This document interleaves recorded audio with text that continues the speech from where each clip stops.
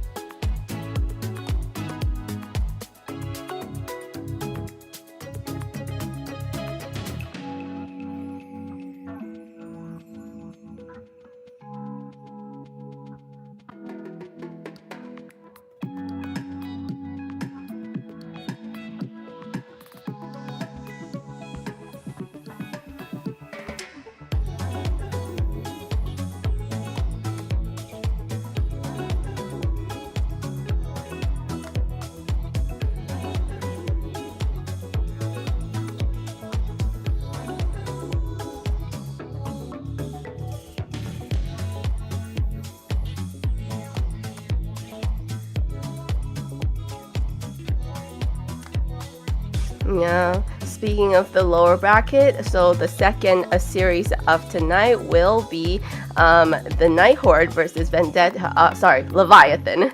They're gonna battle to stay alive as one team's journey will continue and the other one's road is gonna end right there and then. So lots of pressure on that second series of tonight.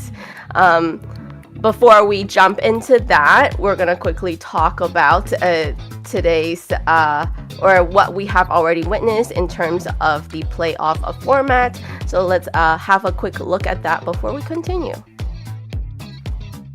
Welcome to AMER 2026, the official league for Mobile Legends Bang Bang in the Americas. In this video, we'll walk you through the format of the competition. The league is divided into two regions, North America and South America. Each region features 8 teams, for a total of 16 teams competing in the ecosystem. The regions compete separately during the season before meeting in the Americas Finals. Each region begins with the Swiss stage. All 8 teams compete across multiple rounds.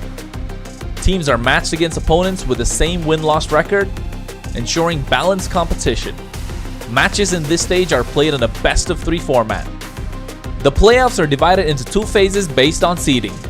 Lower seeded teams begin in phase 1, where matches are played in a single elimination format. Higher seeded teams advance directly to phase 2, which uses a double elimination bracket. Matches throughout the playoffs are played in a best-of-5 series.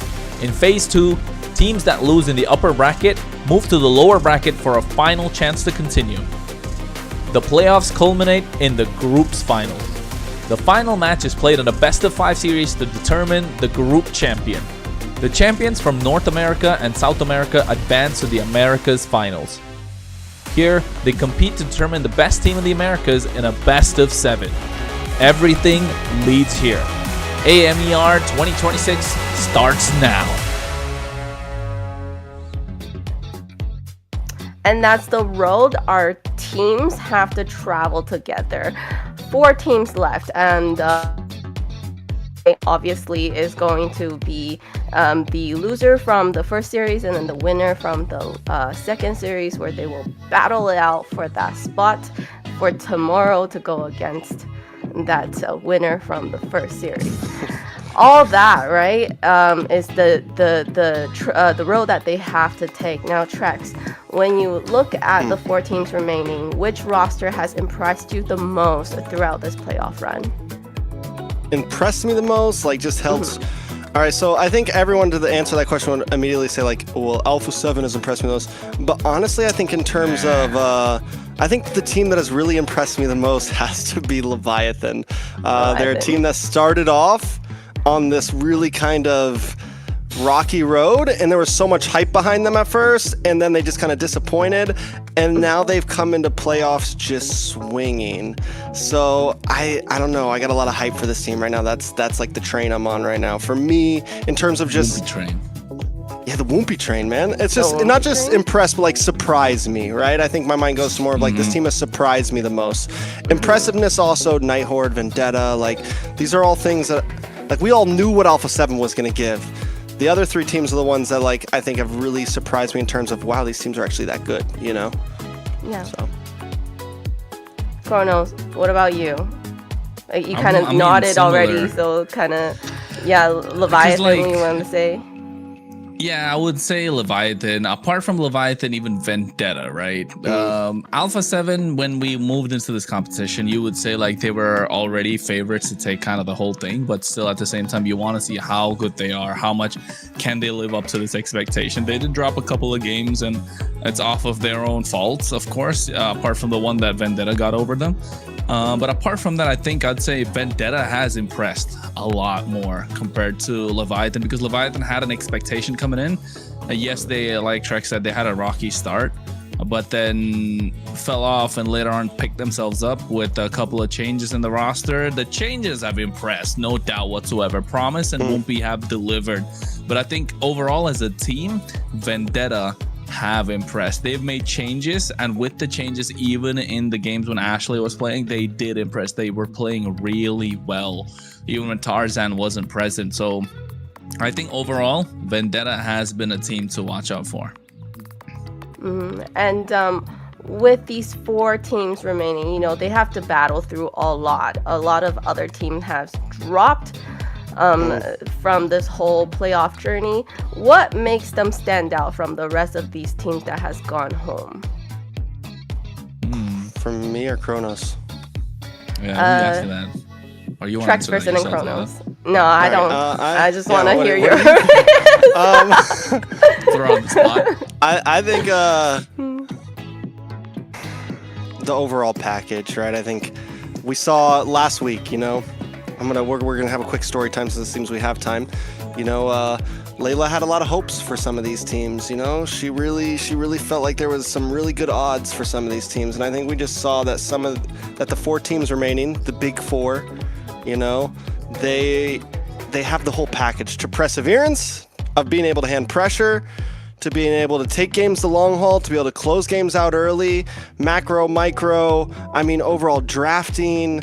Just overall, we're just seeing that there is a skill difference between some of these teams, at least when it comes down to it. In Swiss stage, everything felt really open, right? Like, we didn't really know exactly where everyone was going to stand. But then once we got to playoffs, that kind of layered out. Like, there were still some guesses on our mind. We were wondering about influence rage. We were wondering about stamina. We were wondering. We even thought Leon might pull it off for a second. They were like, okay, Leon's bringing us to this. Bernoulli, baby. You know, there were some moments. But once things got down to it, you know, perseverance, the ability to step up when it matters. Do you have that dog in you? You know, yeah.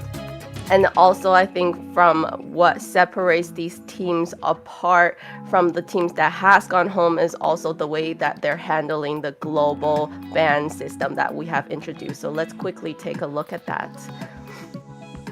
We'll have the global ban in MCT Americas to bring more dynamism and special strategies. Under global ban rules, each hero can only be selected once by each team. After every match, the 5 heroes used are banned for the remainder of the series. The pick ban applies only to the team that used the hero. The opponent may pick it next game. In best of 7 matches, the global ban resets for both teams if it reaches the final game. Expect new strategies, fresh picks, and much more.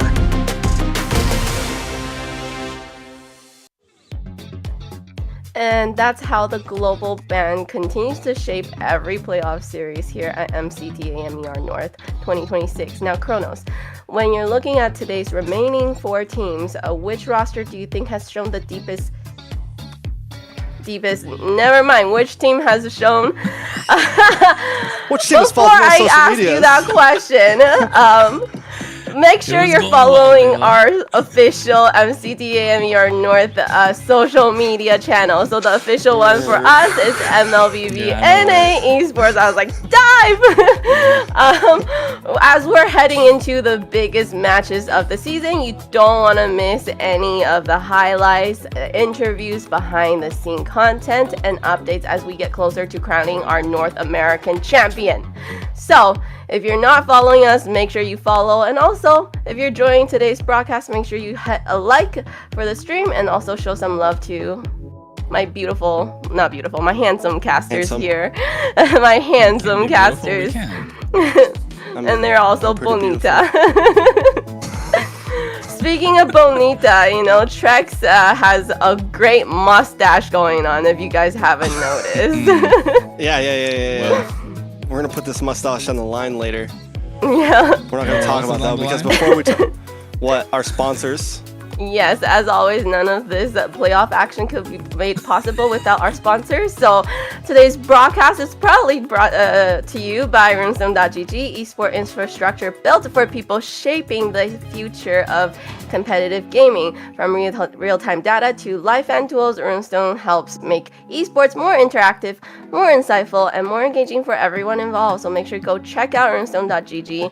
Show them some support the way that they have supported us. And back to that bonita mustache of Trex. Well, Well, what I'm trying to She's losing say it. She's breaking. is She's before losing it. Yeah, I'm before about to it say, what's the started. question, Layla? What happened to the Layla's a little question? sick right now. Layla's a little sick right now, guys. She's got a stuffy In case nose. if you She's guys can't delusional. tell. She parallel parked really great one time, and after that, she And then forgot I how just to- crashed. Okay, Yeah, back to my mustache. it's okay. Back to Trek's mustache. Looking into today's series, we were talking about a little bet happening with the series. Wait, no, we're not talking about that yet. That's later. No. Yeah, Oh. no, That's let me later. break. Golly, Layla. Yeah, like this is what You're this ruining is. the I thought you were bit. asking me the question, Layla. What's going on? The question for Kronos. Jeez. Sorry. The Kronos question. Anyways, what roster do you think has shown the deepest hero pool and the greatest adaptability throughout the tournament? Deepest hero pool, I think Night Horde. Probably. Ooh, Actually, yeah. no. Yeah. No, No? no, I don't think I don't even think Night Horde.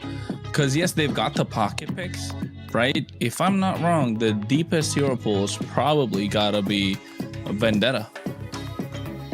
Vendetta's probably have the Vendetta? highest the most unique picks overall. I think Vendetta have the most unique picks. I'll take a look at it once more, but I think Well, he's taking a look at that. yeah, Layla, what we got? Well, he's taking a look at that. We can take a look at the bracket. Let's look at the bracket. So the road to the championship is almost complete. So let's bring up the bracket now and take a look at today's matches and what will determine who advanced to tomorrow's North Group Finals. I mean, not just today's matches, but overall the knockout stage in general. We started off with elimination matches right at the beginning. Stamina Esports. This was a toss-up. You know, this is a journey we've been through. They beat them 3-1 against U2. Leviathan come in swinging 3-0 against Leon with Woompy debuting the Fanny. After that, it's Influence Rage versus Stamina, and a lot of us had a toss-up on this one as well, but Stamina pulled through with a 3-2 Vendetta, taking out Leviathan, setting them lower bracket 3-1, and this is when things started getting real. We thought the Night Horde Vendetta game was going to be close. Vendetta showed they were leagues ahead. Same thing with Alpha7 and Stamina, and down in the lower bracket, we see two sweeps back-to-back, Leviathan winning and Night Horde winning, and now it's down to the big four, the final four, whatever you want to call it. But either way, these are the matches that write storylines. These are the matches that either you see insane lower bracket runs, you see upper bracket finals that could be as good as grand finals, if not better. Sometimes these three matches right here in any playoffs brackets, from Worlds to MSCs to MPLs to MCTs, these matches sometimes are grittier and longer and just more exciting than sometimes the grand finals. You know, a lot of times in grand finals it's a 4-0. These are the matches sometimes where the real juiciness happens, so you don't want to miss out on them. I like that. With today's bracket, which team do you think has the clearest path to tomorrow's championship, other than, let's say, Alpha7 North? I mean, are you saying Alpha7 North has the clearest path to championship right now, Layla? I'm gonna say today's first series, Alpha7 is most likely gonna, win that series, as you can see. So the first match of tonight is gonna be Alpha7 against Vendetta. A lot of talks with these two teams, especially their junglers.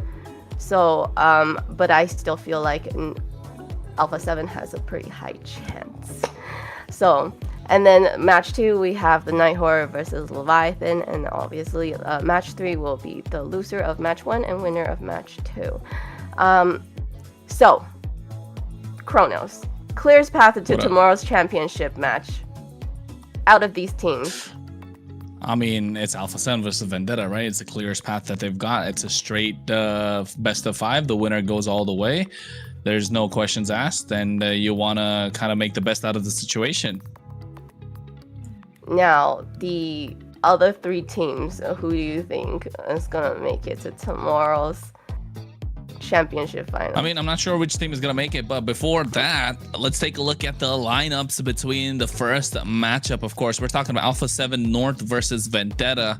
Nat's best player, Cold World, Zia, Shark. If anything, this team is under pressure. If not under pressure, they are the pressure themselves. Right, Layla? And Yes, they are. This is a team that's I mean, overall, not under pressure, over pressure, whatever you want to call it. They are the pressure themselves. I love how you said that.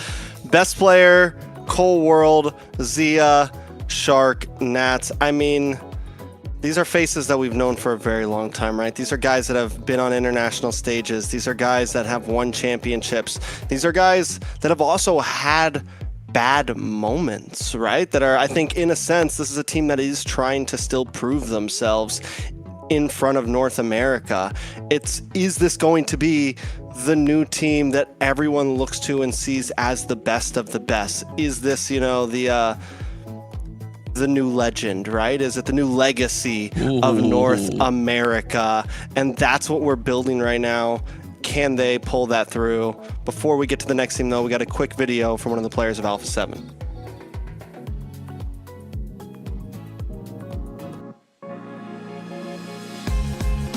I would say the SB gonna be RR, the jungle gonna be 0, the mid lane gonna be Ashley, the roam gonna be Toy Boy, and the goal lane gonna be Melon. Yeah. And going up against these potential legends, right? We have Vendetta, Merciless on XP, Tarzan on jungle, Churobami on mid, Melon on gold lane, and T as our roam. Now, this is a team as well that's trying to create a legacy for themselves. Merciless, trying to prove a name for himself and be the best XP laner, always living in the shadow. All of these players basically have been living in the shadows of other first placers, and they want that gold. T has won something himself. Melon, I don't care what Chrono says, he's still a rookie. It's second season. Churobami, all of it. But before I keep on rambling on, we got another video coming from one of the players of Vendetta.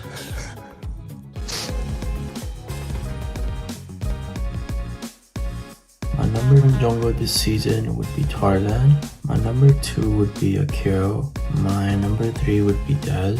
My 4th best jungle would be Cheryl. And my 5th would be On My Foe.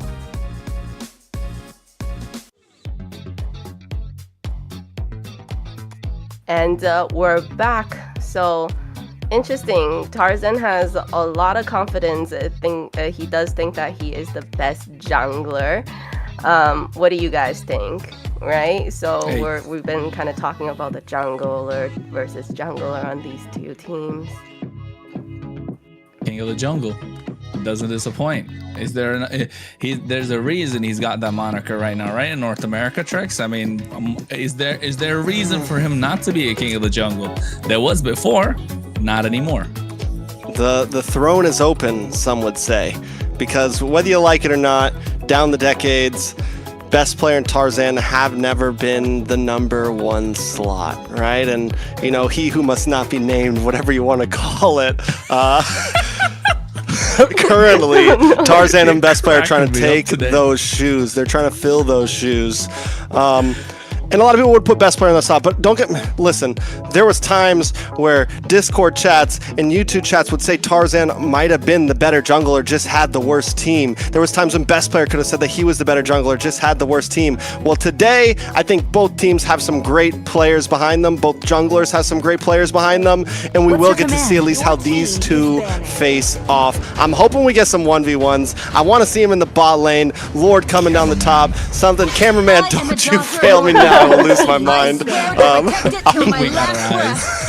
Yeah, I'm about to say, we got our eyes on you. But this is the match of the summer.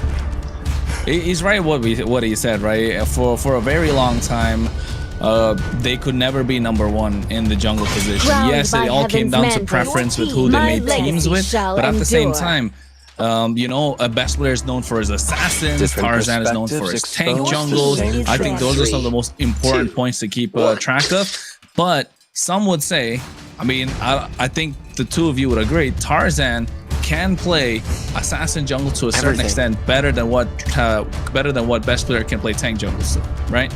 That's definitely up for. That is. You could debate that for sure, right? That's kind of where my mind was going. I don't want to say it for sure, but Yeah, I think both of them have some things. I think maybe over. I don't know, man. I don't want to say it. I don't want to say it. I know you don't.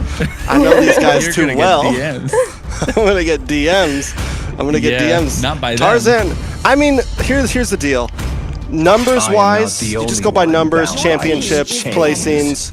Best player has the better spreadsheet, right? He does. That's just the reality of the situation. But when you do look at a lot of things, Tarzan sometimes looks like he could be the better jungler, like just little things, you know? But we haven't really seen Tarzan under that huge amount of pressure yet. That's another thing. So Tarzan also hasn't beaten him yet. Is it the team? I think Tarzan has a pretty good team right now, and it's not all about Tarzan, obviously. It's about the team itself. But we'll see.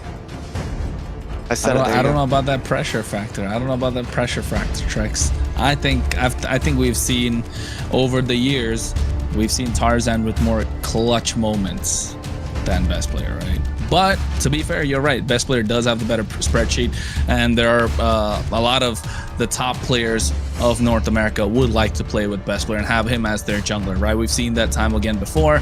That's why he is, of course, in some would say, quote unquote, the invited team to MCT Americas in the North, while VTA made it through the open qualifiers.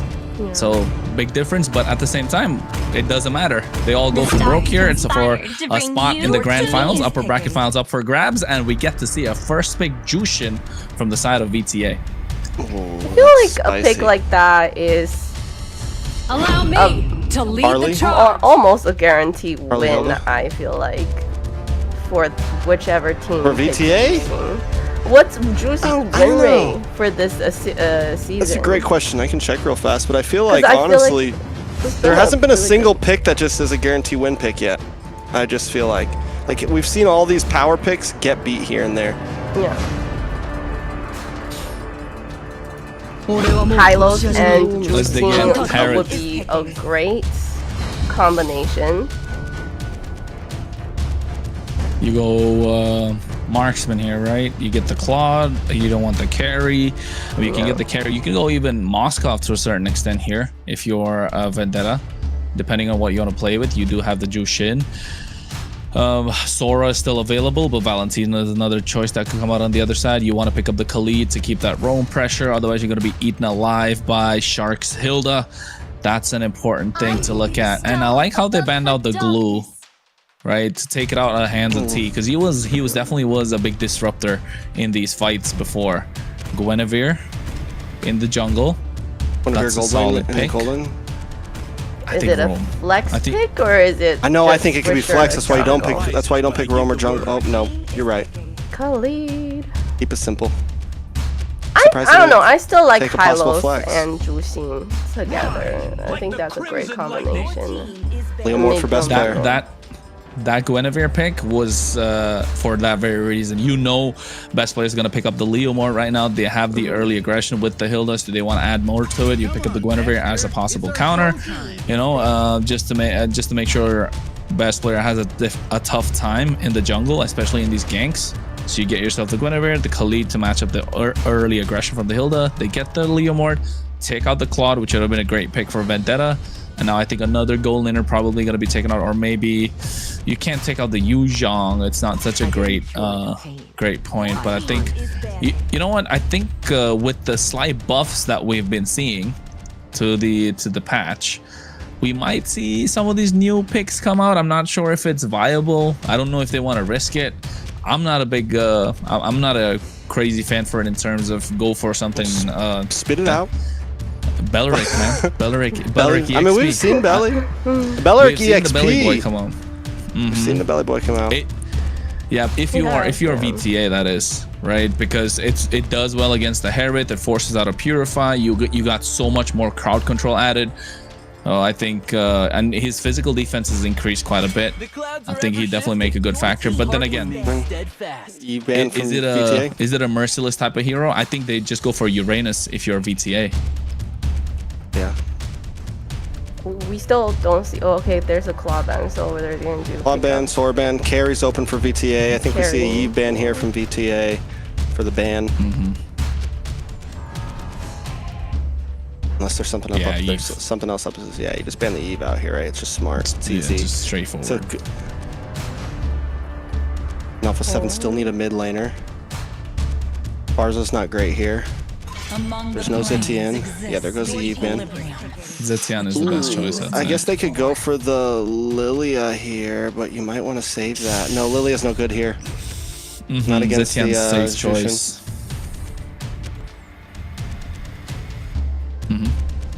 Wait, Yeah, Gord? for the far side. No, Gord is not No, good. Zetian's banned. Gord is gonna just sit there for like Guinevere to jump. Lilia. They go for the Lilia. Ooh.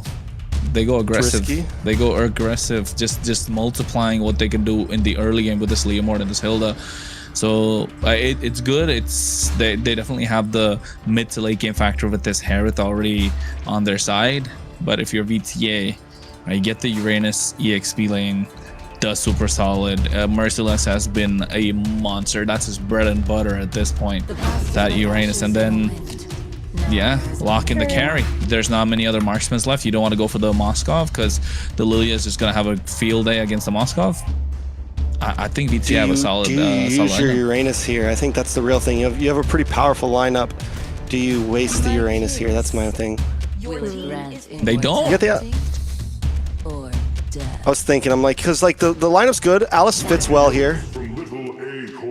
You're right. There you go. There you go. How'd you know it was coming?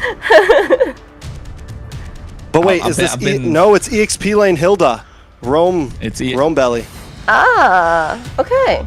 I mean, it makes sense. There's a lot of physical damage on the other side, right? So, I mean, I would have preferred it on the side of VTA, to be honest. It would have done. It would have been a little better. But Alice does kind of the same thing with the big AOE stuns. And there you have it. That lineup is locked in for that first game of the first series tonight.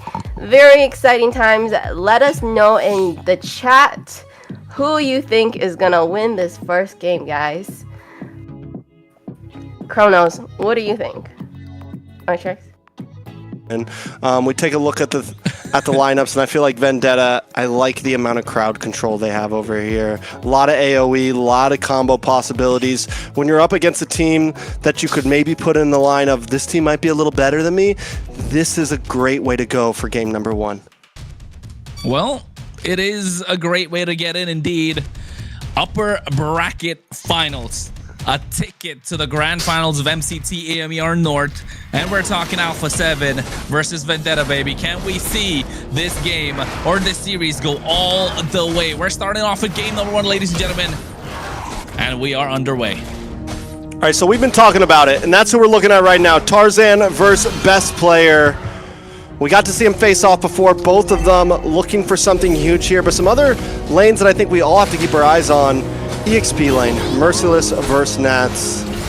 You've got Merciless trying to make a name for himself against Nats, an MSC champion, a monster in his own right. And then last but not least, it's Zia and Melon, the rookie of the year, going up against the guy who has done this 100 times. We have seen Melon win out on the 1v1 before, be able to win lane. This matchup here, not the greatest for him because of the range, but if Zia plays it safe, he should be okay. But already, Melon's winning out in trade. Zia going back to base right now, possibly going to lose a minion here. That's huge.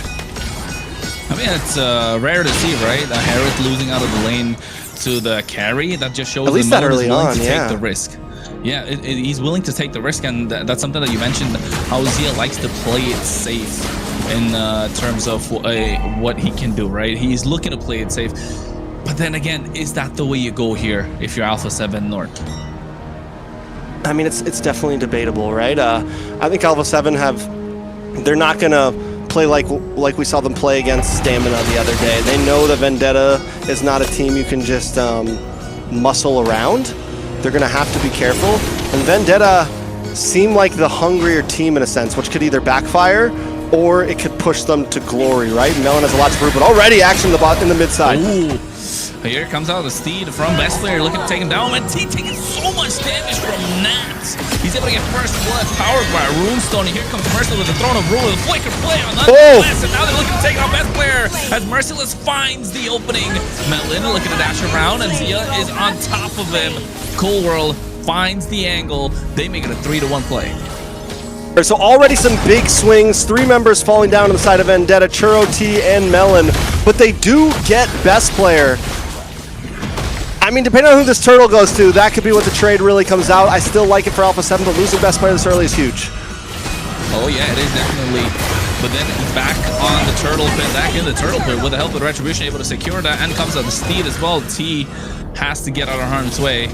Alpha7, they still walk away with the turtle after all of that. That's a place. Yeah, 3 kills, an 800 gold lead, a turtle into their pocket.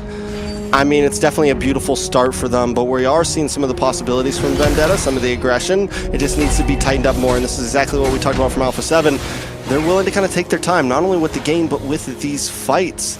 They will push things around, and if you make a mistake anywhere, like maybe Melon did there on his way down, they're going to capitalize on it. So whether you make a mistake in the turtle pit or someone makes a mistake on their way to the turtle pit, it is a problem.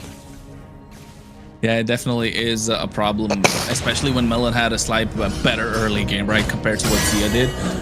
And now all of a sudden, whatever pressure is applied on Zia early on in the first few seconds or first few minutes of the game, it's completely negated. And now all of a sudden, Alpha7 North have got the lead, have got the advantage, and we know what Alpha7 can do. They run and gun, baby. That's what they like to do every single time. It's a similar play style to what Alpha7 in the South go with as well. They get aggressive, and then next thing you know, you blink and you miss the game completely. But this case, Vendetta with T in the wrong position against Shark, he's trying, right? And even as a Khalid, he's not allowed to walk up to any one of them, and it's all thanks to Cold World on this Lilian. So where does he go from here, right? I think Alpha7 kind of just keep on choking the map. Wait for a little place. We're seeing best player steal some camps here. Doesn't have a huge advantage, just a little bit of extra XP. But if he can keep making steals like that, it will make the difference. But overall, it's a 900 gold lead. Still kind of a tie game. One big play from T, one big play from Shark could change everything here. One thing I'm worried about Shark though on this Belleric is there's not much surprise factor to it. Very telegraphed. You run in, you hit the ult. He doesn't have flicker or anything like that. Oh, and speaking of Shark. Yeah, he just gets caught in the spatial migration. What a Wrath of the Dryads and the Throne of Ruin coming at the same time. Churro goes in, but look at Zia dashing around, finds a double, looking for the third. Merciless able to make it out of harm's way. Churro, Bommy has to flicker, but still in a precarious position as Nat's able to find it, and Zia, a triple kill to follow. And all of a sudden, the hopes and dreams of Vendetta are starting to fall apart, and it's only game number 1. Yeah, Vendetta picking fights that maybe they just shouldn't. They go for the knock-up onto Shark, not able to do much with it. Tarzan, still not really tanky enough to take that many shots to his face. He goes in, he gets a Violent Requiem, and he gets brought down to about 10%, and he's forced to dash back. And now you got nothing with it. I think coming into these fights, Tarzan needs to be, you know, we've talked about this with a lot of junglers over the past weeks. You need to not be the engager. You need to be the secondary. You need to let the fight happen a little bit and then jump in, especially on something like a Guinevere, where the moment you hit that Violent Requiem, yes, you're doing damage, but you're also taking a lot of damage. I mean, at this point, who else can go in first, though? Right? That's the problem with the Guinevere. You are kind of like the primary initiator. When it comes to these fights, you have the spatial migration, you do have the knockup, but then maybe you're right. In terms of hitting the Violent Requiem, you don't go for broke at that point. Vendetta needs to find different angles. Merciless has been having a good game. He's 2-0-0. 2 kills that have been on the hands of Vendetta have come off of him, making those massive Throne of Ruin plays with the help of the flicker, catching the black backline, and of course, best player has got caught in that a couple of times as well. But in these extended fights, Alpha7 North will start shining just because of how they have their composition built around these kind of team fights, right? You have Shark to make sure you prolong the fight, and the more the fight is prolonged, Cold World does more and more damage. But here, T gets caught sandwiched, has to use the Raging Sandstorm just to make it out alive. Yeah, what is he even doing over there? They need to play this match a bit more passively. Vendetta cannot be cut off. A lot of damage onto this tower, and Alpha North will fall back. But that's what I mean. Tarzan seems, T seems to be a little out of position sometimes. I get it, get vision for your team, but also don't go too far away from your team. You just wasted an ult. Turtle's going to be up in 12 seconds. You might not have it back in time. We'll see. Oh, wait, he doesn't even have a flicker, but going in deep and baited out the black shoes. But here comes the Throne of Ruin from Merciless, zoning out from the Zaman Force, and Zia dashes around, able to pick up a mega kill. And now all of a sudden, Alpha7 looking super strong. 4-0-2 on Zia. What's supposed to be a mid to late game Harith that's already starting to pop off. Yeah, and I mean, I got to give it up. Merciless is trying here. Churobami's trying, Tarzan trying, but T making a little bit too many mistakes, going a little too deep. You got the black shoes on Cold World. That's not the target, right? There's no way to take him out right now, and you waste so much just for those black shoes. Oh no, Merciless, what are you doing? He just barely survives, but look at the Wrath. Oh my god, the Raging Sandstorm coming at the right time. Shark with the Wrath of the Dryads, baiting on the Purify is Tarzan. Goes into Spatial Migration, able to get Cold World, trying to walk out alive, but Nats follows through on the dash, coming in from Zia, almost catching Tarzan. Best player, trying to reach him, but Zia finds it.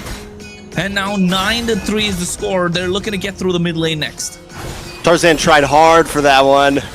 And I mean, there was a moment too where he walked against the wall for just a second and he gets hit by that basic attack and you're like, oh, and you think he's good, but that just shows how long the range on that fission is for the Harith. It's actually insane. Like, how much poke Harith actually has. The frame that he was able to catch Tarzan in there. And now Tarzan's sitting at 1-2-1. Still hasn't really been on farm. I'd love to see his items right now, see if he's going for a tankier build, see if he went a bit more damage in the beginning, what his route is. Because honestly, at this point, I don't think you want to put too much damage on the Guinevere. You need to be someone that can really hold your own when you get that knock-up. Yeah, definitely. It comes down to how they're going to be able to utilize that knockup, right? It's going to be the timing of the knockup, the pick-off potential. Just because the moment he goes in, you know for a fact they have 3 Purifies on the other side, and him being the primary initiator is going to make it slightly difficult for Vendetta to find any sort of plays, and T has to follow through. But every time he goes in, he gets taunted just like this. Oh, Shark able to pull out this Belleric. He just got a slight bit of a recent buff, and he's already making waves right now in MCT AMER. Alpha7 9, Vendetta 3. Alpha7 just looking for another possible angle to hammer away at this chink of the armor that they found of Vendetta. The Lord is up. They're already going at it. 20,000 HP. And I don't think there's a chance that Vendetta can try and contest it. They still want to go for it, though. Merciless walks in. There's the Revitalist coming in. Best player goes in with the steed, able to fight Tarzan. And now Churobami getting caught on the Dryad. Here comes the Raging Sandstorm. But look at Churo goes in along with the Crimson Beacon. But Zia is unstoppable indeed. Finds a double in the midst of it all. I mean, Alpha7 North have found answers and Vendetta have none. What more could you ask for there? You get a beautiful Throne of Ruin, paired up with a Raging Sandstorm, followed up by the Beacon. It's literally the combo everyone dreams of. You're just too far behind. Melon just 0-3-1. It's not enough. Tarzan getting, I mean, pretty much completely destroyed in a half of a second there. Doesn't matter how much you're able to stack up those combos if your major damage dealers aren't outputting, and Melon and Churro need more time, and Vendetta's just having trouble accepting that right now, right? They keep on forcing these fights thinking that if we all land our skills, it's going to be okay, but it's not. I mean, we saw this come out on the previous time these guys went head-to-head, right? Vendetta did get game number 1 because they were super aggressive. Are they trying to replicate that formula? Is this something they want to do again? Because their picks are not really allowing them to do so. They just got to hold on and make sure you get to the point where Melon can start shredding them down. But you've given them a 7k gold lead already, and they're looking super solid. They got the Wishing Lantern in the hands of Cold World. And also, Zia's already got the Holy Crystal. He got that right before that Lord fight, locked it in, and is just completely, it's a problem. It might be possible that Zia goes deathless this match. If they're able to end this soon, unless Vendetta, it's not even at this point, it's not even Vendetta gets a big play, it's if Alpha7 messed something up. Because we've already seen them completely lock every ult perfectly, and it's still not enough damage. And speaking of ult, look at the Throne of Ruin, catches 2 members. They're able to get a nice Purify. No, they don't. Only the Revitalize from Shark. Wrath of the Giants coming through as well. But Tarzan going in, gets caught. And you were talking about Zia going deathless. Seems like it just might happen. 8-0-2. And not just that, Trex. We've been talking about the amount of crowd control that Vendetta have, right? And still they're not able to go through the Purifies. You can see nice use of Violent Requiem with the help of the Winter Crown. But now all of a sudden, Zia taking on super low in the Purify, coming in clutch for him. They get Tarzan, but they find a way to shut him down. Churro, Bobby with the help of the Lantern Flare, but they're one back, but Churro able to make it a double. And T running for the hills as he's being a distraction. Churro stepping up, able to make some plays happen. T as well, honestly, into the back line, getting some damage. Vendetta survived to see another day here. They find a small moment, and this is something Vendetta likes to do. Something that we've always kind of coined them for. It takes one fight for Vendetta to win a game. They don't need anything else. They don't want anything else. Was that the fight? I don't think it was quite yet happened, but it is going to put them back into the game now. Take a look at the items. Melon finally locking in a bit more. We're starting to see the speed come. We're starting to see the damage come. Now, as we pass this 13.5 minute mark, when next Lord comes 14 minute mark, if they land another big combo like they did before, it might be a bit scarier. Definitely will be a bit scarier. And for those of you who don't think that Vendetta needs just one moment, you can ask Night Horde. They give them a nightmare of a series, to be honest. But Vendetta, you know, they're coming off of the back of that series where almost all the games went the distance. Like, in terms of the distance, they were super close, and Vendetta could have lost it at any moment. Hope that has not put any doubts in the minds of their own players, because of course they can hold their own. They have taken a game or two away from Alpha7. I say it too because the second game should have been theirs. They just let it, they just fumbled the bag at that point, and now they're trying to bring the heat. But you can take a look at Nats. His positioning has been impeccable. Scary. Looking to catch Melon off guard, and now all of a sudden Shark trying to get on top of them. Nats not able to find the angle, shows himself at the moment, and Vendetta slowly pushing out Alpha7 out of that Lord pit. This is a tough spot right now, but even Alpha7, I think, know it's a dangerous spot. They know that the damage is finally there. Lower lane, slow pushing towards Vendetta right now. Alpha7. I mean, it's a nail biter. Ooh, nice knock up. They're not wasting. Oh, they're not wasting any time. Tarzan goes in, but he's Oh! throw a bro and catch 3 members. Melon free hitting. At the same time, but Shark changes everything. Churro Bobby finds one. Zia coming back with a double.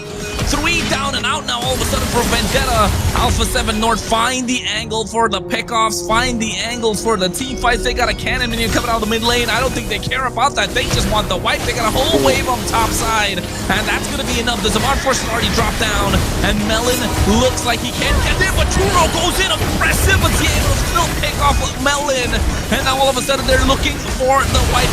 Alpha7 North take game number 1 in this best of 5 upper bracket series. Alpha7 continues to show dominance in MCT North. Game number 1, and it felt like Vendetta didn't even have a chance. There was probably one fight there, even at the end, and it was more of just, okay, good defense. You're able to get some kills there.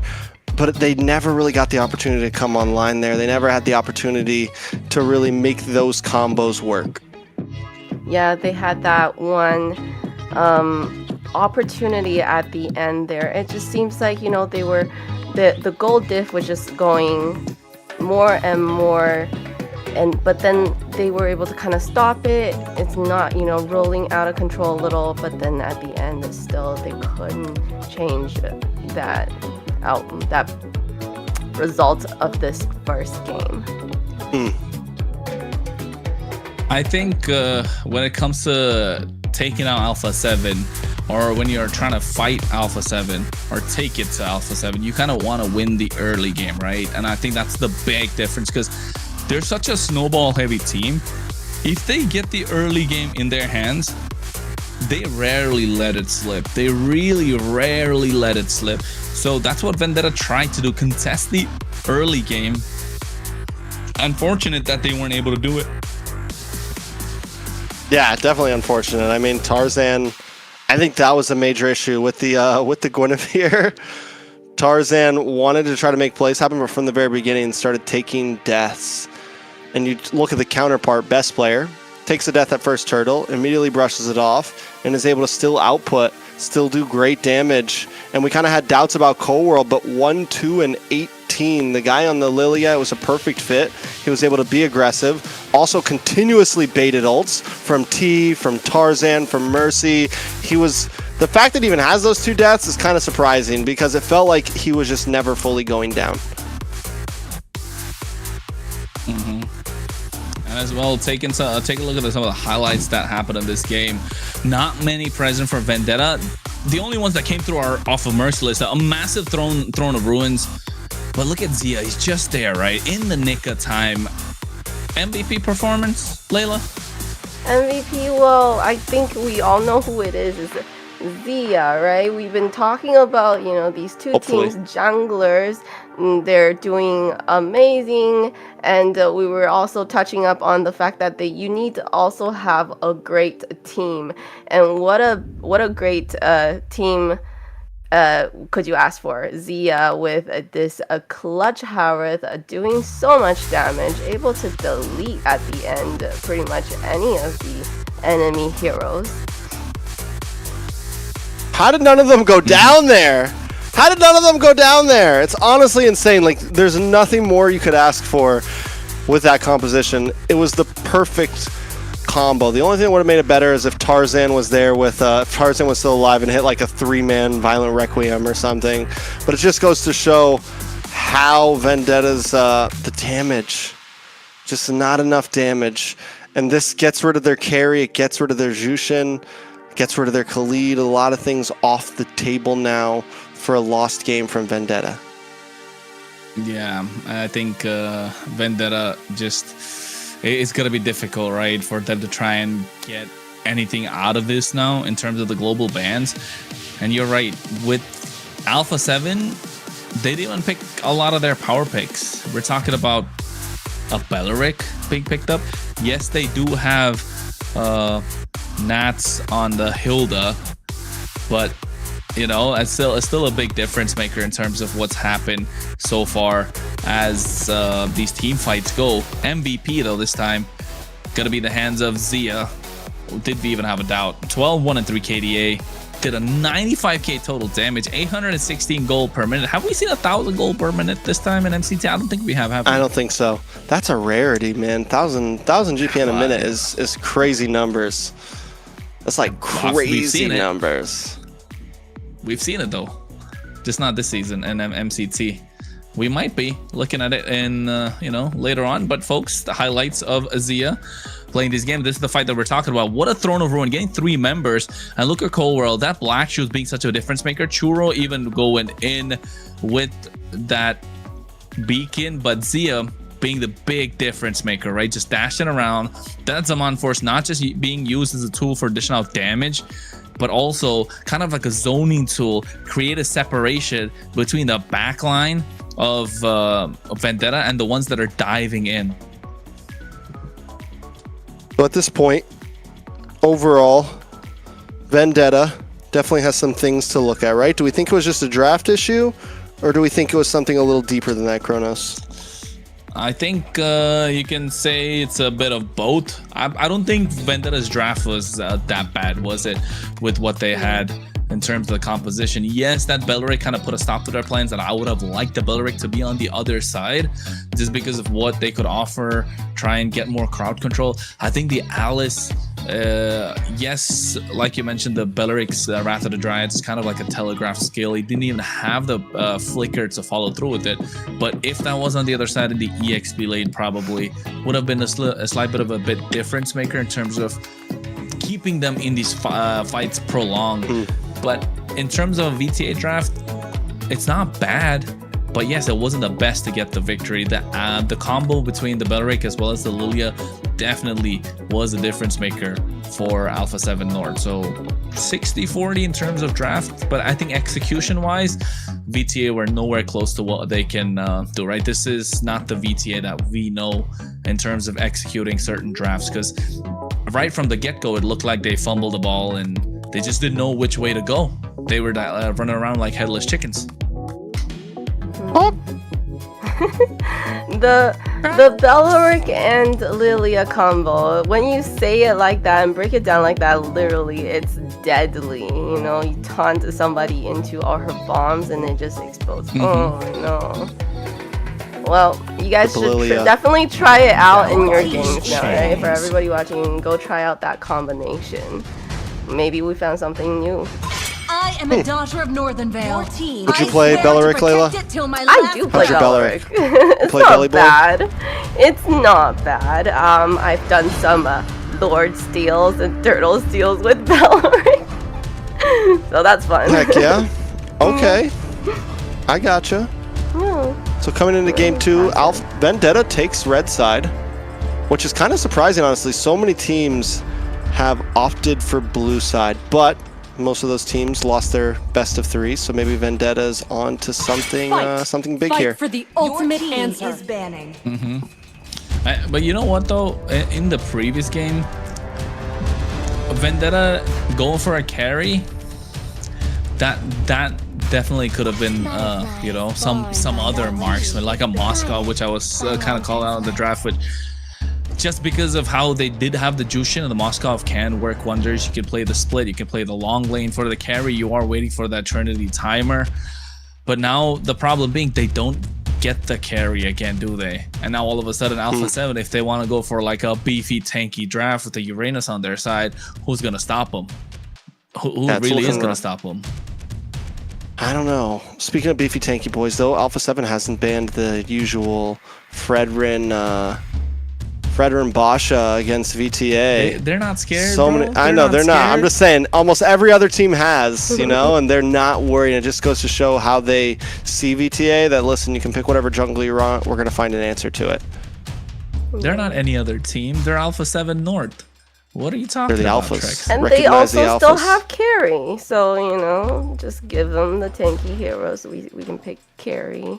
Now at this point, Zia's gonna play Obsidian and still gonna be able to pull up the win. Just kidding. Like Vendetta though, you know, they definitely can find angles, right? They do have deep pockets in terms of what they can pull out in the draft.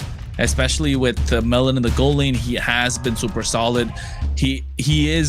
He's played under pressure. Yes, he's the rookie, but still under pressure, he has performed quite well, if you ask me. And now the Guinevere being taken off from the side of Vendetta. What's Alpha7 first pick? No Freya, no Guinevere, no Jushin. Harley is open. And I think it's straightforward. No Marcel. Ooh. Oh. Okay. Oh. We Marcel's off fraud alert now. I'll say that at least. Right? He was on fraud alert during Swiss, and now I think he's safe. He's playable. Bannable, I don't know about that, but playable, yes. Is he a shark type of hero though? He won last week with it. Right? Shark won last week with it, and we were worried about it. I feel like it's not a hero that Shark is known for. He's known for the tanky roamers that are set. The big boom. You know? Big bam. Yeah, so, I think if you're VTA, you get the Uranus, right? You don't let it go, no matter what. Otherwise, you're just looking for trouble. Never mind. They get the Harriet. Now Uranus plus something on the other side. What else is left open at the jungle apart from Leomord that's already used up? No Guinevere. They don't really have to go crazy in terms of the assassin. They can go Claude if they want to. They could even wait for gold, maybe. Yeah, I think Uranus plus something. Yeah, Claude plus Uranus, right? Alpha7. Alpha7 works. I mean, the Uranus works good against Harley. We've seen it. It's a great answer to it. Just kind of harasses it, stays in front of it, blocks damage, keeps vision on it. Nats can definitely rock it. Yeah. Oh. Never mind. Okay. Never mind. We get some flash today. We get some pizzazz coming out of Alpha7 North. And I think this is the first ever Fanny game for best player we've seen all season, haven't we? We've only seen Fanny come out from Wumpy and Shiro. And Shiro, yeah. Wumpy and Shiro. Never from best player this season. Last time I don't know when the last time I saw best player play Fanny. It might have not been his greatest game. It might have been on world stage or something. We'll see how he does. Yeah. I mean, he definitely has it in the kit. VTA needs to be able to answer it. Do they answer it now? Do they pick up something like the Kaja now before bans start coming in, or Kalea? I think Kalea. Never mind, Cho. He got a buff. He did. And I think get this a is buff. comfort for T. Yeah. Yeah, I think T likes those pick off kind of roams, not gonna lie. And he likes the recall while doing it. Yeah. He might not have time for recalling here. He needs to play this smart. But, I mean, the moment VTA starts winning, we still might see one from him. We'll see what happens. But the Fanny pick,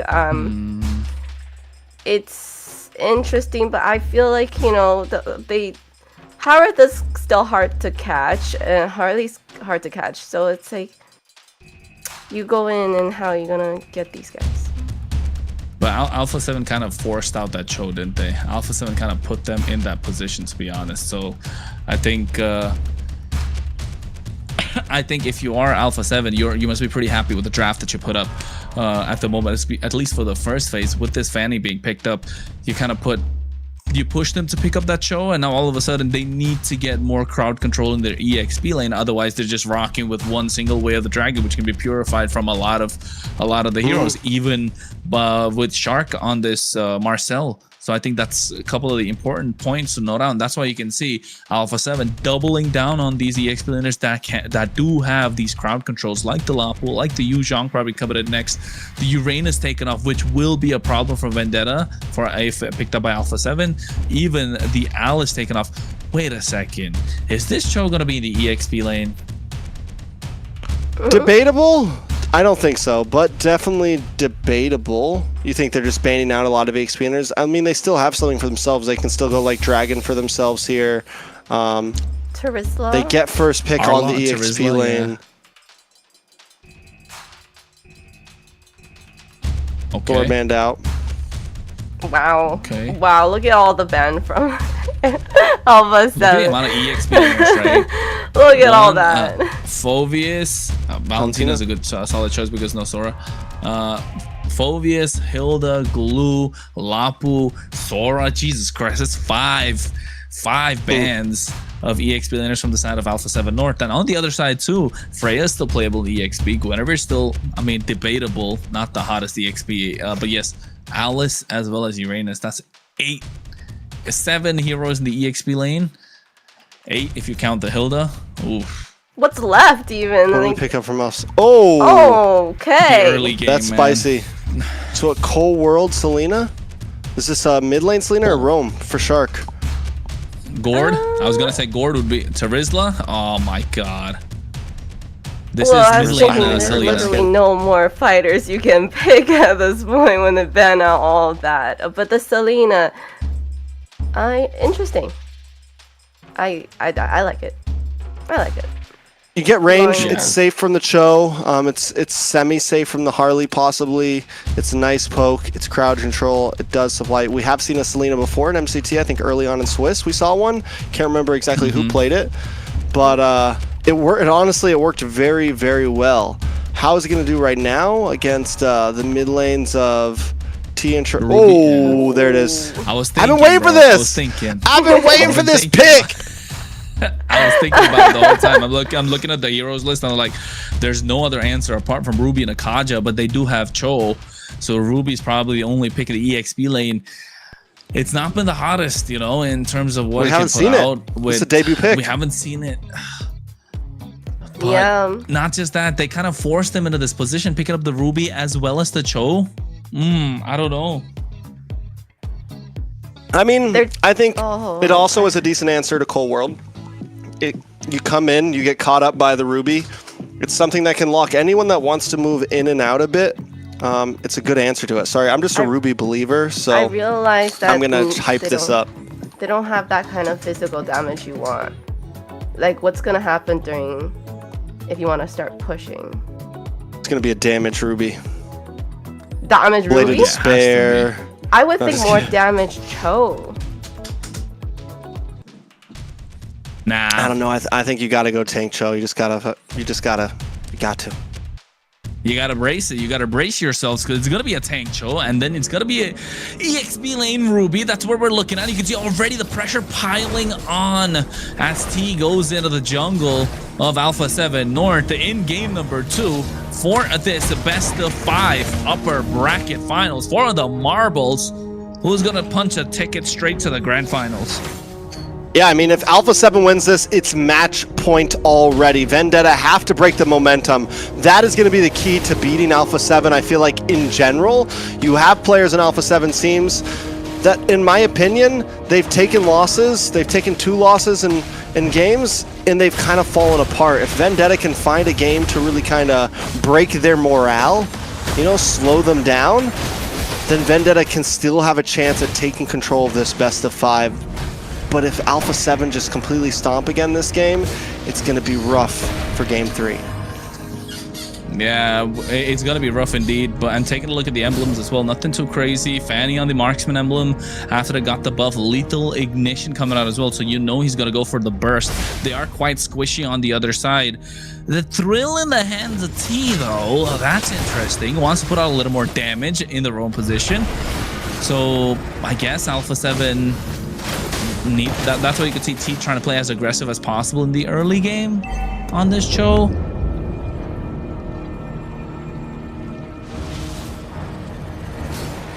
Yeah, at the same time, I think Shark trying to go in with a tracking shot, looking to catch them. T getting caught in an abyssal trap, and now all of a sudden, look at that, he has to flicker out of harm's way as well. Best player, Fanny. It's been a long time. It's been a while, hasn't it, Trex? It's been a while. Yeah. It's definitely been a while. He's playing it safe right now. He is looking for some possible hits. Tarzan able to get first turtle. So Alpha7 overall is taking things slow. They know they don't want to over push themselves. You come, especially with this Ruby involved. Ruby involved in that first turtle could be a death sentence to best player trying to come in, swinging in, getting caught off at the wrong moment, and boom, you're gone. Yeah, and it was textbook as well, right, from Vendetta with that, with Churro stealing away the golden hour, just using that as a complete zoning tool and not allowing Alpha7 to walk up to the turtle or even fly up to the turtle if you are the Fanny in this case. So, I mean, textbook in terms of what they can do and get objective control, river control. Vendetta are playing it right. What they wanted to do in game number 1 just didn't happen with that first turtle. So I think they're pretty happy with themselves, able to bounce back after what was a difficult loss. No, T walks straight into an arrow, and you know how long those stuns can be. Yeah, it's you're sitting there for a moment, right? And this is the pressure that Cold War's going to bring.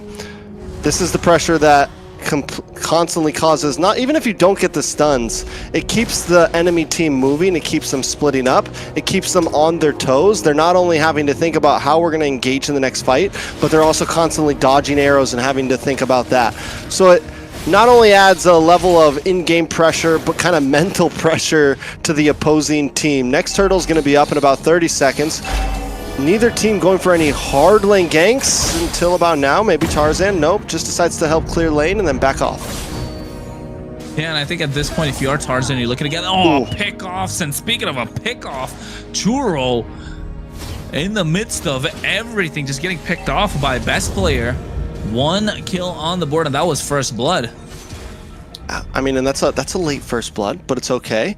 We're coming into some of these items. Nobody's completely stacked something up just yet. Down in the boss side, though, Nats taking a little bit of damage. Oh, wait, goes in with a penalty zone as well after he used the I'm offended.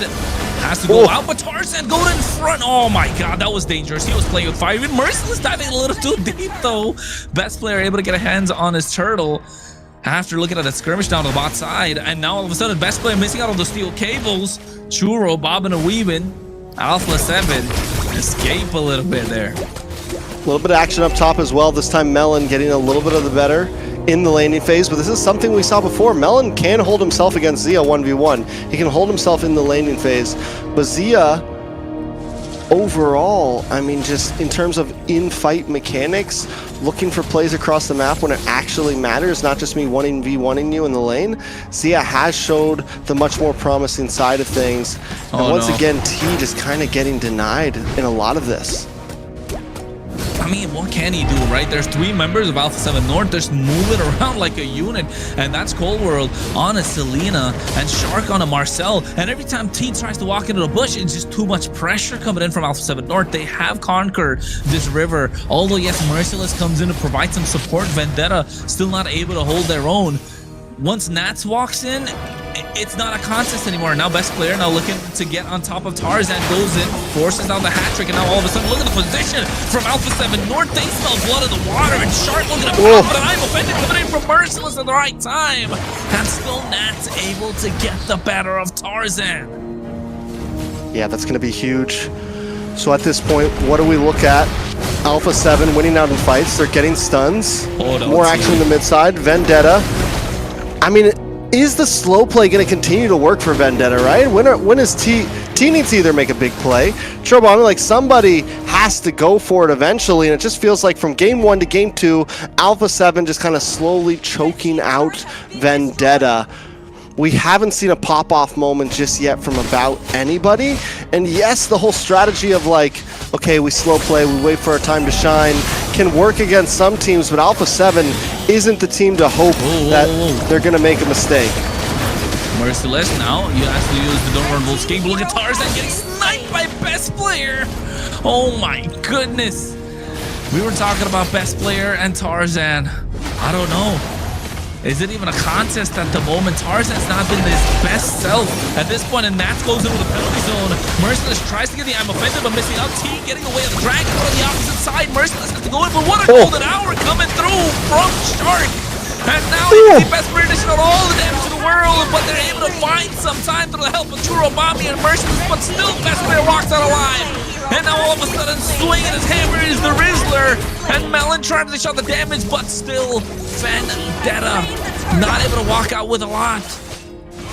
Oh, Tarzan though does get a kill on Zia, which is big. So I mean, that fight was so drawn out. Tarzan gets killed, comes back in time to still be able to get a kill from Zia at the end there. That's how long that went out. Death counter's up, and still comes back in.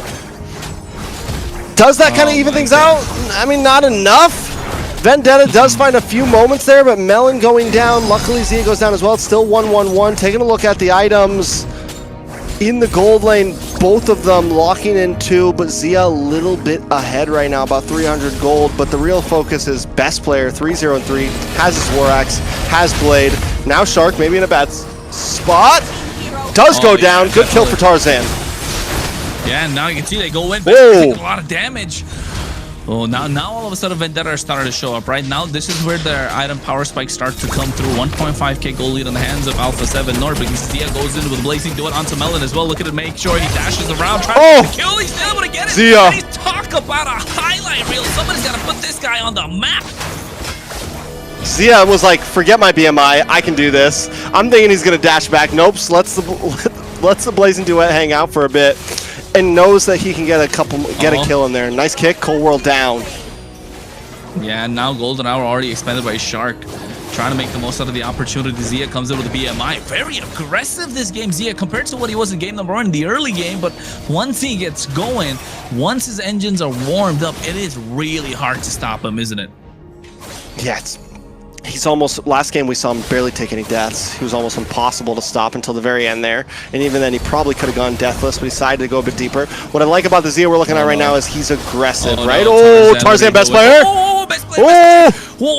Oh my god, that could have been a mechanical outplay. Oh! It is! The burn! Oh no, the burn! Retribution. Oh no, even the retribution, the burns, they're all coming through, and now all of a sudden Vendetta trying to find their footing. There's the I'm offended coming through as well, with the Blazing Duet from Zia with the help of the Purify. They shot the damage. Golden Hour making sure they're all caught in one place. The Munforce drop down. Melon needs to dish out the damage, but Nats being the difference maker with the help of the penalty zone.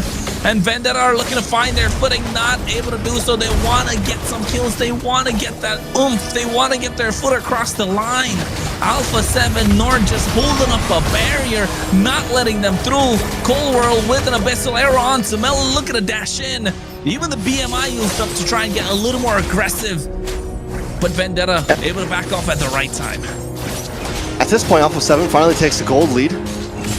Best player Tarzan. We saw best player getting solo kills on the Tarzan. Tarzan finally kind of fighting back a bit. And it honestly feels like it could go any way.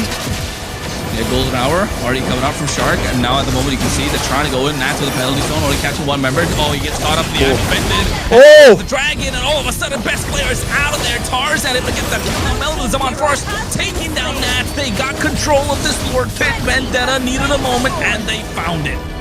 I just want to say, the Ruby's looking good right now. It's looking good right now.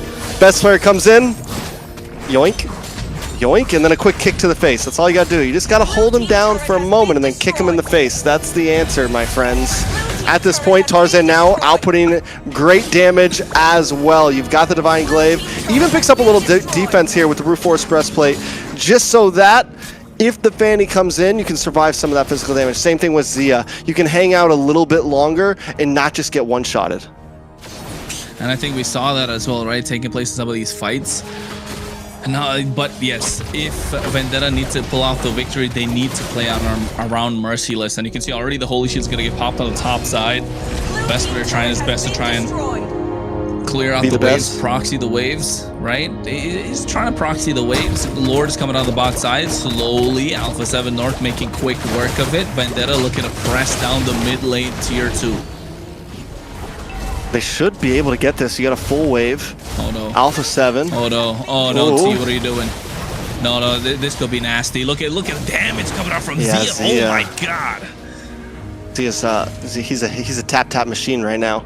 He is hitting away, chunking away, piece by piece. The thing is, he's a shredder. Those hits, that's one basic attack right there. 2 if you count the monkey, you know, if you count Dexter. But overall, those are coming quick, right? It's boom, boom, boom, you're gone, essentially. At this point, though, Tarzan has been stepping up, and if he can keep on playing like this, Alpha7 need to be careful about how they want to approach this pit. It's not becoming easy for best player to get close or jump in the midst of multiple members, and now that Vendetta is grouping up, Melon. It's very helpful. Melon wants a highlight reel for himself as well, but T able to get the way of the dragon onto Nats. Golden arrow coming in as well from Shark to catch Merciless in place. You can see Zia dishing off the damage. Here comes the arrow, but Shark tries to go to the back line. Churro finds him. Yeah, and that's huge, right? Taking out Shark right now while minions are crashing in. No golden hour to defend. Merciless does have the offended. Penalties. Yeah, penalty zone coming out from Nats as well, trying to clear the way, but you can see Zia goes into blazing, doing it with the help of the winner. Crown and a golden hour coming out from Churro to stop them in place. But here comes best player looking for the cleanup. They're not low enough for him to do so. Vendetta disengage. And what could have been disastrous, they walk out alive thanks to Churro's golden hour. Yeah, and Merciless completely misses that ult. So there's just no way. Churro, luckily he picks the right IMU. I guess it's essentially the only IMU that you want right now. Maybe you go for the penalty zone. Maybe.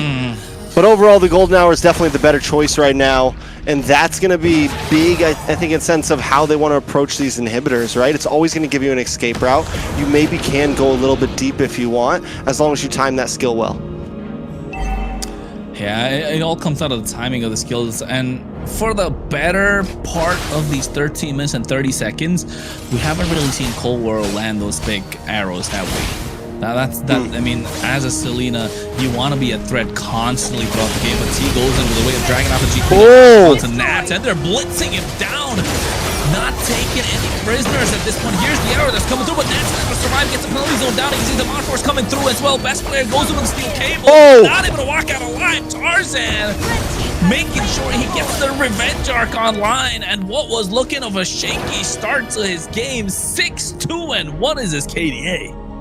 Yeah, at this point, Alpha7, there is no entryway. We just talked about how hard it's going to be for best player to come in on these Lord fights, and that shows right there. You got about 2 seconds to get at least a kill. Offended. What an I'm offended. Merciless has been a monster. And speaking of a monster, they got 2 out of that one fight, which was a dicey one.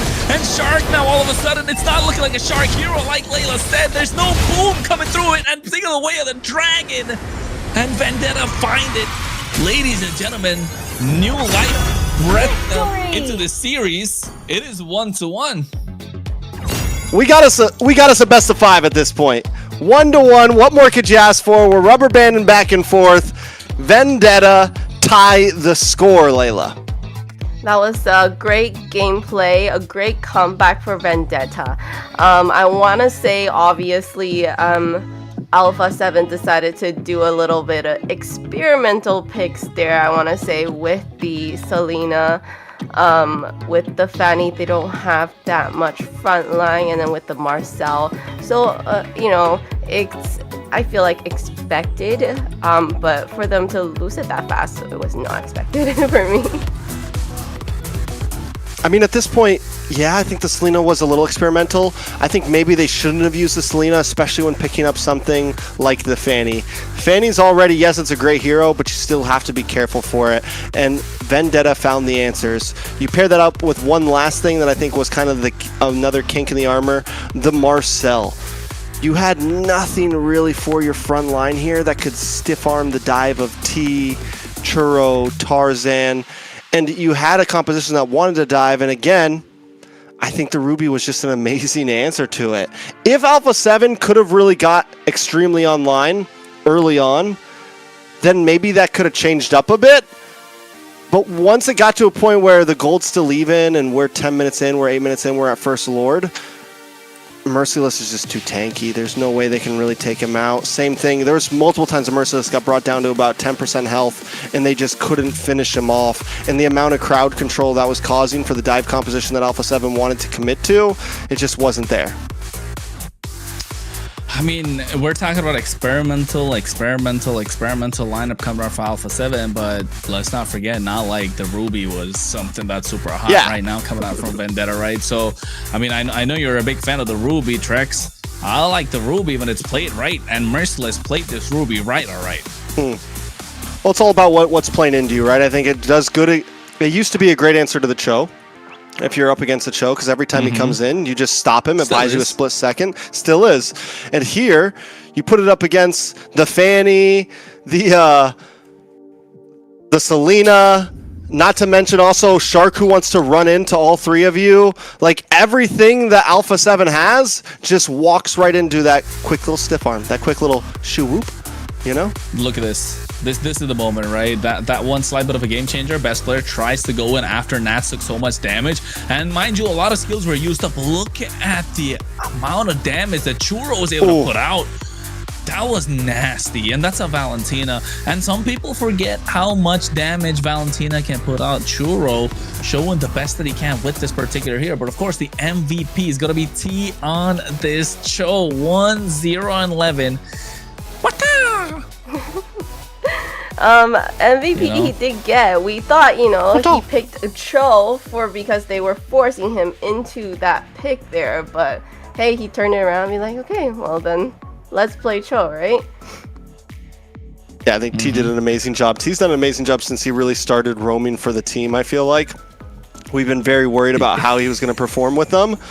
We've questioned it, and so far he has continued to do great things. What are you laughing at, Kronos?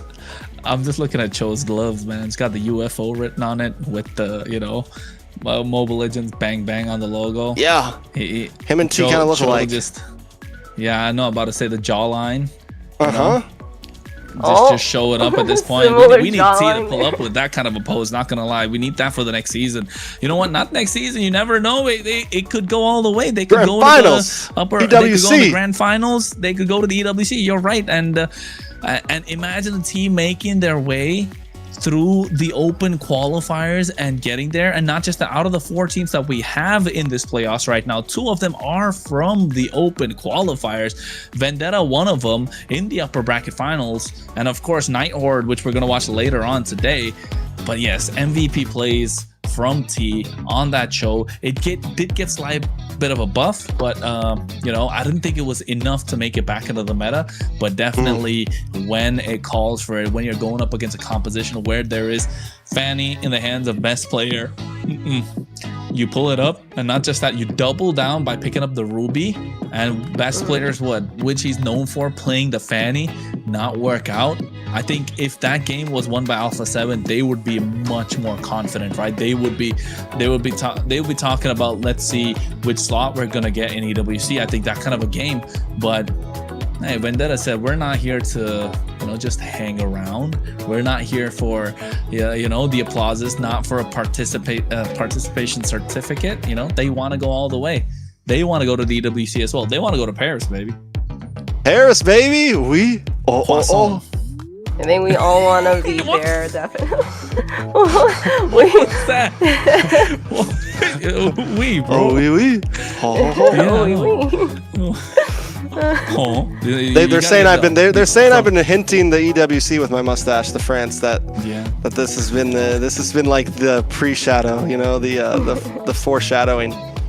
You need like some striped shirt and then a baguette, you know. Yeah.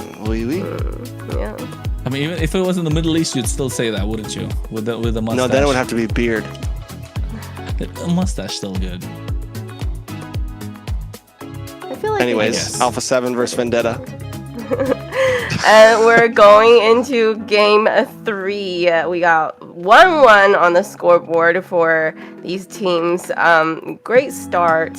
What you want to say, Kronos? What you want to say? What you want to say? Don't interrupt her. Yeah. How dare you? I'm like, sorry to interrupt you, Layla, but you know, I was gonna ask you because in the next game, you know, we know you're gonna be biased, Layla, right? Picking a side of kind of like Night Horde. But now since we got 2 teams from USA, Vendetta versus Alpha7 North, come on, what do you think? Who do you think has performed? Who wins really game 3? Who wins game 3 before the draft even starts? Yeah. And say Alpha7.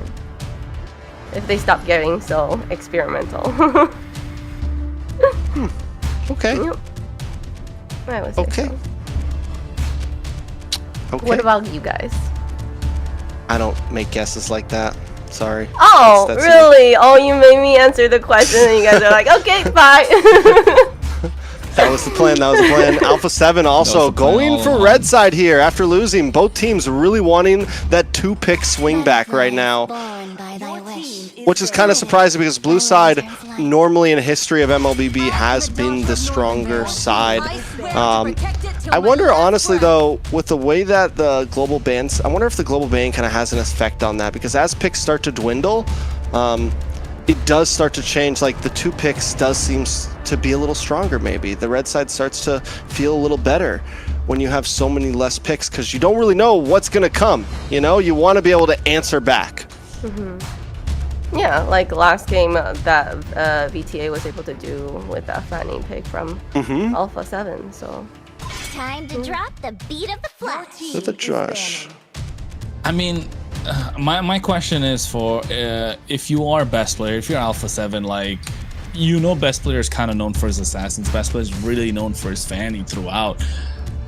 Every single time he's picked up the Fanny in a tournament so far, I think the last one he's picked up before the MCT was the international, like you mentioned. You know, it was a big whiff, right? So that's got to be hurting his confidence a little bit.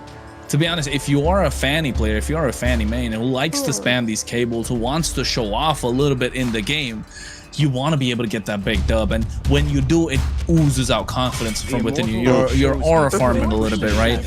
But at this point, I mean, you did the best that you could. And now back-to-back games on Fanny, you kind of had losses. Although the first one was a while ago. Are we saying minus aura again? Minus aura all of a sudden? Minus aura. Yeah. Fanny honestly hasn't done too well in the MCT so far. I feel like we've seen some nice games from it, but also we've seen some the fall off is inevitable, you know. Eventually, did get MVP last week, right? I think the best Fanny we've seen in MCT is from Shiro so far, and all the other Fannies that came out kind of just was not that flashy, I want to say, you know. Best player felt like he had a point to prove. Look at, did you see the smile on Layla's face when she said that? It's not being so flat just because it's Night Horde. No, that's not it. But so I'm speaking the facts, okay? Okay. Yeah. Okay. What's up with this glue ban? I've seen a lot of glue bans. They don't want to let Shark have it?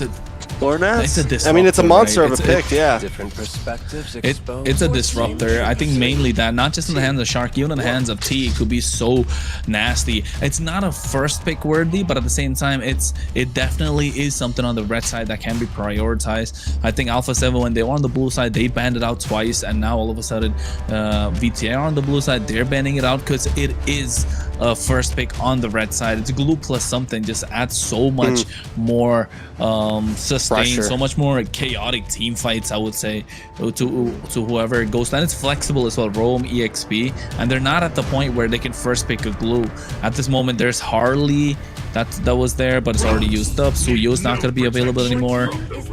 Basha, gets locked finally, in. we're getting to see a Tarzan special. VTA. Oh.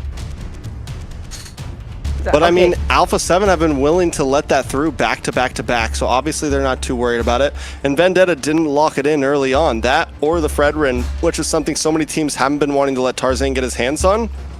Which means Vendetta also knows this isn't like a guaranteed win against Alpha7 for us. A Kalia pick up right away. I don't know. With that Kalia's solid. I think Makes it's just it's a solid pick. I know we haven't seen a lot of it, but I think it is a solid pick no matter what. I will be the star. I think, yeah. I was going to say Guinevere is one of the few jungle options that are open for Alpha7, so you pick that up. Kalia, Guinevere, great combo. I think the third pick's probably going to be a carry as well, just to add more to what they already have, more firepower. Vendetta, on the other hand, they need to find a way to stop this from happening, right? Because they can see, like, you can foreshadow the carry coming on the other side. You don't have the Harriet, you don't have the carry. You go for the Zetian, which is good. You play a little bit of a front to back, but what's going to be in the gold? Are you going to lock down the gold, or are you going to double down in terms of roam? Add more, add more aggressiveness. Maybe the Hilda Claude it is. At this point, it's like we don't want to play with our food. We need to try to get this match point. I think both teams, it's like this is an important game. You have the ZTN, you have the Claude, you have the Basha. Overall, well-rounded for VTA here. Alpha7 still needing a solid marksman. What do they go here, right? Carry most likely gets banned out here. Yeah, hero. Yeah, 100%. Claude can't be picked up. Harith can't be picked up. He has Moscow. Beatrix. Moskov. Oh yeah, the Zia Moskov. We see the Moskov ban then. Moskov ban. Or the carry ban. Which one? Oh wait, no. Okay, they banned the carry already. So. Yeah. I was thinking they'd pick up the carry just on the third pick, because now all of a sudden they have like two combos with this Kalea. But Valentina's not a bad choice. Cold World is clean on the Valentina as well. You get to steal away the Fear of the Phoenix.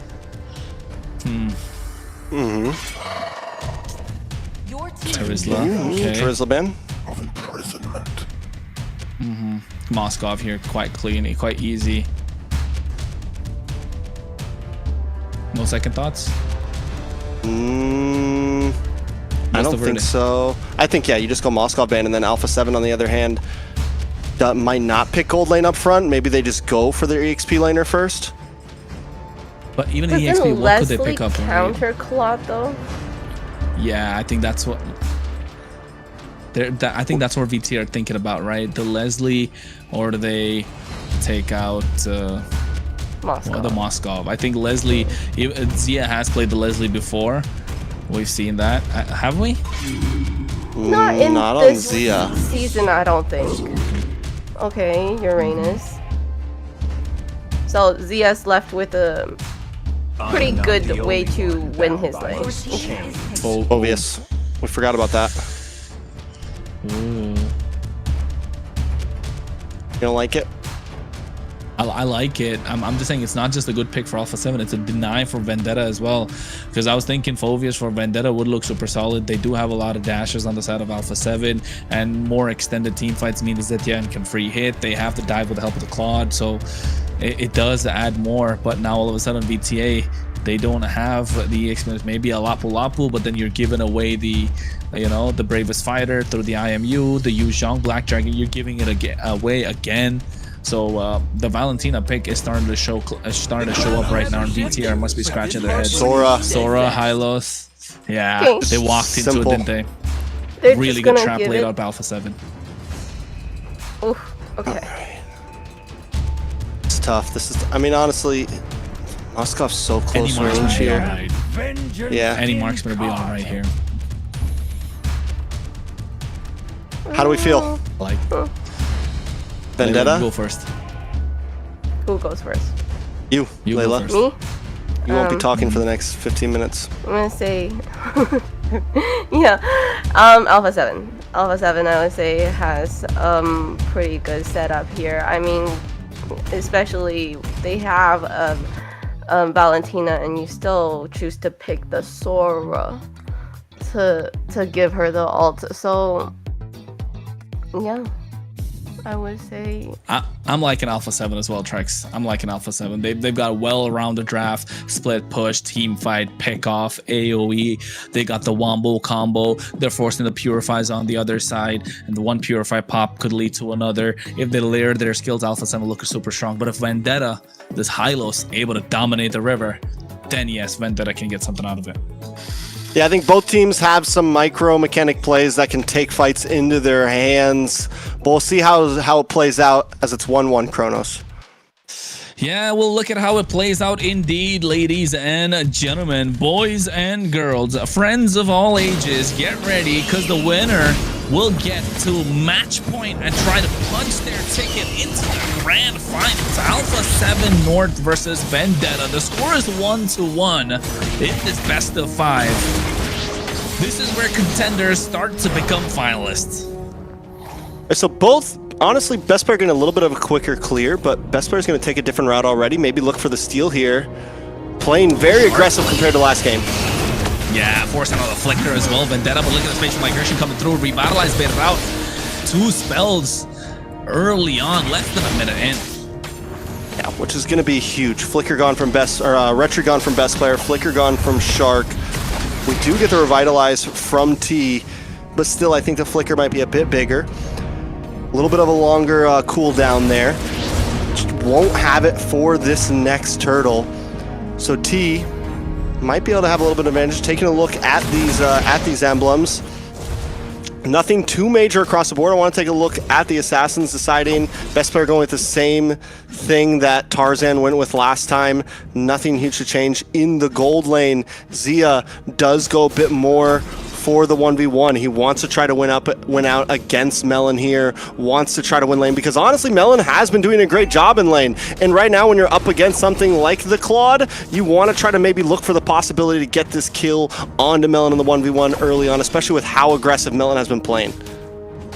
Yeah, I think that's definitely an important factor to look at. Even Moskov, every single Moskov that we've seen so far in MCT has prioritized going for the Master Assassin, right? They want to get the 1v1. Meanwhile, you can see Shark trying to get so aggressive, doesn't have a flicker, should be first blood, but what a shift these guys coming through from Merciless. Not just the first blood, they get 2 out of it.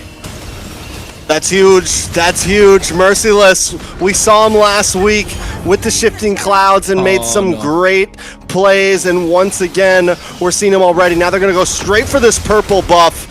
And best player might be a little late, unable to get it. It's going to go into the hands of Tarzan.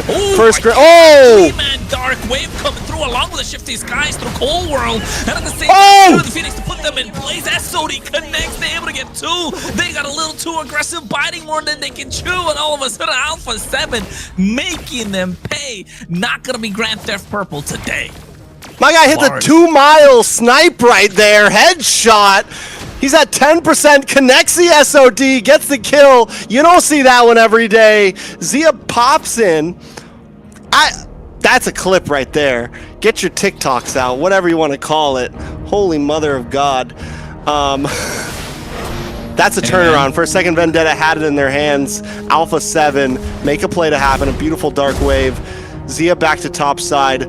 Melon hasn't gone down yet. He's clearing mid wave. Possibly looking for a play on a Shark. Yeah, and you know what? Speaking of Shark, he's the one who said it, right? I like these global bans because we don't get to see Zia playing Moskov every single time, and we can see why. Oh, talk about a sniper. Talk about a javelin. My goodness. I thought the Olympics were over.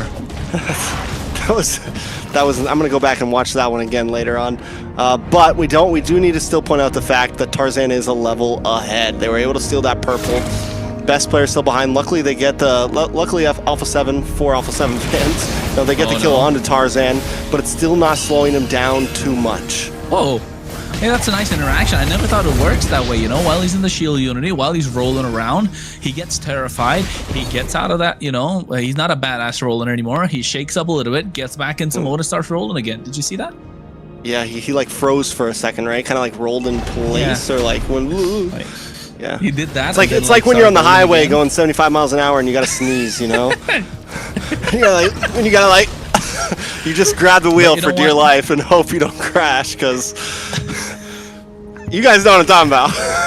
Yeah, I know, but we know what we're talking about, Shrex. But you know what? Tarzan gets a nice stun onto him, and Nats has been clinical on these dark waves, right? That he was the one they made the play off the back of. Cole were putting himself in a difficult position, flickers out of harm's way. Look at T. This is what I was talking about in the drafting phase, right? They need to make sure he comes out online. Few the Phoenix as well. Retribution in the hands of best player. Nice into the shifting. Look at the blazing door coming through. My God, Melon able to dish out so much damage. Nats is the one who gets the dark wave, but they melt down like butter.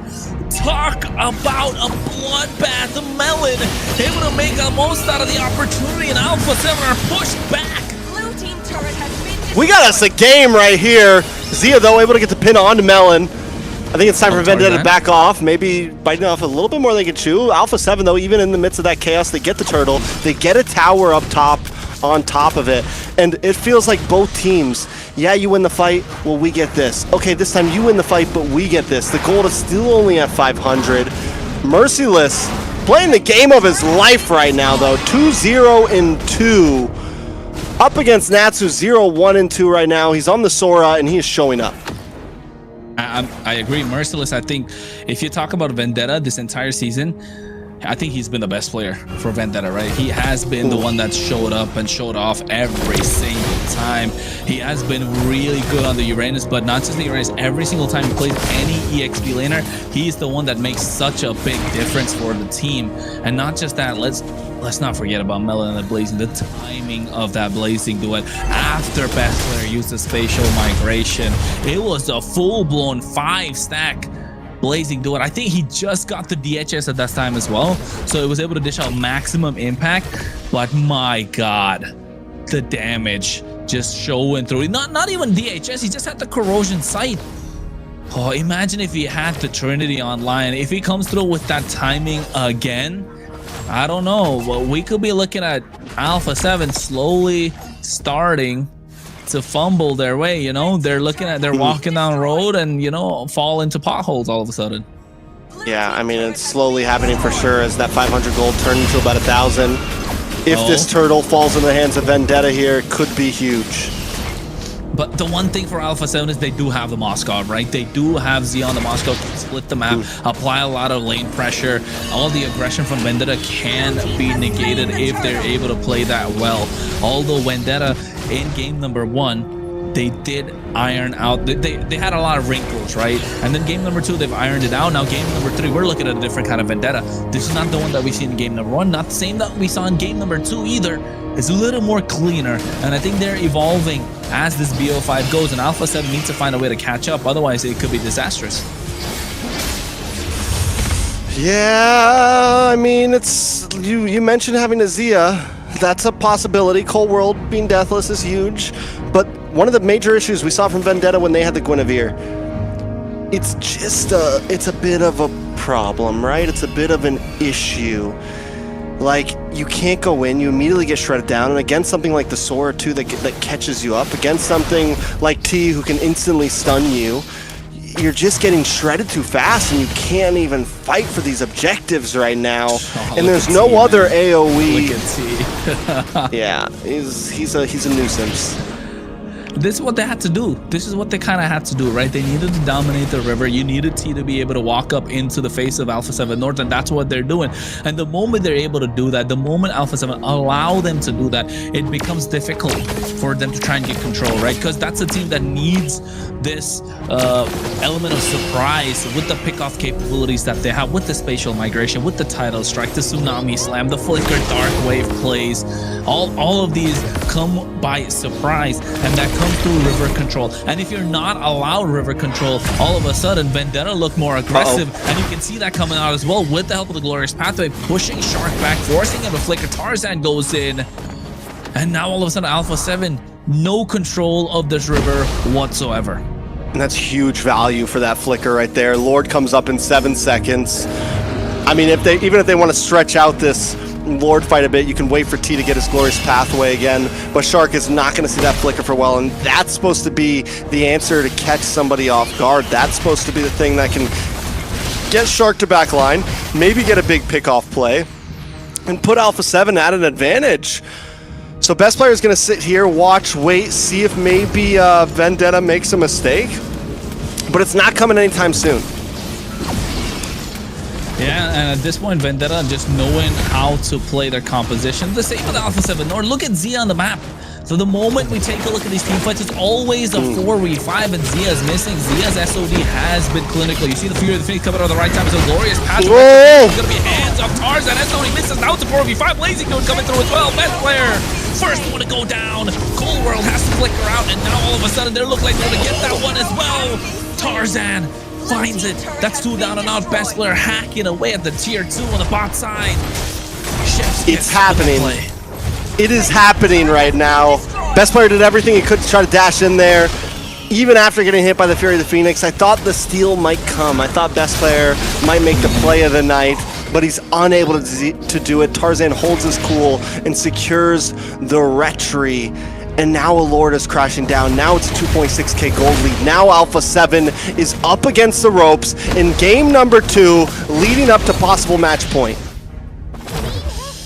It could be that time of the day, right? They got to clock it at this moment. Alpha7 North, it's a low kill game, but this is where you get to see high-level teams of high caliber shine. Spatial like what a glorious pathway! He got all 5 members. Oh! The Phoenix Blades are coming through as well. The Fear from the Purify at the right time. Merciless finds the double. Ain't no way that's happening. Yes, Zia gets one back, but my God, what did it take for them to get that one back? 4-0-5 on Merciless. A beautiful blazing duet from Melon, but the shifting skies are just gruesome. And then the poke from Chirobami as well. We thought game 1 was a stomp from Alpha7. Well, game 3 from Vendetta is slowly turning into a stomp. We're 11.5 minutes in, and all the holy defenses are gone. Luckily for Alpha7, the holy defenses didn't drop before the Lord push. Taking a look at the items, Zia's the only one holding strong. He's the only one with a lead, and he has shown up time and time again, but right now everyone else on the side of Vendetta is playing better. Who would have thought? You tell me a week ago Merciless is going to have a 1,500 gold lead over Nats? I wouldn't give it to you. I wouldn't take that gamble. But tonight, it is happening. Vendetta are flipping the table over on its head. Hey, people are scratching their heads. Where did we put our guest coins at the moment? MCT AMER North, the upper bracket finals. Talk about a blockbuster match. Merciless showing up, and not just that, right? If you take a look at the items of Zia, yes, he's ahead, but instead of prioritizing that Malefic gun, went for the Wind of Nature, so he's prioritizing survivability, understanding that he's always under threat. Nice glorious pathway. Tia has been really good with those. He even caught a 5-member glorious pathway. I can't believe I'm saying that. You say 5-man Fatal Links, 5-man Tyrant's Rage, Tyrant's Revenge, whatever it is, you know, 5-man Dark, 5-man glorious pathway is crazy, man. It's like the lamest 5-man of them all. Let's be real. Like they're all walking in slow motion. They're all coming out of the marathon. Oh yeah, that's like the cool man walk. I wish you guys could see us on camera right now. I mean, it feels like that, right? Like they're just coming out of a marathon, trying to break the world record. But at this point, Vendetta, not just that, right? The Lord is up. Tarzan has been taking a back seat this entire time with all these fights for the past 5 minutes. For the past 2 minutes, Melon's showing up 1-1 and 5. The Purifiers have been coming in clutch. Nats has not been able to do this dark wave. Look at T again with this glorious pathway. Now Shark looking to find a pick off. All of a sudden, comes down as well. There's a blazing duet. Retribution coming clutch. Nobody there but Zia. My kind of Tarzan the first one to get. Chirobami gets taken out. Zia able to find that kill. Put in the back line. 2 already gone for the side of Alpha 7. Zia's kiting, but he can't kite no more. Wind of Nature comes out, but it's not going to be enough. Now they're looking for a wipe. They got 2 members left standing. Nats flickers and runs away with his tail stuck between his legs. Vendetta are showing up. It's happening. It's the worry on everyone's mind before this match came. It is happening right now. Is Alpha7 falling in shambles? Is the pressure getting too high? You know, coming into this match, It's not over yet.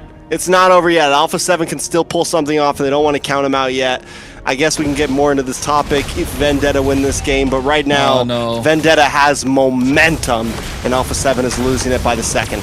Oh, nice. Oh, oh my god. Whoa! Fell in the right time. After a while, Requiem being used up as well. Spatial migration catching 3 members, but now they gotta go back. The damage coming in from Shark as well as Zia. It's too much, and best player walks in, but big whiff for the spatial migration misses completely. Zia's left to defend with the rest of the members. Oh, the pressure, the pressure. Best player folded under no pressure at that point, but look at the title strike coming through. Shark able to find them as well for you, the Phoenix, to catch them in place, and Zia is the one that's holding on to the hopes of Alpha7, not letting through. There it is, the nice use of the shifting skies. Nats and Noise, and Melon again finds the blazing duet, and Zia goes down. That's a double, make that a triple. Only one left standing is Cold World, and Vendetta are looking to march down the mid lane. You wanted a nail biter, well, they're giving it to you right now.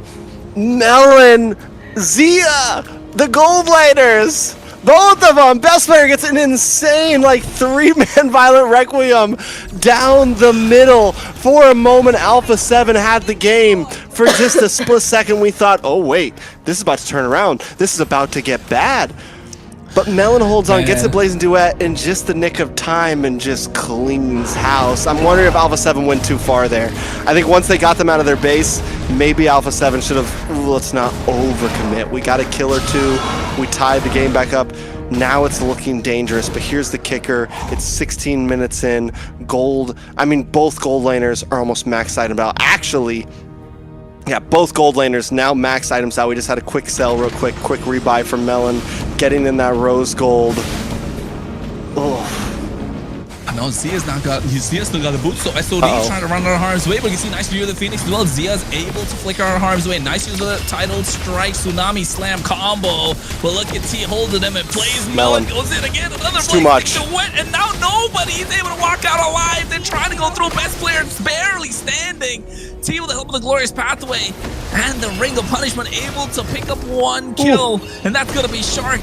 Oh my god, the ankles are breaking of Alpha7. They like control tricks, but at the moment, the way that Vendetta are making a move to their moves, woo. Rookie of the year right now, Melon, 6-1-8. Giving a tap to Zia right now, giving the hands. Here comes an SOD, does not connect. Alpha7 have to go for this one. This is the Lord to probably decide them all, and they know it. As Nats hangs out in the tri-bush, but he's already found by Tarzan. Oh, T, Glorious Pathway again. That Glorious Pathway has been clutch this entire game. Every single time he uses Alpha7 are nowhere near to anything that they can contest. That has been the big difference maker.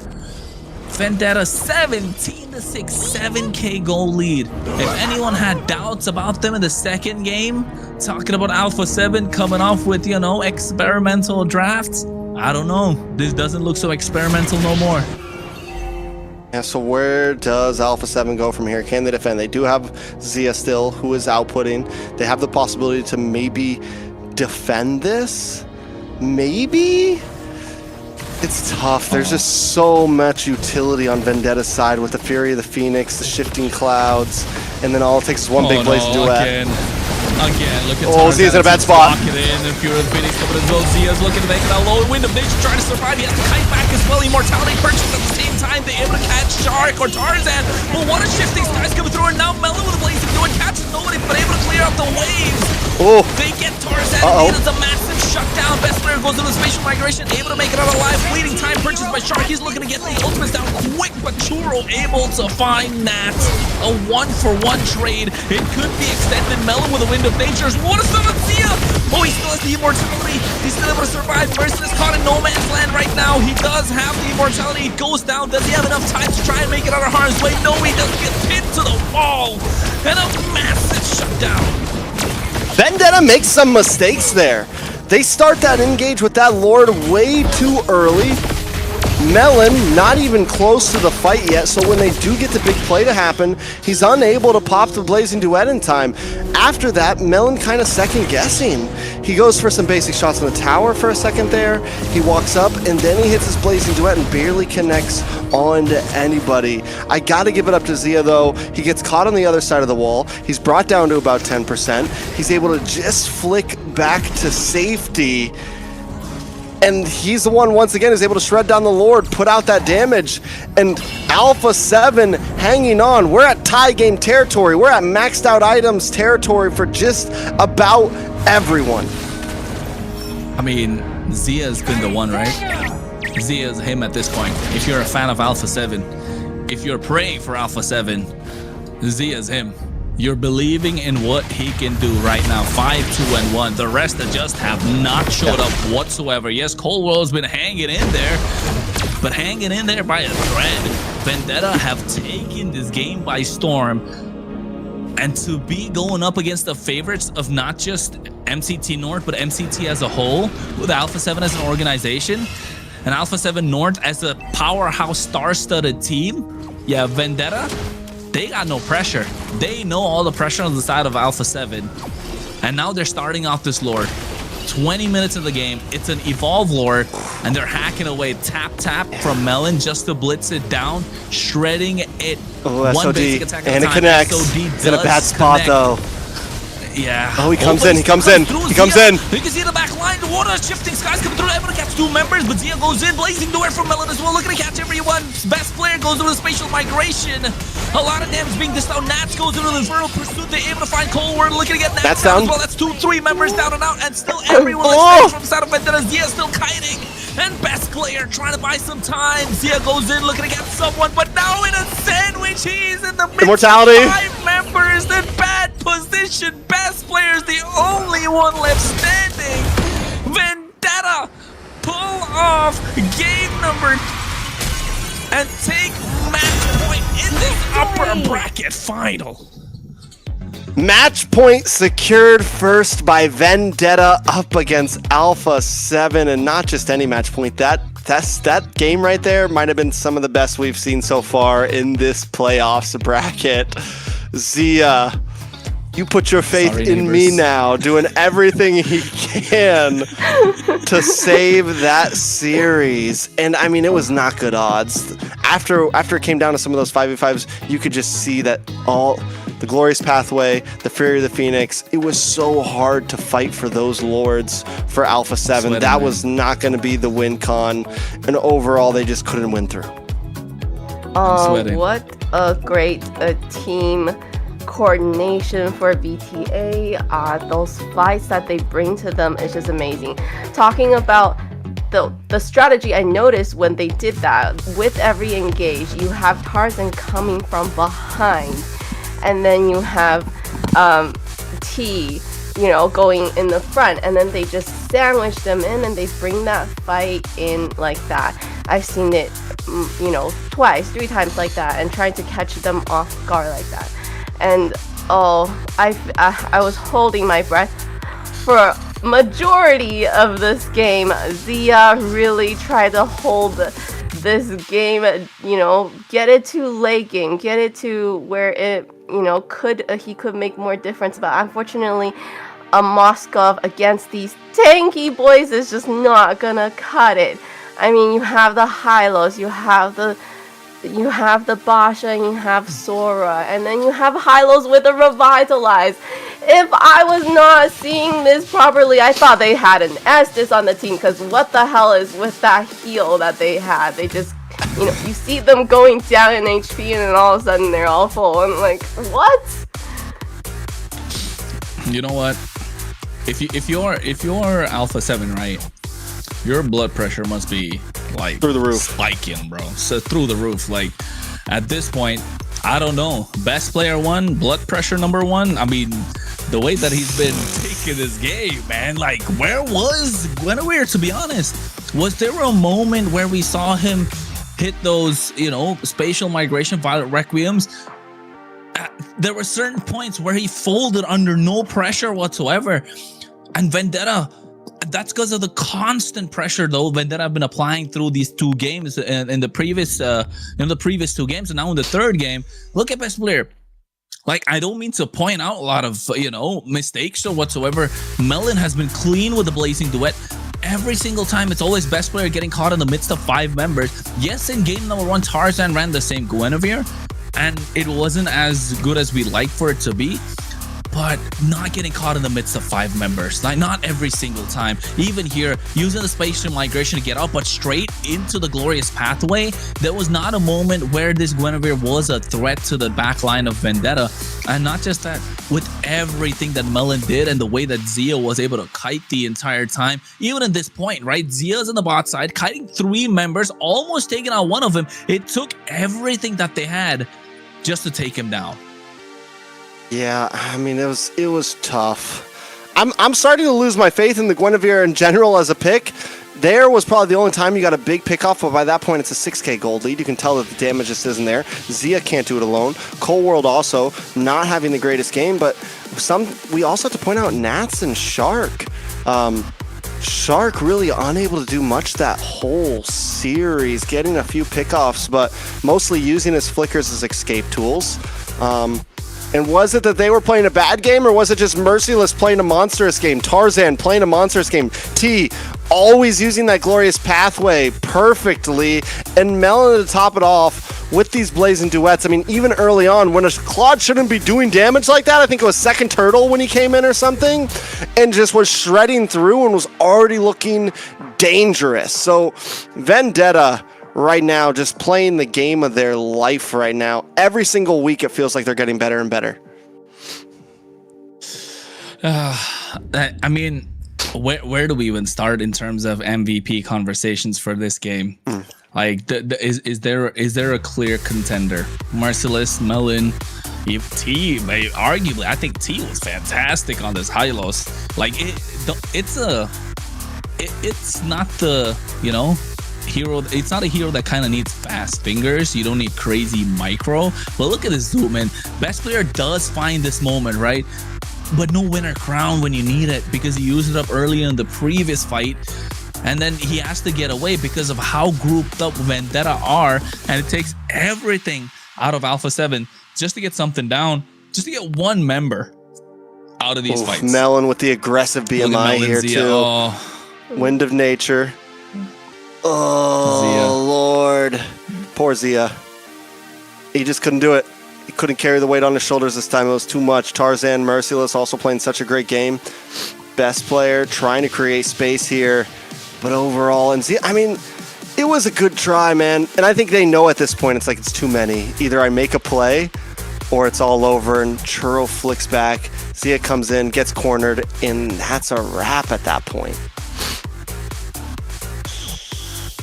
Carlos. Where do they go from here? Carlos, 22 to Mr. 8. Carlos. Hey man, it was 22-8, bro. The goal score. Just saying. I mean, MVP at this point. I'm not even mad. It could be anyone. Yeah, they could have given it to anybody. From the side of Vendetta. They played such a clean game. It was an overall team performance coming out from Vendetta. Meanwhile, we were still looking at individual plays from Alpha7 North. Right? Like, don't get me wrong. Individually, they are some of the best players that are there in North America in their lanes. Zia's probably the best goal laner, best player, arguably one of the best junglers. Shark, I don't think there's really a debate when it comes down to the best roamer of NA. Right? Same thing at the EXP for Nats. Individually, Trex, you know for a fact they're star studded, they're gold medalists, they've got the resume, they've got the spreadsheet, like you said. But right, when it comes down to overall team performance, they played. Vendetta stood out.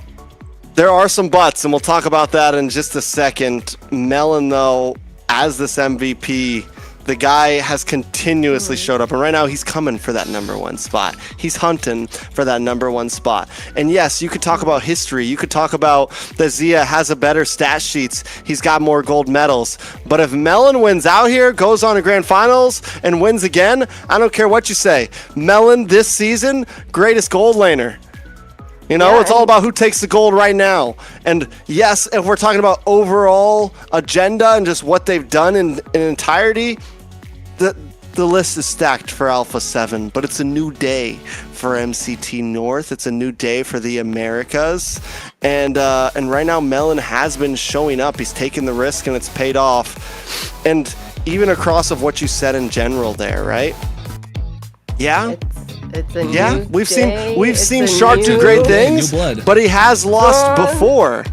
We've seen best player do great things, but he's lost before. We've seen almost all of these players take losses, and not just upper bracket finals, but grand finals matches. And leading up, this is looking scary for Alpha7. This is looking familiar for some of these players, losing momentum, having a great game number one, and then everything just slipping from their hands. And if you're an Alpha7 fan, I know you're praying that something like this isn't going to happen of what you've seen before. This is something that they've done before, and well, how do you think Alpha7 will be able to bounce back from this? I mean, if there's any team that can bounce back, it's Alpha7. Like, don't count them out yet. But what I wanted to say is, we've seen these players of Alpha7 North for quite a long time, right? And we've got Melon coming in as a rookie from last year.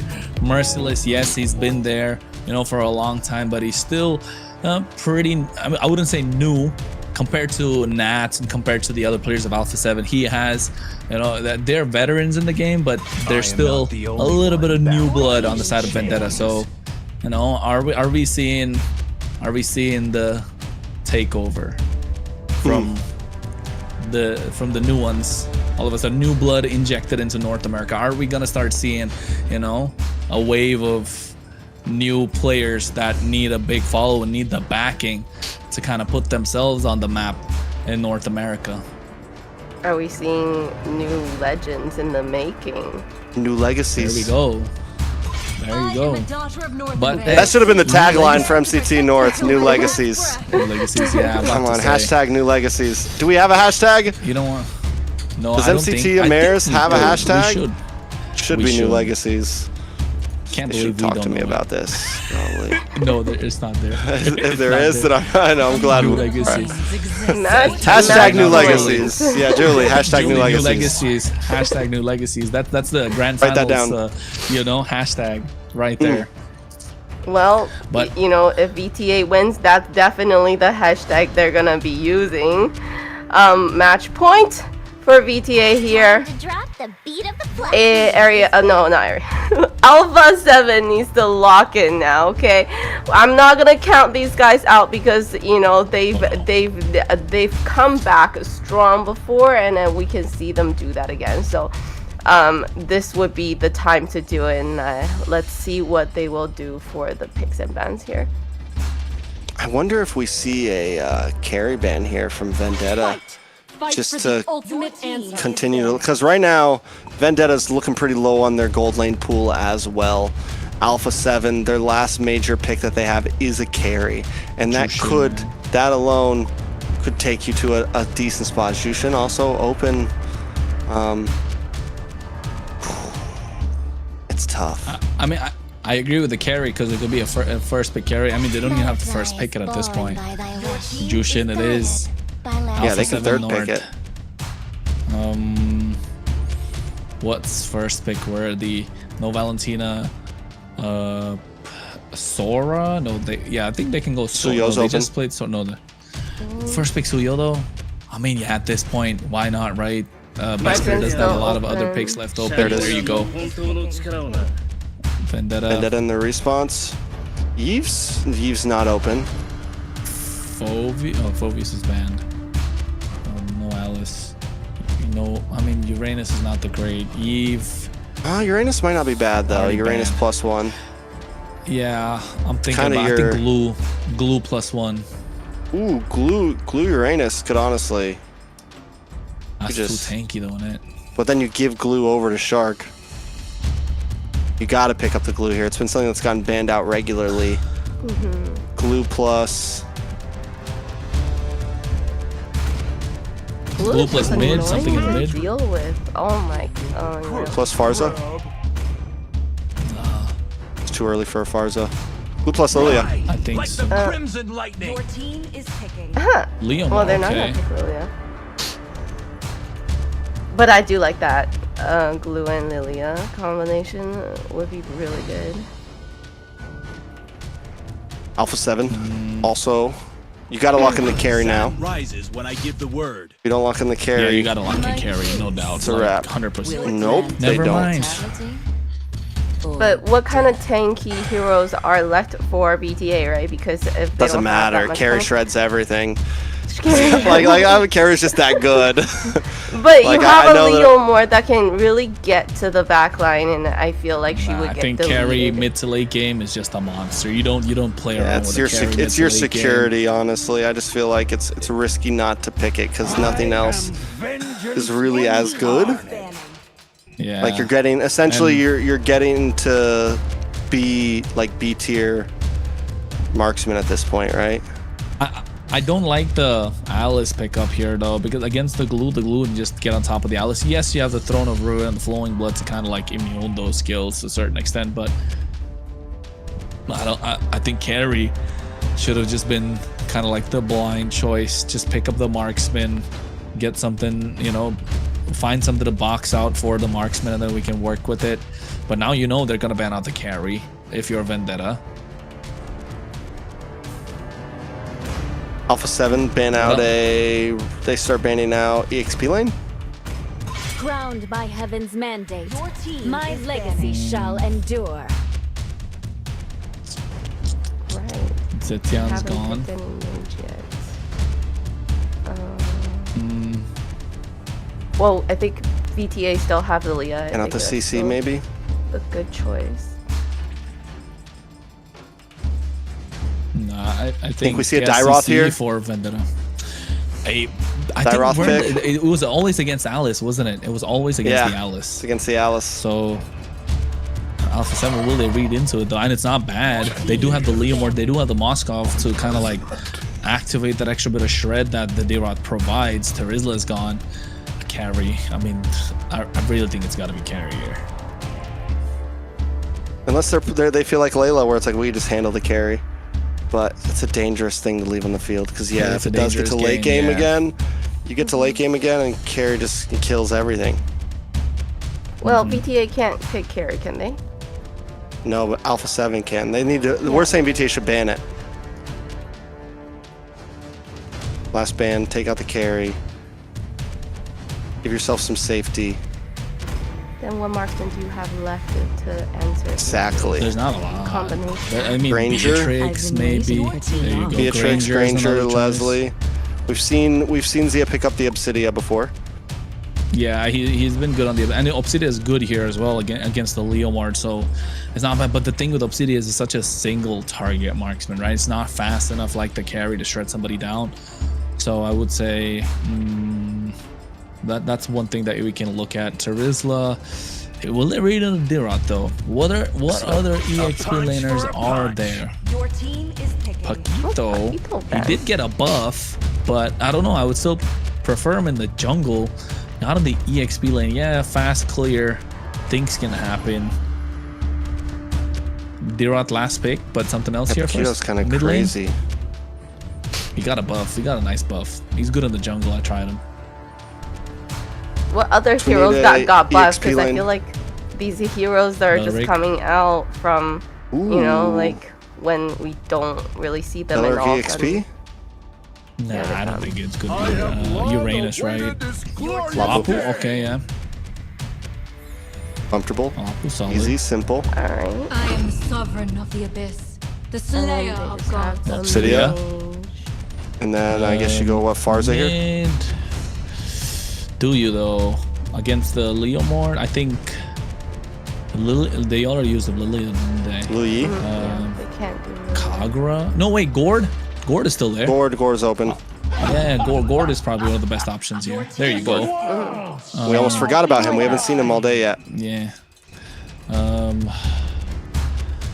What did they go here in the mid lane though? You know what would be crazy? Odette. Oh, damn. No knockup skills, just saying. But yeah, I wouldn't play into the Gord. That's just difficult at the point. It's just Kadita maybe? Not even. Kimmy. Oh yeah, that's another one we haven't seen it all day. It's weird. Yeah. I guess it is still just first series. Kimmy could be viable. I like that. Like Luke Even grabs the somebody and Lear's then alright. Kimmy just back there. And it does good against the Alice can kite back. It does good against a lot of all of these heroes that want to chase you down. They still have the Oh Lilia. wait, they have the Lilia. Guess who's the stunning brainiac detective? Well, would you prefer the Lilia or Kimmy? Yep, it's me. I like the Lilia right think now. Kimmy. It's just Kimmy's. I would have preferred the Kimmy, but Lilia is not bad. We saw Lilia wave beat clear the side. Alice Khalid in game number 1, but it was in the hands of Alpha7. It's all about how you want to do. Sometimes you just got to ignore the Lilia, honestly, because you can't get rid of those black shoes. Because getting rid of the black shoes, you just waste too much. Well, there you have it. Game 4 out of this best of 5 match point for Vendetta. And then the heroes are locked in. How do you feel about the picks for Zia and Melon here? I think Melon got the better one. I think Melon got the better pick here. I think Zia, they should have. I still hold behind that. I think they should have locked in that carry early on. If there's someone that can pull off the Obsidia, though, Zia in the hands of him. We saw him do some great things with it last week. I think it's possible we could see some great things from him today with it. Hey, he's been the one standout performer for Alpha7 at this point, right? If you ask me. But this is where we're starting to look at grand finalists. They've got one step on that podium already. Vendetta we're talking about at match point. Alpha7 looking to pull it back and take it all the way to game number 5. Ladies and gentlemen, we're talking about game number 4 right now in this upper bracket final between Alpha7 North and Vendetta. Yeah, I mean, I came into tonight expecting a 3 a.m. finish. I expected 3 best of 5s all the way. I'm not going to lie. I just had a feeling it would go that way. Vendetta, though, is looking good. Momentum is on their side, and some of the players from Alpha7, whether you want to hear it or not, don't do great in this kind of situation. So can they pick up the pieces? Can they show that they have the perseverance to get through it? It's not going to be easy. They're looking down at Patrick right now, who's bullying them back. They're looking down at Lilia right now in the mid lane, and VTA knows how to play their game. They're not chumps. They're a team that is ready to take advantage of every moment they have. They're not chumps. This is Patrick. This is Look Patrick. Yeah, look at the emblems. It looks. Oh my God, Shark! He's not a chump too. He flickers in, or rather, not even flickers in. Just able to get the basic attack. And Churro, I think, did he get a little too playful? Yeah, you don't try Shark like that. He's gonna get in your face. blood He's like, in the listen, water. I'm tired of this. I'm tired of this oppressing me, keeping me under my tower. One of us is going down, and Shark got the better of it. So 1-0, first blood, 600 gold lead already in the hands of Alpha. Turtle coming up in just a second. And that turtle's going to be crucial. Now Shark can walk up. Right, you already put Churro behind, but he hits the level 4, so it's still going to be all right. Forum has the black shoes. Now he's going to start dominating the river a little bit more. Flowing blood coming in from Nats. Looking merciless, going to the Raven Spider. Zia joins the fight, able to get the first blood or first kill for best player this time. And on Asuyo, you want him to start snowballing as fast as possible. Here comes out the speed from Tarzan. Gets caught on the projectile. Coming through as well. Now looking at Shark going in quite deep. Tarzan's still able to survive. Look at he pull one back. He does find it. Nats slowing down everything as much as possible. Melon! Able to get one onto Cold World. As Churro is able to pick up the kill. Tarzan going down earlier. Best player secures the turtle. I mean, that could have gone much worse for Vendetta. Alpha7 taking a nice gold lead, getting a kill into the hands of best player, plus a turtle. Overall, very well played, but Melon comes down with that SOD and makes sure that they at least get something out of it. Tarzan gets a kill to himself as well after taking a death. So, I mean, it's not a complete and utter loss for Vendetta. Churro, though, he's got to stop getting caught off. He's feeding. Yeah. He's giving best players num-nums. Yeah, at this point, I mean, he's being a little too playful, right? Vendetta, all that early lead, all that pressure that you applied in the past 2 games, all of a sudden started to slip up, and I think this is where you want to see best player coming into his own, right? You want to see him clutch. You want to see the clutch factor from best player, and what a better way to get it going than to give him a Suyo.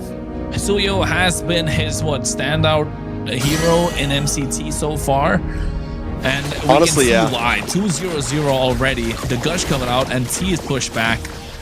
And not just him, I think Suyo has been such a comfort pick for all the junglers at the moment. Yeah, overall, this is a lineup that stand out for Alpha7. You have something aggressive on Shark where he can dive and make plays happen. He's not just walking up. The past 2 games, it's been a Marcel where you're just kind of telegraphed walking up. Last game, what was he on?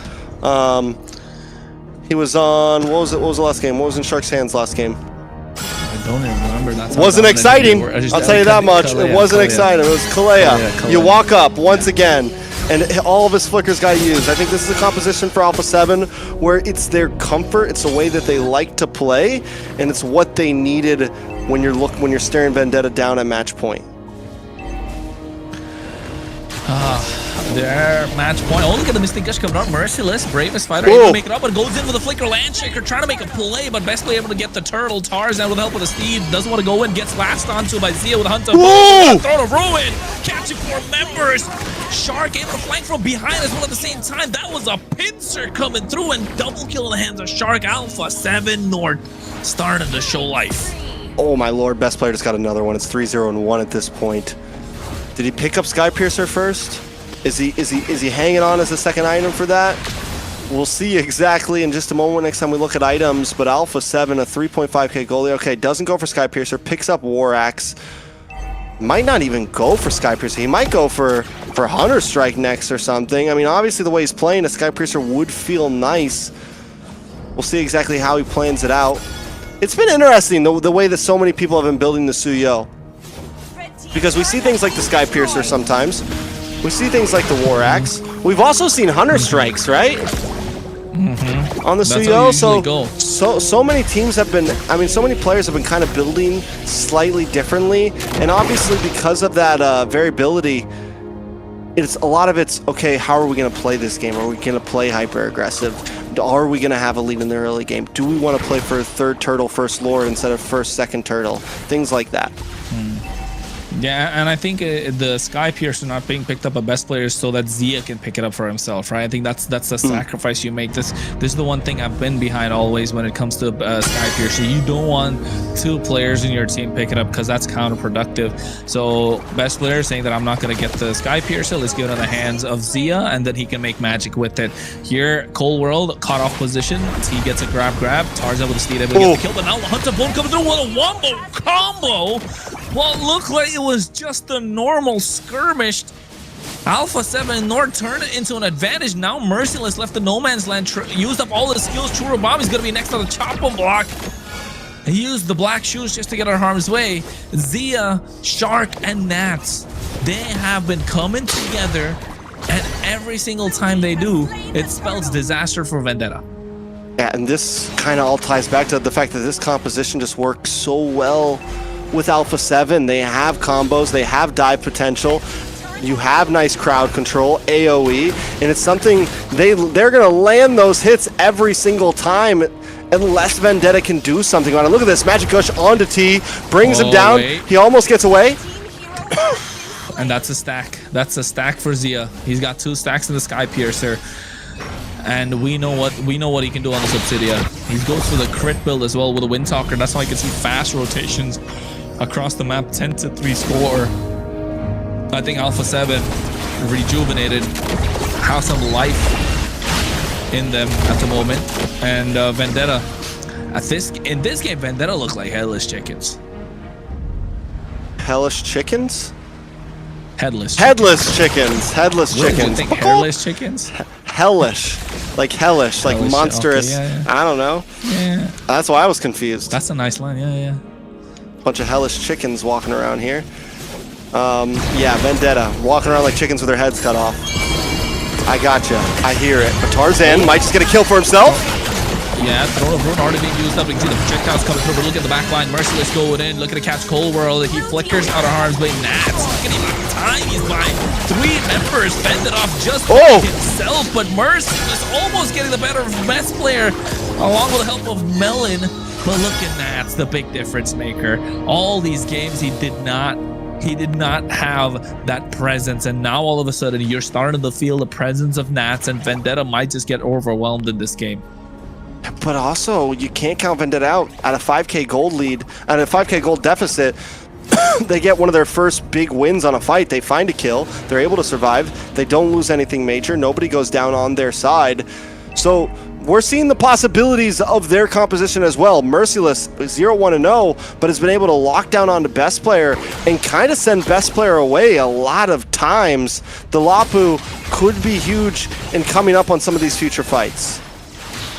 It could be huge indeed, but every time he tries to go in, he's already half HP. He's already poked out. Look at the amount of damage he took. The fight's not even begun.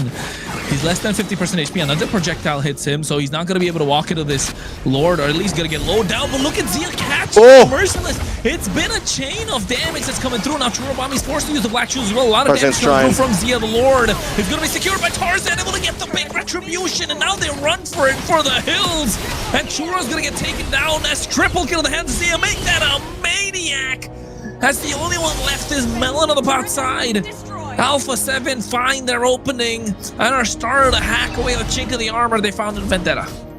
Yeah, Melon, though, does at least bring it down to the inhibitors, but Alpha7, and that was a big sacrifice. Was it the right play? Sending Melon down to boss side? Could they have maybe done better in that Lord fight? Tarzan was able to steal it. Huge. It's going to stop them from losing any inhibitors here.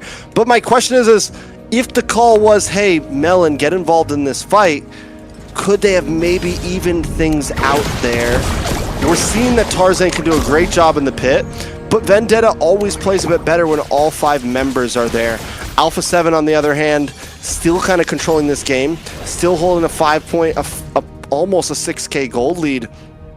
Best player, Deathless, Nats, Deathless.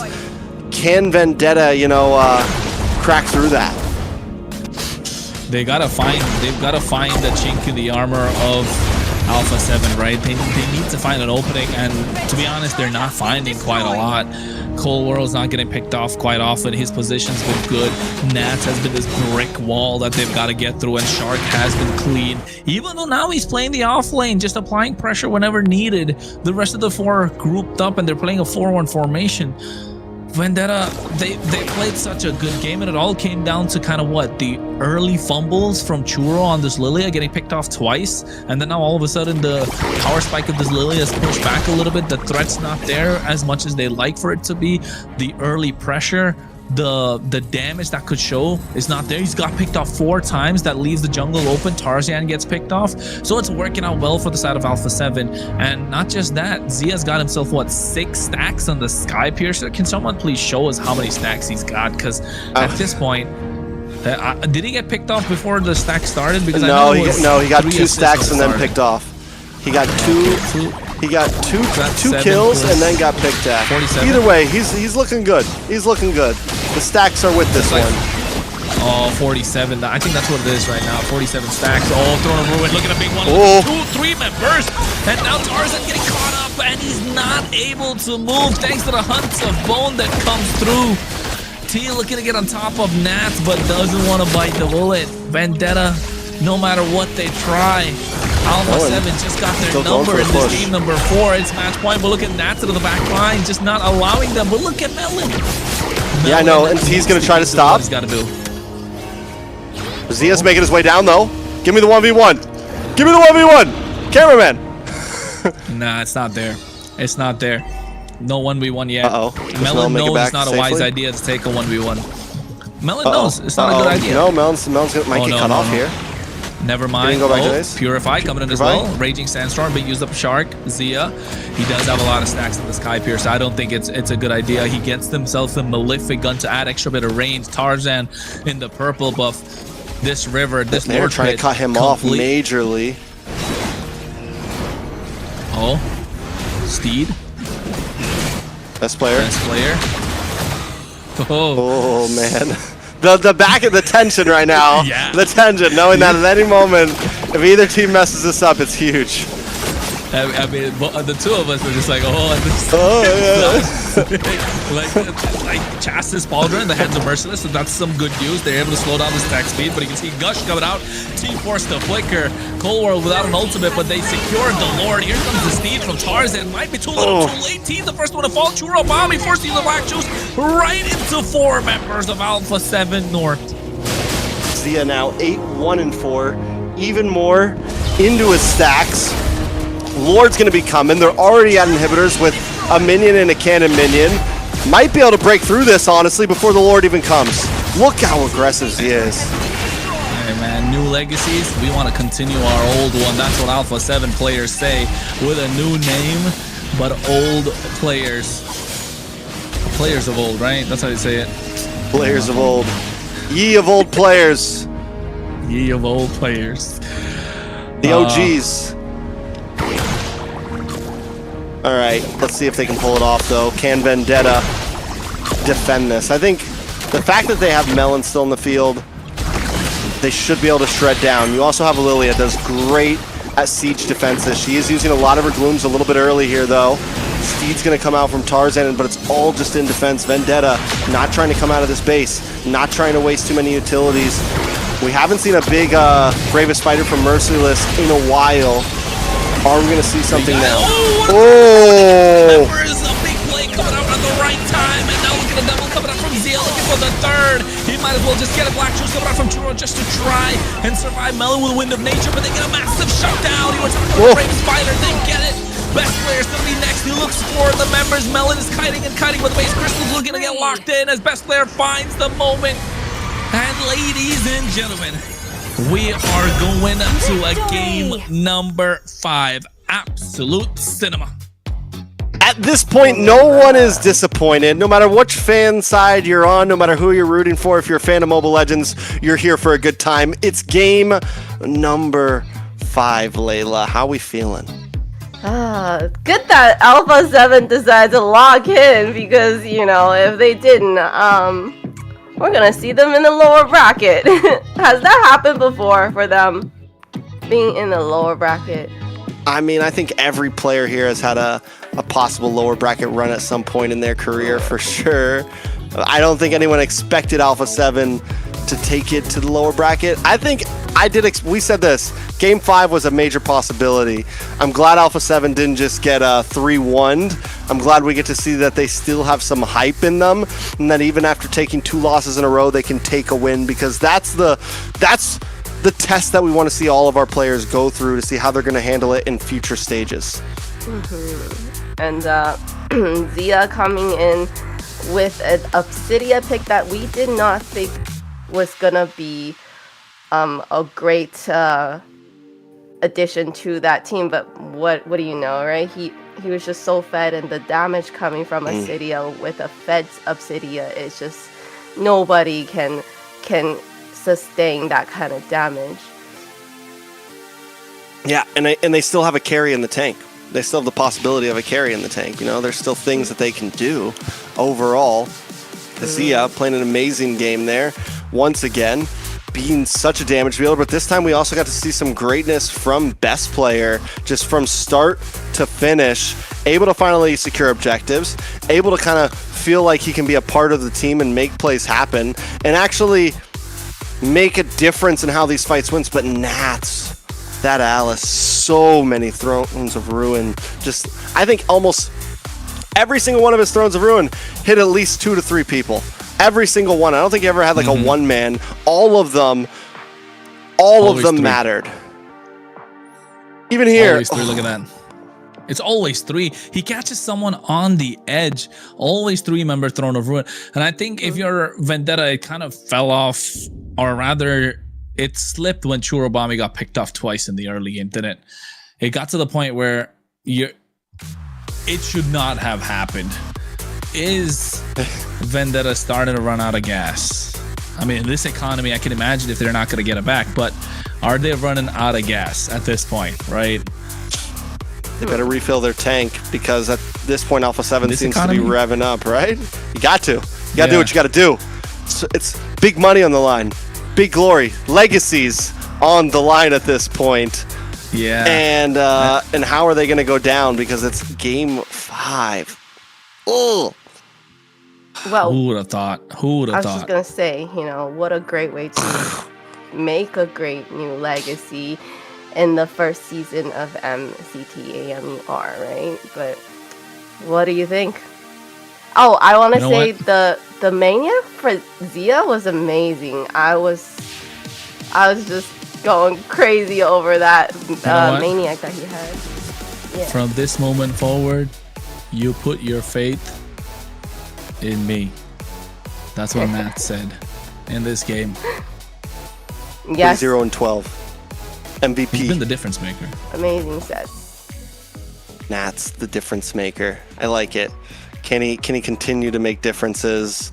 The Alice will no longer be in the clutch. And honestly, Nats normally plays he can play like these really aggressive, more of I'm going to get kills, but he played such a great supportive role here. Just able to make sure that best player was able to get these kills, able to make sure that Zia was able to come in and get these kills, landing so many ults. We're going to see some of them now coming into these highlights, but just well deserved. And goes deathless the whole game. Deathless. But he has been the difference maker every single time. 3-man Throne of Ruin.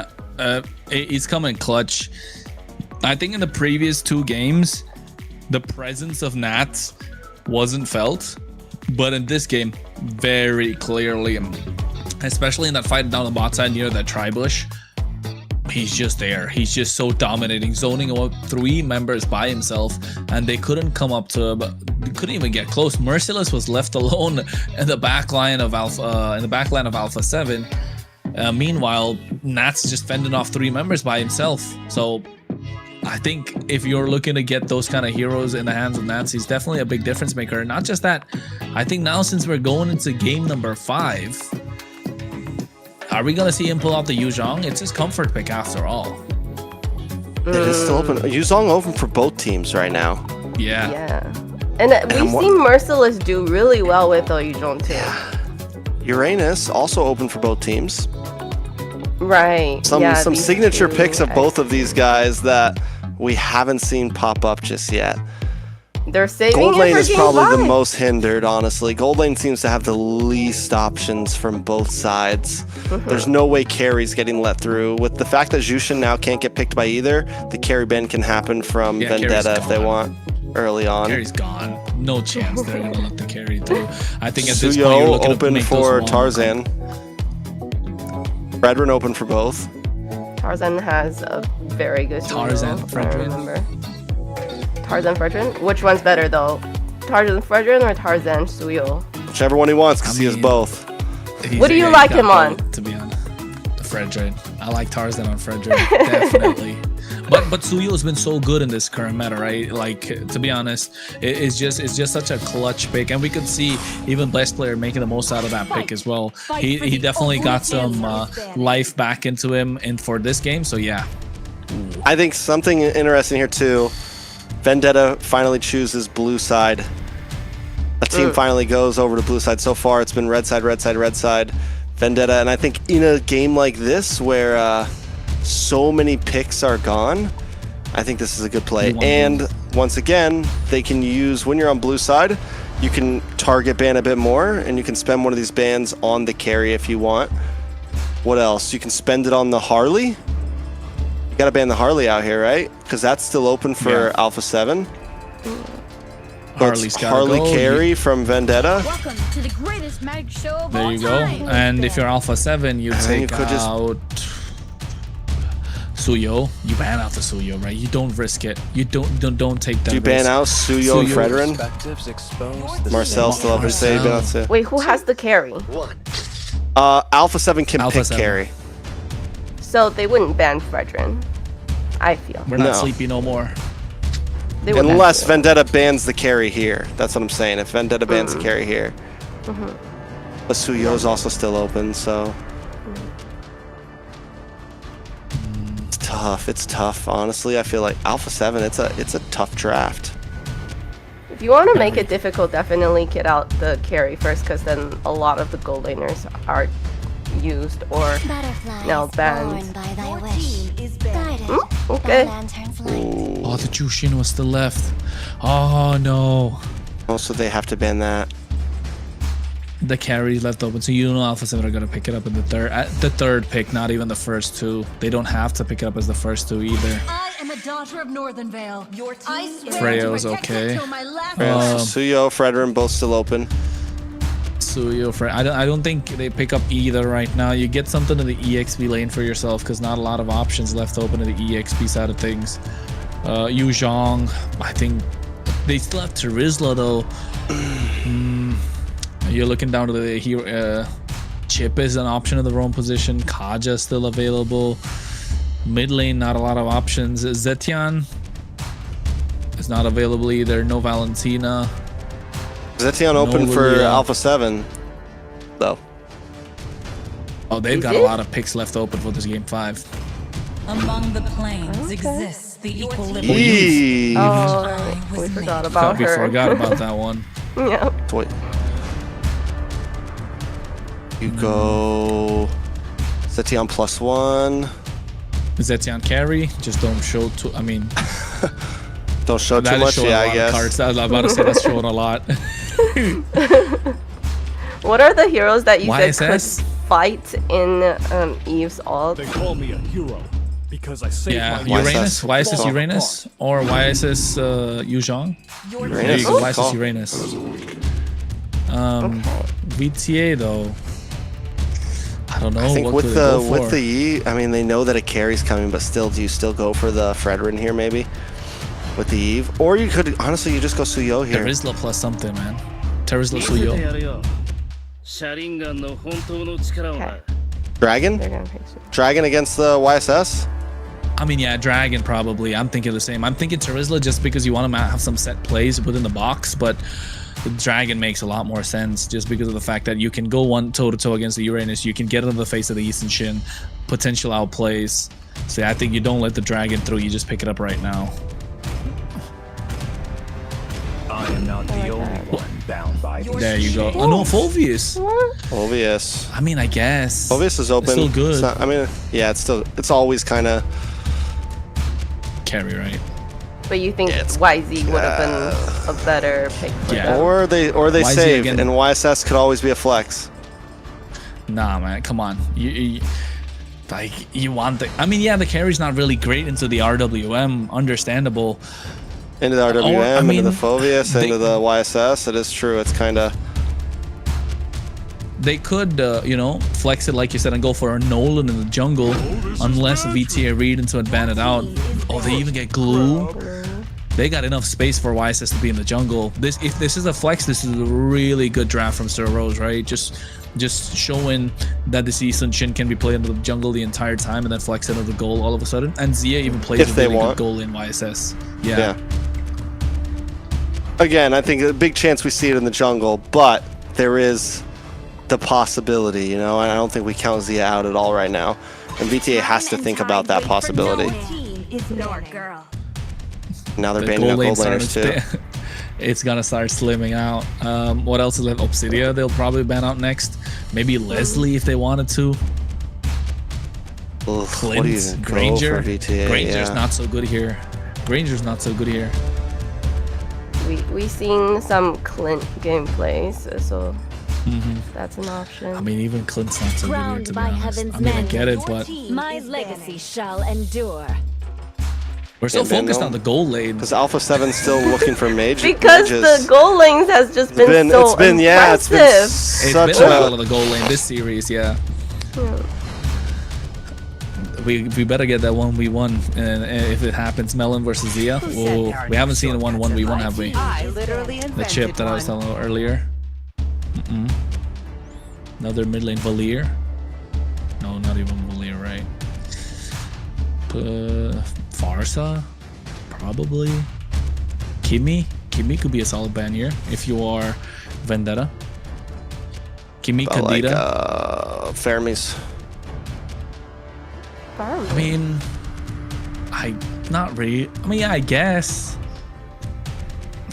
Something sneaky like that. Game 5.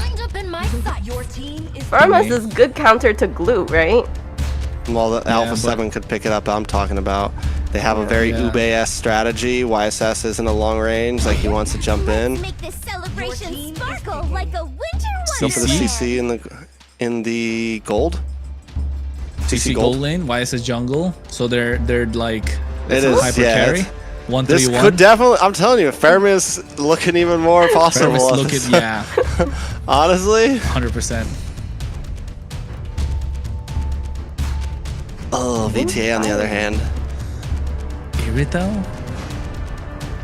No, right? Irito, no. Nathan? I mean, Leslie, pick Nathan, up the I sun. think one of those two. No. Yeah, I'm about to say, if this was Night Horde, we could talk sun about goal the sun. lane. Oh. Man, Hanabi, bro. Just go for it. At this point, I'm just kidding. Clint Grok. Clint Grok. Okay. Solid. Simple. I mean, honestly, Alpha 7 could still go for Kadita. Too divey. Neve is such a stationary mage. It's dangerous grass. Just saying. Yeah, it's possible. Is that Kagura? Kind of the same, more similar? mobility. Yeah, the same idea. A little more mobility, a little harder to catch. Can watch out for the big tech charges. Can get out of the RWM a little easier. A little longer for kill pressure though. Not as much quick kill pressure as a Katita gives, I feel like. A little more late game. Honestly, most of their composition is pretty late game. Alpha 7. Even the YSS, we're talking, doesn't have a crazy early game pop. Might get a kill early on, but overall, I think it's more like 8-minute plus. Oof. I mean, how are we feeling about the Kagura? We haven't really seen Kaguras in this season, have we? Have we seen it once even? We have seen it once, I think, once or twice, but I don't remember by who, but definitely we have. Yeah. Trex, what are you thinking? Take us in. All right, just go in straight to it, ladies and gentlemen. 4 games that could not separate these two teams. We're talking upper bracket finals. We're talking about where legends start forging their legacies. We're talking about 2 teams trying to take a spot to the grand finals, looking for a podium finish. It's game number 5. It is Alpha7 North versus Vendetta, an invited team versus a team that made it through the open qualifiers. It's down to the line here. I'm looking at these drafts. Alpha 7, like I said, it feels like it could take a little time to fully come online. The Uranus is going to be huge, but most of all, I'm looking at how is this Kagura going to play out. Cold World, in all honesty, has been probably one of the weaker links of the team right now, and he's not on something comfortable. He's not on something, as some would say, meta. So it's going to be time for him to really pop off, because if Tarzan pops off, it's a problem. And the thing is you want the YSS to be able to scale. You want it to get maybe a kill so those second items start coming in a little bit earlier. But the problem is you don't have much support around that. Luckily, Shark gets a power pick in this glue, something that was getting banned out in the early phases.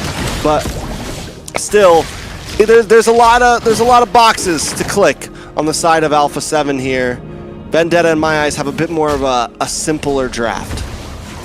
And speaking of boxes, they got the biggest box in the game right now, that RWM. Everything that's happening inside the RWM is going to work for Vendetta. And look at the emblems, nothing crazy, nothing out of the ordinary. But you're right, with Cold World being on such a, off-brand pick on this Kagura, it can work, but it needs time, it needs the items, it needs a couple of kills in the early game to start showing up online. And then the Yin Yang overturn will definitely dish out a lot more damage. Turtle, though, this time, the pit conquered by Vendetta. Alpha 7 don't want to let it go. Yeah, T doesn't quite have his tech charge yet, but it looks like they might go for a kill on the Nats first, push him away. Yeah.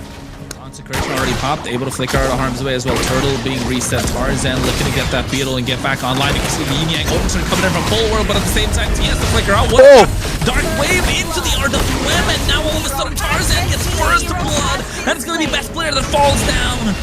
It's not a good sign for Alpha7. They get 2 for the price of 1, but the best part being they're not letting them into the turtle pit, which could have been even more disastrous.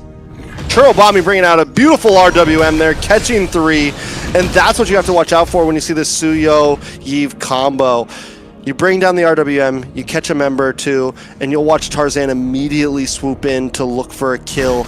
And early game like this, that's where they're going to find it. But Turtle will go into the hands of best player here, so they're able to regain some ground, bring the gold back to a standstill, and Alpha7 not just out yet in the early game.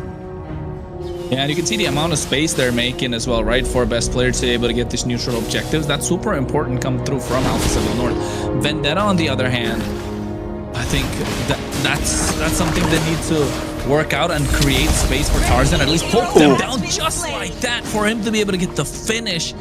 Churobami gets this one, though. Yeah, and that's not what you want to see.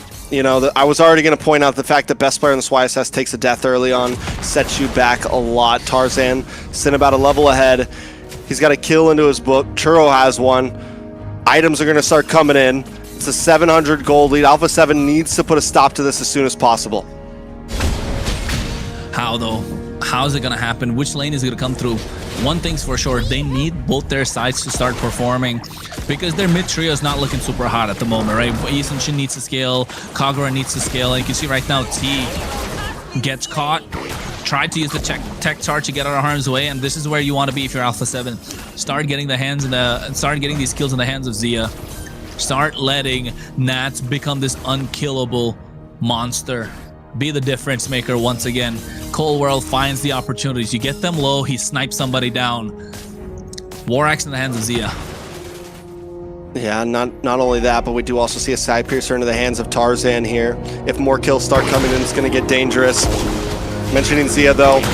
Who's going to pick it up for Alpha7 North? Oh, we'll get away safety. Zia looking for the re-engage, gets a little bit of poke. But the off lanes, Zia, Nats, I think they're the ones that need to step up here. Nats is deathless, Zia's deathless. They're going to have to be the ones to create space, open space, and with something like a CC, you can be aggressive, you can still output damage, and something like a Uranus, you know your job. Get to the back lane and harass. No. Oh, Melon's still able to get away with it. That was a 2-man gang coming to the top side, still walks out alive. Shark goes in, slam. T trying to create some space. Turtle looking to get reset, but Zia walks in. Best players there, and they're looking to get that one down. Evil Queller from Tarzan. Merciless walks in, able to get a dash onto Cold World. Nats right on top of Tarzan, but look at the Traceless coming through. They take down Merciless. RW is present, but not many members in it. Alpha7 North finding advantage in every possible situation. And look at Nats. He's just been annoying. Tarzan can't get rid of him. Yeah, this is what I was just saying. This is what he needs to start doing. Once he knows he can kind of push his limits, stay on Tarzan. But look at the damage! Shark's still alive, though. Shark is still alive after everything that took place. And now Tarzan's able to go in, able to get the nice use of the Soul Sever, able to find the kill. That's one stack that's going to be cut in half by best player after he picked up the kill. Alpha7 North, yes, it's even in terms of the kills, but Alpha7 clearly have the advantage. Now find Churobami along with a turtle. Merciless tries to go in, but there is no advantage whatsoever. They're looking to get Cold World, able to survive with the Umbrella Shield, and now caught in no man's land, and best player finds the kill. Alpha7 completely just took the game into their hands. Best player shows up. He just locked in Hunter Strike. He's 3-1-1. Even after taking a death, he does everything he can. But Zia, too, on this gold lane CC. We have not seen much gold lane CC. I don't think we've seen one all MCT so far. It's been more of an answer to things like the Alice in the EXP lane. But right now, Zia is a monster on this thing. The damage is already outstanding. Everyone has to watch out for him. And Nats as well. As long as he stays on Tarzan, there's nothing Tarzan can do. There is definitely nothing that Tarzan can do if Nats is on top of him. And this has been the MO, right, of Nats. He's been that solid front line, that brick wall that Vendetta need to get past. They were able to get past him game number 2 and 3. In game number 1, it was a little dicey. But 4 and 5, yeah, that Alice and now this Uranus, I don't know. He looks unkillable. Look at what he's done. He's put Tarzan under so much pressure. He's forced to make these plays, and best player is able to get the better of him. And now Nats looking to cut them off from the tier 2. Tier 3 right now looking to get defended. Vendetta will find a way to do it. And look at the amount of pressure both these sides are applying. 4 members, no tier 3 taken, and they're walking into the jungle of Vendetta. And at this point, Vendetta, because of the kiting ability of Zia, because of the range of Cold World, Shark able to kind of put those little stuns out here and there. There's really not a way that Vendetta can stop them. They have to walk right in to it. They want to try to push them back, but the moment they step in, they're taking tons of damage from multiple members of Alpha7. I mean, to the credit of Vendetta, their composition does have a little bit of high ground, right?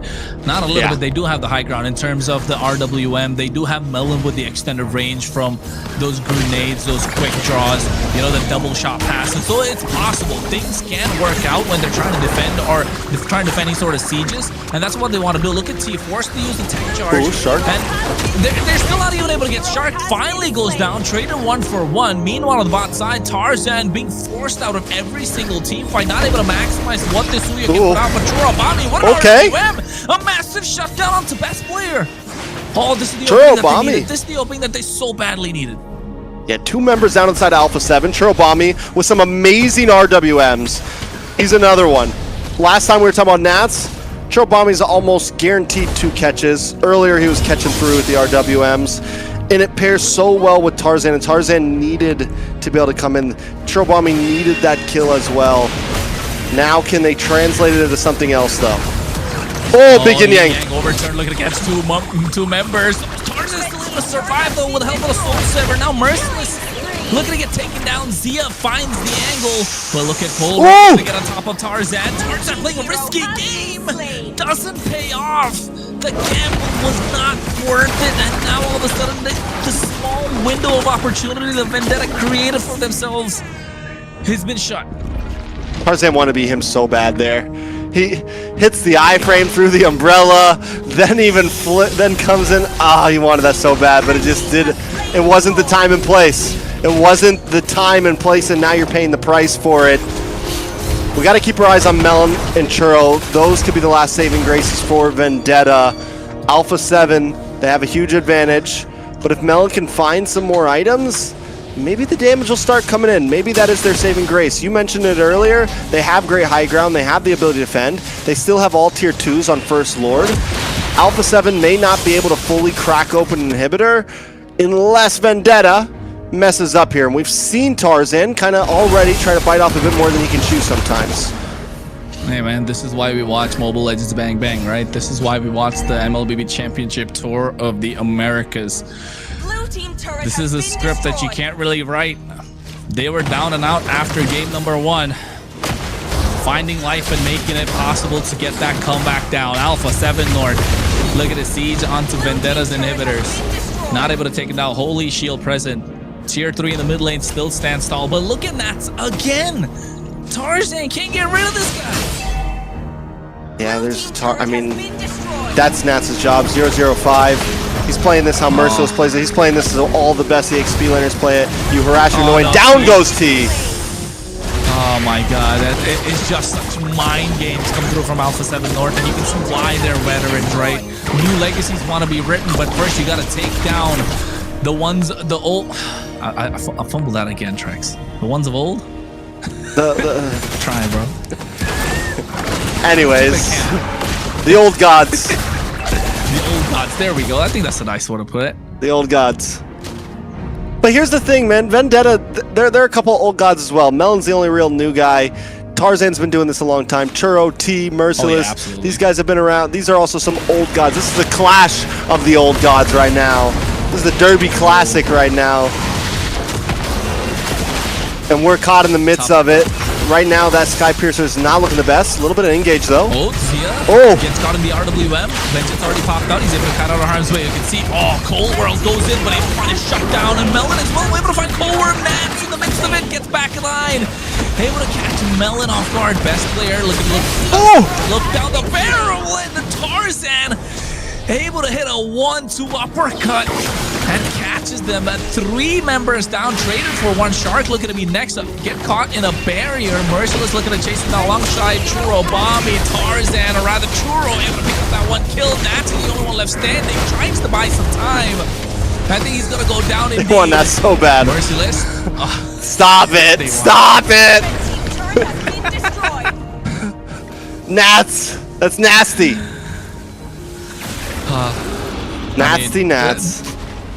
They found a window of opportunity again, right? That's the most important thing. They let that. They had a window of opportunity on the bot side. Tarzan got a little too aggressive. He really wanted that. Not able to get it, but this time they found it again. Tarzan chasing down Z on the back line, catches him, and now all of a sudden they get the Lord. Churro Bombi getting pushed back, taken out by Zia. Melon's gonna be the next one to fall.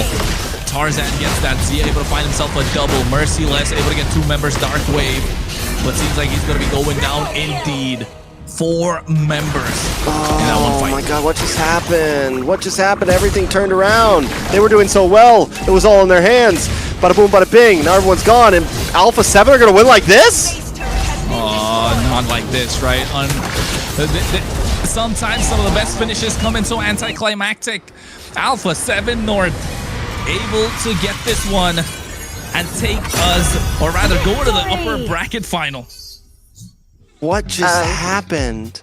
Yes, like that, they ended it. It was, like you said, was not really climatic, but you know, that's how it ended. And poor T coming back, trying to go to the base, but no, it was just over. I think T wasn't even expecting that to be just like that. Map Just control, like that. right? Just map control. Overall map control. Side lane pressures were there, and even though that finish was kind of anticlimactic, not big team fight heavy finish, you could tell that the pressure was starting to pile on top I'm of looking at the Vendetta, replay too, and it's just the gas. You know, they ran out of the gas, bro.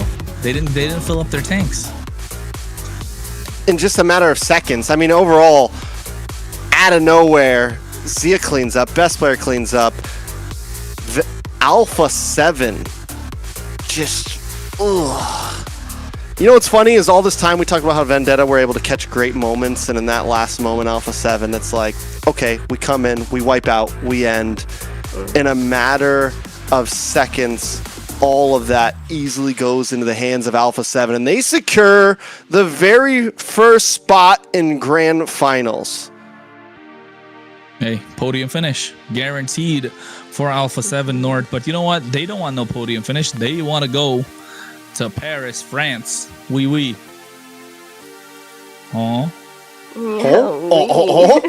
Oui. And while they wait for us for tomorrow to meet another team that's gonna be there for that North Group Finals, Vendetta they still have a chance, right? It's not that they're out for good. They still have a chance to go to the bottom bracket and fight their way back to face Alpha7 one more time. I'm Trex, did you check out the replay? Or rather, we're watching the highlights for the last fight. Yeah, I'm still speechless, honestly. I'm still speechless, honestly. Vendetta go for a Lord that they honestly didn't have to try to rush. They committed all in a last moment push, and it's just kind of oof. But this is where Alpha7, I think, honestly shows up, right? We're one of the biggest doubts we had about Alpha7 coming into this series. One of the biggest worries that we had was after losing momentum, can they pick themselves up and get the dust off?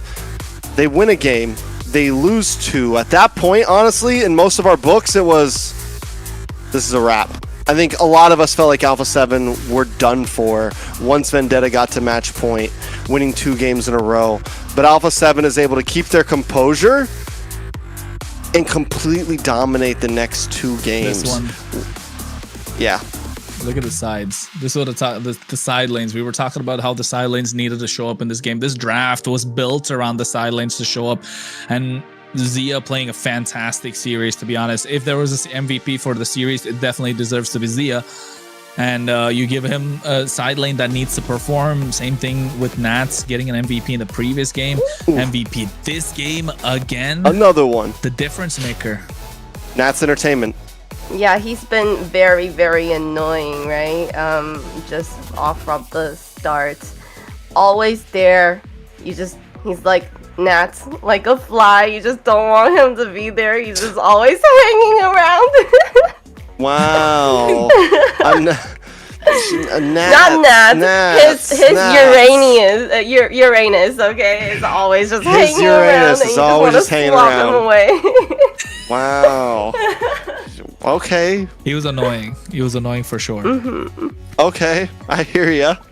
And that's what a lot of the Uranus this season has been like, right? You want to get in their faces. You want to stay there and just be as annoying as possible for the enemy team.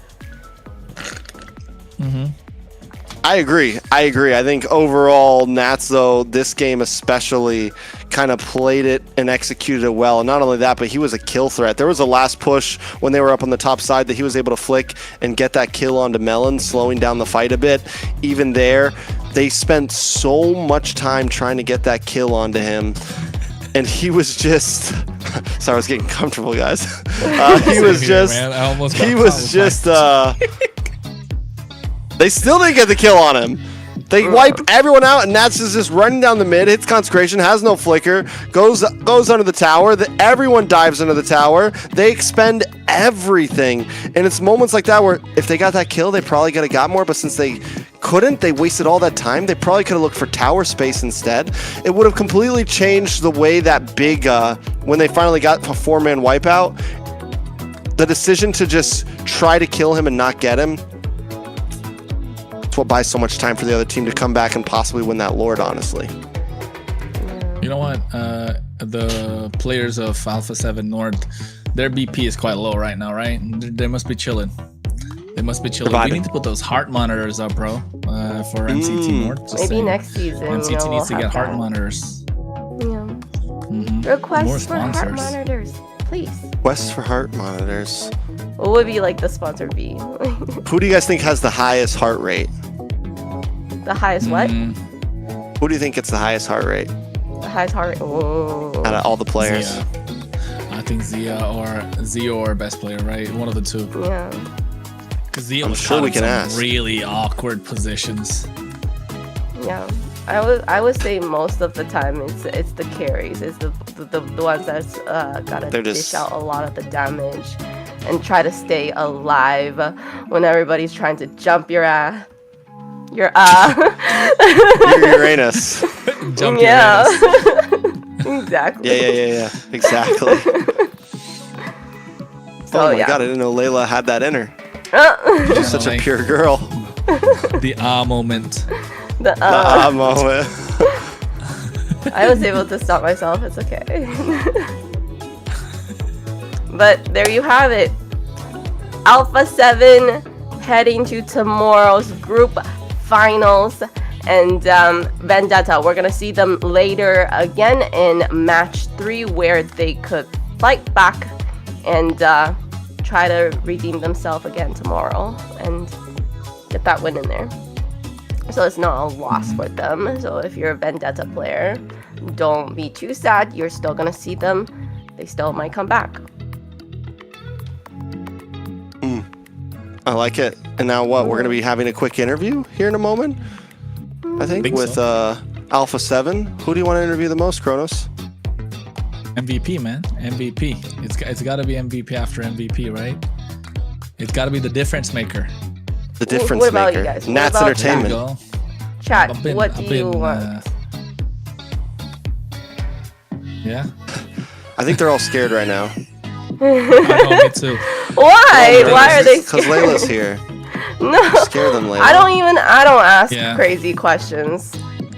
It's all Layla logic. Just saying. Layla logic. LL logic. It's been going on. Yeah, I know it's LL. The Layla logic. Okay, I think we're ready. I think we're ready. For the interview. Yeah, I know. Pointing out fingers as well, just to see who's gonna be the one to join us in the interview. Let's bring him in. Are we going in, Layla? All right, and we are now gonna have a best player. join us from Alpha7. So everybody, welcome him. Hello, hello. Congratulations on the win and securing your place in tomorrow's North Group Finals. Thank you. How are you guys feeling? So I know it was a high pressure series. Definitely a lot of back and forth for you guys. So, you know, how are you and the team feeling after such an intense victory? Well, I mean, I would say we're all pretty happy right now. But we also learned a lot, you know. It was a pretty good series. It was a rough series, but it all worked out. All right. Kronos? Alright, congratulations on the victory. Although you guys did get the win, apart from game number 5, you weren't looking at your best self, right?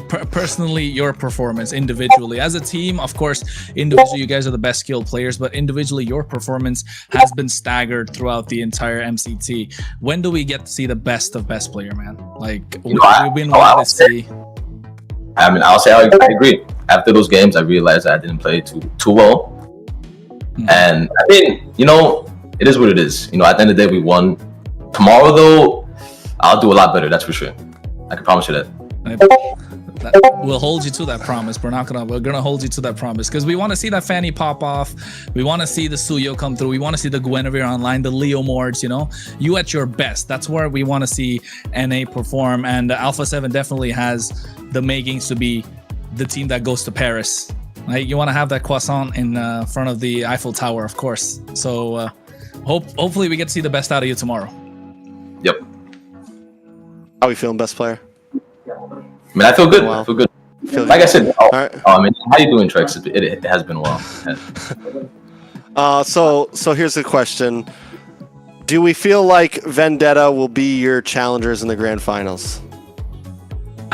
Do you think they go down, or they're either going to go up against Night Horde or Leviathan? You know, do you think that rematch is what we're going to get between you and Vendetta? I think so. I think so. Yeah. Me personally, I do think Vendetta will climb back up, but Leviathan and Night Horde are also two really good teams. So I mean, we'll see. Heard. And quick fun question: who's got the highest blood pressure on your team during the games? Who gets the most crazy? Who's the wild one? Who's the wild one? Who's screaming and losing their mind? I heard you guys say Zia. I'll give it to Zia. Zia?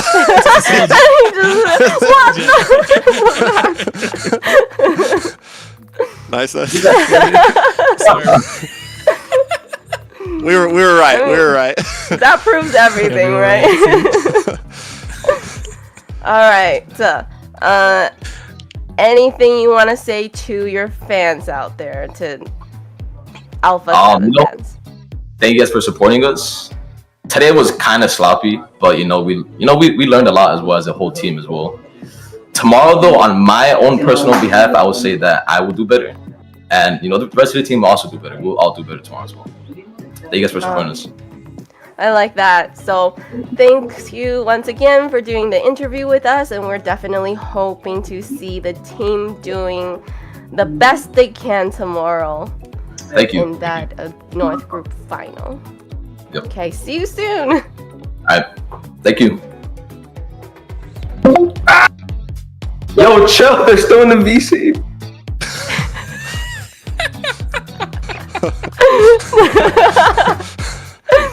Oh, I wonder what was happening. Yo, chill. What was he doing? All right.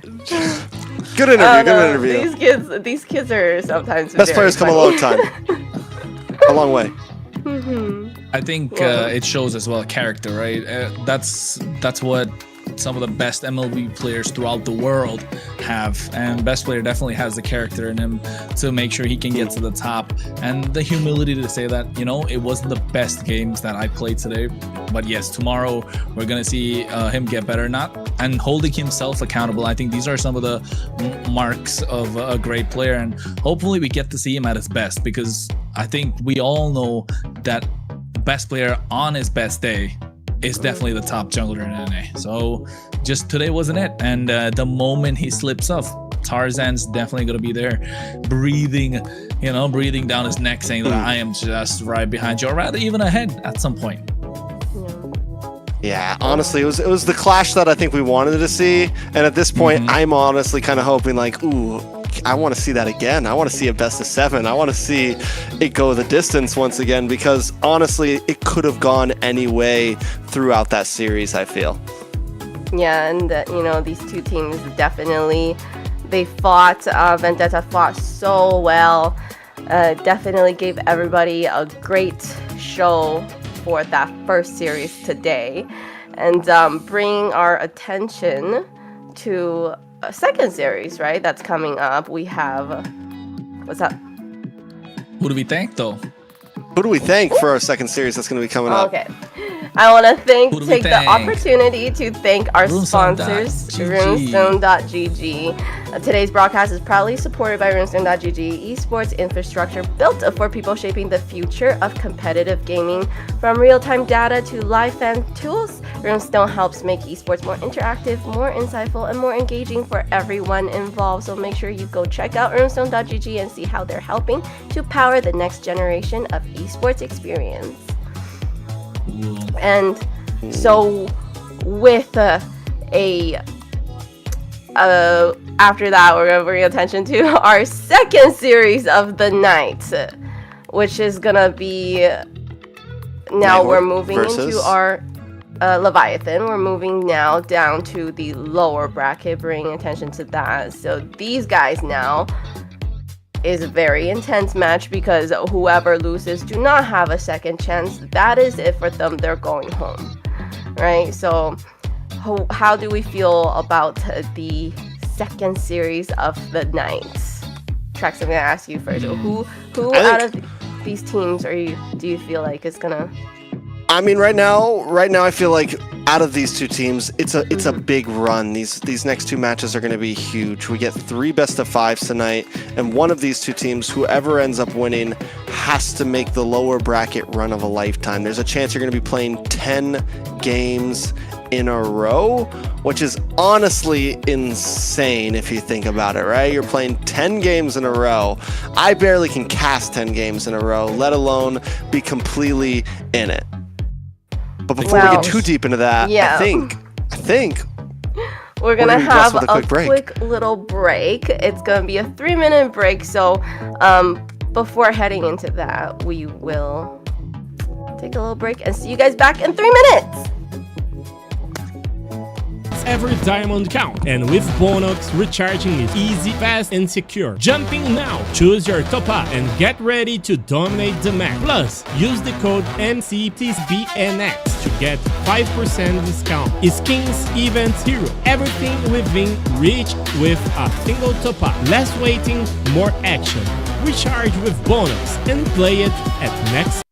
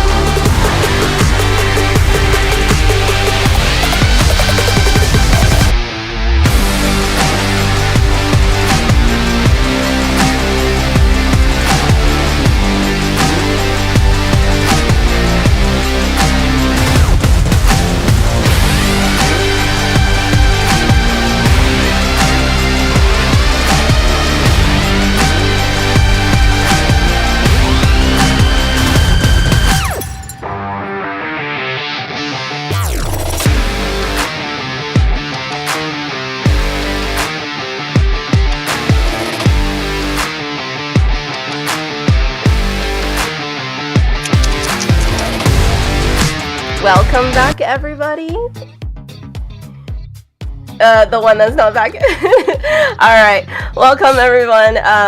From the quick little break that we just had, for everybody that's joining in that doesn't know what has just happened yet, today is definitely the last day before the North Group Finals, where we just saw in the first series the Alpha7 to win that series and move on to the finals for tomorrow. And coming up, the second match of the night, we will have the very long anticipated Night Horde against Leviathan. And after that, we will have a third match where we'll see Vendetta, who unfortunately lost to Alpha7 in that first match, go up against the losing team for the second series tonight. Yeah, Trex. and it's... Yeah. Me, yeah. And we got a banger coming up. Night Horde versus Leviathan. After that, Vendetta versus whoever. Send them our way. We're ready. We're waiting. We just played a best of 5 and almost took down Alpha7, the tournament favorites. Vendetta is hungry for their revenge. I feel bad for whichever team is about to go up against them. But right now, I got stonks on Leviathan, guys. I got stonks on Leviathan. I'm feeling good at it. Before we talk about them, we'll talk about the Night Horde, Layla. So for tonight, we have the team Night Horde. We have RR, Shiro, Siri, Kaiser, and Merlin. And talking about the Night Horde, you know, they kind of came off of a bad start. They lost in a BO3 against Vendetta. They able to take a BO3 against Influence Rage Origins, and then now all of a sudden, they're looking super solid.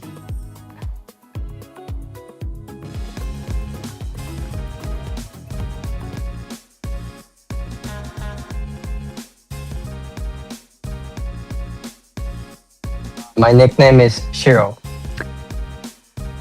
I started back in 2019 during the pandemic. Saw the game being popular and I just tried it. First main hero was Alice. It would be Kaja. I admire Kyrie the most. Pauline God. Ling. Tempest of Blades, that's Ling, ulti. Retribution. Irene Plume, the Ling. Overrated for me is Grok. Saber. Balman. Adren. Pauline God. Pauline God for sure. Best player. Pavel. Yeah, Fanny. Early game. Harry. A little bit about Shiro, and now we're gonna go into the team that is gonna be versing against him tonight, the Leviathan team. We have Bethlehem, Wumpy, Yato, ISO, and Joybaj. I like it. This is a team that I've had my eyes on since the moment I saw the original roster. And since then, it feels like it's only gotten better. The problem is Joybaj back on the lineup. Yeah. Is this good? Is this bad? What does this mean to us? They've seen him in having a pretty... We liked Promise. We liked Promise. We did. We liked him a lot. His synergy was showing up with Yato. They were clutching games. The Promise was the X. What a time to make a swap. Games. I don't know. Life on the line, tournament life on the line. You need someone to kind of help, make the space for the rookie. I don't know. Does Joybot still have it in him, Trex? I'm debating it. We'll see in this video. Achievement wise, best player 1. Number 2, Oh My Foe. Number 3, Tarzan. Number 4, Shiro. And then Dez. There we go. Dez.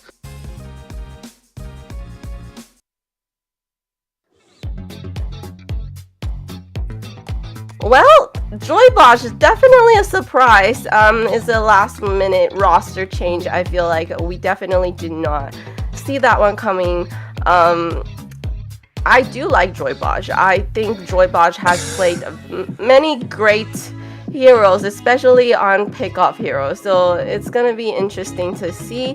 Now, who is the roam for the Night Horde again?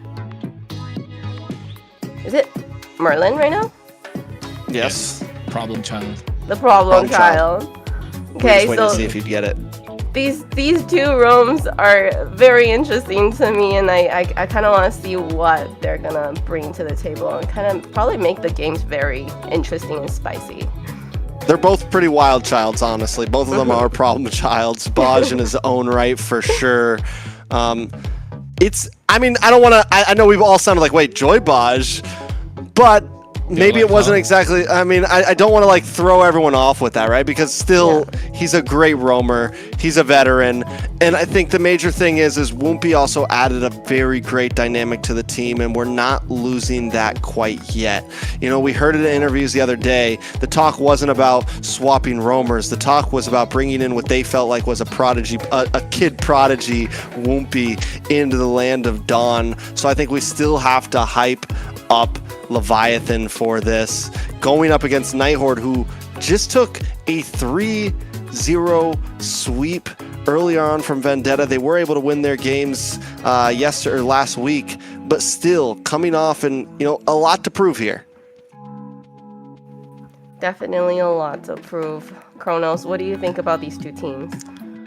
I think when it comes down to these two teams, of course, Leviathan have a chip on their shoulder. If you ask me, they got a point to prove, not just to the others, but to themselves as well. That they still got it in them to try and, you know, try and be the best team in North America. Not just that, also Woompy looking to make a statement, right? As a new and up and coming jungler, he wants to put his mark on the map.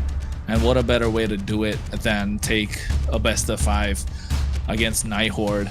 But if you are Night Horde, right, that's another thing. If you are Night Horde, with all these changes, with all these roster swaps, you still want to make a statement saying that you are looking to get this top 1 prize of MCT. Doesn't matter if you're coming through an open qualifier or not. So yes, I think if you're Night Horde, you have a bigger chip on your shoulder because you already lost the Vendetta 3-0. Right, you got swept, and then you swept the Rage Origins. So now what's it gonna be? Are we looking at another sweep? Or are we looking at 5 games? I think we're looking at 5 games. I think I don't know. I'm feeling good again. I feel like for some reason my soul's telling me Leviathan's got this. It is. Leviathan's got this. So yeah, what? Am I playing Peacekeeper again? Like you've got Leviathan, Layla. she's got the Night Horde. Yeah, because she's Canadian. Do you want to put something on it, Layla? Do you want to put something on it? It has to be, you know. No, wait, we're not allowed to gamble. That's not allowed. You got to put the guest coins on it, man. Put a skin on it. If you shave your head, I'll shave my mustache. God damn. That's all. How much faith do you have? How much faith do you have in Night Horde? Oh, that's cruel. Yeah, I know. About to say that's really cruel, Trex. I'm sorry. I mean, first Mr. Fear, now Mr. Shave Your Head. I could get a wig after. She seems willing. She's like thinking, she's like, you know what? I have faith that Night Horde's gonna win this. What's the worst that can happen? I shave it off and then I get a wig and I change my hairstyle every day. Yeah. Yeah, true. At least you're a loud and proud Canadian that way. I am a daughter of Northern Vale. Your team I swear to protect. See, I like it. Look at the positives. I'm looking at positives. Leviathan blue side, Night Horde red side, power pick Harley available. So Leviathan needs to go for the Harley first pick, right? There you go. Now Night Horde, Phoveus plus, I don't know. Phoveus plus Lilia. Lilia. I was gonna say Phoveus Lilia or Phobius plus Different perspectives exposed. Uranus, Lilia. Ooh, the Marcel's open. Valentina. Uranus is banned out. You know Suya's code is a third pick. Actually, no, Leo Mord, right? Valentina's not bad. I'm a little about it. I don't know. What do you get, Phobius from Leviathan here? It could, but it's not the best, is it? Into the Valentina. I think no Hilda, Khalid. It's got to get Khalid here. You got to find some way to bully out this Marcel. Khalid or Hylos has to be picked up. Plus a Zetian maybe, but even that's iffy. I am not the only one. Not a Claw. Okay, yeah, Phobius plus Khalid. Your team Gourd. Okay. Yato on the Gourd. It has been a kind of a comfort pick for him. It's game 1. It's against the Valentina too. Does Night Horde to lock in their jungle right now? Your team is banned. There's their Honestly, jungle. not crazy about that pick into the Gourd and the Phobius. I don't know, maybe. I don't know about the Marcel in the jungle. Just because Marcel's ult can kind of zone out Leomord too. Like you wouldn't want. Yeah, that's true. Can stop. You don't want to go into that. Like you're gonna have to go around. No, like if you have the shield of the Marcel, you're gonna be able to walk in through the. So you just walk, yeah. Through the, yeah, you can. That's the new small. Yeah, you can now. Is that new? Like new update? Nah, I think it came out midway through the stage. Yeah, with the Marcel. Yeah. All right. Yeah.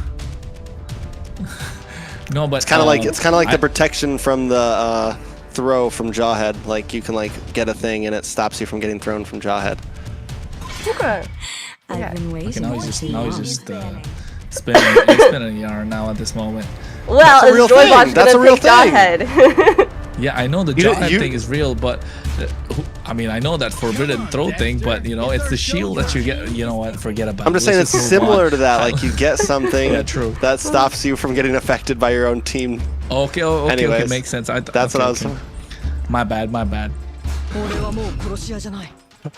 I think I broke these guys. two. We're only in the second best of 5. All right, we're only in the second best of 5.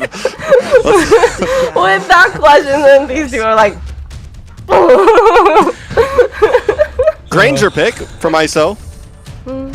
Harrods from the side of Night Horde. Last pick needed from Leviathan. They still need a roamer, and they're gonna lock in the Kaja. Okay. Well, I mean, it's it's Baji. But this heart We saw. I feel like one of the last picks we've seen from Baj was the Kaja.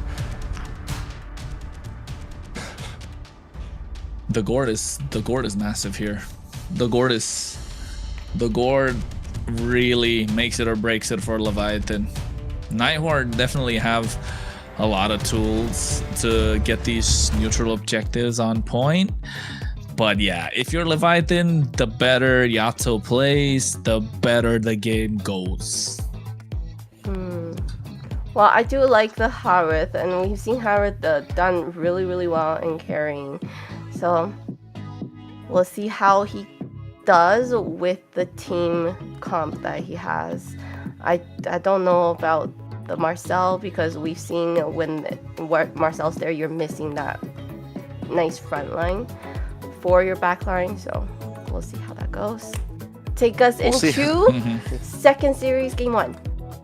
All right, well, it's the second series of the night. It's a lower bracket best of 5. Last life on the line.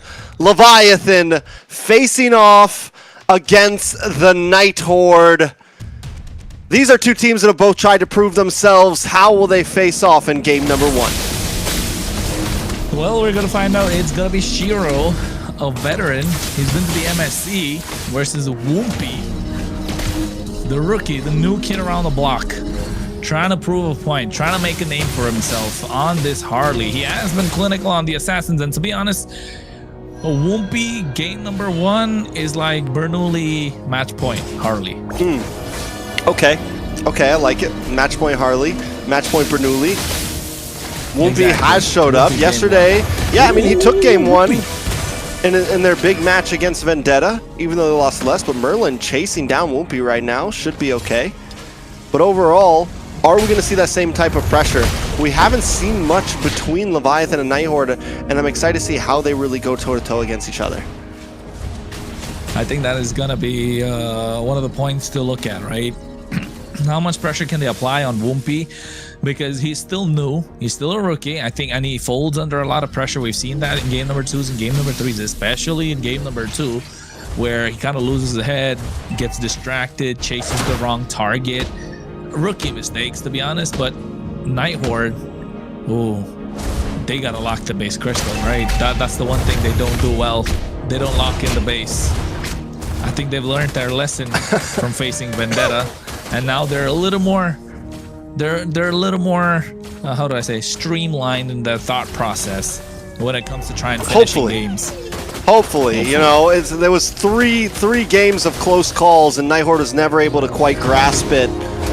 Leviathan did take a game off of Vendetta earlier, so in that book, at least they are doing a little bit better. A little bit of action, though, down to the pit. Steed does come out, but look at the Magic Gush, able to lock onto RR. RR goes down. Bethlehem now with the pursuit onto 2, but taking a lot of damage himself. Joybaj does back off. ISO rotates up to the mid, getting some free shots on Asiri as Shiro's pushed back to the jungle from Bethlehem, Woompy, and Yato. First turtle over Night Horde, but a kill lands into the hands of Leviathan.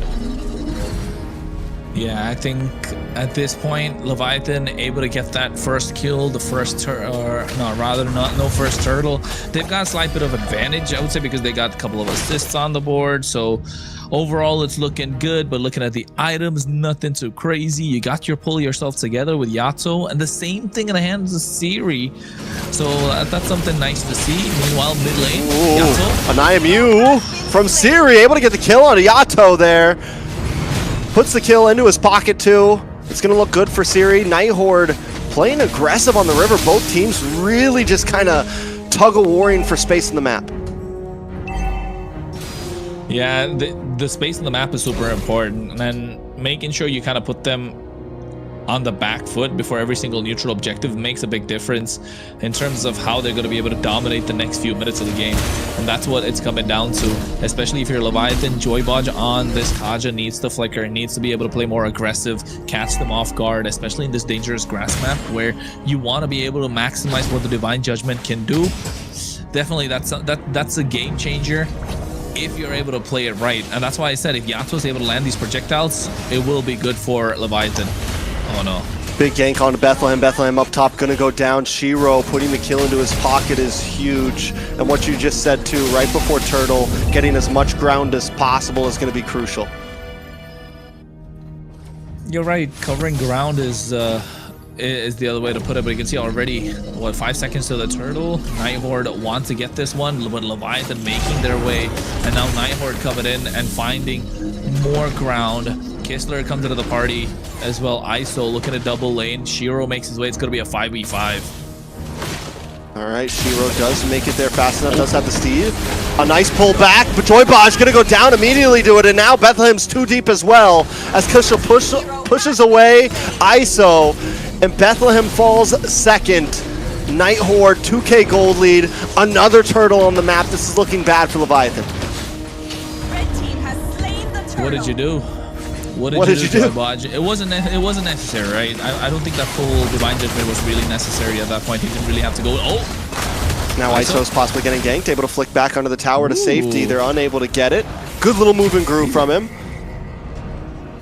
He's able to play that ISO. He's able to play the ISO pretty well. Yeah, isolate. Exactly. ISO. You know that Mamba mentality? Go like that? Yeah. That's what he wants to do.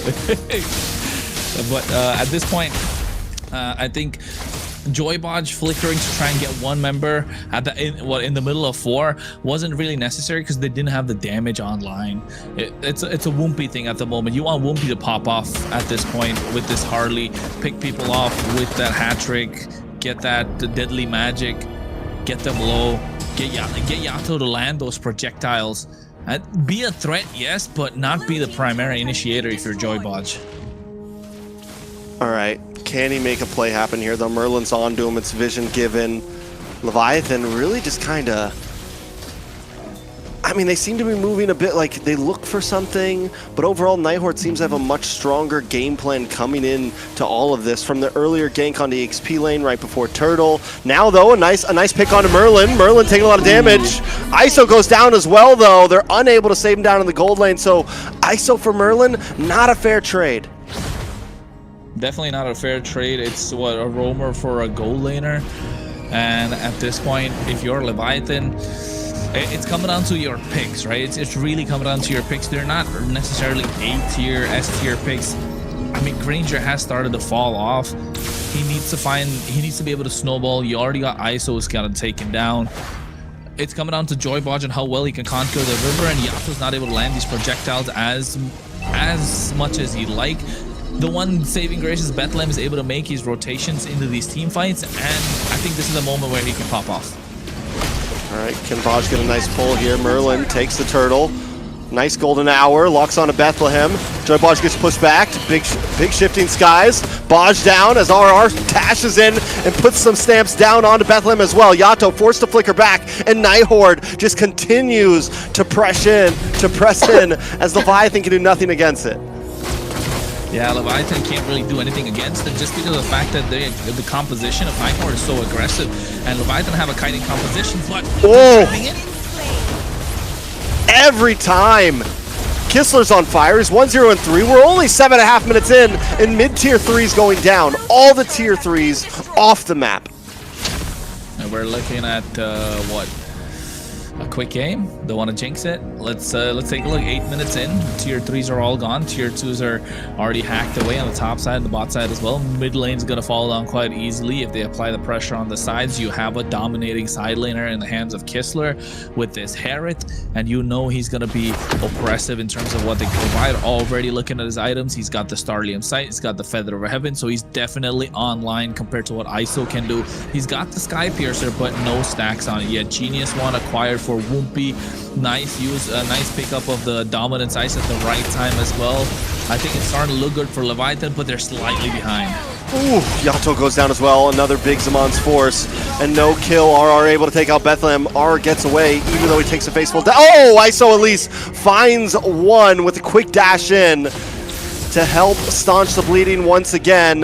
But the gold lead's still sitting close to 5K right now. Leviathan need to back off, and you got to back off a lot because the way the Night Horde's diving right now, even just kind of like playing the distance is dangerous. I mean, yeah, the playing the distance is dangerous. Leviathan do have that slight bit of range. ISO able to get that first kill. She got that 10 stacks on the Sky Piercer. I think just another kill in the hands of ISO, and you can see Night Horde starting to put the brakes a little bit.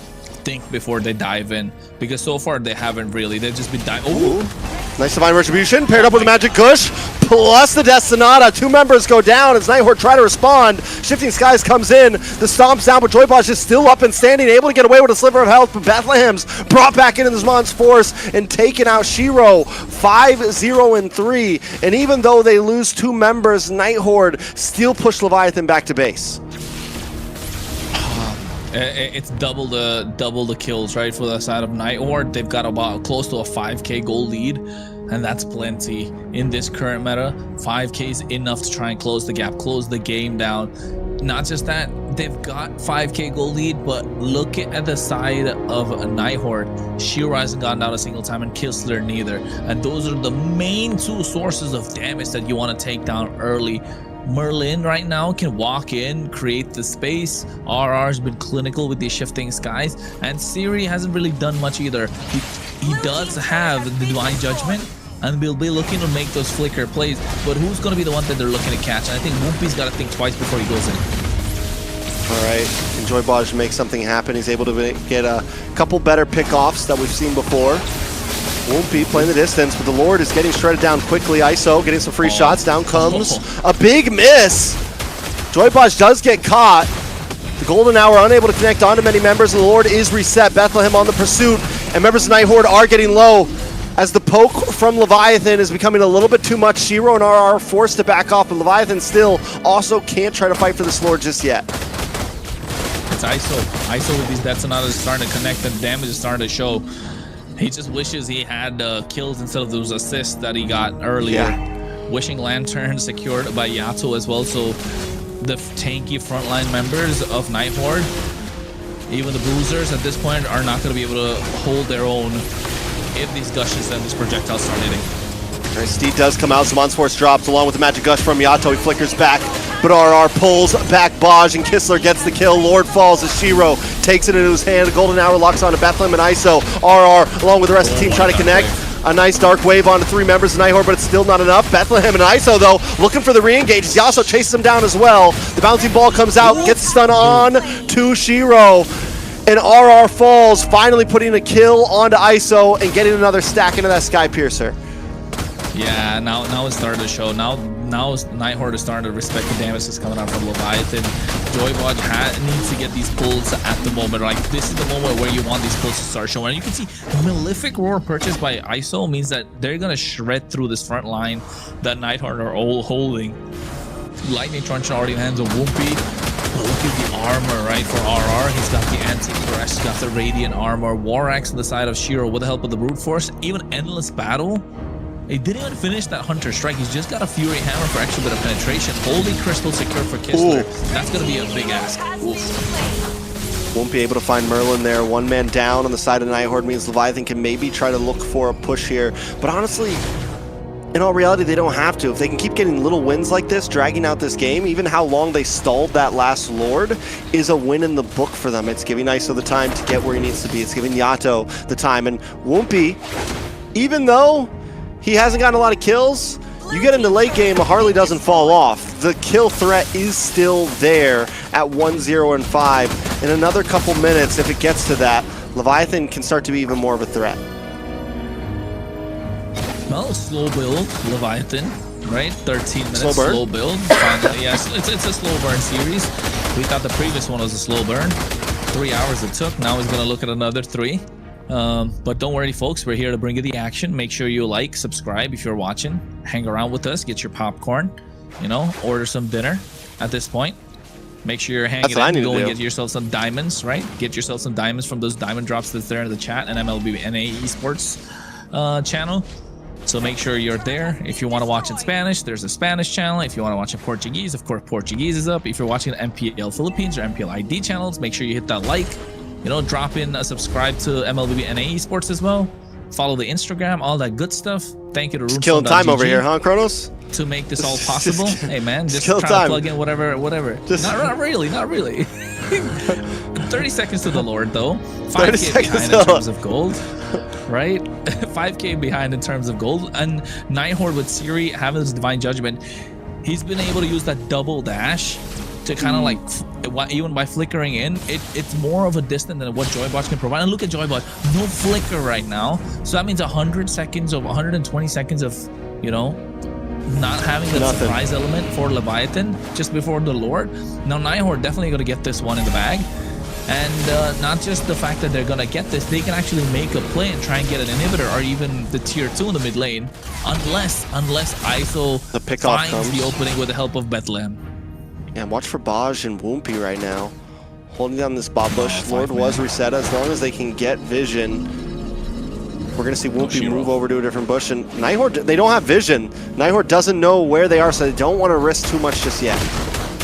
I think it's a wise idea. Knowing that ISO has the damage, that's the big difference maker at this point. With ISO able to snipe them from afar with the pokes coming in from Yato. Watch this. Watch for the trap for Shiro.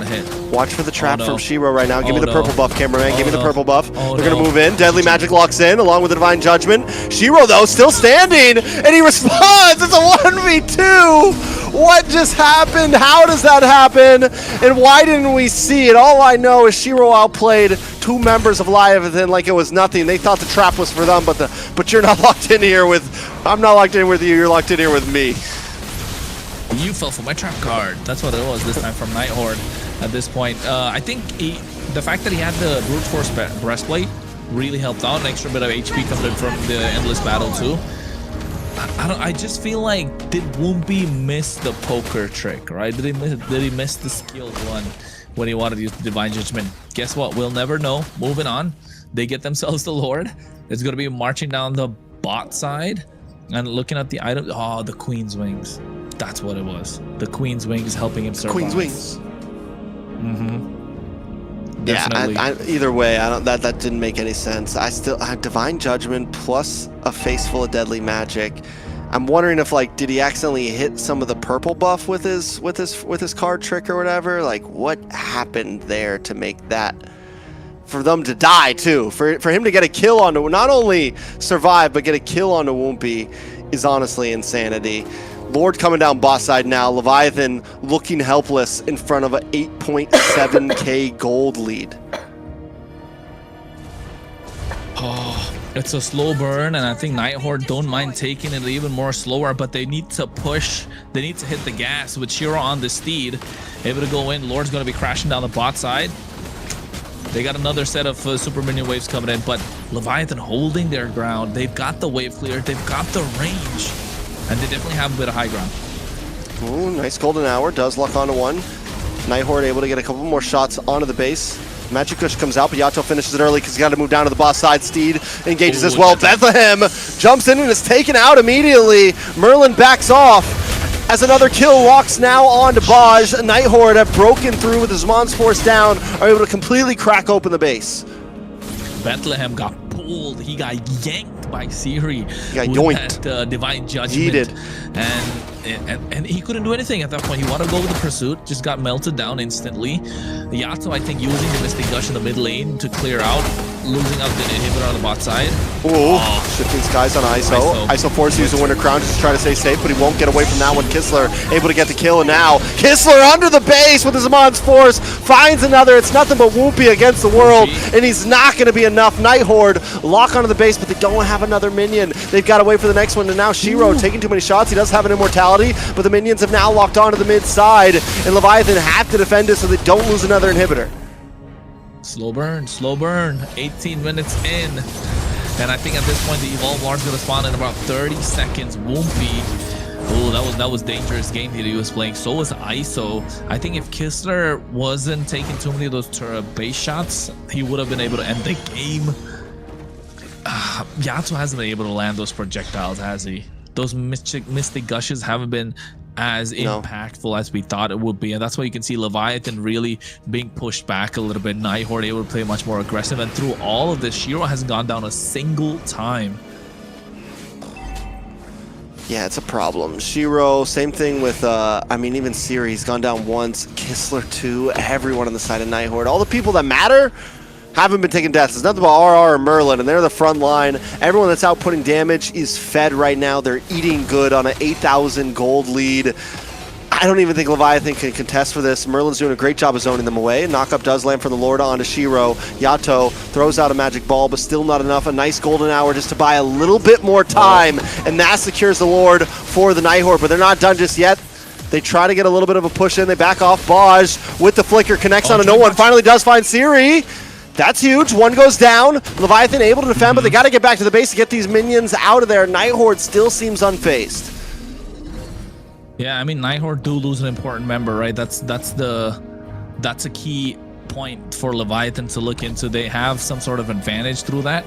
The bot side waves are pushing in. They're not really forcing the clear. The Lord's going to come down the bot side, so making sure the Lord comes in earlier, so they're able to get the clear, not giving enough time for Night Horde to recuperate and come up with a game plan, because Siri's not there for another 20 seconds, and 20 seconds is plenty of time to melt down the Lord, but Shiro has been the aggressor. He has been clinical on this Leomord, and he knows, given the right time, the right position, when he gets into these fights, he can 1v5 the entirety of Leviathan, and that's what he'll be looking to do right now with the help of Merlin, and also that big shifting skies coming through from RR. All right, so Leviathan on the defense, Lord walking down the mid, ISO and Bethlehem along with Yato are shredding it down, and Night Horde didn't get the wave synced up very well. Are they going to be able to get a lot out of this? No Lord on the map now. Minions crash down the mid side. Merlin able to come in with a nice golden hour. Locks onto one. Shiro with the steed, able to get a nice poke onto Bethlehem as well, but ISO keeping the distance, and Baj goes down. RR dashes in, but needs to back off quick. The deadly magic isn't enough to take him out, and Kistler, once again with his Mons Force, snipes out Yato, and Night Horde collapse, but wait, ISO still standing. A nice winter crown from Siri, but it's not enough to keep him alive. ISO dashes in. Another man down. Whoopi and Kistler. Last one standing. Shiro with a winter crown. It's not enough. Minions are on the base zone. A beautiful Maniac from Whoopi. We didn't even see it coming, did we? We didn't even see it coming, the Maniac. It looked like it was all, it was spread through. It looked like it was all ISO almost. Yeah, it looked like it was completely ISO with all the damage that he was putting out, but Whoopi, Maniac on this Harley. Oh, and Shiro looked like he was able to get them, but the Winter Crown, the Immortality got popped, Winter Crown came through. Could have tried to go for an outplay, unfortunately, just didn't have the toolkit to try and make that happen. And what looked like a dire and difficult game for Leviathan now being cut back in half, because look at the gold deficit. It was what, 5k at one point, 5.5k, and now down to about 2.5. Now it's a game. $2.5 grand, and now it's maxed out items. It's 67k gold out of nowhere. We got to 21 minutes. It doesn't even feel like we've been here that long, but I think all the plugins got us there. In all honesty, you know. Now Lord down to about half health. Night Horde looking for an angle in.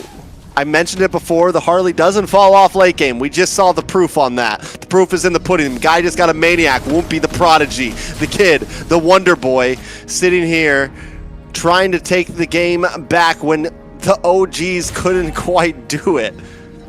Whoopity doop. That's what he wants to put Night Horde. He wants to give us the whoopity scoop of the night. Whoopity scoop. Scoopity doop. Yeah. That's what he's looking to give us tonight. Really good. They like with the way that he wounds. The Maniac coming through. But the key factor being right now, Yato is able to land these projectiles. What he was struggling to do earlier, I just saw him land like 3 in a row, but Merlin, those golden hours have been hitting. The Woombaj combo. Woombaj combo. No. Deadly Magic. Siri, gone. 1 man down. Wait, Immortality does pop. It's not quite enough. Reset. Oh. It does. But look at the top side. Look at the top side with Shiro trying to get a clear 617 on the KDA. I think ISO is the one that needs to protect, right? Leviathan are doing the best that they can to protect ISO as much as possible. Merlin, these golden hours that I was talking about are landing, but every time he does, RR goes for the play with the shifting skies. It never connects. Never connects. So what do they do? They need to find. I mean, honestly, Night Horde can just play map. Lower's pushing, mid's pushing. They have the advantage on top side. They can take their time on this Lord, right? They don't need to rush it too much. Leviathan is the one really on the clock here. The Immortality at this point could be coming back up for Siri soon. Siri just got the winner crown. Merlin's got an Immortality. Won't be on the boss side, trying to clear waves. It's a standoff right now. Yeah, it's a dance. It's a dance, all right. It's a standoff. Who's going to be the first one to pull out? Who's going to be the first one to pull the trigger? We saw already Clint every time we try and get into the Land of Dawn. I'm wondering what will be for the grand finals between, North versus South. Who's going to be showing? Trigger goes now. Once they see Woompy on top side, they start to make a move over the pit. Shiro doesn't fully commit. Maybe they're going to go for, maybe they're waiting for Woompy here, looking for a possible play. Oh, Joy walk into that one. Wait a second. Does Woompy go for this? Kistler. Ooh. No, he comes down. He flickered. He's going to get stunned up, though. Woompy is cooked. Gone. Golden Hour forces out the flicker from ISO and Yato. Baj forces back off as well. Bethlehem walks into 4. A lot of damage does lock onto Merlin. A Magic Kush is beautiful. Is it enough, though? Immortality pops onto Merlin. And Baj, Immortality pops as well as RR. Holds down the front line. Winter Crown comes out from ISO. And ISO dashes back. Immortality pops as well, but it's just too much. He's got no time. Bethlehem now trying to save face. Trying to do something as Immortality as well. But they don't got to chase him. A wave of minions is coming down the mid. And Yato has to defend. The Magic Kush comes out. Can he clear the minions in time? One cannon left standing, but it's not enough today. Game 1 goes over to the Night Horde. Oh, ISO tried to go for the big quick buy and sell. Did you see that? Did he catch that? He got the potion instead. He got the potion instead instead of selling the items and buying the next one. I don't think he had it immediately. So that was a play he could have looked to make, but the pressure, right? Joybotch got them, but Siri was waiting. Siri knew he's going to be the target, waiting at the right time. And Woompy, I don't want to say it, man. I don't want to say what I want to say, but I'll tell you the fact that he was caught off guard with what Merlin and Shiro were bringing in, right? Just using the hat trick, walks in, gets caught in the stun, and that definitely hurt the chances that Leviathan had in this game that they built up towards the late game. 25-minute game number 1, 16-22 kill score. Night Horde getting the first dub, Layla.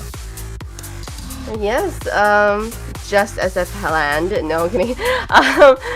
Great game. Yes, there was like a really long standoff moment, but you know, they were able to still pull through it and win this game. I do still want to say Woompy did a lot for his team, you know, with that maniac of being able to really pick up those kills was great. Unfortunately, somehow, you know, they still fell off at the end. They were trying to get back and they kind of was able to catch up on the gold diff, but then in the end, it's just went over to the Night Horde again.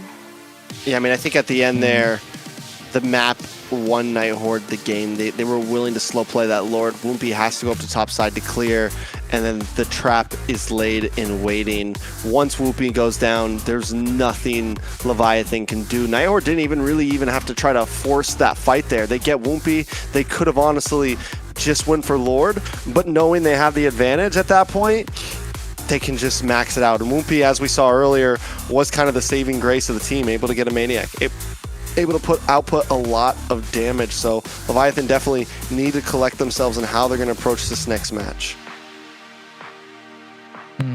I think Leviathan did like mistakes more than Night Horde capitalizing. It was just mistakes from Leviathan. Bethlehem getting caught off guard, Bodge just not able to get the right pickoffs, Woompy just getting picked off at the wrong times. Individually, of course, they all made mistakes, but Night Horde were quick to capitalize, and that's what makes them a great team, right? That's why they're one of the top dogs right now in MCT AMER North. And yes, it takes one fight to turn things around, and Night Horde are aware of that more than ever. So waiting for the right opportunity to find the right moment. And RR with those shifting skies, right? That important thing. But every time he tried to go for it, the golden hour was used, so everyone's kind of frozen in place before he can get them, collect them all together. And I thought this is the Maniac moment, isn't it? Oh yeah, this is. And well, no, it's a little bit after this. Wait, never mind. No, I think this is first push. No, this is where it comes in. It's nothing but Woompy. Nope, this is. I don't even know. There were so many moments. This is defense. I think after this. It was after this. It was the one after this. Because mid tower was gone when they got that. Here it is. And ISO and Woompy are coming and clearing things up. By then we already see the triple. We don't get to see the first two, but they did everything they could. They definitely did. They tried the best that they can with what they had. I think the lineup that they built for themselves to go into this game with what they've equipped themselves, it just felt like they were willing to absorb a lot of pressure in the early game with the Granger, with the Gord, with the Phobius, you know, with the Kaja, into the Marcel, who wants to play so aggressive, with the help of the Valentina as well, the Leomord. Yeah, you're not really allowing your team to shine. And speaking of Leomord, MVP. Was there even a doubt, Layla? Shiro aura farming. You know, from the 100%. Interview we had from him last week, I can see that. Where is it last week? Anyways, he's definitely the one that likes to aura farm, and he definitely did it with this Leomord. So dangerous, so much damage. He comes in and, you know, your whole team is kind of just scattering because you don't want to get caught underneath that horse. Honestly, Shiro in general has just felt like even though right now Night Horde looking at a third, second, first place finish, you know, they've made a top 4. Shiro in general has just felt like an underrated jungler. He's never been one to like hyperly be in the topic of top, you know, of like number 1. But the fact that he's made it this far speaks volumes for himself. The fact that he could be taking down Leviathan tonight, and if he goes on to take down Vendetta, have we had our wires crossed this whole time, you know? Yeah, I think I mean, I don't know. I think you have had your wires crossed the entire time, Trex. Layla might be the one who had it right. I'm just here. I'm just a spectator at this point. I'm the one enjoying this from a neutral perspective. Unbiased caster is what they call me. But in this Mr. series, Unbiased. Definitely. Captain Unbiased. I just want to. I don't know about that. I just want to see some great MLBB, right? And we could see that, although at this point of the competition, with this point of the playoffs, you want to see them making fewer mistakes, and that's something we haven't seen from both these teams so far. And that's kind of like the difference between them versus Alpha7 or them versus the Vendetta, where they make fewer mistakes going in. And in this game, yes, Night Horde got the win, but it was very messy. Very messy. Very messy. Of making those mistakes. Very bad. Those very important mistakes that have been made. What do you think would be the main reason for those mistakes? Is it a team team communication, coordination, MS? I don't know. I think game one, a lot of it came down. Baj made some mistakes in the beginning, kind of jumping a little bit too deep. We saw it, I think, in first or second turtle where he did that flicker into 4 for Divine Judgment, immediately got melted.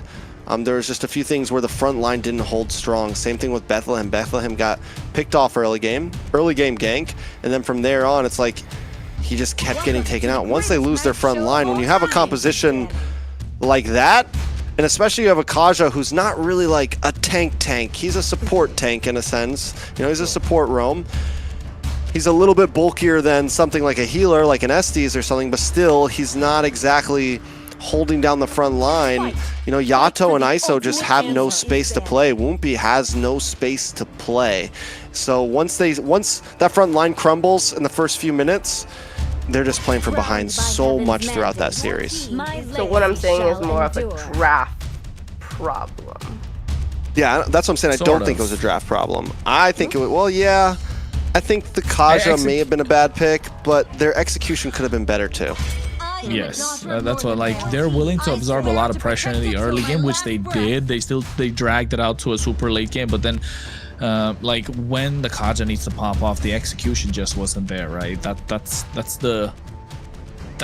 what Leviathan were struggling with, especially Joybodge. And if that happens again in this game, are we saying, you know, are we missing Promise all of a sudden?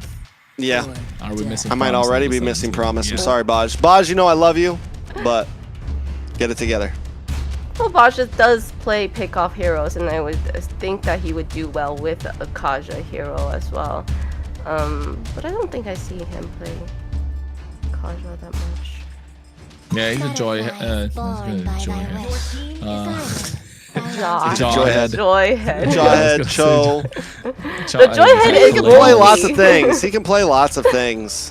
You know, it's not like he's just. Those are like his like people know him for his Cho, right? People know him for things, but he can play plenty. That's not a problem. You know, it's not like he's only ever played Cho and Jawhead, and that's been his life. They are gonna prio this Claude up front. Can we just talk about the advancement of the meta, man? It used to be Basha was prioed completely. He's not even on the ban list or first pick list. Fredrin, no one's stressing it. We haven't seen one all 5 games last time. In 6 games, we haven't seen one pop up. Overall, just how the ban phase has changed a lot is quite interesting. Does that have to do with the update, or did they get nerfed or adjusted? No, I think just the meta has evolved as the tournament goes in. People start realizing what are the priority picks, especially given that it's global ban. You understand which picks are more valuable, like the Claude. It's always seen whenever it's available. It's always picked up, right? Never left through. Yi Sun-shin being picked up. This is, I feel like, a gold lane Yi Sun-shin. Eve is such a solid pick, but into the Claude, they're playing a risk. It's a risky game that Night Horde are playing. But I think at the moment, you know, those guest coins are paying off. You put your guest coins on Night Horde? I mean, with those two picks, it looks solid. With the Valentina now pulling things back, I think Leviathan still do have the better first half, even with the two picks that they've got so far. 2 versus 2, Leviathan, and now Yu Zhang. Now Night Horde needs to find an answer to this, because you're forced to put this Yi Sun-shin in the goal lane. Suyo still available if you're a jungler. Harley still available, but you know, Leviathan are so mobile that you're not going to be able to catch them. Yeah, and it's comfort across the board, I feel like, too. Yureshi, Bethlehem's going to love the Yuzong. Yato plays amazing on the Valentina, probably one of his signature picks. And then ISO with the Claude. Overall, it makes sense why they prioed the Claude up front, right? Give over the Eve, it's okay. We get something that we all feel great on, and maybe kind of give us a bounce back for game number 2. What's open here for Night Horde? How do they want to be able to fight back with this one? You know what, Trex? Are we gonna see Shiro Fanny or Garome or like we haven't seen like Sun any Golden. Spiciness from them, I feel like, in playoffs. When the body I mean, ever since Colleen's gone off, I think they've been more stable. He was the unstable child. He was.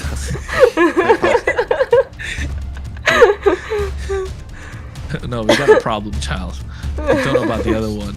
Yeah. That's why you see the Benedetta's taken off already. They're kind of reading into it. We don't want to see no Benedetta jungle or Benedetta roam. Fanny ban from the side of Night Horde. Jungle, right? Another jungle. Perspectives expose the same Marcel. Marcel. 2, 1. Not a bad ban. Not a bad ban. That was a really late Leviathan ban. didn't want to prio it. I feel like they weren't even gonna pick him.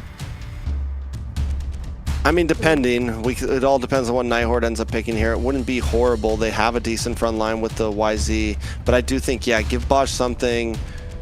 Give him a Grok. Give him something aggressive. That's also tanky, you know? Kaleo, man. Would the Grok be better I on think Night Horde, Kaleo. though? On the what? On Night Horde team? No. Or Grok? No. I mean, yeah, but like the Not until they know what the jungler is. Big tech charge.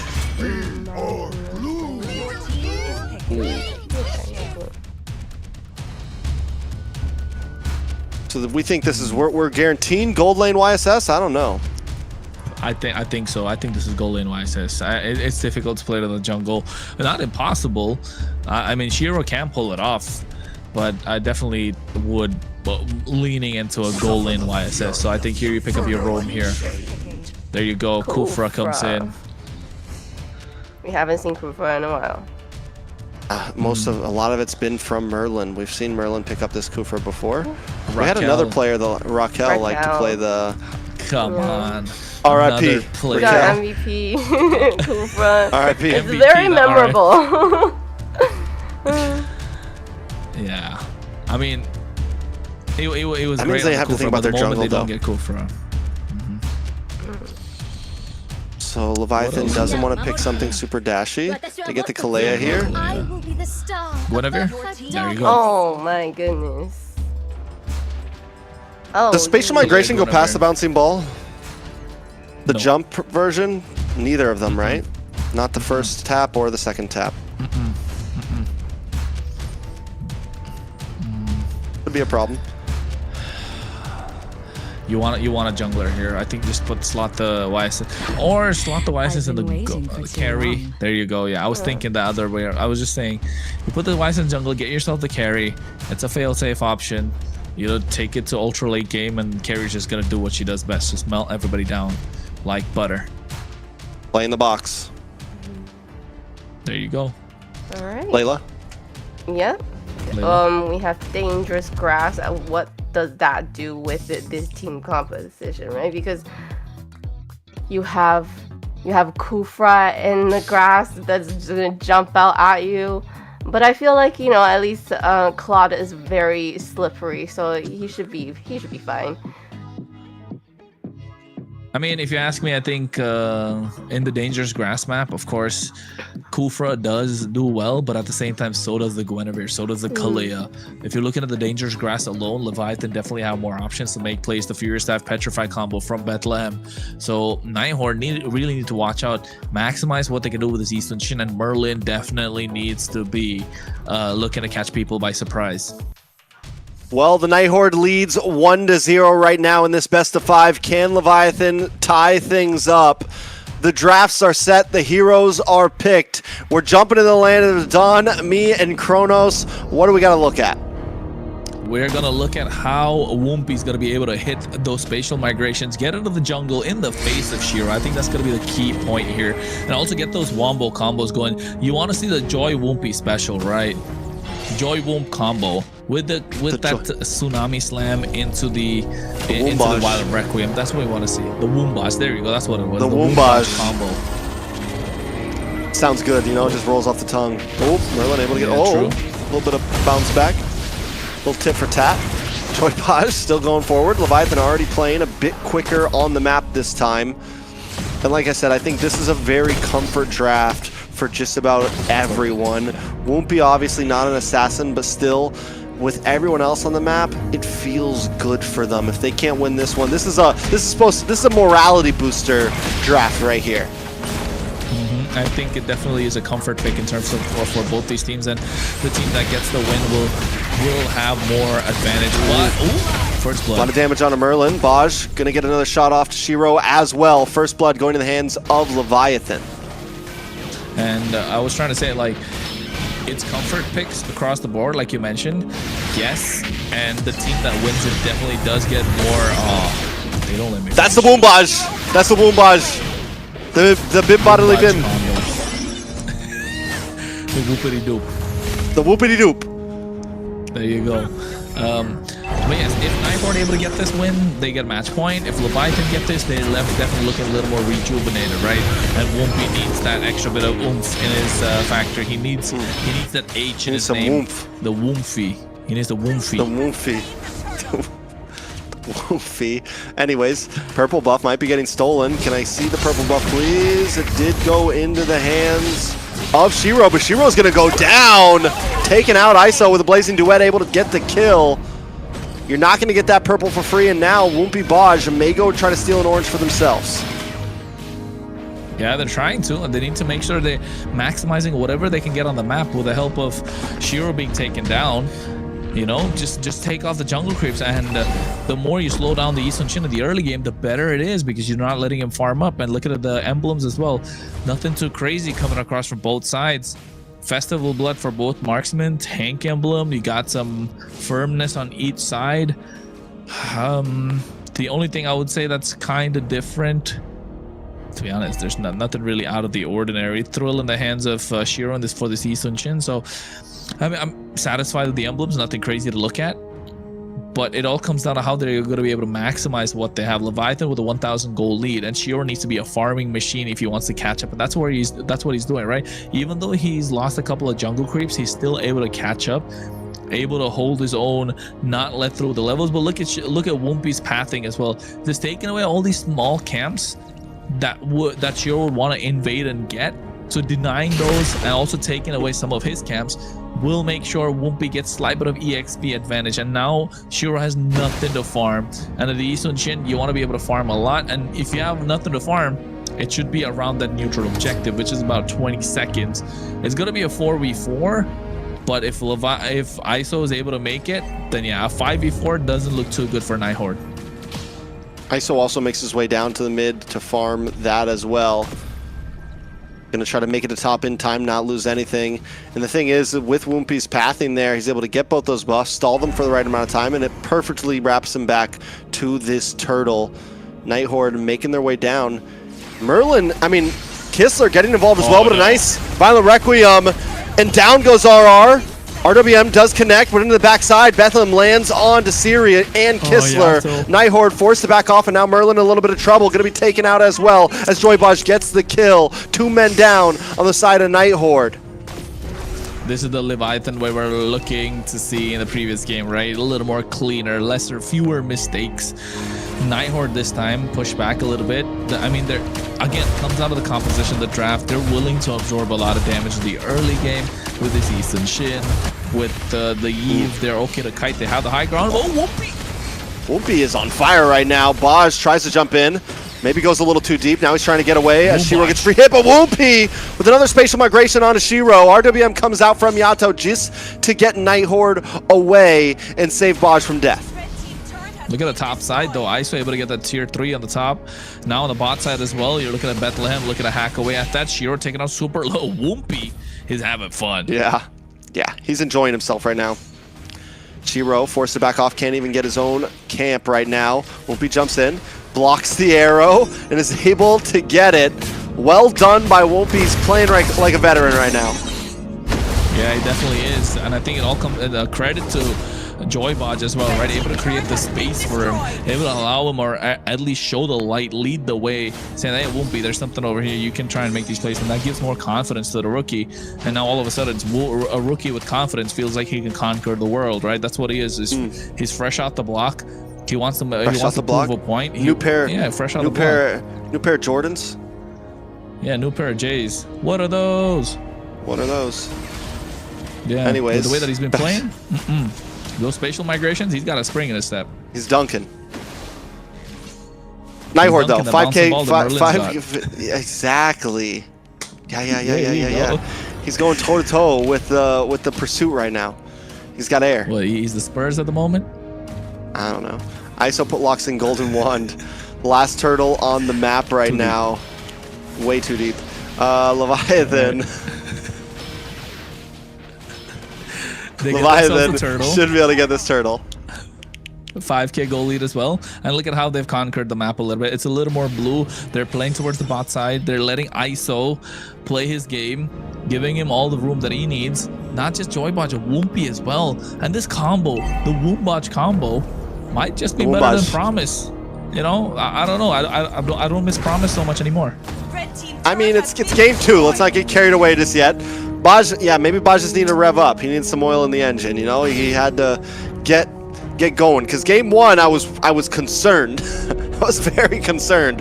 I thought we were about to look 3-0 in the face from Night Horde here. Wasn't completely against it. It's going to be a long night, but Leviathan now coming back to even the playing field with a 6,000 gold lead. They got to crack this mid-tier though, especially if they can do that before Lord. It's huge. If they can't, it's not the end of the world, but still helpful. Yeah, it definitely isn't, right? And I think that's gonna be a massive way on how they're gonna be able to look to conquer a little bit more of the map. If you're Night Horde, though, on the other hand, Merlin's not been able to land those time of revenge and rages, right? Those jumps, those surprise catches, especially in the dangerous grass. I mean, this is where the Kufa really shines, and not showing that just hinders whatever chance that Night Horde has. Although a big clap can definitely turn the tides. We're talking about ISO just pushing Merlin and Kissler away right there. Back in the mid side though, Yato does get the IMU for the RWM. Just wait and see that. Whoopi clears bottom. And Leviathan just playing the map right now as they wait for this Lord to come in. Night Horde haven't been able to even touch the river for the past 45 seconds. 45 seconds, but it feels a little bit longer than that. Lord is coming. Oh, Joybaj gets a knockup on Whoopi. Baj able to get the Tsunami Slam as well. RWM comes down from Siri.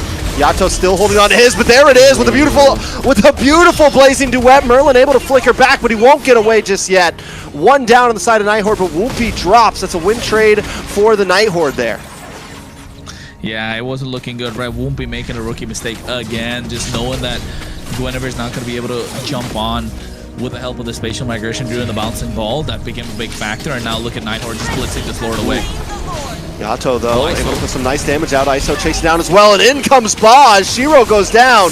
Kissler with the PD Light Wheel able to take out Baj, but Kissler may not be able to get away from this. Yato wants it. He finds it. He gets it. And now it's RR up against ISO, and ISO BMI's to safety, and now Yato wants to maybe move on to the next target. Bethlehem there with him, able to get the kill as Merlin is sent home. A Lord coming down the top side, but Leviathan comes out on top. Oh, Leviathan able to come out on top, but they did give away the Lord, right? A little bit of a fumble there. They had a lot of control in this game. That beautiful RWM coming out from Siri. A good reply back from Yato as well. The Blazing Duet coming in clean from ISO. So they're able to pull up their stocks, able to, you know, distribute the weight of what's going on in this entire game. Wumpy, on the other hand, not got a kill yet. He continues to play the utility for the team. It just comes down to when Bethlehem pops in the Black Dragon. In that fight, I think he used it a bit earlier, so not having that massive skill definitely allows Shiro to play a little bit more aggressive, more room for him to work around with, and playing the box that we spoke about, right? If they're able to play the kill box, that matters a lot to Night Horde, and they're able to box out the rest of Leviathan for Kistler, so you're able to protect him as much as possible. And that's when you start seeing Kistler dish out the damage. I wish we could take a look at the items right now with what they have. What, a 5.5k goalie that has Leviathan? Does he have the Trinity right now? It's already 10 minutes in. If you're Kistler, I think you're looking to lock in at least the DHS and build half, or build in the Golden Staff and build a half towards the DHS. Same thing with ISO, although he's ahead, so I'm assuming he has the Trinity online already. Ooh, Black Dragon comes out. RWM to follow up from Siri, but the Violent Requiem locks on to Merlin, and Merlin is taken out. Wumpy jumps in, messes up, able to try to get away, but Shiro gets the final hit. Another mistake from Wumpy. He's putting 0 kills on the board. He's 0, 2, and 7. He's played great in the beginning, but it's not enough in the mid game. Yeah, and all the plays that Leviathan have lost out on, or wherever Night Horde have capitalized, not just in this game, and in the previous game, it's come off of the back of his mistakes, right? But to be fair, he's playing a fantastic game. It's just Night Horde waiting for the opportunity to pounce. I think if Wumpy starts taking fewer risks, when you know the game's already in your hand, it's about getting more control and not letting it slip. I think if he starts realizing these, maybe a communication within the team, then you'll start seeing Leviathan start dominating the game a little bit more. It's only game number 2 after all, and I could take a look at the items. Both the marksmen have the Trinity. ISO able to get the Wind of Nature. Ooh, RWM comes down. Yato taken out for the first death on the board. ISO with the Blazing Duet, but unable to connect on to many. We're starting to see the damage come out from the Night Horde here. This is what you get when you go for the double marksman. Shiro in the jungle, Kistler on this carry. Third item was locked in by Shiro earlier, and the damage is starting to show. Merlin now, Black Dragon comes out from Bethlehem, gets the Petrify into Shiro, but still not enough. Shiro able to get it as Kistler takes out Bethlehem, and now Leviathan are on the run. A flicker from RR along with Kistler, but it's not enough to catch one down. Won't be in a bad spot, able to get back to the base safety, and now as they wait for the Lord. This series is a slow burn, man. The games are going slow, and you can tell why. 5.5k goal lead what Leviathan had a couple of minutes ago, now all of a sudden flipped. 2k goal lead on the hands of Leviathan. Night Horde could pull it back with the help of this Lord. At least tier 3s will all fall. Tier 2s might fall as well. Shiro, who was not having a great game on his Eastern Shin, all of a sudden started to look like a farming machine. Those trace lists is starting to show. He's level 15. Wumpy, just needs to find the right opportunity.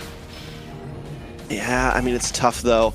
And I thought Night Horde's time to shine would come a little bit later, but it started popping off right around 12 minutes. And that means that clock was ticking much faster than we expected. Gold down to a standstill. And looking at the composition now, it's tough. Night Horde has a lot of damage, and they don't need to exactly play aggressive.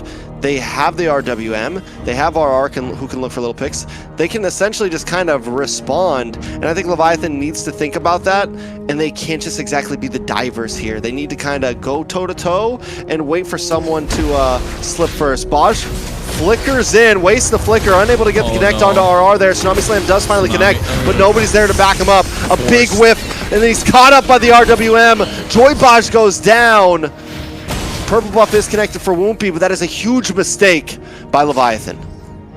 Yeah, it's a massive mistake coming in at this time. I think Joy Bosch losing his head. This is what we were afraid of a little bit, weren't we? Yeah, Merlin does dive through. Inhibitor drops. Night Horde are going to try to cause a lot of damage here. With an inhibitor gone now on the bottom side, Lord coming to the bottom side, Night Horde have once again taken control of the map and the game. They've taken control of every single thing, and for the first time in a very long time, they've got a goal lead. And Trex, what feels like a 20-minute game at this point is only 14 minutes and 30 seconds in. Right? It's slow, it's calculated from Night Horde.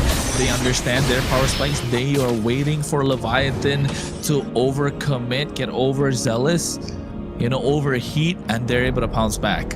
And it's been shown, because look at the damage dealt. Kistler is up on the charts. ISO is there as well. The marksmen are starting to show at this point. Siri was next and sure to follow. Yeah, Night Horde have the damage output. They definitely have the front line with the help of RR. This Phoveus is going to be able to tank quite a lot of damage. And the side of Leviathan don't have much of a shred apart from ISO, who needs to go in with the BMI Blazing Duet, right? The moment he goes with the BMI Blazing Duet, I think the rest are just gonna have a good time. So for that to happen, RR needs to be shredded down first, and that's the idea that Leviathan needs to go with. So Woompy needs to be careful on his timings for these spatial migrations, and for the lack of a better word, right? Leviathan haven't been able to get control of this game in its entirety past the 10th minute. All right, a lot of damage comes down. Black Dragon comes out, but Shiro still able to get the Lord of Blazing Duet from ISO to the backside. Pestilfly does let down. Kistler, though, able to find Bethlehem, and now Leviathan on the run. 3 members down. Once again, a double kill into the hands of Shiro. Woompy looks to dash in, looking for any type of play, but nothing is there. I mean, at the moment there is nothing, because every single play that is made kind of it's gone, right? The opportunity to make these plays have gone, and now Night Horde have found their footing. They've got their feet on the rungs of the ladder, and they're climbing super hard to make sure Leviathan don't get that comeback. They want to get to the top of the mountain, and this is how they do it. This should be a wrap. It's 3 seconds for Bethlehem, but they're already locked onto the base, and a wave has connected. Night Horde just have to lock on, and end game number 2. Game number 2 in the bag of Night Horde. It is match point for them right now in this best of 5. And what looked like a whoopity-doop game didn't turn out to be so. Well, the Night Horde was able to lock onto the base and win that second. I'm never gonna let it go. Never. But they were able to win that second match of the series. Great play. I was starting to think, the Night Horde, in the beginning they weren't doing so hot and what's gonna happen, but at late game, once the marksmen came online, they were really moving together as a unit. They fought together, and the way that they just disengage as well, It's a lot. It's definitely a lot. I mean, at this point, looking at it, Leviathan had a huge lead. They lose it all. They didn't push the envelope, and when you're up against something like a carry, something like a YSS that doesn't have a fall-off point, it's just going to get stronger and stronger and stronger. The clock is ticking. Sadly, Night Horde came online around 12 minutes instead of 15 or 16. Even with a 5k gold deficit, they were able to lock in, and once that third item came in for Shiro, we saw it. Once Kistler got the Trinity in, we saw it, and Leviathan just couldn't do anything about it. Every time Bethlehem tried to go in and Black Dragon get a big Petrify, he would bite the bullet for it. Same thing with Joybaj. And that, back to Joybaj, I'm sure we might see it possibly one of the highlights, that one big miss-up using the flicker into the mid-bush in the river to not connect onto anyone and then also go down for it is something that would haunt me in my dreams. I mean, yeah, if it were one of us, definitely. It was such a forced play, right? He knew he wasn't able to get anything out of the situation, but still, hey, I used my ult, guys. That's what it felt like. And if he didn't use the Tsunami Slam, there could have been potential to try and make outplays, right? To try and go for a re-engage, but I think the lack of patience from Leviathan, knowing when to stop, when to, play the map a little bit more rather than keep picking fights. That's what really hurt them at this point. And that's what Promise brought in. Promise used to slow down the pace of the game, even though when they were ahead, able to zone out the members of the opposition. I think that started the show here. Yes, Woompy, the Woombaj combo was amazing, but sometimes you just miss the, cool cool and calm-headedness of Promise, right? Yeah, it's a problem.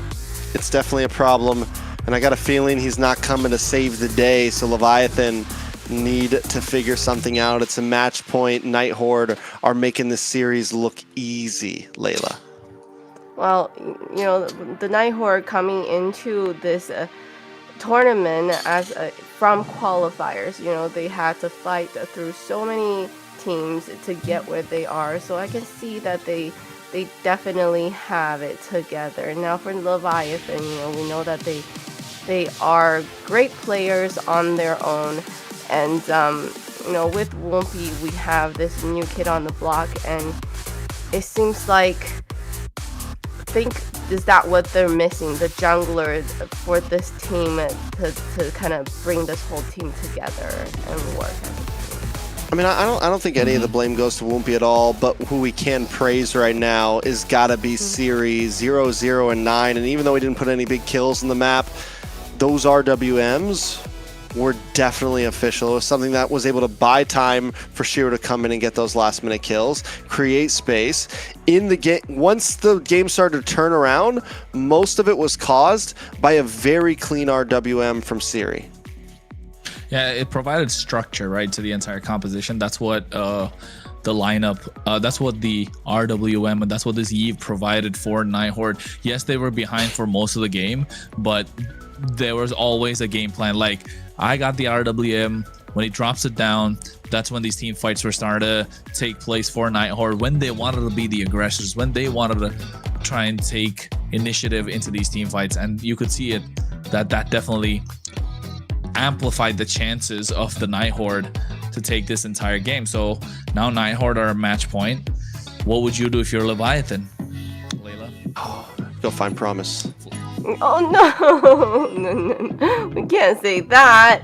No, there's still a chance for a reverse sweep to happen still, right? Leviathan has a great team with these really veteran players, the players that have seen, you know, great get into really far into championships. So what is missing for them though? What is missing for them? I think make less mistakes.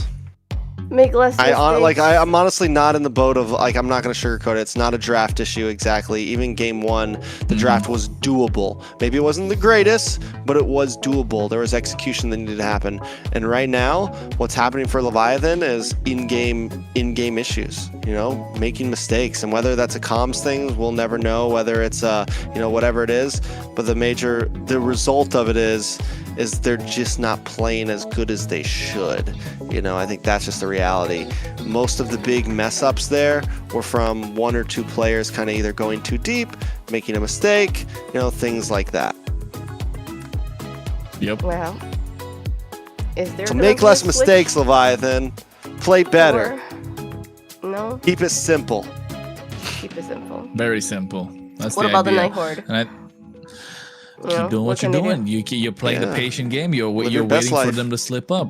Yeah, they're literally, that's what they've been doing. They've just been waiting for Leviathan to slip up, because Leviathan have got the early game. Leviathan got the advantage. You know, even in the game number one, they had a little bit of control in the first few minutes, and then Botch flickers, and then all of a sudden the threat of that divine judgment is not present. Wumpy makes a couple of mistakes. Shiro just capitalizes and steamrolls them, and at this point, that's what happened in game number two as well. Shiro didn't have a great start. The rest of Leviathan did, but the moment a couple of mistakes started showing from the entire lineup, you know, they just steamrolled them. So game number three, I think, keep it simple, go with the same game plan. Don't go into Night Horde territory when it comes to the draft. Just you know, have multiple win conditions rather than look to thread the needle. I like it. I mean, at this point, Night Horde's on a good momentum run. They're feeling good about themselves. They've been able to not only completely stomp in one game, but then come into game number two almost losing and take a dub. So, I mean, you've completed both missions in terms of the ways a match can go. So yeah, you just do what you need to do. You get your third game in here, and at least you're maybe not too burnt out for the next series. I think at this point you go all in as Night Horde. Well, if you want to Don't make be scared tonight to a use little any bit power easier. picks. Just Yeah.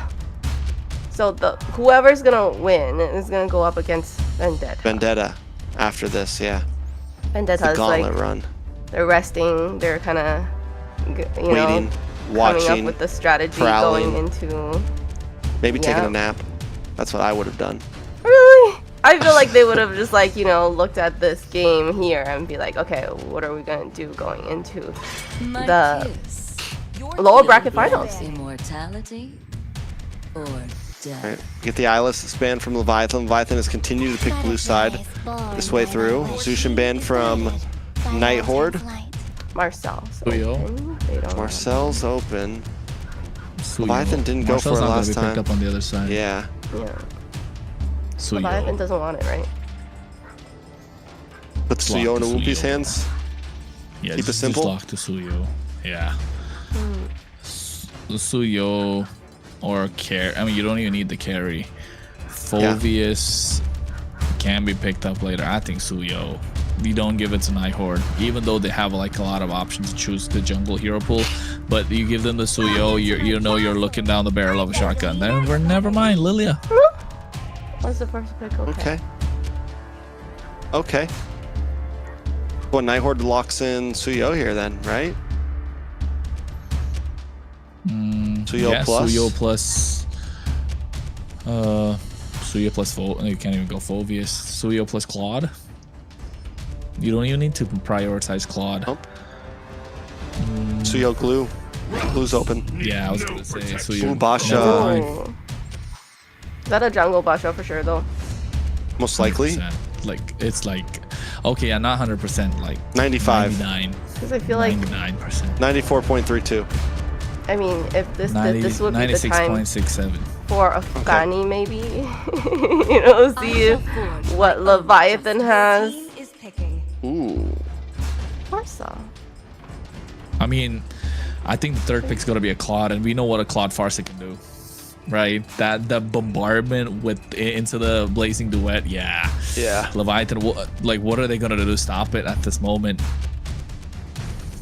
It's a lot of AoE. Lapu. Or you still pick up the Dragon? Suyo here? Oh yeah. Suyo Sora? Wait, Never knockups mind, does carry. stop Farsa, right? Yeah, crowd Yeah, control will I stop think Farza. Sora. Any crowd control. Doesn't even need to be a knock-up. It could just be like a stun. Yeah. The clouds are ever shifting, but this There you go, heart Sora. remains steadfast. Okay. This is Claude. I think this is a straightforward Claude. You don't think twice. Unless you want to go like hit Khalid or something. But still, I think Claude. Such a great combo. You already have the Basha. You're already pretty well rounded out. Keep it safe. Keep it easy. What do they need for EXP lane though? Going against a Sora. Glue. If they want to go glue here. Vengeance in Moskov. Okay, play the long lane. Comfort. I still think Claude would have been crazy, wouldn't it? I haven't seen a Claude Farce in a very long time. Farza has been such a rare pick. Jawhead ban comes out from Night Horde in respect to Baj, which would have been a decent answer to the Farza and also the Basha, honestly. Cho, right? Cho's gonna go here. There you Nothing go. but Rome bans. Yeah. Let's see who's got the what else pool. will come out here? Well, they Vendetta? do think Joy Boz is a threat still, right? With the two respect ends for him. Let's see what he can come up with. Last ban for Leviathan. Vendetta could definitely be a possibility. 100%. I think it could still flex his Basha in the roam position, pick up the Vendetta, put it in the jungle, put Vendetta EXP, put Vendetta in the roam. You know, at this point, if you are Night Horde. But for rises when I give the word. Khalid was another good choice just to prevent that early pressure.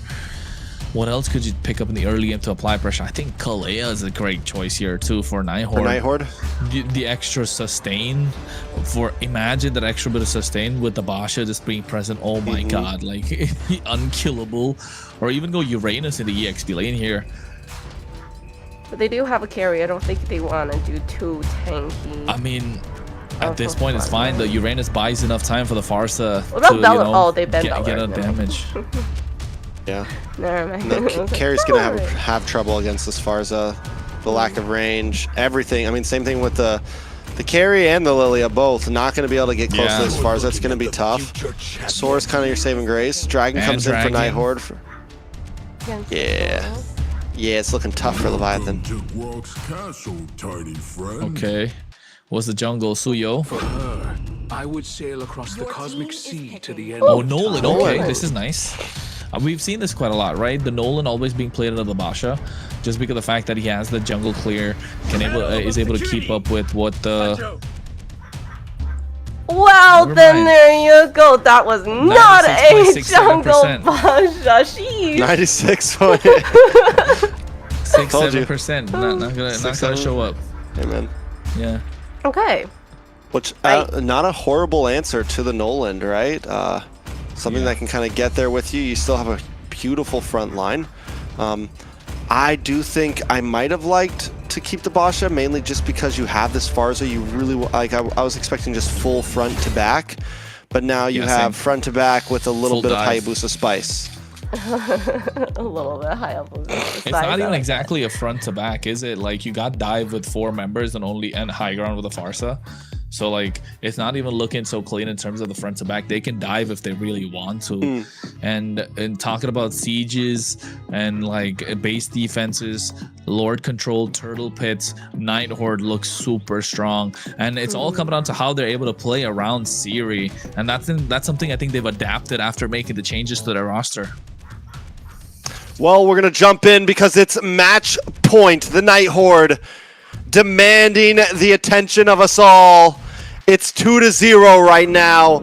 Can Leviathan finally strike back, or will Night Horde move forward to face in the revenge match against Vendetta? Well, Siri already takes so much damage wings by wings. Oh, you know, Purify popped it, but look at Whoopi though. Looking to get an invade early on. Shiro, quad shadow. Very well done. Shiro gonna get a nice dash back in. Merlin gonna get vision, look for the possible knockup, but Leviathan once again playing an aggressive early game. This is what we saw from them in game number 2, and it went well until it didn't. Yeah, and I think the fact that they saw this Nolan being picked up, they shifted his Basha from jungle to roam, just knowing that he will look for an invade, and Basha is such a big chonky frontliner. Just would prevent them from doing so, and Shiro having the mobility to dive into whoever possible into the back line, because that's one of the things that they were missing, the executioner. Yeah, they got the damage, they definitely have the DPS, they've got the splish push capabilities. They just needed someone to finish them when they're taken out super low, and this Hayabusa started to show and it's coming in clutch. And I think Shiro, we know how clean he can be on the assassin. Take a look at the emblems as well. He's got a war cry going on, so it doesn't matter if he sticks around long, throwing those shurikens. The more the merrier. Stacking those up is going to be dealing a lot more damage. Meanwhile, the rest look solid. Weapon Master from the side of Siri. Rupture picked up as well. Don't need those extra boots because you got the wings by wings. Baj able to hold down as well, but so far, out of the past 2 games, there's normally been a death a little bit earlier than this. We're already on to the first turtle. Shiro down at purple buff as Whoopi clears his own. Black Dragon comes out, able to push Bethlehem back, but watch for Whoopi and ISO. They do get find out. So Whoopi has to reposition. Both teams taking this first turtle very, very slow. Yeah, and I think they're biding the time. Oh, Bethlehem! Nice shifting skies, paired up with the fracture. A lot of damage on RR there. But the airstrike does come down, gets a couple free shots on a Baj, but Merlin won't stand a chance. First turtle will go over to Leviathan. Yeah, and you can, and not just the turtle, I think it could be a Grand Theft Orange as well. You can see Whoopi not able to, SOD connects. Not able to use a retribution. Walks in, steals Whoopi takes the orange buff. This is where you want to be if you're a Nolan. This is where you want to be for a Nolan advantage. You want to get 2 levels ahead of the opponent jungler, and all of a sudden, for Leviathan, it will look like they're starting to pull away with the game. 1.2k goal lead. But this has been the MO for the previous 2 games as well, right?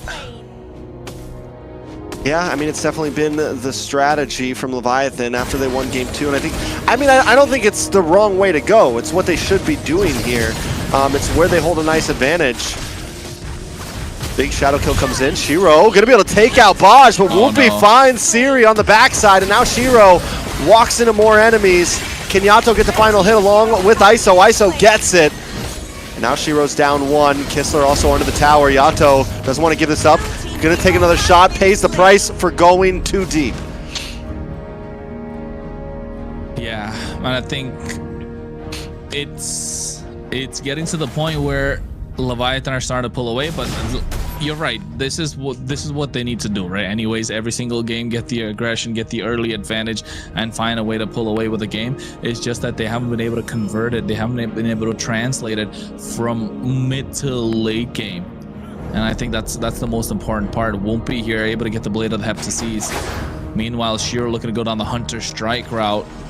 Wants to get that as fast as possible so he can dish out maximum damage. Whew.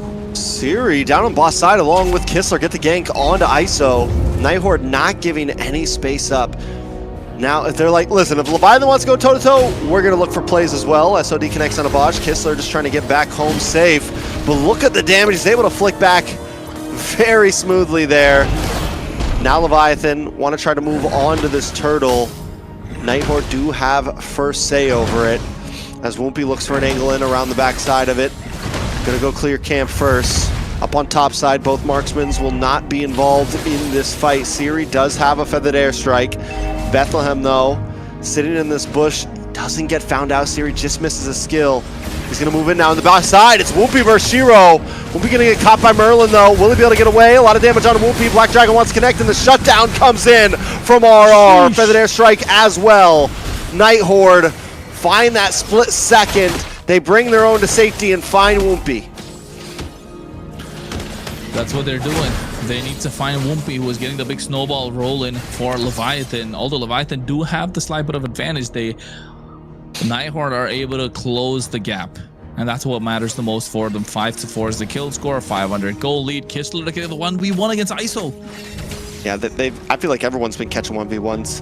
ISO, Kistler, we just saw Shiro and Whoopi go at it. It is definitely, for what started off slow, the heat is rising. It's starting to boil over a bit. And it's getting to the point where what will Night Horde do if they're not able to get these mistakes coming out from Leviathan, right? Leviathan are making fewer mistakes as we get in. The deeper the series goes, the fewer the mistakes they make.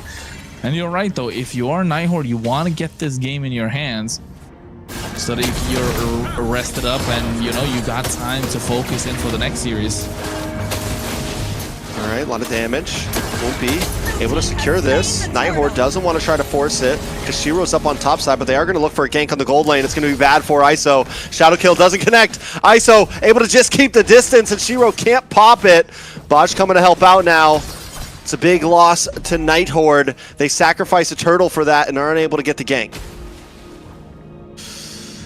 What do Leviathan and Night Horde do to try and make this out alive? Merlin taking so much damage. Merlin's like, yeah, he's a problem child, but he's jack of all trades too. With the way that he plays every single hero in whatever the team needs. Oh, Hero can't quite secure it. Oh, ooh, nice dodge. Tech charge doesn't connect, but now he's stuck in a bush and he is going to go down. Yato gets the kill. Staff is connected for ISO as well. That means more damage coming out from the gold laner on the side of Leviathan. Night Horde losing Shiro. That's 2 deaths now. 2 deaths indeed. But still, I think the Hayabusa definitely has time to get to that point because they have the high ground with the Sparsa, right? That's what you get with the Sparsa, the protection to these towers. Oh no. Won't be. What was he doing? I thought that was Shiro. I thought it was Shiro too for a second. Yeah. Nope. Because Won't the be energy down. bars, wasn't it? Trying to make a cheeky purple buff steal. Pays the price for it. Now Leviathan, every time Leviathan gets a little lead and they look good, something happens, and then now Horde evens it up. Whoopity-doop. Maybe we'll go another 20 plus minutes. We might go 20 plus minutes. We might just go all the way. Game number 5, with 20, yeah, 25 minute 15 lords. games tonight, baby. Let's do it. That's what we're all about at this point. We got our apple juice ready to rock and roll. The entire jug. Yes, sir. A gallon of it. Food's on the way. Some tea. Ready to rock and roll. That's what we're looking at least. Well, tea was in the last game already. All right, now Night Horde does have control over this pit right now with lanes pushing down to the boss side. Woompy had to go down, but they're going to let that wave crash into tower. Could take a lot of damage there, possibly even take it. Minions alone. Night Horde with once again holding map control over Leviathan.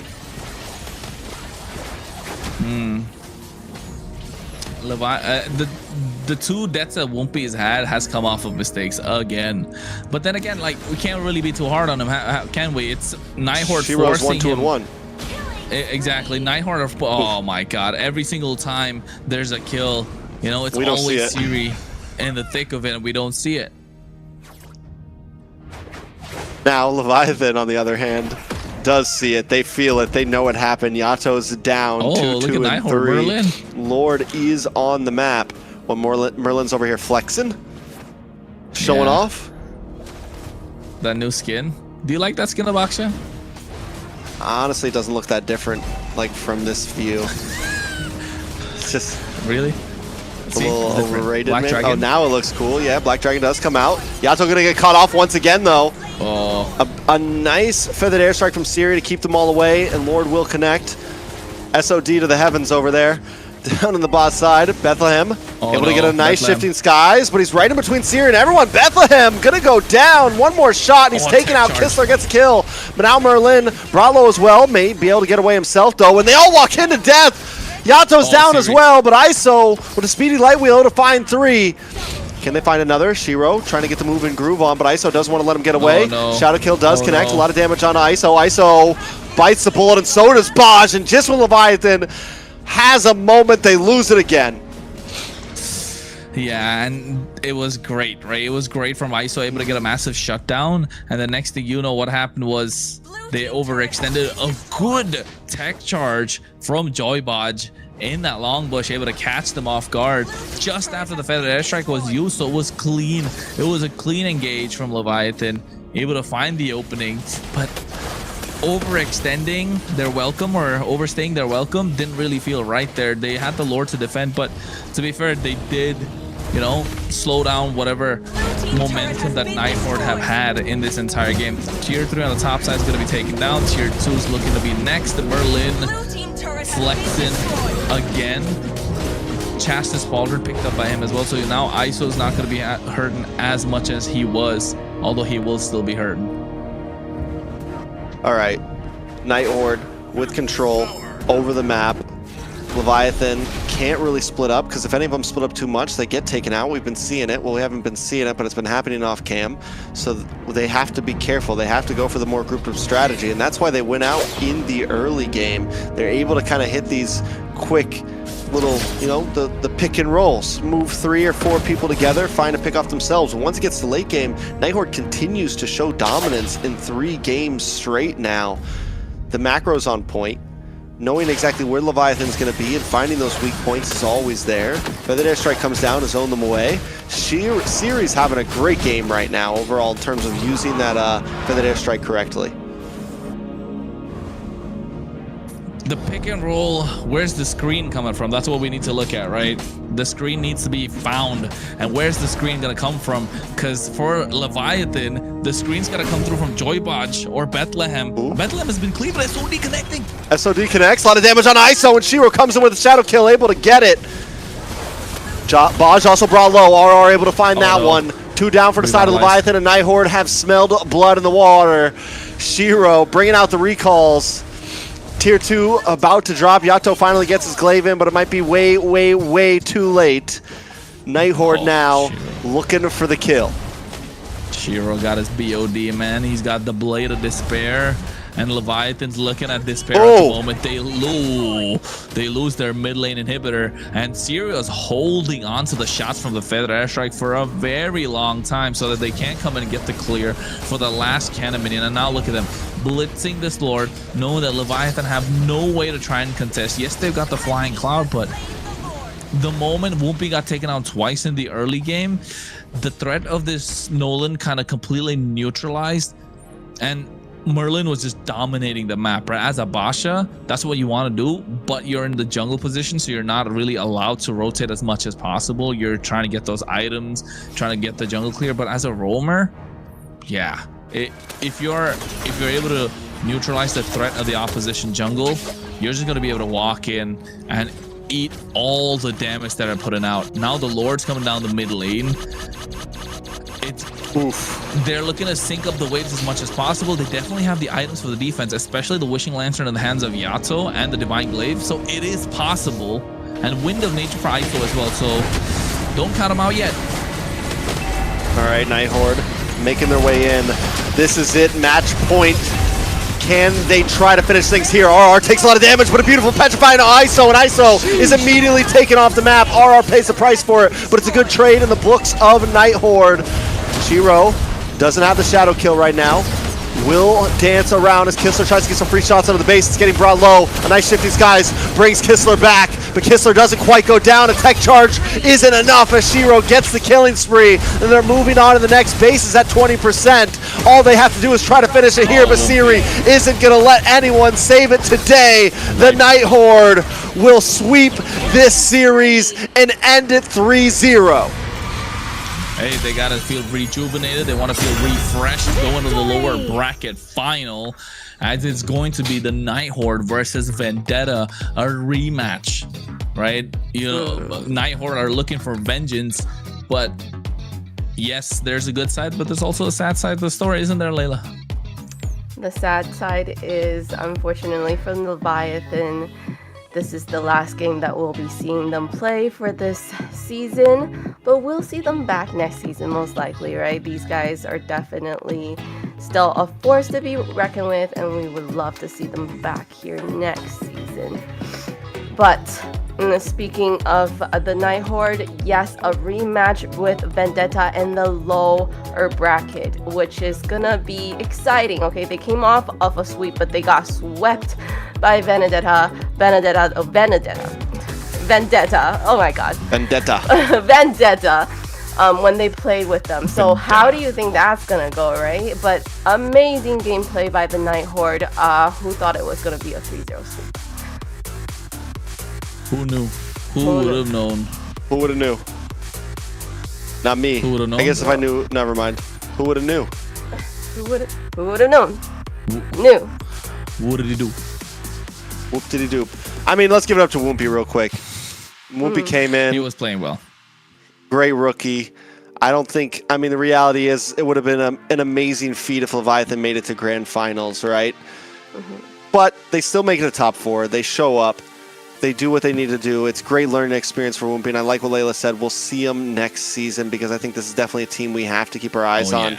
And once the grease is completely gone, once they have their complete lineup completely figured out, things may just change. On the side of the Night Horde, though, the qualifiers make it to a minimum 3rd place. Lower bracket finals. Qualifier versus qualifier. Qualifier versus qualifier. Looking for the grand final slot, the final grand final slot. Taking a look at these replays, Night Horde completely shows dominance, and like I said, they showed the full package in this series. They showed that they can dominate games. They showed that they can drag it out to 20 minutes and find a late game comeback, and now they've showed that they can look for mid-game material, trade up and win. I mean, Night Horde is showing that they are ready for Vendetta in this rematch. Oh, 100% they're showing up. And I think they're going to come in with a massive chip on their shoulder, right? If you are Night Horde, you want revenge. You're not going to take that kind of a sweep lying down, especially when the games were in your hands. I mean, they'd be telling themselves that, hey, we're the better team. We just didn't have a good game. And you can see here as well, ISO able to get these big kills off of that big tech charge that took place in that bush. But Shiro still just being a distraction.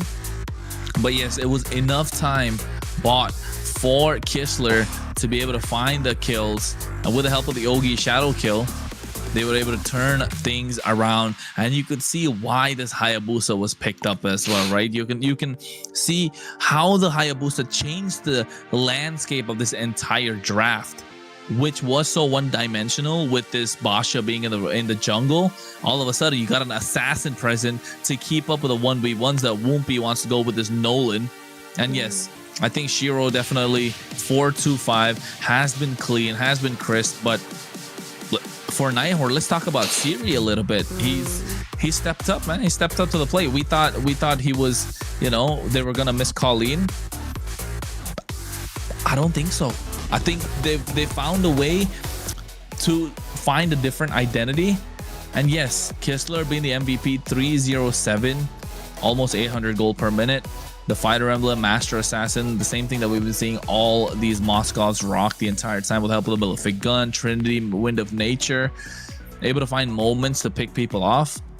But yes, I think Night Horde have, you know, gone under reconstruction or a revamp and found themselves a new identity. It's not the chaos that we thought of anymore. It's more clean, it's more crisp. They like to play around the mid laner. They want the high ground. The moment their mid laners get the high ground, it's great. And take a look at that massive tech charge sprint from Joybodge. And still Kistler able to kite, gets in at the right time.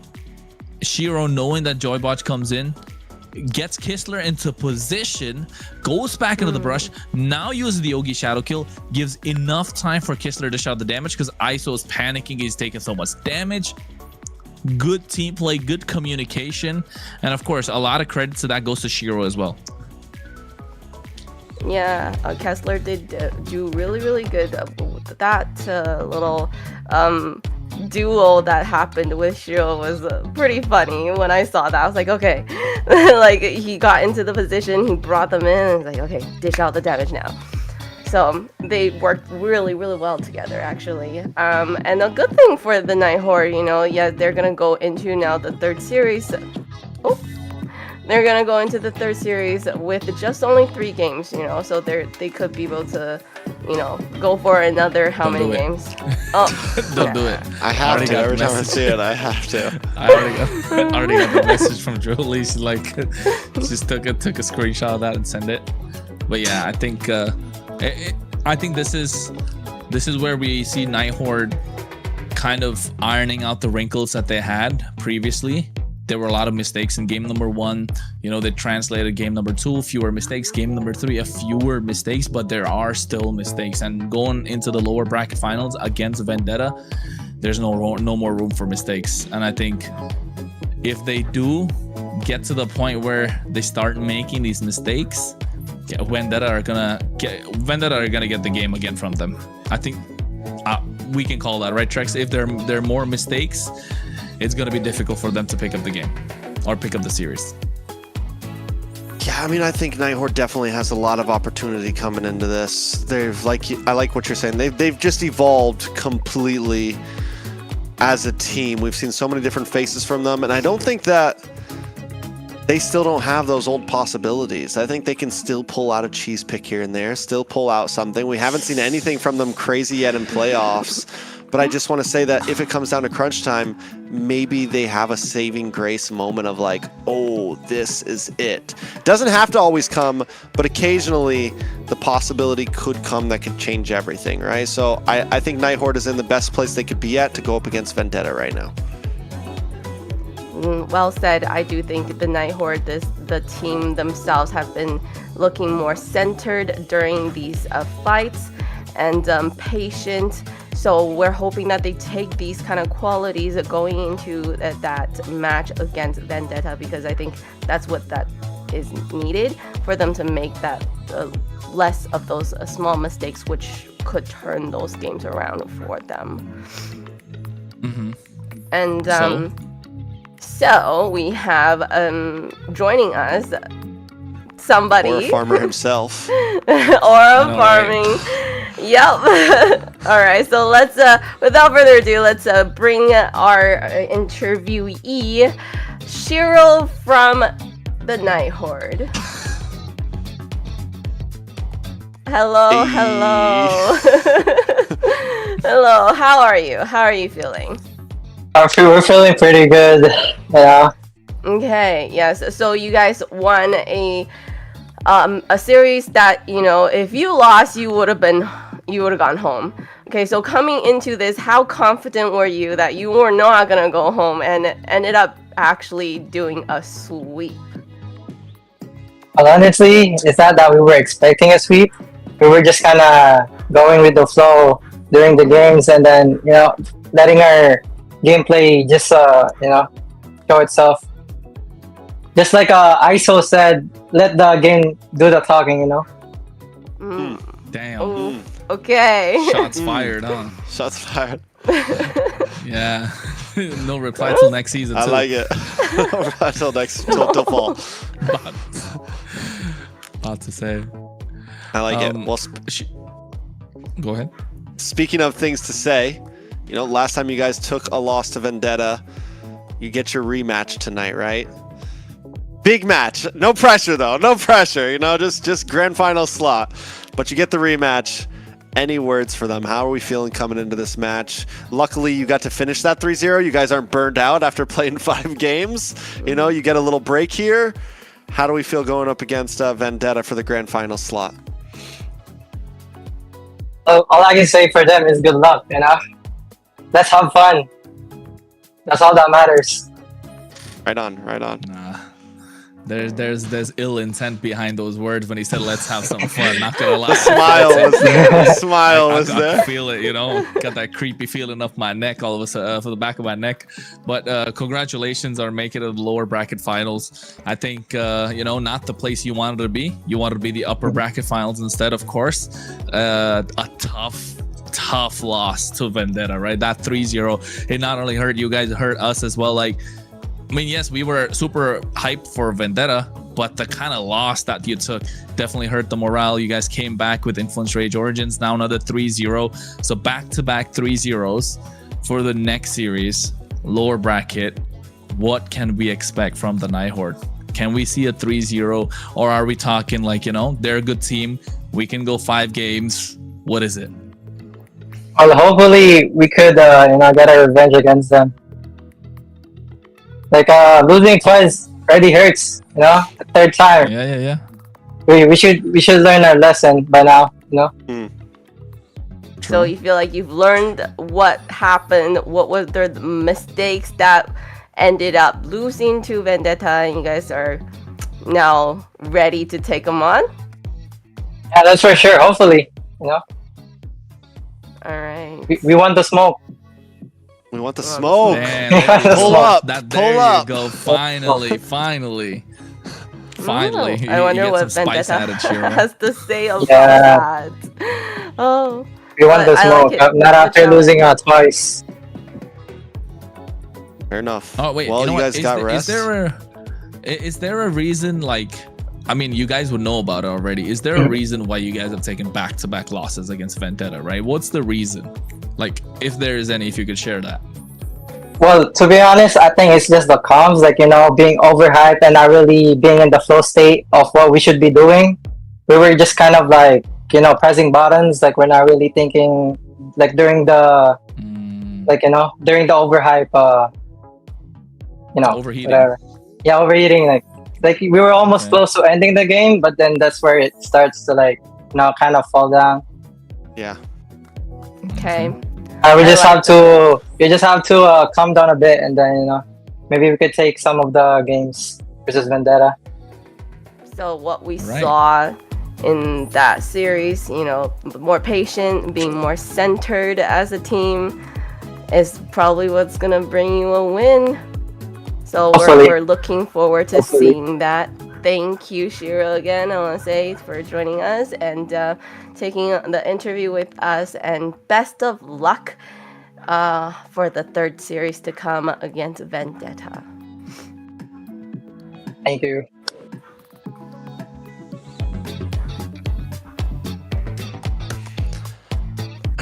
Sheesh. Yeah. It's very exciting. Shiro definitely not aura farming, right? You do the aura farming. No. You're just chilling. We want the smoke. I want the smoke. Pull up, fam. You know who else gotta pull up? Pull up sponsor. Let's pull up our sponsors at the Roomstone.gg. bottom there, right there. I want to take the opportunity to thank our sponsors. So today's broadcast is proudly supported by Roomstone.gg Esports infrastructure built for people shaping the future of competitive gaming. From real-time data to Leviathan tools, Roomstone helps make esports more interactive, more insightful, and more engaging for everyone involved. So be sure to check out Roomstone.gg and see how they're helping power the next generation of esports experience. All right, we pulled that up. What do you guys think about? We pulled that up. Yeah, we pulled it up and then we said bye bye. Runestone.gg pulled up. Yes, they did. MLBB Esports. Are we gonna pull that up? Yeah, obviously, because everyone needs to follow us. It's MLBB Esports, TikTok, Instagram, YouTube, all that good stuff. Then you can, after that, while you're on Instagram, follow TrexCast, Layla Baxo, and Kronos Cast. I can't. He always says Baxo. Yes, so make sure you follow our socials if you haven't yet. You know, all that talk that happened with Shiro, these interviews.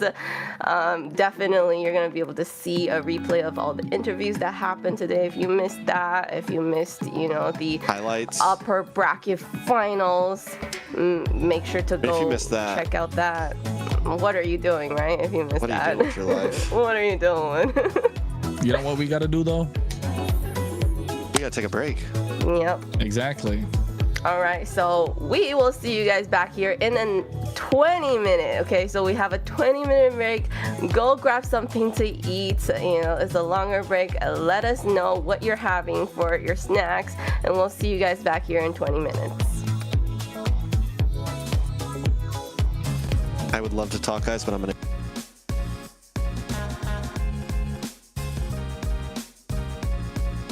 Yes. Finales de 2018. Arif. Marcel. Jun. Rosa. YSS. La ulti de Argus. Flicker. La Collector de YSS. Edith. Nolan. Hylos. Marcel. Jung. Instinct. Best player. Shark. Vaxia. Laken. Show color.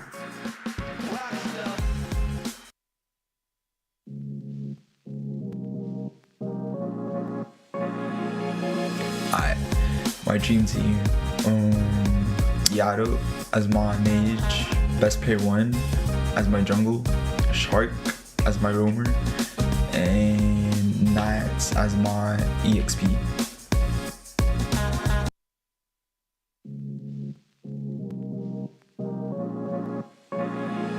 Hola, soy Dalicaeto del equipo de Influence Rage Origins y hoy te vengo a traer el equipo ideal para la AMER Norte.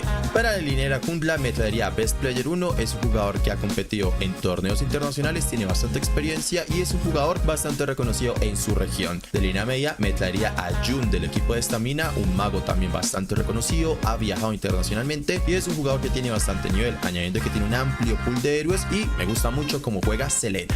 De Roamer me traería a Zultra, un jugador también bastante completo, ha competido internacionalmente, usa bastantes héroes y es un jugador que lleva años, pero años jugando su rol y eso lo hace un jugador excepcional. En la línea de oro me traería a línea de oro del equipo de Vendetta, un jugador bastante completo, amplio pool de héroes y de lo poco que lo he visto jugar, juega excepcional esta línea. Y por último, en línea XP elijo a Nats del equipo de Alpha Norte, un jugador bastante destacable, tiene mucho nivel y ese sería mi equipo ideal para la AMER Norte.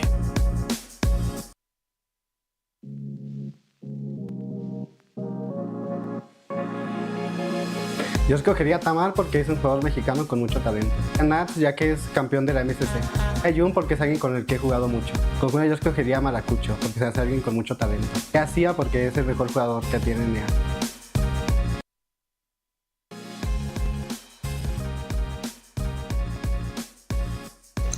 Hola, soy Hayase y este sería mi top 5 líneas de experiencia para el MCT AMER. En primer lugar me pondría a mí, luego sería a Ginu, luego sería Instinct, Dalicato y por último PK UXP.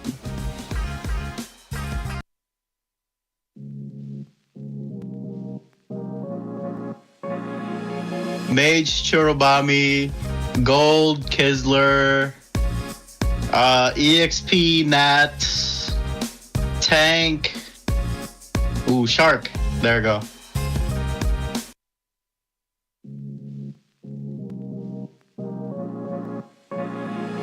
First, I would say on the roam, Merlin, because I feel like Merlin is one of the best roam right now. And for the gold lane, it was Melon because he has a potential to be one of the strongest. And then for an XP lane, I would say Merciless. And then for the mage, I would pick Churro, because Churro right now is the best.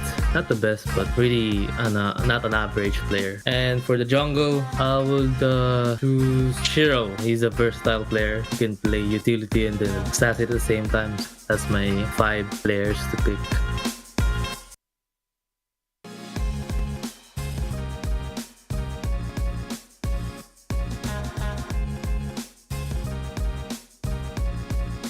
Des. Finales de 2018. Arif. Marcel. Jun.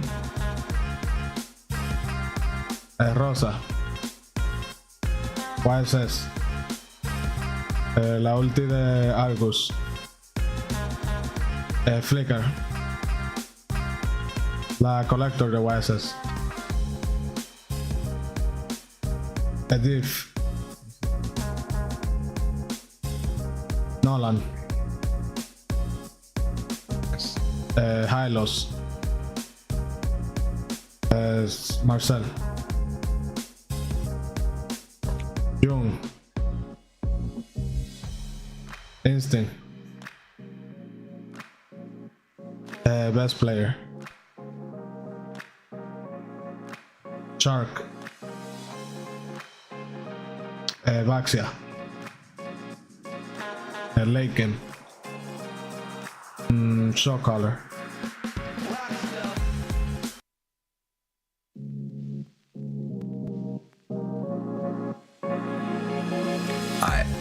My dream team. Yato as my mage, best player 1 as my jungle, Shark as my roamer, and Nats as my EXP.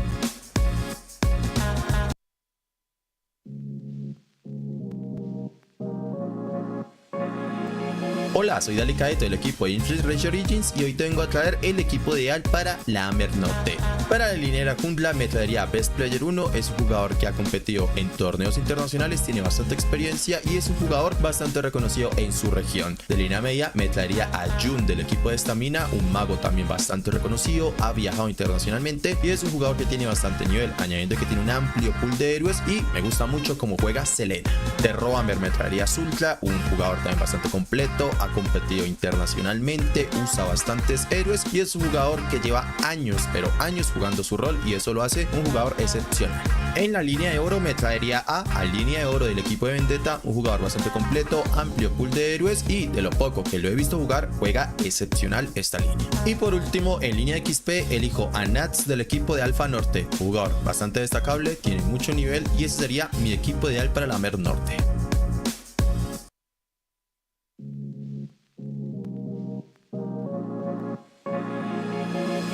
Yo escogería a Tamar porque es un jugador mexicano con mucho talento. A Nats ya que es campeón de la MCC. A Jun porque es alguien con el que he jugado mucho. Con Juno yo escogería a Maracucho porque se hace alguien con mucho talento. Y a Sia porque es el mejor jugador que tiene NEA.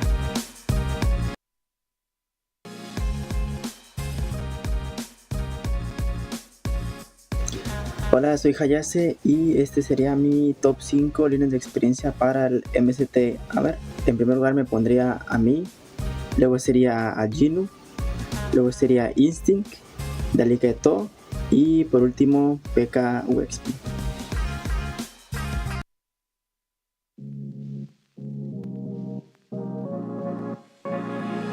Mage Churubami, Gold Kisler, EXP Nats, Tank, ooh, Shark. There we go.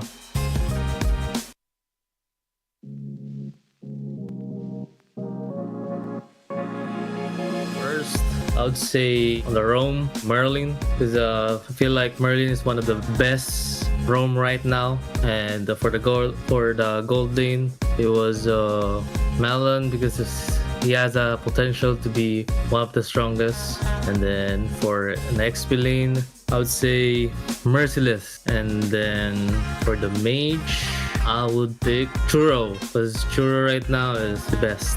Not the best, but really not an average player. And for the jungle, I would choose Shiro. He's a versatile player. He can play utility and then assassin at the same time. That's my 5 players to pick.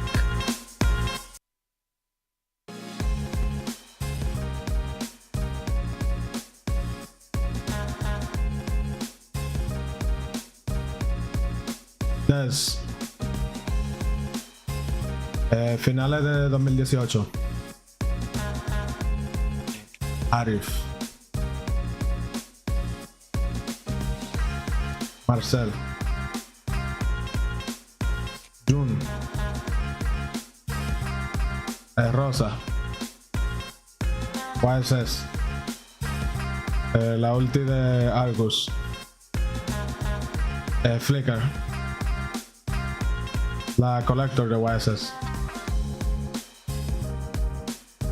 Edith. Nolan. Hylos. Marcel. Jung. Instinct. Best player. Shark. Vaxia. Leviathan. Show color.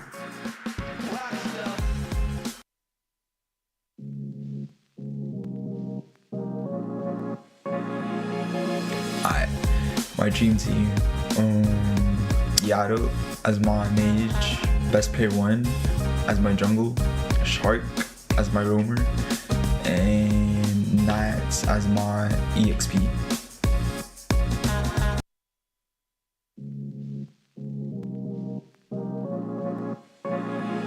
Hola, soy Dalicaeto del equipo de Influence Origins y hoy te vengo a traer el equipo ideal para la AMER Norte.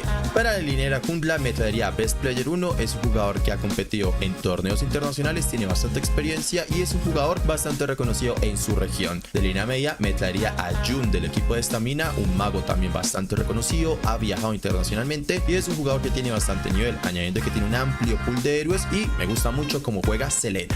De Roamer me traería a Zultra, un jugador también bastante completo, ha competido internacionalmente, usa bastantes héroes y es un jugador que lleva años, pero años jugando su rol y eso lo hace un jugador excepcional. En la línea de oro me traería a línea de oro del equipo de Vendetta, un jugador bastante completo, amplio pool de héroes y de lo poco que lo he visto jugar, juega excepcional esta línea. Y por último, en línea de XP elijo a Nats del equipo de Alpha Norte, jugador bastante destacable, tiene mucho nivel y ese sería mi equipo ideal para la AMER Norte.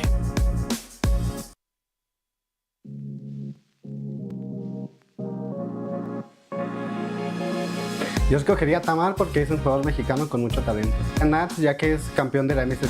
A Jun porque es alguien con el que he jugado mucho. Con Juno yo escogería a Maracucho porque se hace alguien con mucho talento. Y a Sia porque es el mejor jugador que tiene NEA.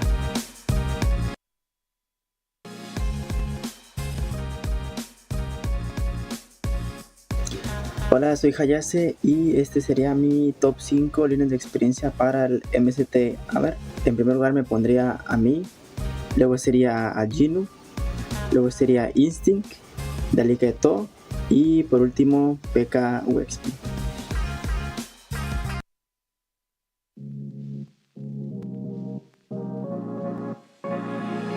Mage Churubami, Gold Kisler, EXP Nat, Tank, ooh, Shark. There we go.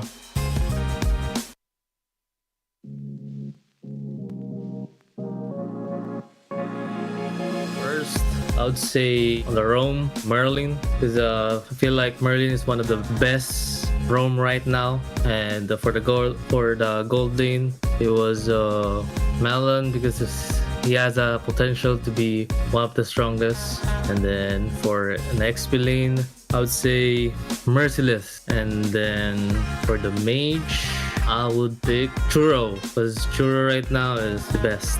Not the best, but really not an average player. And for the jungle, I would choose Shiro. He's a versatile player. He can play utility and then stats at the same time. That's my 5 players to pick.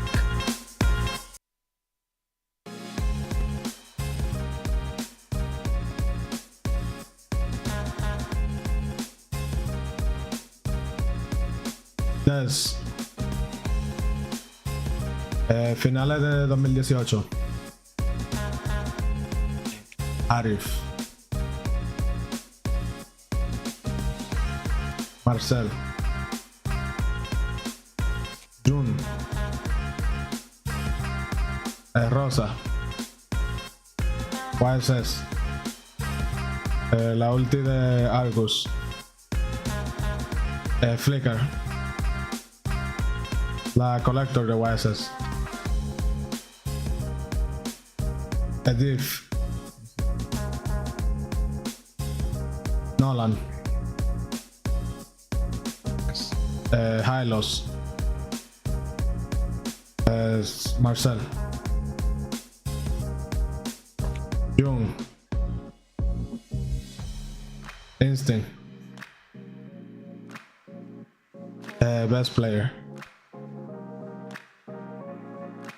Shark. Vaxia. Laken. Shock collar.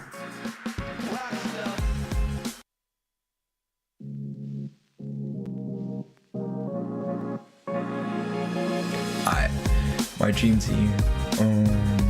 Yato as my mage, best player 1 as my jungle, Shark as my roamer, and Nats as my EXP.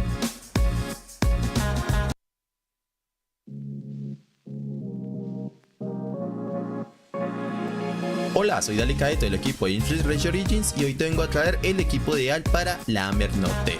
Para la línea jungla me traería Best Player 1, es un jugador que ha competido en torneos internacionales, tiene bastante experiencia y es un jugador bastante reconocido en su región. De línea media me traería a Jun del equipo de Estamina, un mago también bastante reconocido, ha viajado internacionalmente y es un jugador que tiene bastante nivel, añadiendo que tiene un amplio pool de héroes y me gusta mucho cómo juega Selena. De Roamer me traería a Zultra, un jugador también bastante completo, ha competido internacionalmente, usa bastantes héroes y es un jugador que lleva años, pero años jugando su rol y eso lo hace un jugador excepcional. En la línea de oro me traería a línea de oro del equipo de Vendetta, un jugador bastante completo, amplio pool de héroes y de lo poco que lo he visto jugar, juega excepcional.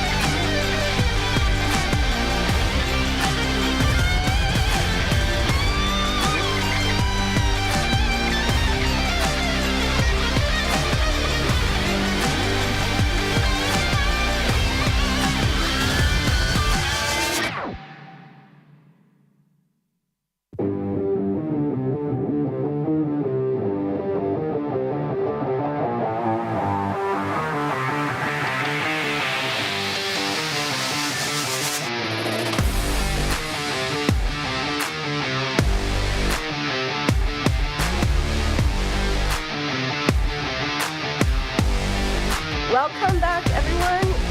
We've made it to our final series of the day, and the stakes couldn't be higher. Alpha7 North has already secured their place in tomorrow's North Group Final, and now only one spot remains.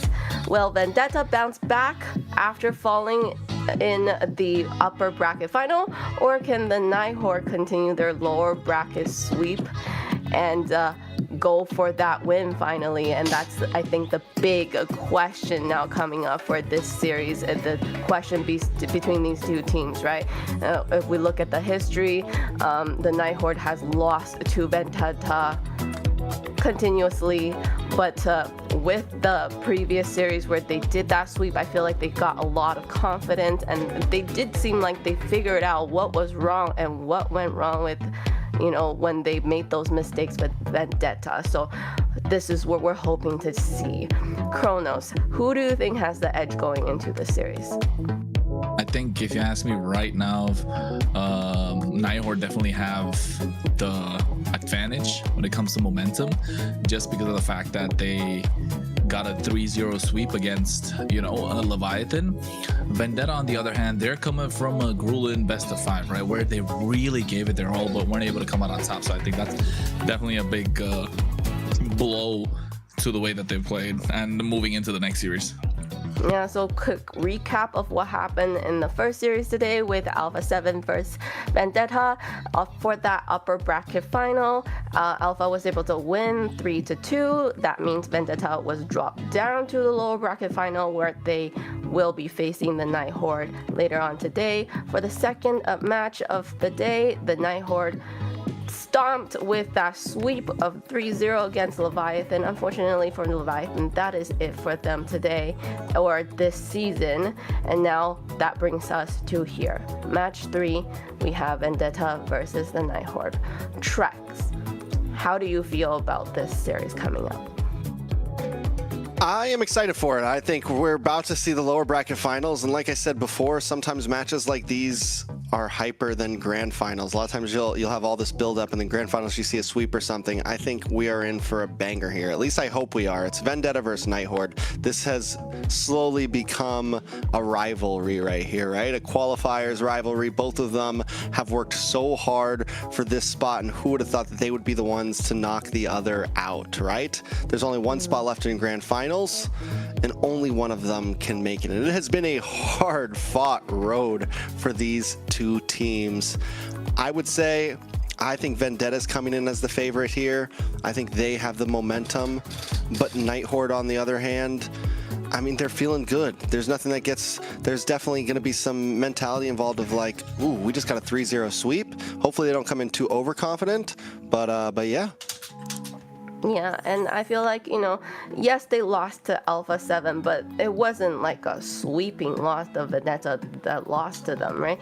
It was a 3-2 for Alpha7, so they got 2 games against Alpha7, which is pretty good, if you ask me, against what is considered to be maybe everybody's favorite team in North America. So we want to see Vendetta. We don't want to see them down here, but we feel like, you know, they're still in a pretty good place, I would say. But for me, I'm cheering on for the Night Horde. Canadian to Canadian.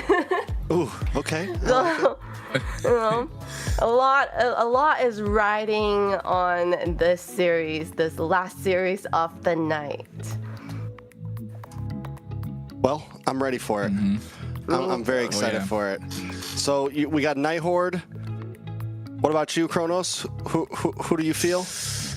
I think Night Horde definitely got the advantage moving in terms of momentum. So yes, but Vendetta, on the other hand, they did beat them 2 times in a row. So I think that can be a factor that would, you know, give them the edge. But still, coming into this series, I think Night Horde have all the momentum moving forward.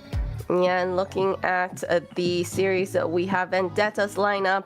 We have Merciless, Tarzan, Chirobami, Melon, and T. This is the same comp that we saw earlier going against Alpha7. I like it. Vendetta's been a monster. Their team that has really kind of earned their place. Merciless, Tarzan, Churobami. These guys are names that we've gotten to know. Melon, the new kid on the block, and then T. We completely underrated him, but now he showed up. Before we get any farther, we got a quick video from Vendetta.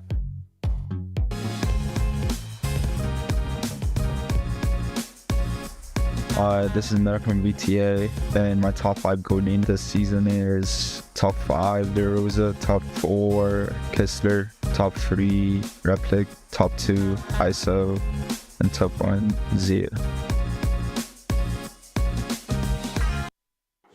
Point flip. I have a. Oh wait. Welcome Layla. back. So that was a little bit about Vendetta there.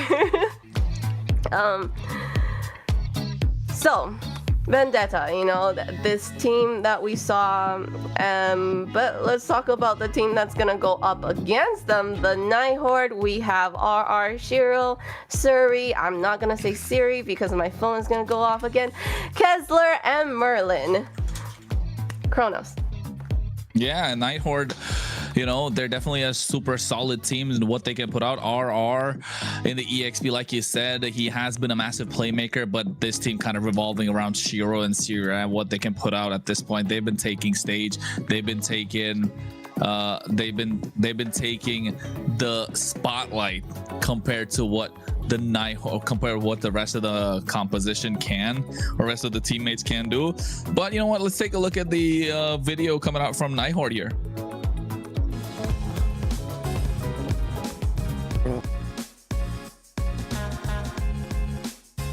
The first one is best player, because you could tell by his achievements that he's proven a lot. Like you know, he's a champion for like several times. I mean, not consistently, but you know, he's got achievements out there. So for second one, in my opinion, it would be Akiro, like the main jungler for Vendetta. Unfortunately, I don't think he's gonna be able to play for the American League. The third one is Tarzan, because you could tell he's also got achievements in the past tournaments. And the fourth one is Fall. I think he's just confident in like tournaments, like he's good at macro rotations and everything. And the fifth one is Dez. Put Dez in the fifth one, it's because I just don't think he's consistently been, I don't think he's been up there, like, you know, like I don't think he played as good as the big boys, you know.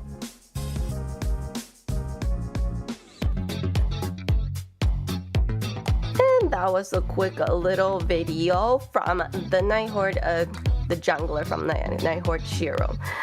Speaking of junglers, okay, so we have jungler from the Night Horde, that's Shiro. He's been performing quite well, I have to say. And then we have Tarzan from Vendetta, and we feel like well, I would say Tarzan is definitely that focal point of the team. He does make a lot of the shots, I feel like, and you know, the team seems very put together when he is around. What do you think, Kronos? About these two junglers? So who's your favorite, let's say? I like Shiro. Shiro has been, you know, I've been warming up to Shiro a little bit with the way that he's been playing. I've watched him for a couple of seasons now, and he's been clean. You know, he's always flown under the radar. Doesn't have a massive presence outside the game. The name's not such a big name compared to Tarzan, but in the game, he does what's needed, right? He shows up when it's required, and he's got a deep hero pool. And I don't think there's a hero that we can say is a Shiro special. He's quite good on every single hero that he plays. You know, we saw the Guinevere that I was a fan of earlier on in the season. Then the Fanny pops up, now the Leo Mord. So he's definitely got a deep hero, but the Hayabusa as well. That tiny bit of a play to allow Kistler to come into the bush and then, you know, maximize the damage and get those 2 kills, that takes high IQ and good level of communication from the team, of course. So I think for me, Shiro has been great, but when it comes to that Lord pit, right, when your backs are against the wall and you got one retry button to press and you gotta, you know, fight for jungler v jungler for the Lord, yeah, my guess coins are all on Tarzan, man. I've never seen him miss a clutch retribution ever, like very rare, and that I have not seen. So you're saying Tarzan's the retro god here? Sort of. That's why he's the king of the jungle for me.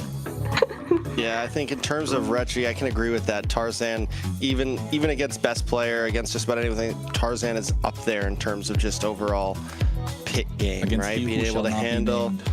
Yeah, against he who shall not be named, the Lord himself, the Dark Lord himself.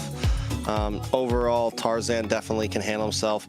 So with that out of the way, where does Shiro maybe win out?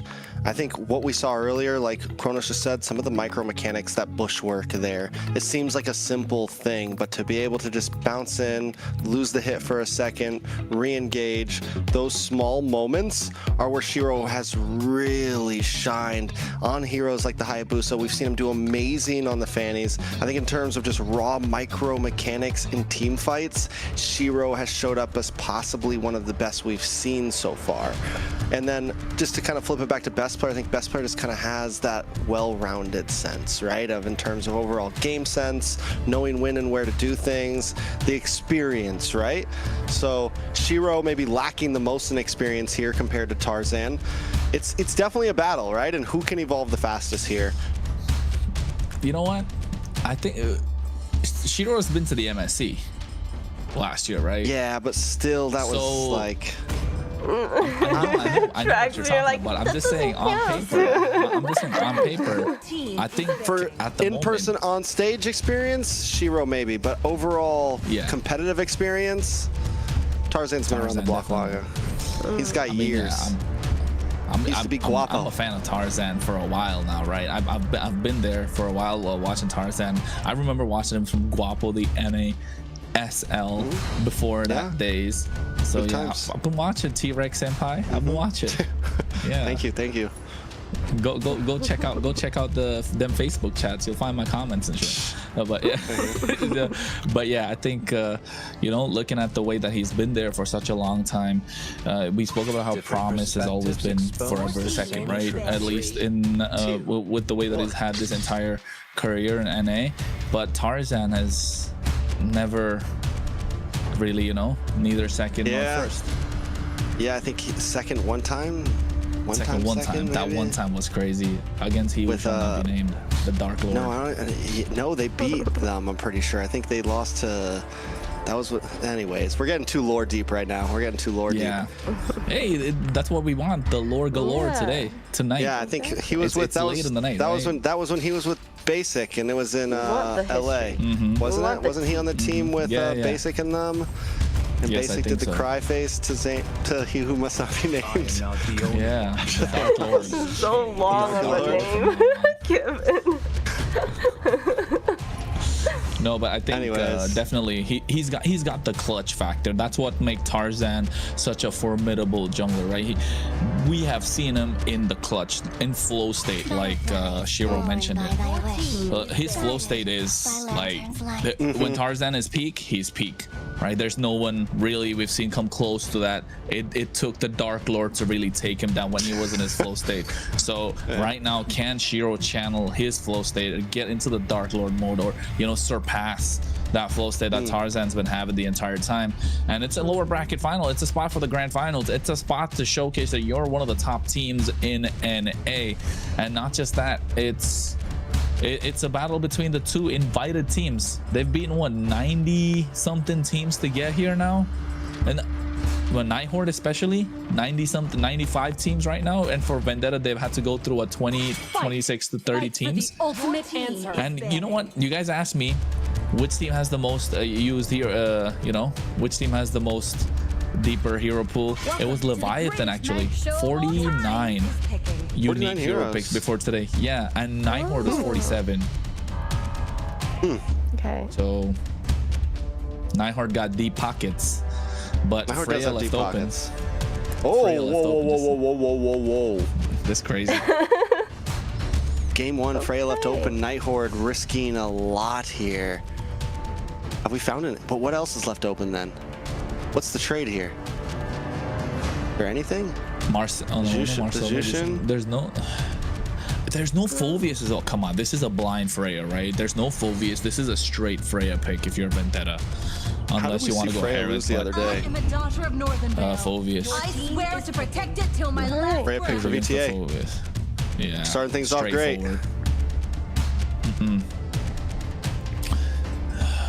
you usually don't see the Freya let through even in a best of 5 global ban. So I don't know. I think this is okay. Yeah, Hylos is a straight Hylos is a good counter to the Freya. You can slow her attack speed down with a glorious pathway, bring a punishment, blah blah blah. Harith is another great choice in the gold lane. So yeah, I think this is a solid reply from Night Horde. But what, Guinevere plus something on VTA just makes it much more solid, or even Leomord at this point? Yeah. Whoa, Guinevere and the Freya jumping on you? Oh no. Yeah, I know, right? Guinevere plus is Etienne here, or Guinevere plus Eve? Oh my god. For VTA? Yeah. I think Guinevere plus something, just because you get Tarzan as comfort pick. Or if not Guinevere, you go for the Red Dragon, just keep them in the fight. Earlier today, I think Basha. There you go. Comfort. Basha, you kind of lack damage, and you have no range. It's a little scary. I think when you have the Freya, I was gonna say, unless it's EXP lane Freya. But I don't know how I feel about EXP lane Freya. You need to get that gold so fast. We've seen it once, I think we saw it once, right? So far in MCT. I think was it Leon or was it U2? One of those 2 teams that picked up the EXP Freya. Can't remember. Leomord and Hylos. This is a combo that we've seen Team Stamina has executed very well with, right? Oh, yeah. Remember the Hylos and the Leomord, like they just get to the back line and they're deleted. So I do want to see this little combo happening. The twin engine horsepower. Wow. There you go. Oh, we got Leo and Hylos. Yeah, Leo, Hylos. You know, Leo, we're trying to get that twin engine half man, half horse. Yeah. Yeah. Full man. He almost left Barbiel behind. I know. He almost. Barbiel is the name of Leomord's horse. If you don't know that, Layla. Oh, I did not know that. Yeah, he almost abandoned Barbiel for Hylos. Double the manpower, half the horse. Gord, Lilia taking off. Is it Valentina, right? Valentina here? Yeah. Yeah. Valentina, solid. Unless you want to go for the Zitian and save your Valentina for later, but overall Valentina would be clean here. Honestly, I might like the Zitian more here. Yeah, I know. I was because of the Freya. The Freya and the Basha are kind of scary for a close range for the Valentina. But like they're coming out swinging off the gates, aren't they? Game number 1. Everybody is. Teams, yeah. Like you look at the lineups, like they're swinging. They're like, we want momentum on our side. Yeah, there you go. Zetian is going to be the choice. Play a little bit of a front to back. You have crazy frontliners. You have the dive with the Harith present as well. Now VTA need to find answers. It's going to come what? Now we're going to see where these picks are going to get slotted. It's jungle, Baksha, or it's going to be Roam Baksha, Blue here. or it's going to be Freya EXP, Freya Gold. Thank you, Glue and Glue Plus. I think Khalid plus something, right? Khalid's alright, yeah, too. I like the Glue against the Hylos. Yeah, it's Glue against the Leomord is great too. So, but then they're just lacking so much. I mean, yeah, I guess it makes sense, but I'm just looking up the physical damage department. If you go Glue, then you go with the Lapu Lapu in the EXP lane, or possibly like a marksman. There you go, Khalid. I guess, but yeah, the Khalid gives you some nice physical damage early game. That is true. And the Alice, this is just, do they have enough? Is this enough damage though? Like everything's on. Yeah. I mean, I guess, yeah, Eve does decent damage. I don't know. It's just kind of weird. It's literally 4 fighters and Eve. One mage, a conductor in the back line. With the team comp for VTA, you know, you pick one and you dive that, and as soon as the one that you dive dies, you good, right? And you're just trying to set it so that it's always a 5v4. I think definitely that 5v4 is possible, but I love the CC coming through, right? The CC is such a great pick. Like, it's such a great pick coming out from the side of Night Horde. That's why they saved it until the end, just to see where this Freya is going to be slotted. Yeah, Freya going. All right, this is the lineup. This is great. It counters all of it. For the last series of the night, first game of this last series, we have Tarzan on Basha, which he's really well known for and he's done really well with. Shiro on Leo Mord, but Leo Mord and Hylos combo, I'm telling you, I really do like that a lot. And I feel Twin engine horsepower. This is gonna be a banger match. All right, let's jump in to the last best of 5 tonight, the lower bracket grand finals. Vendetta and a revenge match up against the Night Horde. If you're just joining us, this is the first match of the series. Kronos, what are we going to talk about? We're gonna talk about how this game has been put to a halt for a few seconds, ladies and gentlemen, because they're trying to make sure the excitement cannot be contained. So call all your friends, you know, get all your Discord friends to start looking at this, because this is the game of the night. And you know what? The winner goes to face Alpha7 North in the grand finals. And if you blink, you might just miss it, because I feel like this series might be more exciting than the grand finals of the North, MCT North. Just saying. I feel like. What are you implying, Chrono? Look. I don't know. If Vendetta makes it, we could go 7 games. Yeah, I know. First up, we need to make sure, you know, everyone is on the edge of their seat, of course, for this series. And no, it could be a banger. No, I'm just saying. The other thing is lore galore. Like, we've got Vendetta, who've beaten them twice, right? And Night Horde coming back with a vengeance, but Vendetta got beaten twice by Alpha7 now, brutally, right? They're able to get the game and then lose control all of a sudden. So morale's at an all-time low if you're Vendetta, and if you're Night Horde, morale's at an all-time high, and you're coming in looking for that, you know, looking for some vengeance. And Vendetta, in the meantime, they're just looking to hang around. They're looking to see if they can absorb the damage coming out from the Night Horde.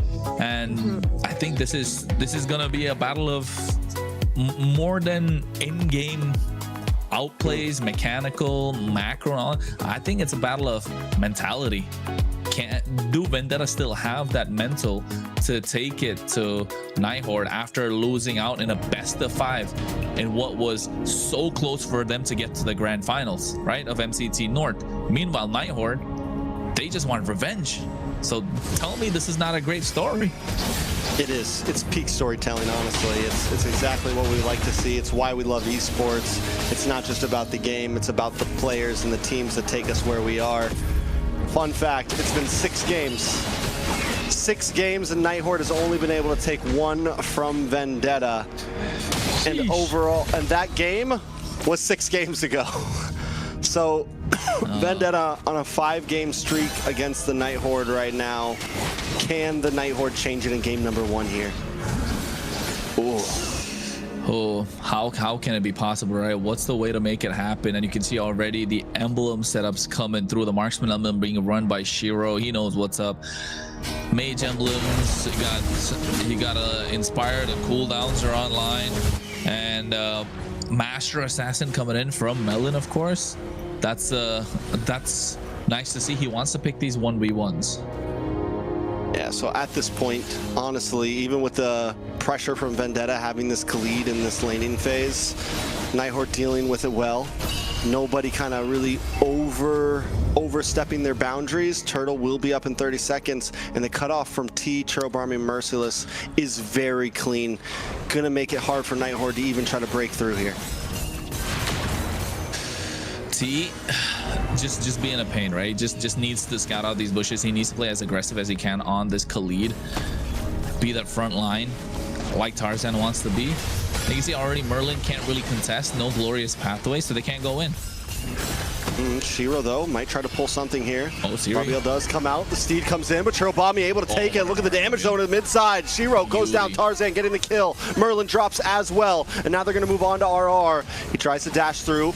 T uses the flicker. Just get a little bit more damage onto him. T almost goes down, but Chirobami takes him out. And that puts a kill, 3 kills into the hands of Vendetta. How are they able to do this, right? How are Night Horde allowing them to do this? And did you see the position of the RWM come from Churro? It felt like he was playing on the red side for a second. That was a red side positioned RWM. Yeah, so I think Vendetta just... Do they just have the number of Night Horde? Because look at the damage dealt. Churobami, definitely after that big play of the RWM, has the highest damage. T to follow with the Khalid. RR making it to the fights, but they're not able to capitalize. Merlin gets tracked down here. Fury the Phoenix does help get the stun, and now Vendetta might want to back off. Churobami goes down. Shiro able to find him, and Tarzan on the run with the Tortoise Poussins, trying to get a little bit of speed.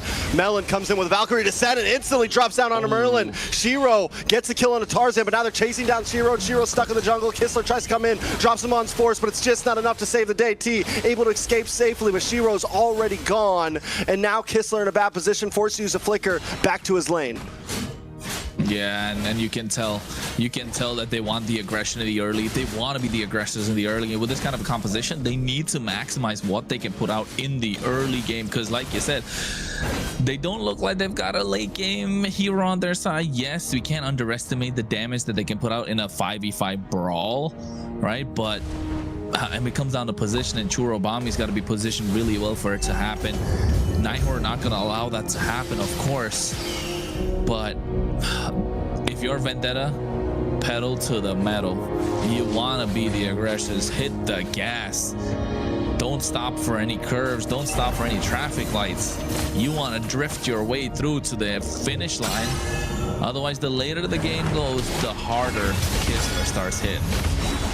Yeah, but it's the same thing for Melon right now. And Vendetta, you're right. They've already got this lead, and when you have a huge fighter composition like this, just keep running it. Barbiel does come out.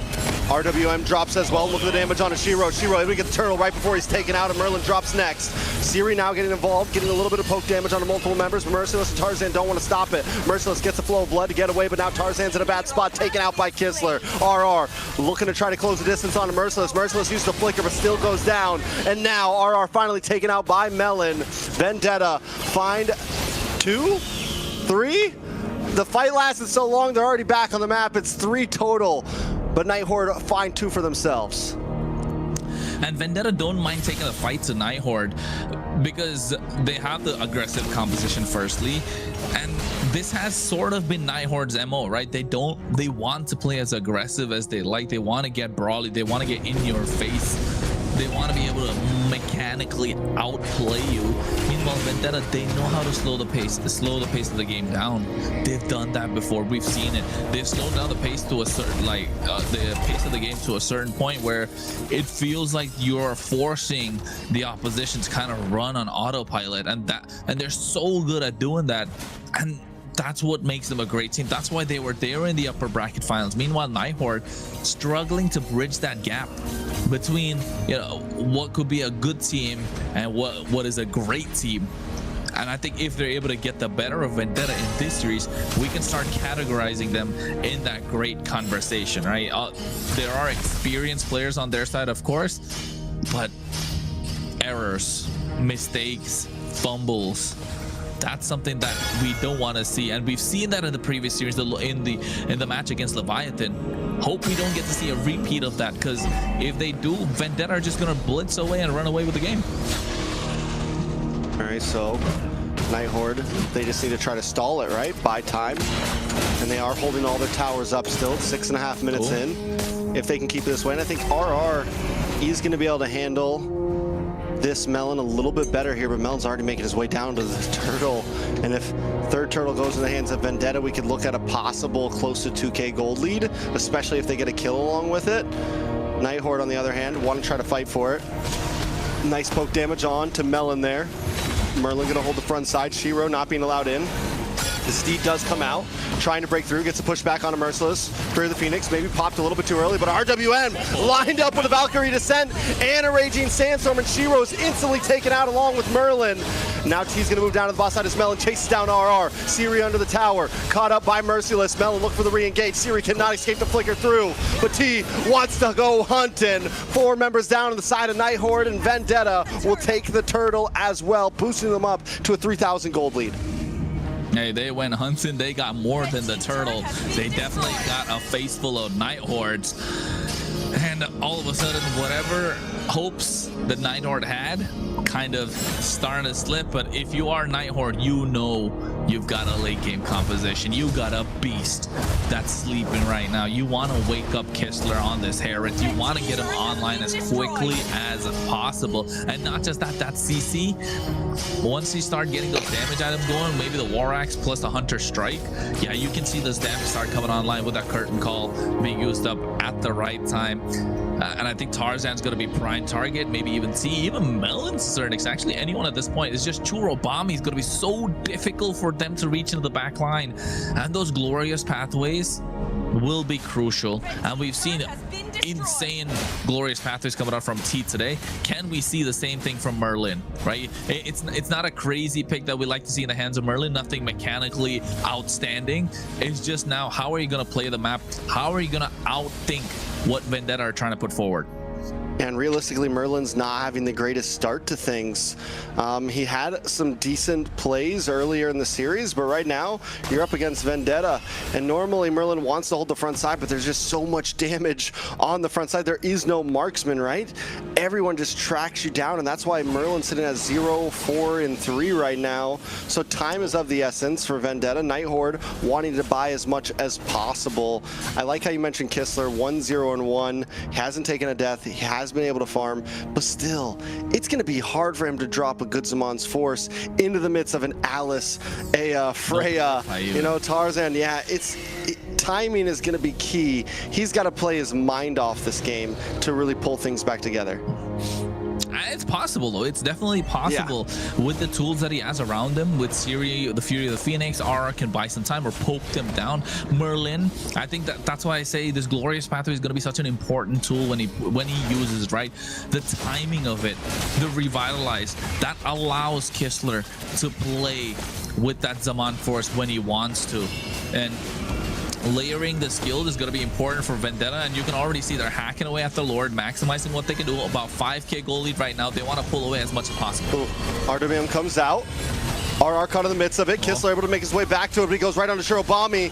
Down goes Shiro, RR as well, and Merlin taking out Kistler, drops him on Force, but now it's just to try to get away as Melon chases him down. T as well, he's under the tower, but they're following in. Tarzan with the cutoff. Kistler will not escape this one, tries to dash through, but there's just no escape from Vendetta. Some would say if that was a Purify, that would have been nice for Kistler, right? It would have allowed him to stay longer in these team fights. So look at Vendetta. T is trying to get into their heads early. He wants to call it a night.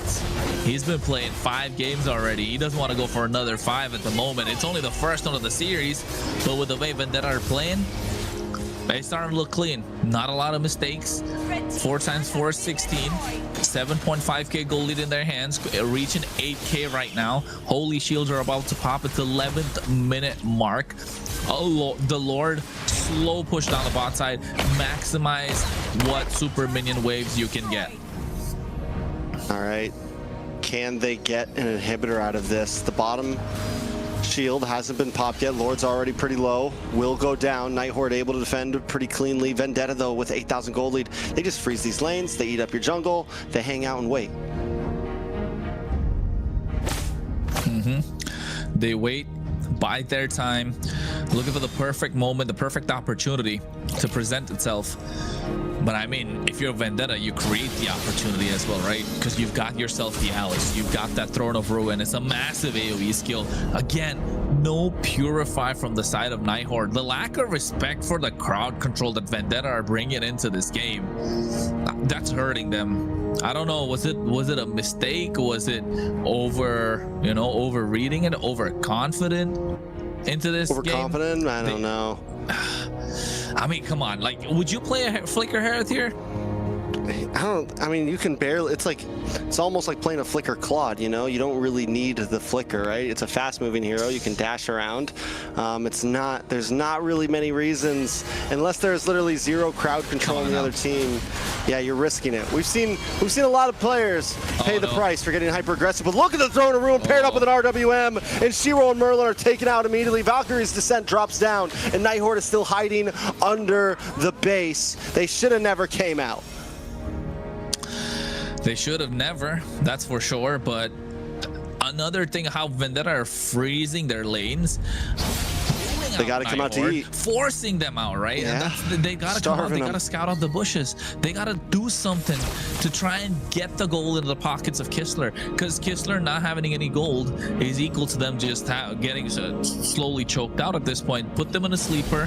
They're not going to tap. They're going to pass out. That's what the game plan for Vendetta is. And Night Horde don't want to let that happen. They're okay losing a couple of bodies. It's all right. But you open up the map a little bit more. Let Kistler get these minions in his pocket. And now all of a sudden, the long lanes are starting to push in. The top side, the Lord is present. Vendetta are hacking away at it. And they have no possible way to contest apart from the Fury of the Phoenix. That was the hit. All right, so quick Lord. There's nothing Night Horde, like you said, nothing Night Horde can do at all. Can they defend this though? I think it's possible. Definitely. Oh, look at the bot side. No concealed play. Shiro, what are you doing? Shiro way out of position. No escape. Now it's a bit harder to defend. You're down a man. Lord's coming now. It's 30 seconds. Lord should make it. Night Horde gonna try to mess up these lanes a little bit. They're trying. They're trying, right? 25 seconds. I think it's enough time for Shiro to come in, but the damage is already done. It's gonna delay the defense that they could have. Vendetta reaching or closing into a 10k gold lead at this point, and this is where you want to be with a composition like this, with a Freya, with a Khalid, with an Alice, with a Basha. You want this big gold lead in your favor. Merciless on the bot side. Throne of Ruin. Lord is still there in the mid lane. Yeah, Lord connects on to mid side. Up on top, Tarzan hangs out, trying to clear the wave as well. Inhibitor finally does break as Lord marches forward. Shiro tries to chip away at it. It's brought down to about 20%. Vendetta, switch tails, go to the top side, wait for the next wave to connect. Tarzan continues to hunt around the map. There's another wave on the bottom side as well. Night Horde is forced to split up with 4 members at the top on Vendetta. They're going to have to move, but Kistler drops him on force. And the re-engage from Night Horde. Vendetta now on the run. Turtle bombing, taking a lot of damage and does fall. And now it's Tarzan along with Merciless caught in the middle. Melon taken out by Kistler, and the bomb has finally got off. The clock is ticked, and Night Horde is trying to fight back. Merciless brings it out, looks for the Throne of Ruin, finds RR, looking for more members, but Merciless is turning this around, but Kistler's not going down. He's not going down right now. The shield is insane. It's him versus T. It's him versus Merciless. It's Kistler versus the world right now. He's backing off. Merciless wants to chase him down. He drops it. Kistler still going. Kistler still going, but he's out of mana. He's out of gas. Can he get away right now? He tried. He really tried. He really tried. I thought he'd sell some items to get the immortality, and then next thing you know, he pops back up with full mana. That was a possibility, to be honest. But I think at this point, Vendetta just had their number, right? They tried everything that they could possibly in that fight. Yes, it was a good clapback, but Vendetta are too far ahead. They're just too far ahead. 10k goal lead now. Yes, 8k, but 8k is massive. That's what, 3 BODs at that point, 3 holy crystals. Oh, Vendetta full build. The Wishing Lantern was purchased by Churro a while ago, before that fight even started, and that was his last item. Tarzan's getting to a full build. Melon and T are almost full. Yes, Night Horde not there yet, and it's gonna take a while for them to get there. They're 10k behind, and it's all coming down to the aggression that Vendetta have. The Lord is down on the bot side. It's not even evolved Lord, but they don't want it. All right, T able to get a stun on a Shiro. Shiro on the backside, look for Turtle Bobby, trying to get the closing. Can he do it? Arduino comes down to Shiro, gets the kill. Shiro's still up, able to just get away. He escapes safely, and now Night Horde is closing in once again. Tarzan down, Turtle gone, and Melon drops the Valkyrie's Descent, able to take out Merlin. Can they get the re-engage? Kistler in a bad spot. Melon trying to close the distance. The passive from Siri pushes him away, and it buys Kistler just a moment, a second, and Kistler flickers in, looking for Melon. Zamon's force drop, and Melon goes down. Kistler is carrying this team on his shoulders right now. Hey, that back's got to be hurting at this point. Boy, Kistler's put Night Horde on his back for this entire game. But the opening was provided by Shiro, right? Able to use the steed at the right time in the face of Churobami and dishing out the damage when he dropped down that RWM. It was really good. Of course, Siri with the clutch engage coming from the Fury of the Phoenix, able to absorb so much damage. T went in with the Raging Sandstorm, 5-0-17. On a Khalid. 0-7. Like, I thought that was going to end at 7, but then you threw in the teen, and I was like, wait, what? I had to recheck. I'm like, oh, wow, that's real. Yeah, I know, and not just that. Look at Merciless, 3-2-19. They have been playing this Ube-esque composition really well, but the problem being, once they've used up all their skills in those fights, right? They're sitting ducks.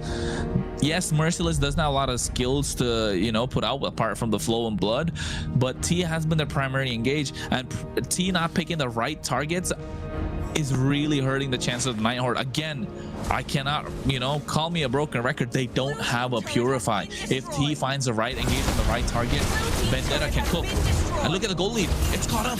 It's barely anything now. It was 10K. It's barely anything. Night Horde is now in control. Time's up. Tick, tick. Night Horde's at your door right now. Vendetta definitely have to make a play to make this work. They have to close in on Kistler. But the thing is even in the last fight, we saw Siri. Siri stays close to Kistler. The passive doesn't only help Siri, but it helps Kistler as well. You pair that up with Merlin, who's willing to die for the cause. It buys Kistler enough time to really pop off. Another thing is Shiro's been doing such a good job at zoning in onto Churobami. It's worth it. If Churobami goes down, the backline is gone. Game's easy. Everything helps. Shiro can even die for that kill. And honestly, it puts Night Horde in a good position for the fight.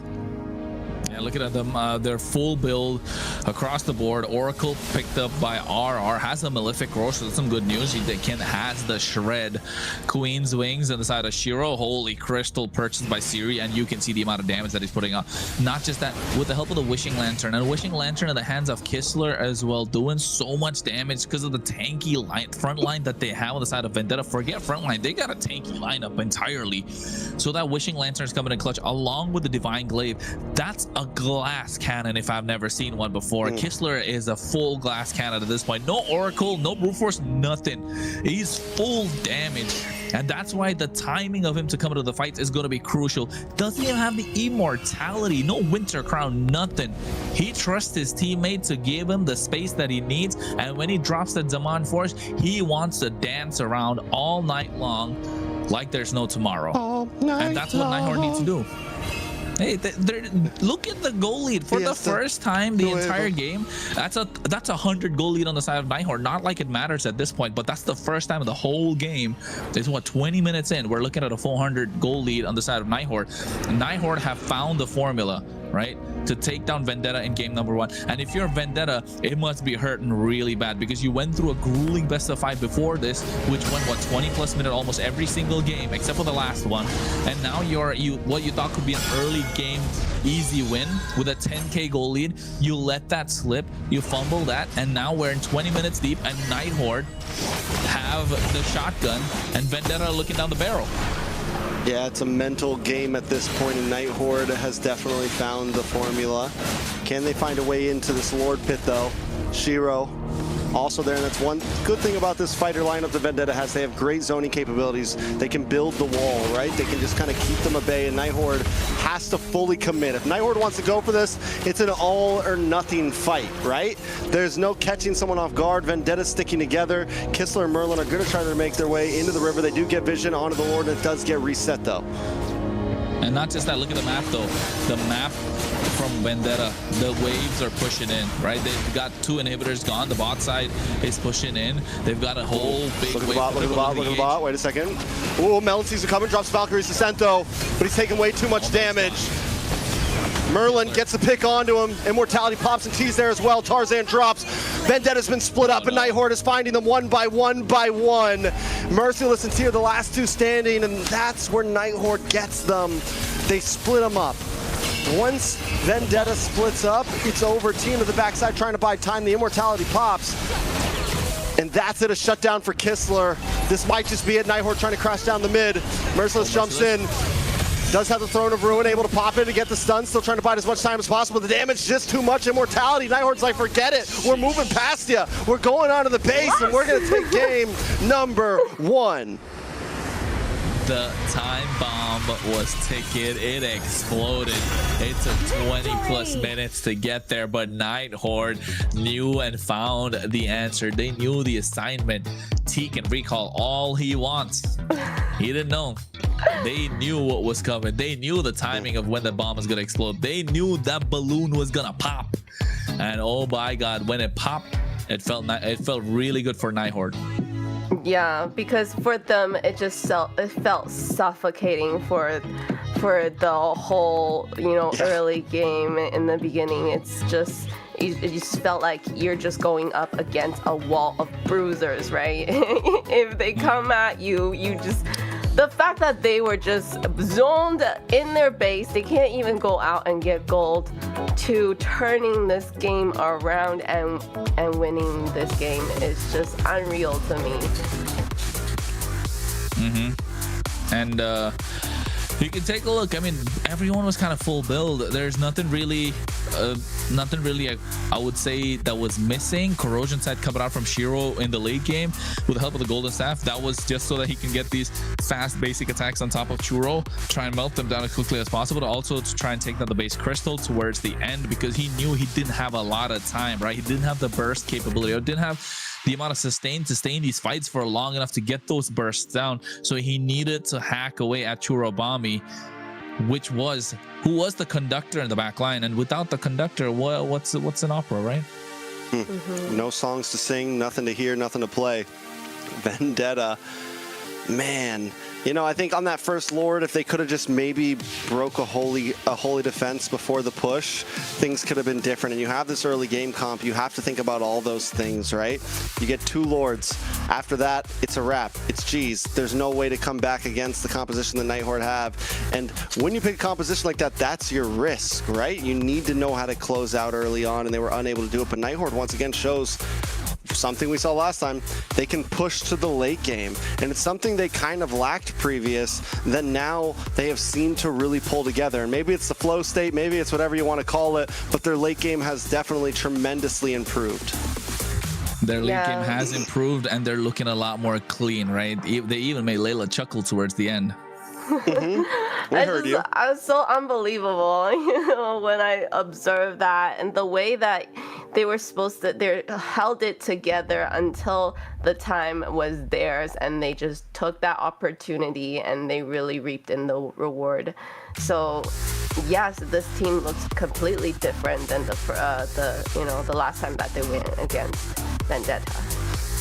I mean, you know what? The other thing though, if you're Vendetta, this game's got to be a little demoralizing, isn't it?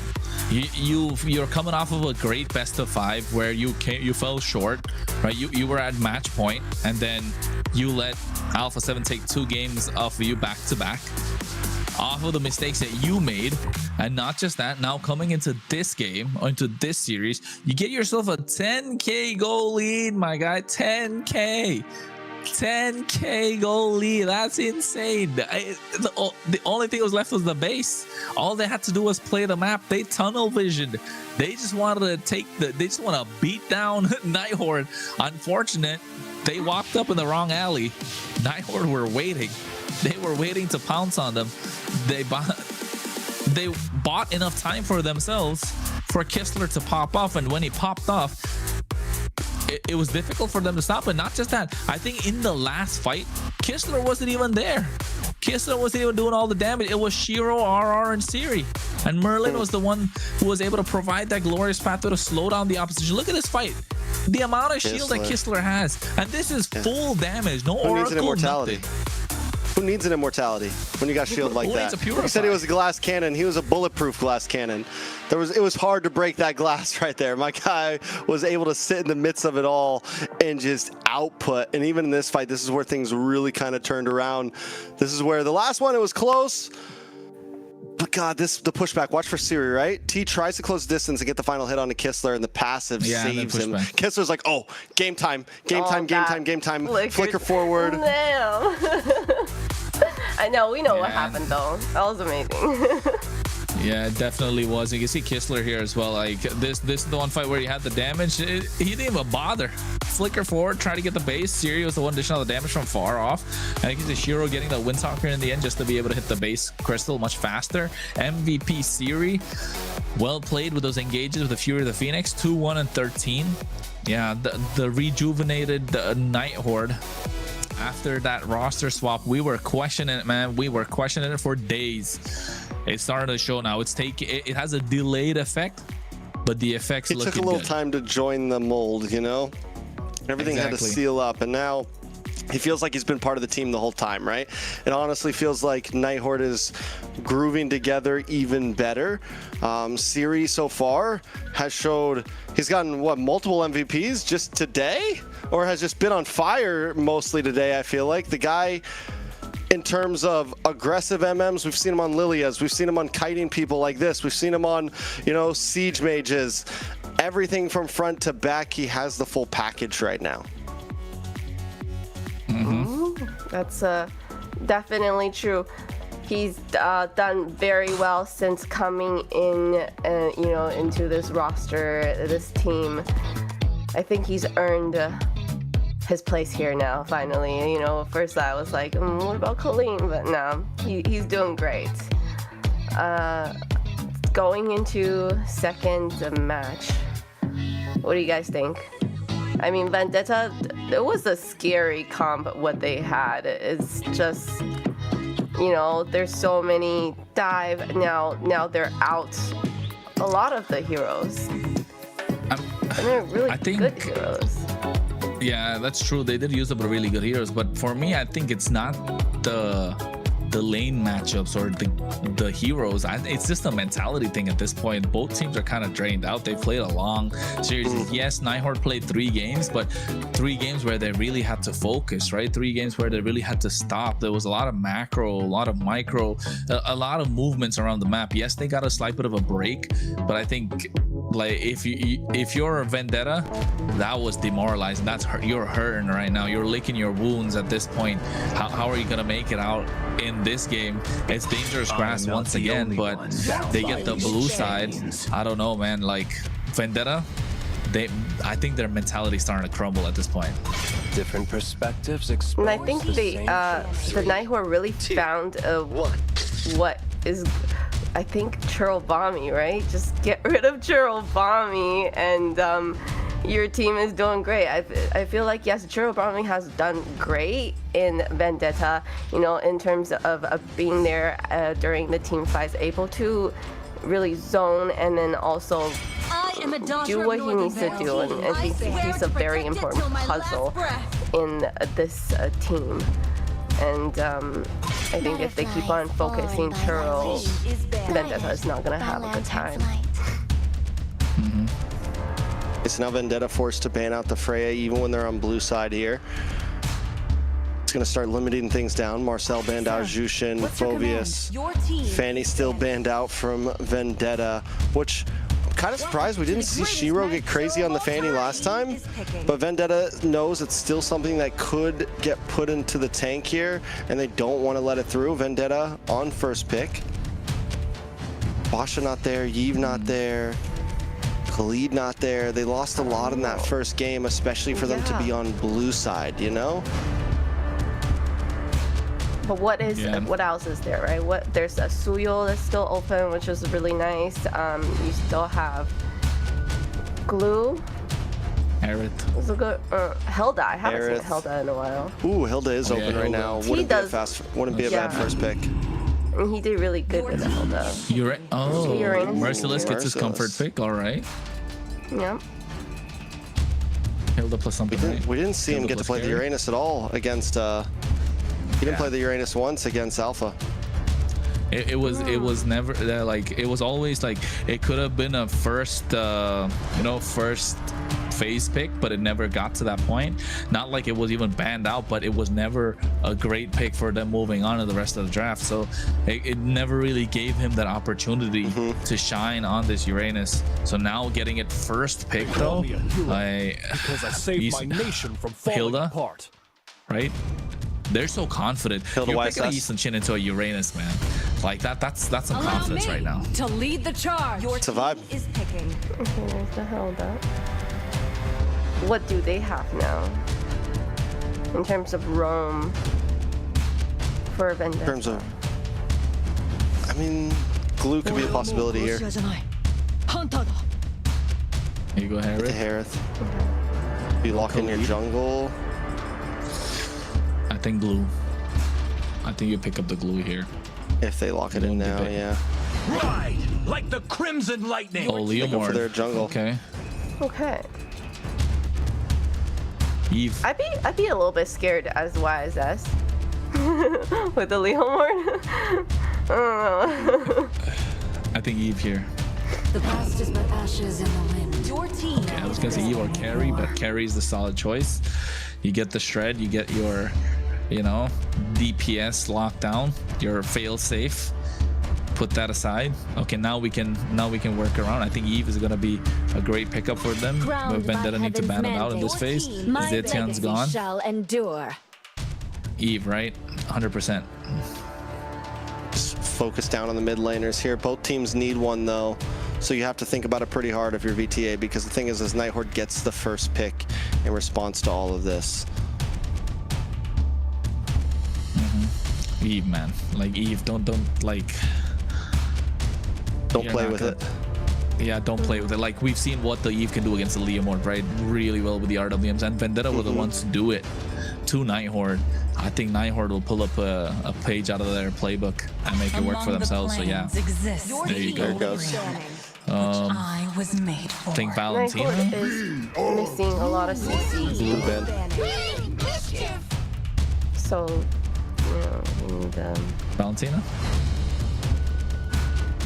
Yeah, and then what do you leave? You leave Lilia open. You leave. I mean, I guess you could give the Valentina, get the Lilia, or trade it here and just ban something else. I was thinking of the same. Like, they don't have a lot of ultimates to take away, so Valentina's not a bad idea right now. But for VT, I'm thinking of a Gatot Gacha or a Hylos. There you go. That could work out for them as well. But I think there's also the option of a Kalea that can be taken off the Kaja. But now if you're looking down that rabbit hole, you're just gonna go deeper and deeper all of a sudden. So yeah, Lilia, you're okay giving away the Valentina. And then what, you take maybe Kimmy here or something? For VTA? Yeah. I don't like Valentina on the Night Horde. Yeah, but if they don't get Valentina, VTA are gonna pick it up. Will it grant immortality? Alice, okay. Or death? Yeah, Kimmy. Or the Valentina for VTA. I mean, for both teams, to be honest, right now, Valentina doesn't make too much of a sense. Like with Layla saying, but it's just so good as a pick, right? It's just such a great pick overall. There's still Sora, right? For VTA. For mid lane? I can go XP Uranus, bro. Now we're getting crazy. Now we're reaching rank territory. There we go. Valentina comes through. Gatot Kacha, Hylos. I think Hylos is a solid choice. 1,000 winters. A twin engine horsepower combo. There we go. Horse combo. Hey, twin engine horsepower, man. Make that a thing. The Layla logic is working. I'm telling you, the two-horse combo is a thing. Lear pick from Night Horde as an answer to the dive, an answer to the steeds, the horse combo. I don't know. It's good, but it hasn't had the greatest track record. On paper, it looks good, but it just hasn't had the greatest track record. But still, I think there definitely were plenty of other options. But it's all right. I mean, Valir works just because of the fact that they can push back, slow down, burn the tires of this twin engine horsepower. But at the moment, folks, Layla What's your logic telling you? What? What's your logic telling you? My logic is, well, that pick with the Valier, is that just so that, you know, they can deny Valentina? Because they could have, what else could they do? Like Gord? Kimmy was good. Gord was good. Yeah, those are two great picks. But hey, coulda, woulda, shoulda. We don't know about that, Trex. Game number 2. It's game number 2. Night Horde takes the distance in game 1 and steals it away. Vendetta having to try to tie things up and not let Night Horde get to match point here. Shiro versus Tarzan, King of the Jungle versus someone that just wants to steal the throne. What's gonna happen? Yeah, I think King of the Jungle definitely looking to take it all away. They fumbled the first game. Hopefully they're not on autopilot. They're able to shake it off. You know, back-to-back losses. What, 3 losses in a row right now? That's definitely affected the mental of Vendetta. And you can see Night Horde are making sure they're doubling down on the aggression that Vendetta are throwing at them with the help of this Hilda. Oh, contest on the Golem. Ooh. Did go over. I think that did go over to Vendetta there. Yeah, Tarzan got it. Good early steal, nothing too major. But still, it's the small things that count, the details, and those start to add up. Yeah, and I think these small things, not just the fact that they're adding up, but it's adding up to slowing down the Eastern Shin. The slower the Eastern Shin farms, the better it is for Vendetta. But we've seen what can happen. Night Horde have played that game already before. They've played these games before where the Eastern Shin has been slowed down by Leviathan. Oh. Who needs to be slow when Merlin can go fast and get a first blood already? Shiro connecting a Mountain Shocker, getting the stun. And that's the thing about the YSS still does have some kill pressure even in the early game, mainly because of that Mountain Shocker, right? Yeah. Like the quick stun. Right? That stun just helps him out quite a lot right now. And he's able to take those 1v1s, which he couldn't earlier. Meanwhile, on the top side, a little bit of, you know, give and take action, push and pull. You can see Shiro taking, oh, he's getting the purple. He doesn't want the turtle. Purple for turtle. Night Horde's gonna back off. Not a horrible trade. I think Night Horde knows it's not a fight they can take right now, so at least they save face somewhere. Yeah, they do, and not just that, right? Shiro is able to make back that deficit of that camp that he had, not just by taking away the lizard, but also the purple buff right now. And so he should be technically ahead in terms of EXP, and Tarzan just got one lonely golem on the bot side to try and clear. And looking at the emblems setup, it's looking all good for both these teams. Siri rocking a Festival of Blood. Meanwhile, I think super solid across the board. Nothing crazy. Both these EXP players rocking the Brave Smite want to sustain. Both the junglers with the killing spree. They want brawl. Yeah. They're trying to rev up, jump in there and take people out. That's all it is. You know, it's aggressiveness at its finest. I want to be the carry. It's the hold my beer emblem. You know, Night Horde now. Gaining back some ground in the river. RR on the boss side, keeping tabs on Tarzan. A little bit of action, a little bit of trades, but overall, nobody's fully investing yet. Oh, they're investing now. They back off. Back off indeed. At least they bait out a glorious path along with a revitalize. So, oh, Melon, he walks in. Oh, no. A lot of damage. No. Shiro, so aggressive under the tower. Might go down for this one. Shouldn't be able to live. Definitely unnecessary, but it's okay. It's Shiro, the hero. Easy though. Easy gonna be the hero for Night Horde right now. He was in the previous series. He was. Shiro, the aura farmer. He just wants to watch the world burn, man. Yeah, I know, right? He doesn't need to be king of the jungle. He just wants to make sure everyone else's crown burns around him. He's the antagonist. He's the antagonist of the story of Vendetta at this point. And Night Horde, they want revenge. They really want it, and it's best served cold. It's already midnight. Throne of Ruin does luck on a T there, but Tarzan still able to get the turtle. Night Horde backs off. Merciless though. Looking for a nice pincer onto Merlin and RR. Merlin forced to use the flicker. Siri and Shiro now trying to get involved. Mountain Shocker does connect onto T, but Night Horde doesn't want to fully invest. Churro Bomb dashes in, gets a nice hit onto multiples. Siri misses, and now Vendetta back off once again. It's 1-2. We're 5 minutes in. This is unknown territory. Yeah, this is slow pace. It's a slow burn. What did you expect? We're talking about Night Horde. Expect the unexpected. Vendetta, they like to slow the pace of the game down. We know about this, but Night Horde say they're not shying away from slow pace games. Ooh, merciless. Tarzan on to 3 members. Night Horde completely stomped through in their own jungle. God damn, just when I said they were slowing down the pace of the game.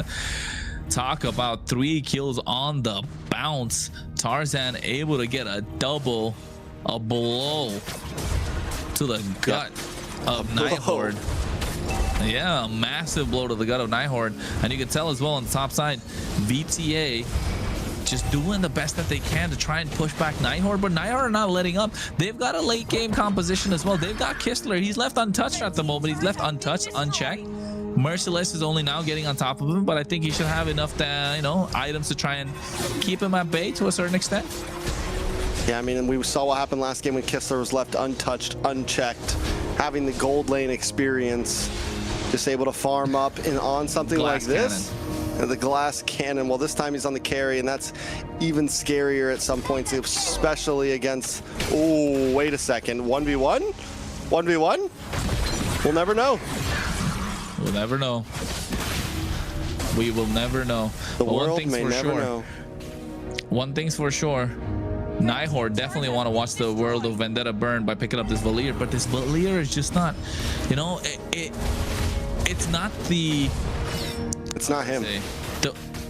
Not that. I'm just saying he can't really be the one to take charge in these fights, right? He's someone that's waiting for Vendetta to dive on them, and then he gets a pushback. Basically an anti-dive hero during the draft, like we called it. But that's the reason Night Horde are not able to initiate any fights. The moment they do, Valier's gonna be in no man's land.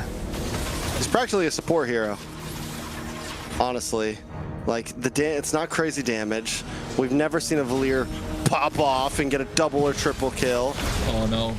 Down on the boss side though, Merlin gets caught up by the steed. He's able to get a couple stuns off. Kistler. Well done, Kistler brings out the speedy light wheel. Gets some nice shots onto Merciless, but Vendetta still get away safely. Now Shiro once again caught off in a bad spot. Is he gonna go for the outplay? Oh no, not today. Not today. Melon is locked in. Not just Melon.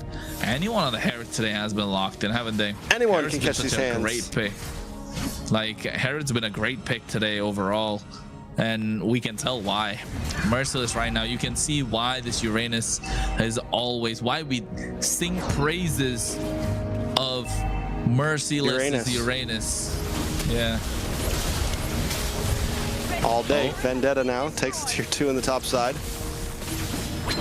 Night Horde, I mean, yeah, it's just once again a time, right? But it's already 8 minutes in, and this time Vendetta might not want to make the same mistakes as last time. They're trying to get down these inhibitors before the Lord comes.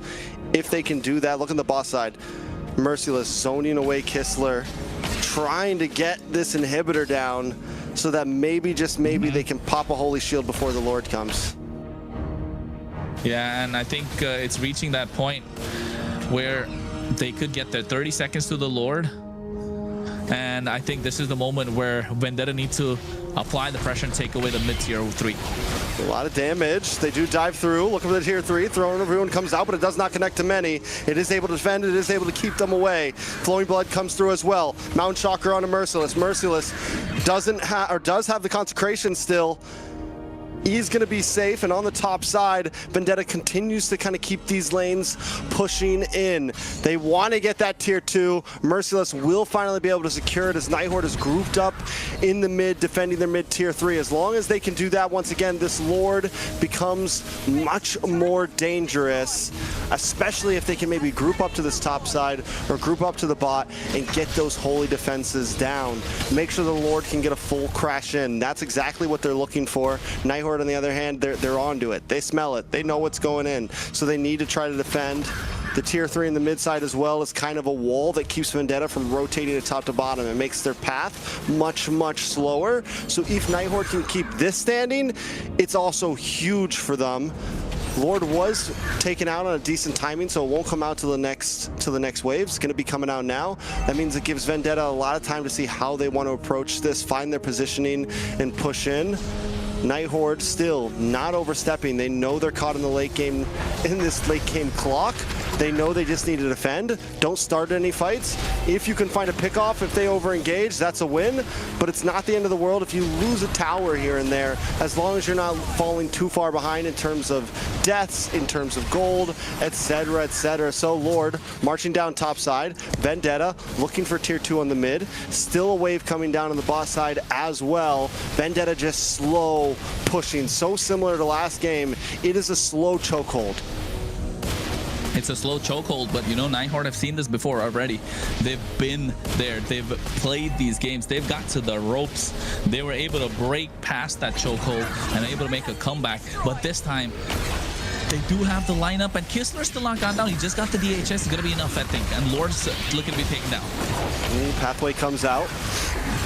The Throne of Ruin is not fully committed from Chirobami there. On the top side, Shiro takes a lot of damage from Tarzan, but Vendetta still unable to crack through. This means they get even more time to go. Yeah, and I think it's going to be important to see how these games will go out, how far the game will extend, right, at this point. And you can see on the top side already looking to take down the inhibitor. Terrified, RR, Merciless trying to go and get stunned up. Melon trying to buy some time, able to get the inhibitor on the top side. Mountain Shocker already used up by Shiro. Oh, they're trying to maximize whatever they can, Vendetta. All right, and if Night Horde can just kind of keep this pace going, they do stand a chance. We're at the 12-minute mark. Glorious Pathway comes out once again. Throne of Ruin connects onto 3 of Vendetta. And now Tarzan forced it back off. T and Mercer is caught under the tower, under the base. Zamon's force drops. Night Horde just still trying to keep them away, not fully committing, but the defense does hold strong. They definitely hold strong, all right. With the way that this game's been going on, Night Horde have been able to slow down the game as much as they'd like to. We've seen that in game number 1. Vendetta 7.2k goal lead. This time they have a little bit more of an aggressive lineup in terms of how they can play the map. But a pause being called on. Whoa. A pause being called on. Heck yeah. Ooh. Heck yeah. All right, that's the first pause of the night, I think, right? Nope. We just had the other ones pre-game. We had a pause earlier pre-game. Okay. This kind of started play out like that first match, but what's the difference for this one? They broke an inhibitor after First Lord. They were listening to you guys. It's a big deal. They're like, notes. So yes, what do you think that the chances of Night Horde coming back from this one? Chronos? It's possible. They gotta carry. Less they than gotta last carry, time. bro. Like that. Like no, still possible. I don't know. I think yes, in terms of you know, the composition that they have to box out everybody else just so Kistler can dish out the damage. They're really good at doing that, right? They've done that before, but this time Shiro is playing on a marksman, right? He can't really play as aggressive as he'd like. Yisun Shin into a Leomord is tough. It is difficult, but not impossible. But now with the composition that they have, they need to box out 2 players, or rather 3 even, with the carry, Kistler, Shiro, and as well as the mid. So I think definitely not impossible, but gonna be more difficult. But if Vendetta overstep even a little bit, they're gonna clock it. Yeah, I've been thinking about just the Uranus. Oh, Layla, we'll see on the fly. We'll talk about that later. We'll see if Night Horde can turn this around. Chronos feels good about it. There's the possibility there for sure, and I can't agree with that. But Vendetta doing a much better job this time than last time at trying to close things out. Already breaking inhibitor. Towers already down to about half health. The last 2 remaining for Night Horde. Vendetta will take the second Lord with a much larger advantage than they did last game on their second Lord. It's slow. 12 minutes. Feels like forever. Only 8 kills, 7.5k gold lead. Lord coming out of the top side. Churobami has a lot of damage. So does Siri on a Valier. And Merciless topping the charts. Been in the face of Shiro. And this is why I said, like, Shiro pretty confident playing Eastern Shin into that Uranus, just not allowing him to play the rest of the game. They've got a tankier front line, but I think this is where positioning is going to be key. If you are the Night Horde, protect Kessler, protect the president, and everything will be fine. Can they do that? T drops down the glorious pathway. Night Horde just trying to defend this tower with everything they can. Tarzan brings out the steed, but walks into RR. RR keeping him at bay right now. As Shiro looks for the Mountain Shocker, unable to connect it, but still able to shred down this Lord. Another wave comes down the mid. A nice land from Siri, able to get the stun on Merciless. Merciless unable to break through, brought down to about half health as RR still continues to hold down the front line. Tarzan with some poke, Churro with some poke, but it's still not enough to break through. Night Horde continues the defense. Yeah, and it's possible to defend. They've got a carry. They've got Shiro on the Eastern Shin. They've got the space. And guess what? Carry has still not got a single kill, single assist on the board. They're really afraid of this, right? Now they're looking to find an opening. Glorious Pathways down. They do finally break through the middle inhibitor, but Night Horde holding distance so well right now. Another wave down the boss side. Night Horde still just defending. Vendetta, hunting, searching, looking for any moment that Night Horde shows weakness, but Night Horde just not showing it. Night Horde or not, they're not letting up. Look at the damage. It's starting to hurt Merciless now. That's it. That was just a couple of basic attacks. That was just a few basic attacks. You can see Merciless half HP. He doesn't want to play. He doesn't want that smoke at this point. He doesn't want that smoke. Whereas Night Horde, we're looking for the smoke from the beginning, from the get-go. And 60 seconds to the Lord. Oh no, Tarzan. Tarzan brings out the steed once again. A nice stun from Shiro there. Glorious Pathway comes down trying to lock him in. They just want to get these inhibitors, and Vendetta finally backs off. They got what they came for, hunting for towers, and the base is wide open. Base crystal cracked open. All 3 inhibitors are down and out. Night Horde now, I don't think there's any point in trying to stay in your base. Open up the map. You can see they're already opened up the bot side. They're trying to get the clear on the top. Get something pushing through so you don't have to kind of let that Lord go away for free, right? It's not exactly an 18-minute Lord, but it is a Lord that needs to be contested. At this point, I don't know if Night Horde can pull off another defense just like they did the last time, because they don't have any sort of tower structures to pull the aggro of the Lord towards. Vendetta still have 8.3k gold lead. This is where they were in the previous game as well, until they let that 10k gold lead slip. Where's the tipping point? When is the balloon going to pop? Is this a ticking time bomb again? Night Horde does make their way cleanly into the pit. A nice Mountain Shocker on a Merciless. Tarzan brings out the steed. Here we go. A big Throne of Ruin connects with Churobami. On to multiple. Kistler goes down. Tarzan able to get the kills. Now Shiro's on the run. A double for Tarzan. He's looking for more. He's looking for the triple. And he does secure it. Can he find another? Tarzan's on the hunt. Siri and RR don't want to let it come through. But Tarzan doesn't want to let it slip away. Vendetta with a 9k gold lead. Close in onto the base. Tarzan brings out the steed once again. He's going to try to move on to RR. It's RR between 3. Swan's force is dropped and RR still stands. But he finally drops. Churobami is the one to get the kill. They're going to move on to the base, and Vendetta tie this series. Hey, we were calling it, Trex. Another 6 hours. With the length of these games, we're getting there, folks. We're getting there. It's gonna be a long, long, long night. It's already daytime for me, but with the way that these guys have been playing, you can tell that they're here. They're here to stay. They want to be there to contest. They want to be there in the grand finals. Of course, we are looking at the final spot, right? That we already got our 3rd place finish. We are with the team that loses this series, they're gonna get 3rd place. So podium finish guaranteed. But you really want that slot, don't you? You want that slot to go to the Esports World Cup. Well, that's what it's all gonna come down to. That's the second game, and they tied it up, and well, it kind of started out the same way, you know, first game started, but you know, Vendetta definitely taking notes from these 2 casters. They're like, okay, we gotta do this. And you know, Really unfortunate. Kessler wasn't really able to come online.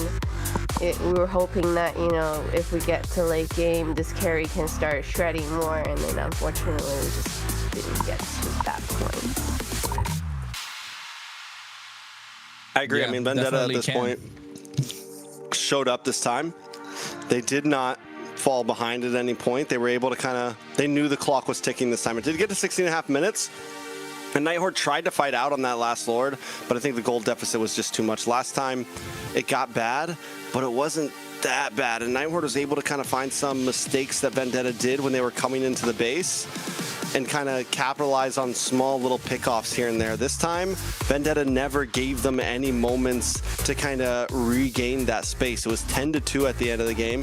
Vendetta played that game about as clean as anyone could imagine. Yeah, that's what we wanted to see from them in game number 1, right?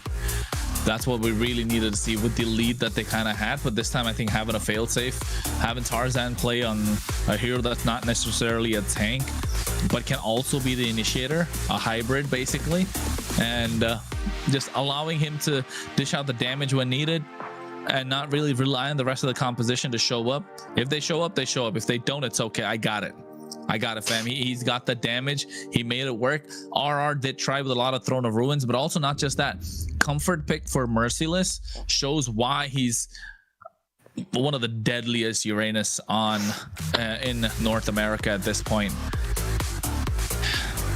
Night Horde, it's 1-1. Are we gonna see this go all the way? Best of 5, 30-minute games, 40-minute games, 45-minute game? Yeah, all the way. I'll go right to work from here. I don't care. Yeah. Is that what we're looking at? Best at this point, if it goes to that, it will truly become a match of who can keep their cool together. No, just who can keep their cool together. Because even for these guys, it's getting late. You know, these guys are all from the same area as I am, and they've been playing all day long. Tarzan 7-0-2 with a well-deserved MVP. This guy wants it, man. This is a guy that wants that grand finals rematch. This is a guy that thinks he belongs on the international stage and has just never been able to get there. It must be hurting. It must be eating him from the inside, isn't it? It must be eating him up from the inside. I mean, taking it toe-to-toe against the he who shall not be named, the Dark Lord, and then all of a sudden now he's here. He's at the cusp of it. He's at the point where he can get there. He's at the point where he can hit that grand finals for MCT AMER North. Just 2 more games. Two more games. Just doesn't want to fall short. Just doesn't want to fall short. All he's got to do is beat Night Horde twice. Or he's done it before. 2 more games if Vendetta. Look at Layla's all Vendetta needs is 2 more games and he can go to grand finals. But it's the same for Night Horde. All Shiro needs is 2 more games. And he's got, and you know what, Shiro's got a taste of EWC before, hasn't he? So my thing is, like, once you get a taste for it, you really want it again, don't you? You'll do everything that you can to try and get it. Or is it because of the fact that you've never tasted it before, you're just that much more hungry? What do you think? I mean, if you have an idea, it's a great question. I don't know. I do think that, you know, once you've been to that kind of world stage, you played against the teams that have made it there, you would have some experience and kind of know, I think, just improve in general. I don't know, everyone likes the chase. Everyone likes the chase. Tarzan's on the chase right now. Tarzan loves the chase. And because, you know, Shiro's already had it. So he's kind of like obviously he wants it again, but you know, Tarzan hasn't. He's hungry for it. He's hungrier. I am a daughter hungrier. And he chased down like the whole team of Night Horde on that horse with Leomord. I'm just still gonna say the Leomord and Hylos combo. the twin engine horsepower. Listen, there's no more Leomord or Hylos coming in at all for the rest of the series. So thanks to global ban. It's over. No more horse combo. Vendetta. You know what will though? be on blue side. Night Horde opts for the red. What else? Expanding reverse. And this is where we've seen Tarzan play some of his best heroes. Yeah, the Fredrin. It's got to pull through, right? It's got to come through right now. No Akai. We don't want to see the Akai no more. I mean, it's great, but we want to see those taunts, that big bonk, the big appraises wrath. Yeah, they even ban out the Uranus. Uranus needs to be banned. It's so annoying. No Jushin. Honestly, yeah, there's a chance we could see like a Fredrin right up front here for Tarzan. We are blue. And they ban out the glue. Another big problem that can come to it. The same truth. 3, 2, 1. Fredrin right up front. Bada boom, bada bing. Up front though, I think Guinevere is still available, so you wouldn't really make that choice. Phoveus is no heroes on either side, so there you go. Guinevere plus Uranus if you are Night Horde. Uranus is banned. Got banned. Oh yeah. Gwen plus no Leia. Blue, no Freya. Gwen plus Khalid. Khalid. Yeah, I was just gonna. Yeah. Or Kalea. Gwen plus Khalid. Kalea Gwen combo. Yeah, that's true too. We didn't see it get pulled off well from previous teams, but Night Horde might be able to do it better. The Wombage combo. But Guinevere for sure. Like Guinevere has to be locked in, right? You're not. Oh, Eve. Ooh, Never mind. Well, they were anticipating Never mind. that Fredrin pick then. With the So does Basha VTA to take answer it. the Guinevere. I think so, right? Guinevere? It's good into the Eve. But Fredrin's great too. I think Fredrin's great, but it's not so good into the RWM. So I mean, if you have Basha jungle and you have Fredrin jungle, then what we're gonna go look for is that the carry from the goal lane and then shall endure. the mid, right? You think VTA is still gonna take that Fredrin? It looks like it would be a Fredrin because like they have the Claude and they have the Luzia. Yeah, I think having a Fredrin on that team would look really good. I think Fredrin overall it's a solid pick if Night Horde even wants to let it through at this point. Utility versus utility. It's not exactly a winning matchup, but it's not exactly a losing matchup against the Basha. It is clean though for Tarzan if he wants to go for that. He could also still go for some other possibilities here. I mean, we've seen him pick up things like the Akai against picks like the Basha against utility junglers. So we'll see exactly how it happens.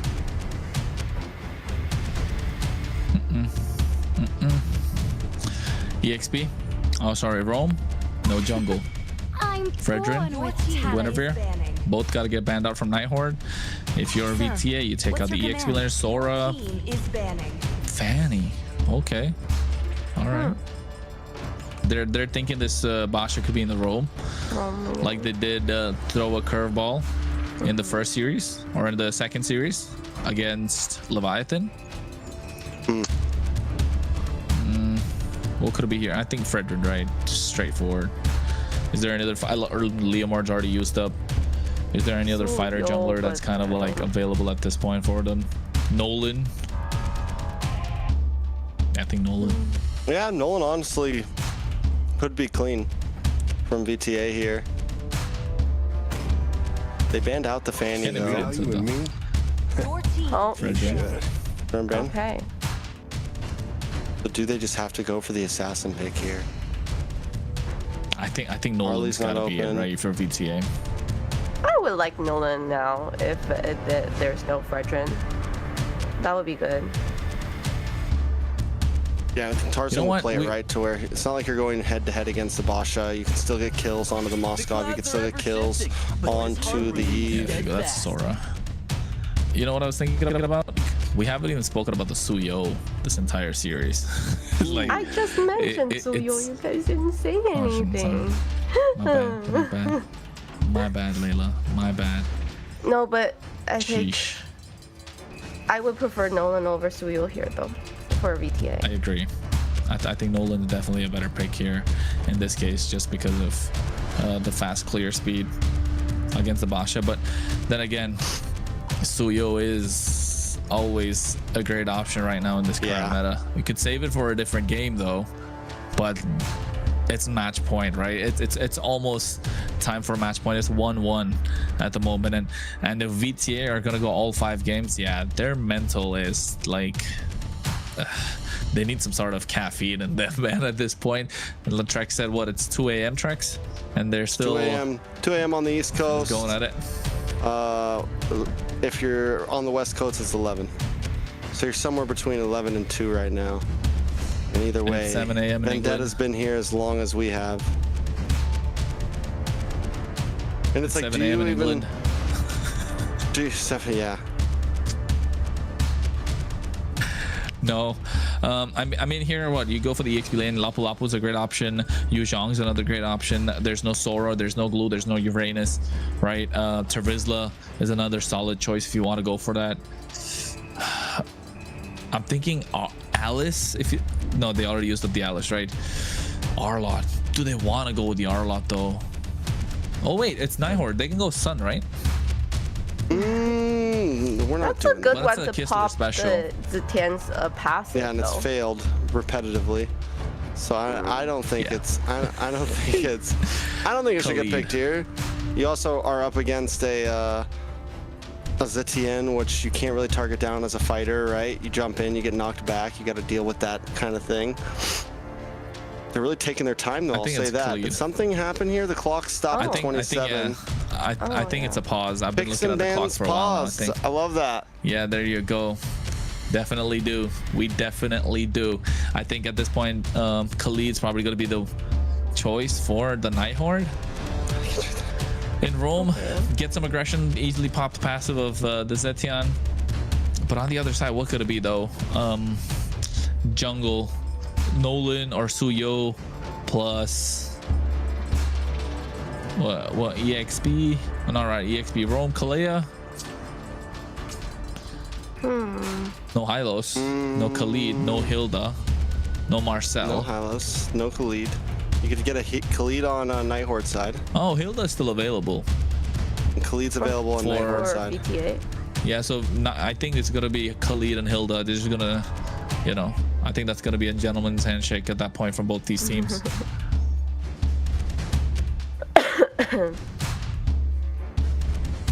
I like it. We're waiting. All right, so we see the Khalid come in for Night Horde, Hilda come in for VTA. We still need either a jungle / roam for Night Horde. I have long awaited this glorious Lapu Lapu, there we go. Okay. I think, yeah, for VTA you just go Hilda plus something, right? I think Night Horde are also holding off for that last pick just to flex his Basha in the wrong position, just playing mind games with Vendetta right now. Because you never know. You just never know. They did the same thing against they did the same thing earlier against Leviathan. Merlin was able to play the Basha pretty cleanly. VTA knows this is a possibility. It's why they banned out the Fanny. It'd be a beautiful, that's the type of swap you're looking for, something that can get heavily countered but can also be a glass cannon, right? That can just completely put a game into your hands. Whoa. They is going crazy. Okay. We said Suyo plus something, but not plus the Atlas. Did not see that one coming. I thought Hilda, man. I thought Hilda, crazy. But that's that potential right there. That's at 2 a.m. That's crazy. That's crazy. It makes it really hard for Eve, huh? I mean, no, I think Eve's all right. You can just drop the RWM, but yes, overall, not just for the Eve, for the Moscow, for the Basha, they have good play potential with the Fury of the Phoenix. I think that's going to be the most important thing to look at if you are Night Horde.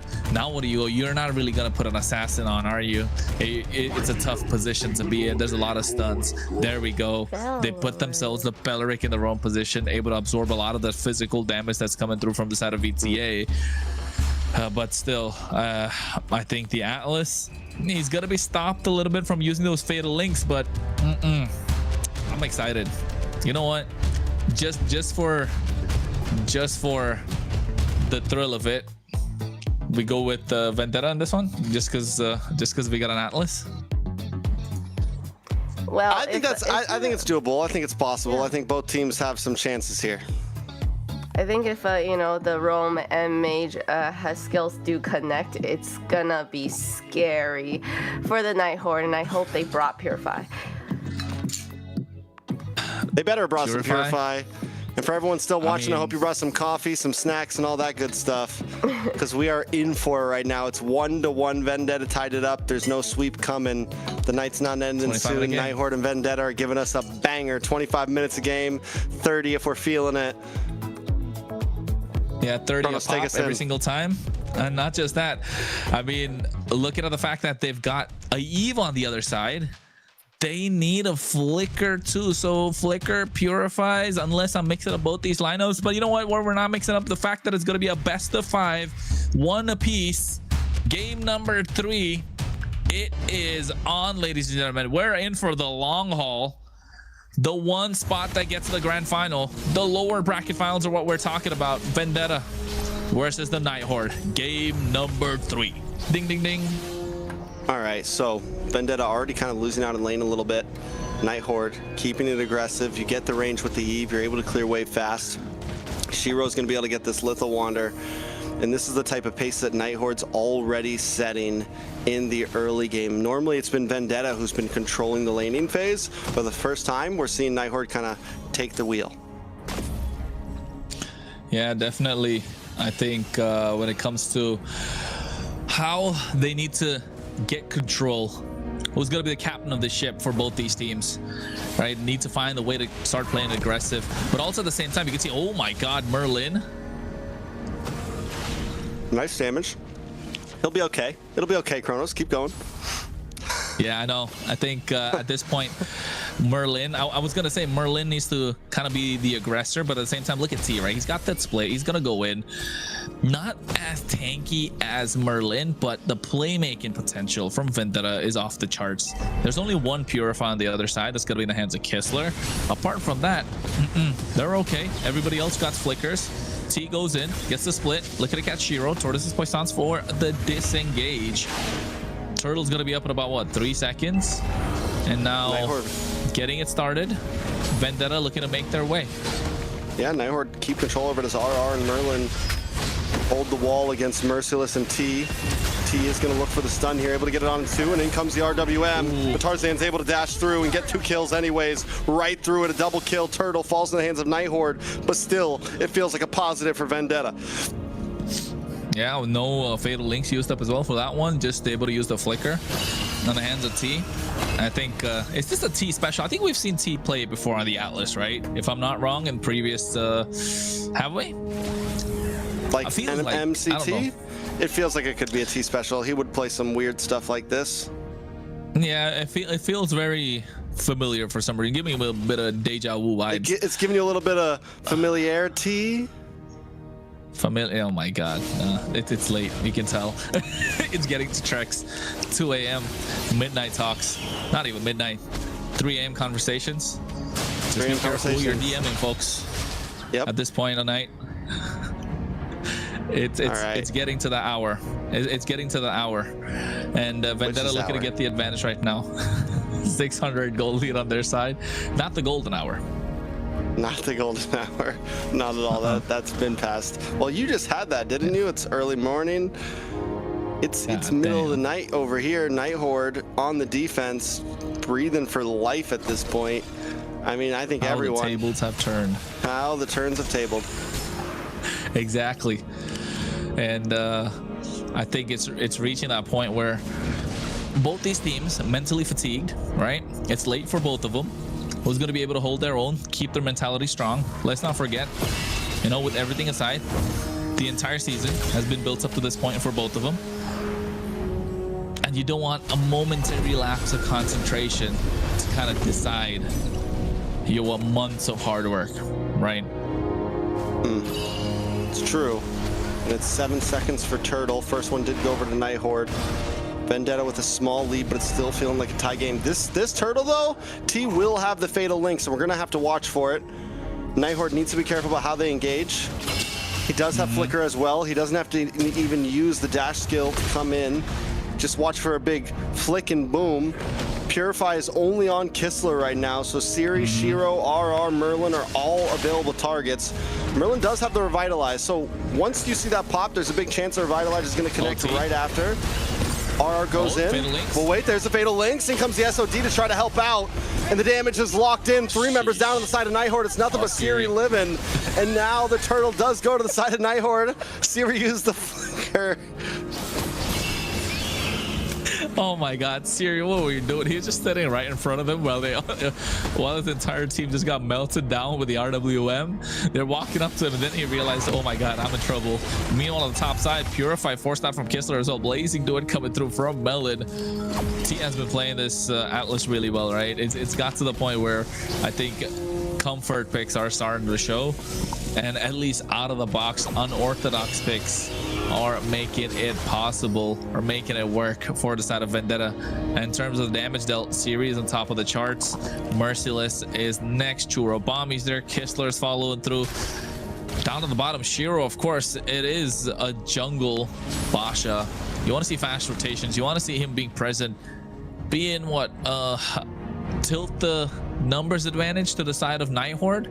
But at the moment, Vendetta, every single game that Vendetta played against Night Horde, they've been the aggressors. They've been the ones to kind of get the early game in their favor. And Night Horde have always given away this river control. Not even if not given away, they've not been able to win it out from Vendetta. All right, so Night Horde, though, have been great at staunching the bleeding before and slowing things down as much as possible. The problem is here, though, is Vendetta has late game potential as well, right? Yes, they have the bridge in Tarzan and CEO, but they also have Melon. Merciless does go down. Boss side, beautiful gank from the Night Horde. Shiro takes out Tarzan as well. 2 members down on the side of Vendetta, and instantly the gold is brought back down to a median. Yeah, and I think it's all thanks to the pressure that RR can put out, and now all of a sudden, without the presence of T, everything is looking good for Night Horde. They get the turtle started. They have the numbers advantage, hacking away the bot tier 3. They're probably going to be able to get it. If not, it's just going to be hanging by a thread. T is trying to do something. Merlin's waiting for the right opportunity to get on top of Tarzan or even Melon. Kistler was even present in that fight. 5-3 kill score. Now goal lead slightly to the side of Night Horde. Yeah, look at that. Fatal Links. Nice pull back with the Fatal Link. Shiro goes down. RBDM does catch 3, but a Blazing Duet tries to help out as Night Horde is pushed away. Vendetta back. I mean, it's back and forth right now. Shiro 1-2-1. Tarzan has taken Dudes, but at least he's got 5 kills put on the board. Kistler working away at the tower. Will be able to secure it, but the stun does come in. Merlin now, along with Siri, looking for 3 again, but the RWM's not there, so Night Horde decides not to fully push it. Yeah, at this point, Night Horde need to find ways to work this map, right? They need to find a way to maximize the advantage that they have made for them in terms of macro capabilities.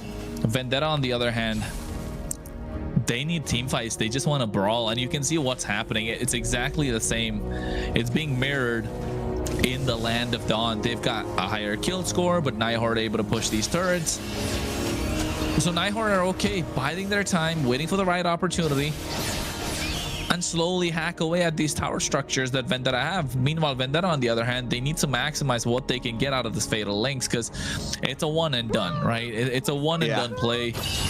They've got the Fury of the Phoenix to start things off as well. Tarzan comes in, gets the cleanup done. He's already got the Sky Pierce, already got the War Axe in his hands. Merciless needs to be in these team fights a little bit more, but the moment everything changes for Vendetta is when Melon starts joining these fights. I think one of my big worries for Merlin here is the fact that since he took Revitalize, right, it's going to be hard for him to land a big like Wrath of Druid, right? Oh no. Yeah. Melon, though, taking some damage. Shiro to Oh, walk that in. Melon Shiro won't get 1v1. away. A nice kill from Shiro. 2, and 1, but 2 get caught by the Fatal Links. Fear the Phoenix comes down as well, and the damage is SOD. exploding. SOD from Kistler. Wrath of Dryad does come out as well, but look at the huge Bravest Fighter getting the stun onto T and Churro. The brawl is there, but now they're going to chase down RR. He may not be able to get away. T's got about 10%, but he doesn't care. RR tries to dash back, tries to get to safety, but there's just no escape. And now Tarzan and Shiro going to go blow for blow once again. Tarzan comes through the bush. Shiro does go down. It's a double kill into the hands of Tarzan. Tarzan low. He's going to keep on going, and he finds Siri. A triple kill into the hands of Tarzan. Oh my God. Talk about an outplay. This was what we need to see. A highlight reel coming out of the fact that Tarzan 10-2-1. There's 11 kills on Vendetta. He's got 10 kills out of 11, and the one kill that he doesn't have is an assist from his side. This is insane. This is the snowball that we want to see from the Suyo, and we're getting to see it come to full fruition. He's in his final form right now. This is Tarzan's final form, right? King of the jungle. Or is it? We want to see. What if he's got one more form tomorrow? Yeah. Oh yeah. If they get there, right? If they get there, I think this is the form until they get tomorrow. We've seen Demon Time Dez. We're seeing King of the Jungle and Tarzan right now come in. Ultra Instinct with the way that he's playing. His training arc is completed. He wants to be the protagonist of this entire series. He wants to be the protagonist of this fight. Yeah, he wants to be the protagonist of this fight, man. We know Shiro's the antagonist. He wants to watch the world burn. He wants all the smoke. And Vendetta are bringing the heat right now. All right, so Night Horde, though, is there a way to defend this push right now? They still have Kistler. Kistler almost gets caught up, has to use a Purify there. SOD comes out. Is he going to commit back to it? RR doesn't use the Bravest Fighter just yet. A lot of damage does land down onto Merciless. But wait a second, Melon with a Blazing Duet connecting onto 3, but forces still back off. He can't fully commit to it. It's still dangerous, but Lord is crashing in on the mid tower. And wait a second, Tarzan's at the base finding targets. He does fall. It's a shutdown over to Shiro. The gold will be stacking up on his side. I mean, there's two ways you can look at this, right? Yes, Tarzan was able to make a massive play and able to take down Siri in the process, but also they're starting the tunnel vision to try and take down the base crystal much faster. That could be another way to look at it. Hopefully it's not the latter, because oh, what an SOD. Churro can move, no flicker. Night Horde pounce upon him, and now all of a sudden it's going to be difficult. And Holy Shield's only present on the top side, so that's kind of, I mean, it's gonna pop anyway, so it doesn't matter. 60 seconds to the Lord. Vendetta have played the map really well. Night Horde needs to start utilizing this Moskov, needs to utilize the Kistler to get these split pushes going. All right, so RR Merlin keeping vision on, keeping tabs on the team. Taking a look at the items, Wind of Nature does come in for Kistler. This could help him maybe be a little bit more aggressive in terms of these fights when that Blazing Duet comes in, or when Kistler wants to try to fully commit. He maybe can survive and kind of, you know, be the aggressive marksman that he wants to be. We've seen Kistler be the guy that dives in, flickers forwards instead of backwards, wants to hunt down those kills, and maybe this is what he needed. Is it though? Is it what he needed though? That's the big question. Oh, big stun. Tarzan trying to go in. T, Fatal Links to come in. Fatal Links not used just yet. Finally is popped off on a Shiro. They're going to look for the kill here. Shiro still up though. Tortoise Poisons to try to get away. RWM does catch multiples with Tarzan. Gets a kill on. Wait a second. Out comes a Blazing Duet into the backside. T along with the rest, but Kistler is getting free shots. Siri finds Tarzan. RR goes down. Merciless able to find him. Win. Oh no, Wind, he's still able to survive. You can see Merciless taking a lot of damage. Dark Wave, the shields are helping him survive. Finally takes him down on Churro. Bobby's next. Triple kill in the hands of Siri. T is the only one left standing. Running for the hills he is. Siri and Kistler, the damage dealers, finally online. And the only two ones left means that they will be able to get not just the Lord, but also a lot of ground on the map can be covered. And just when you thought Vendetta had the answer, the extra sustain, the extra bit of heals that's coming in through the Revitalize, the extra singular moments that is bought by the rest of the composition of Night Horde is enough for Kistler to find it. But you can see the mid lane, Tarzan able to get a shutdown onto Siri. Again, Tarzan And Kistler takes away 14, that 4 orange. and 2. Bro, he's 100 KPA. This is insane. All right, this is unheard of. This got to be illegal. I'm not gonna lie. Like 14 kills, 4 and 2, 16 kill game. Yeah, this feels like it's straight out of an anime, bro. Yeah, Tarzan is him right now. Is it going to be enough, though, to get the game? Night Horde always finding a way to claw their way back into things, always finding a way to just brute force their way to victories. Vendetta doing everything they can. Another Fatal Lynx does lock on RRR. Shouldn't be able to get away with this. Another kill over to Tarzan, but down in the mid side, Kistler finds Chirobami under the tower. And look at that. Now he's going to hack away at the top, the bot side tier 2. Whoa. RWM, beautiful. That was a lot of damage. RWM plus a Wrath of Dryad completely chomps down on a Tarzan, and now Kistler has complete freedom to move on to this tower. Merciless Melon want to try to defend. Melon does have a blazing duet, but he can't commit. He'll just go straight to his death at this point. Oh, BMI's back. Doesn't use the. He did not use the blazing duet there. For a second, I thought he popped it. He took so much damage. There was no, but he would have died if he popped that one. Merciless right now. He can barely hang. Kistler is definitely online. I want to take a look at the items to see where Kistler is at, because he definitely has the Malefic gun, if you ask me, and it's starting to hurt. Vendetta don't know what's hitting them. It's spears coming across half the way of the map. You can see T. He's trying to get these Fatal Lynxes on point, right? But the problem is the target he wants to catch has a Purify. And not just that, to get to that target, you got to go through these 3 beefy boys. First thing is that badass roller Basha, or rather the bartender in this case. And then you got Merlin on this Belleric, RR on this Lapu Lapu, and Siri just gonna pop that RWM. And yeah, he's got a full build with the Wind of Nature too. Oh, Malefic gun, yes. No Malefic Roar. That's what I was thinking. So he goes for Malefic gun, Wind of Nature. That's where it gave him the sustain before. Kistler in a comfortable spot. Look at the damage on the T. And this is their roam, right? Nobody right now can stand in front of Kistler, and because he's got the Purify, it's a tough cookie to crack right there. And I think, if I'm not wrong, the only Chastis Pauldron that was present was in the hands of Merciless. So Merciless should kind of be the one that's really tanking or taking the front line to Kistler. Otherwise, he's going to be free hitting, and he's free hitting quite a lot. Like, it started it's not right kind of damage. Oh, Wrath of the Dryad. Wrath of Dryad up with the RWM as well, and Tarzan is instantly melted down. T also on the run. In the backside though, Merciless. Melon comes in with a blazing duet, but still the damage just isn't there. No. Night Horde completely pushing through. Merciless split up from the group, and Shiro and RR want to find more. Chirobami Melon on the run. T forced to use a flicker just to try to get away, but Shiro's going to chase him down under the tower. Churro able to find Shiro. He's a little too deep, but now it's T. Where are you? What are you doing? Where are you going? Buying time. He's trying to buy some time. The T's got a steep at this point. Vendetta understanding that they need to split them apart. They need to be able to get some precious time for the others to spawn back up. And you can see T just playing hooky a lot against Siri. The one who was recalled at the beginning, not able to take it back, or rather eats it in the face from Siri this time. Night Horde hacking away at the Lord. It's not an evolved Lord. It is a luminous one. 17 minutes, 30 seconds of the game. It's going to be popping up in the next 10 seconds. And now all of a sudden, we were talking about 20-minute games. We're getting 20-minute games. And Vendetta are...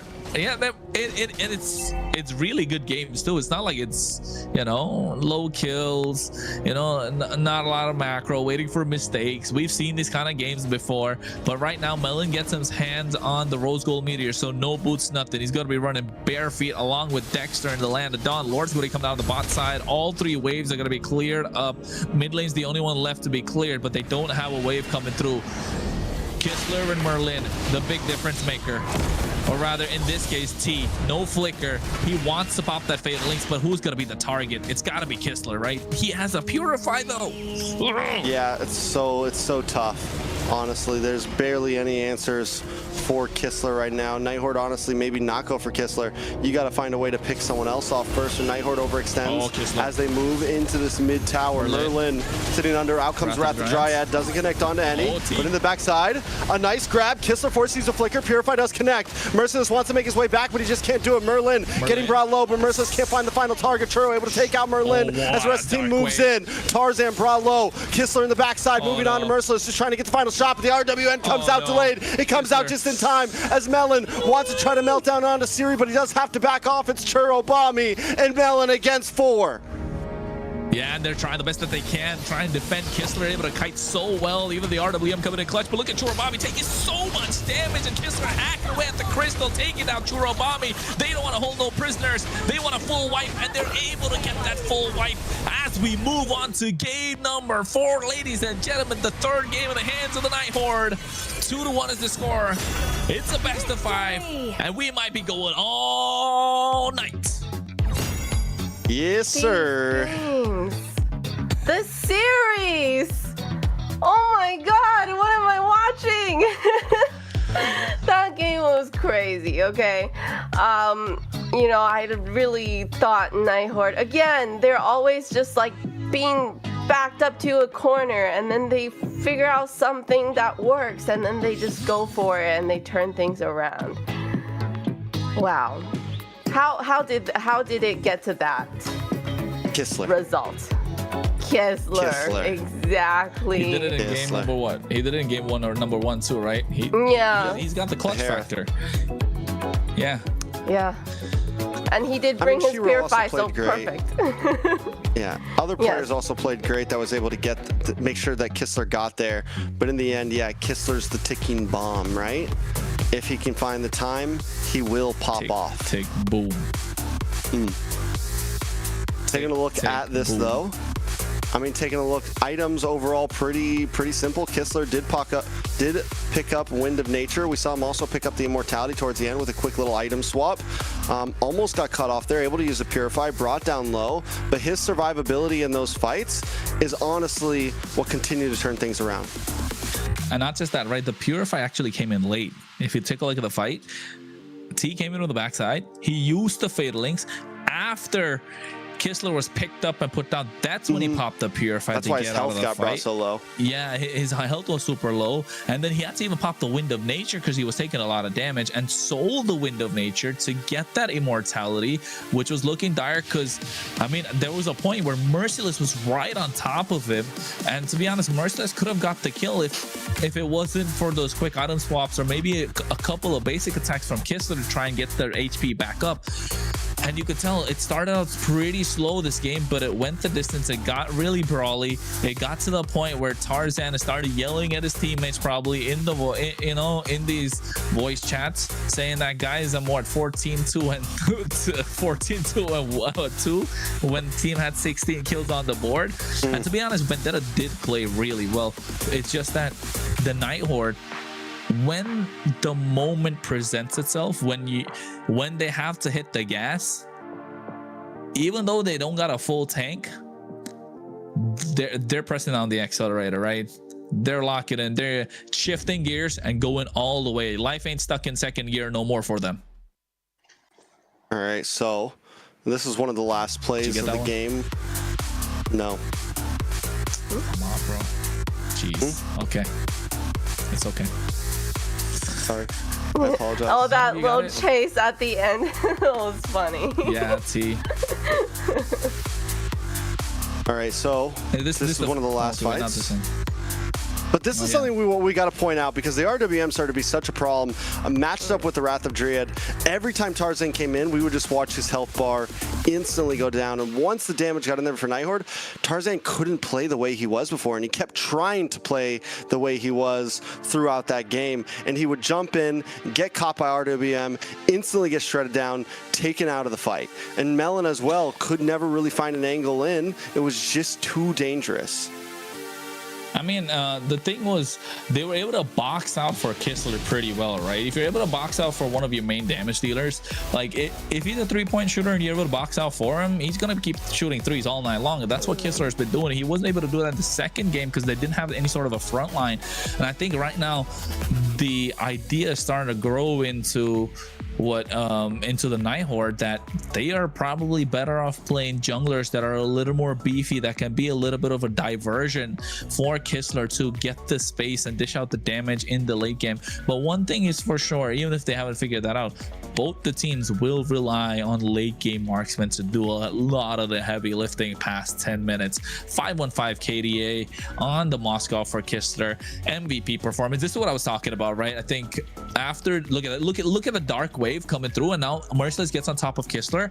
Kistler almost getting picked off thanks to the great RWM, caught on the edge. Kistler finds the moment, buys the immortality right now, gets back into the fight, and the winning play, that was it. Like the flicker dark wave, right? The flicker dark wave that from Merciless was such a great play, and I thought that could turn things around. He got 3 members with that dark wave, and Kistler is still able to survive that. Yeah, that goes to show late game monsters are a thing right now, and I think both these teams are looking to draft a little more late game than we would like. Some of those monstrous late game marksmen are starting to run out, right? We're coming into game number 4. Drafts are definitely going to change around, and the way these teams approach it has to change as well. Night Horde, though, the momentum is there. They're a different team than Vendetta remembers, right? Vendetta last time, I mean, don't get me wrong, Vendetta had trouble. Night Horde should have won, but Night Horde has now kind of cleaned up those small issues, and they're not having them anymore. If anything, they're exploiting Vendetta's small issues of being unable to close out a game with a lead. Yes, sir. That's what it is, right, Layla? Yep, exactly. Yeah. I'm trying to conceal it. No, you guys can't see me being so biased. Full bias. No. All right, possibly the last draft of the night. Possibly. Night Horde on blue side. Vendetta on the red. They opted for red, which a lot of teams have been seeming to do, at least between these two. Night Horde, what do we ban here? Both teams missing 15 heroes from their pool. And Harley. So many power picks got let through. Yeah, Harley's the... Well, Night Horde won't ban it. Vendetta's going to have to.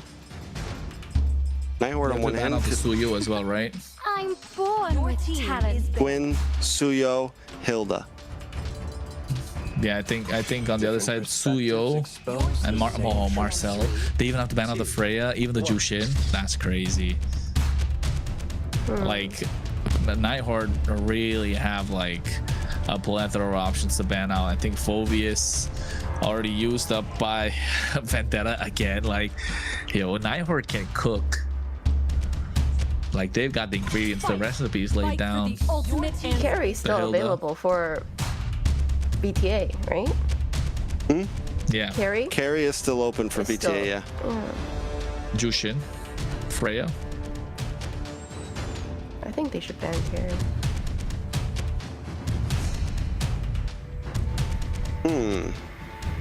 Yeah, Vendetta, I think But you know what? I think Harley should get out from Vendetta because they don't even have the Uranus right now. And if the Harley's let through, Harley will get picked up. No Hilda, no Marcel, no Guinevere, no Freya, no Suyo, no Basha to block it, no Leo Moore either. Like, the early pressure that could keep up with the Harley is kind of gone. Even no Khalid on the other side either. No Uranus. Ooh, the Harley started to look a little dangerous. But there's also the Jushin. Yeah. So Night Horde just have, you know, they've got options. They're drafting pretty right now, for sure. Then play the hero. They take out the Yuzong. This is how this just shows how many options they have. It's like, we're gonna ban a Yuzong here. Why not? They can pick up the Phobias too whenever they want. Welcome to the greatest mag show. There you go. Now Jushin first pick. Yeah, for Night Horde for sure. 100%. Stars conspired. to bring you to me. There you go. What can come out on the other side though? Fredrin? I mean, not even Fredrin, right? It's so hard to play the Fredrin into the Jushin. No. Pick up something like a Hayabusa here, honestly. I mean, you don't need it now, but you can lock in a Hayabusa later on. Something like that. A glue carry? Oh, so tough still. Eve? No, they already picked up the Eve. They picked up the Valentina as Honestly, well. glue carry is clean, I think. Well, they don't need to pick Yeah, up the glue- carry right now. You could glue Claude. No, Sora, maybe. they picked Claude. Not bad. But then they're not flexing the glue as much as they'd like to if they pick up the Sora right now. Zetian's already picked up. What are the mid lane? Lilia? Lilia still open. Glue Lilia? Or glue carry? Welcome to my castle. I bet you'll There you go, glue Lilia. Night Horde. Phoveus, Khalid. They could go, what else? They got Harriet as well, right? Okay, they don't have Harriet. Phoveus, Khalid, they can't go carry. Fredrin, if they wanted to, really, Fredrin's just to deny. Fredrin's a little rough against the Suyo, Lilia Claude. and the glue. Yeah, Suyo, Claude. Keep it simple. Boom, boom. Easy peasy. Tap, tap. Tap, tap. Vendetta. Vendetta on the other hand. Bless you. Bless you. Layla. Thank you. Bless you. Bless your soul. Vendetta's the one who are like, I think honestly Vendetta could go for the Fredrin here. I mean, I agree, but into the It's not Jushin, perfect. like- Yeah, but still, it might be. They don't just- have options. Or again, else you go could for they get something them? maybe like the Hayabusa, the Nolan. Joy. Yeah, Joy, Nolan, Nolan. Hayabusa, you're right. Saber. Fredrin. Okay, there you go. Take that. Comfort for Tarzan. Fredrin. If you're gonna I go know, out, you go just out in believe. style. You go out with one hand in your pocket, like Fredrin. Lots of swag. There you go. There you go. He's the swaggiest You're locking hero it out in. there. Come on, let's be real. Yeah, that's true. And then now what? They ban out a couple of roam options. The Khalid's got to go, right? They want to give more extra early game power. The Grok's another great option. Hylos already picked up, yeah. So Kalea, no. Kaja. For who? Gatot For Kacha, there you Vendetta? No, Vendetta ban out whatchamacallit, Khalid plus Gatot Kacha, I think. Oh wait, Uranus. EXP lane. Okay. But I mean that they makes can't. sense. Oh, they can pick it. Okay. Yeah, but Night Horde can pick it. Moskov. Valid and very Moskov valid. ban and Phoveus. a carry ban. I think if you're looking to double down EXP, just take out Phoveus here as well. They also need an EXP Phoveus. unless they log glue, unless they swap glue into EXP last minute. And go chip in the roam. That could work out for Vendetta. Ooh, yeah. So they're not gonna ban the Leslie. Khalid, there you go. Because Leslie does counter Claude. No? Leslie? Yeah, but is it like Yeah. overall, is it a threat? That's the real thing. Yeah. I don't think a Leslie in Yeah, that carry. team comp is gonna be that good for VTA. Yeah, Carrie's Leslie gone Smesley. anyway. Granger. Beatrix. Kaja. Kalea. Obsidian. More options. Melissa, if they want Obsidia. Obsidia. Yeah, Obsidia is a great choice. Mia is a great... I'm just kidding. Melissa? Not again. I mean, I guess maybe against a Suyo. I don't know. And you have decent poke to deal with the Jushin. I'm not completely against it. I think Granger's your more straightforward pick. Yeah, I agree. We've seen the Beatrix get picked up as well. It's not bad, honestly. Bruno, I was gonna say Bruno. is Forgot another about great Bruno. choice. Yeah, Bruno can hack away at the towers, and I think with that kind of a front line, Bruno definitely is a strong pick. Right, Melons showed up on the Bruno before. Night Horde. How do they round this out? Chip plus something, right? Chip has been like the bane of the existence of Bruno. Can't really do anything into it. Chip plus Aphovius just cooks. And then there's still Turisla open, yeah. Yeah, if they want Chip plus a Lucas is great too in the EXP lane. Oh, Lucas. You know what? Not forget Lucas. They've got a Sora still available. No Valentina whatsoever. There you go. Sora plus Gatotkacha. Sheesh. Night Horde been cooking. Night Horde been in the kitchen. Yeah. Does it even matter? Matilda? Matilda? I don't know. Matilda? I think the chip is viable. Chip is viable. I agree, but like the surprise factor. They're slow, or you man. just go like, glue Rome and pick up an EXP pick. Yeah, that's true too. What's in the EXP though? It's Arla. Okay. Okay. Okay, yeah. Makes sense. Hasn't had the greatest run in MCT. I think it's at like 0% right now, honestly. Nats, I don't even think Arla's Nats was able to pull it off. Yeah. It was popping off in MPL Cambodia, you know. The Arlot. But hey, we're talking about MCT AMER North, folks. Layla, what's your logic telling you? Layla Logic says, I like the Sora and the Gatotkacha kind of setup that can happen. So, let's see. All right. I think it's going to be a great series. It's 2-1. I agree. It's match 2-1. point. Could be 2-2 after this. Could be. Let's see find how out it goes. Trex, you're taking us in? Sure. Let's do this. Night Horde, Vendetta. Possibly one. All right, guys, listen, if you're just coming in, we've seen two amazing best of five so far.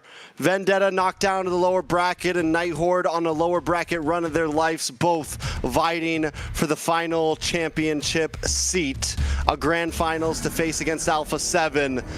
Can Vendetta tie this up 2-2 and take us the distance, or will Night Horde shatter their dreams of revenge against Alpha7? Yeah, Ramin. You know what I mean? But yeah, Ramin. But now I think, at this point, we gotta understand these two teams feel each other, right? They know what's up. They know they've been the distance. This is the third time they're playing against each other in a series, nonetheless. And you can tell if you were hanging around from the beginning of the night, from the start of the street until the finish, you would have gone through a whole gallon of apple juice at this point. And you can see the taunt coming out as well onto T. Soul Sever coming down the lantern. Butterflies, a Shiro with a Queller gets a first blood. Powered by Runestone. Powered by Runestone.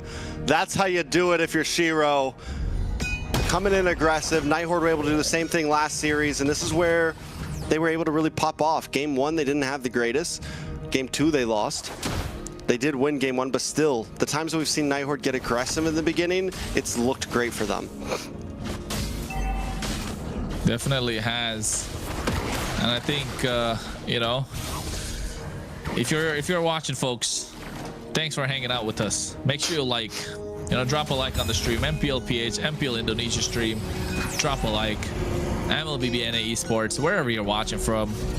Hopefully you got your popcorn and enjoying the entertainment that these two teams are bringing in.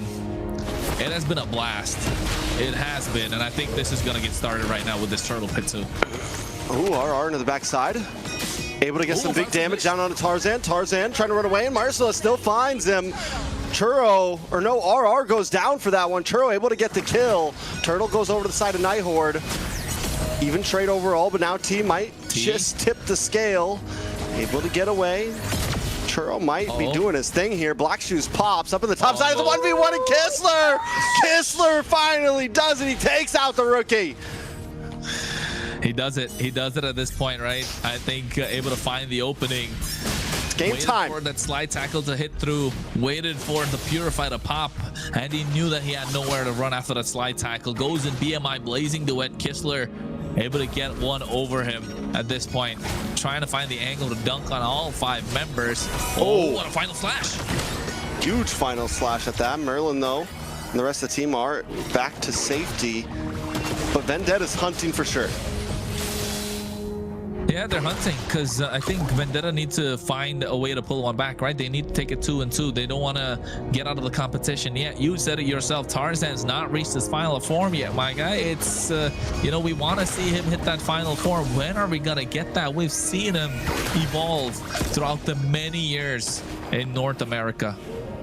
Night Horde, in the meantime, they're a rambunctious bunch.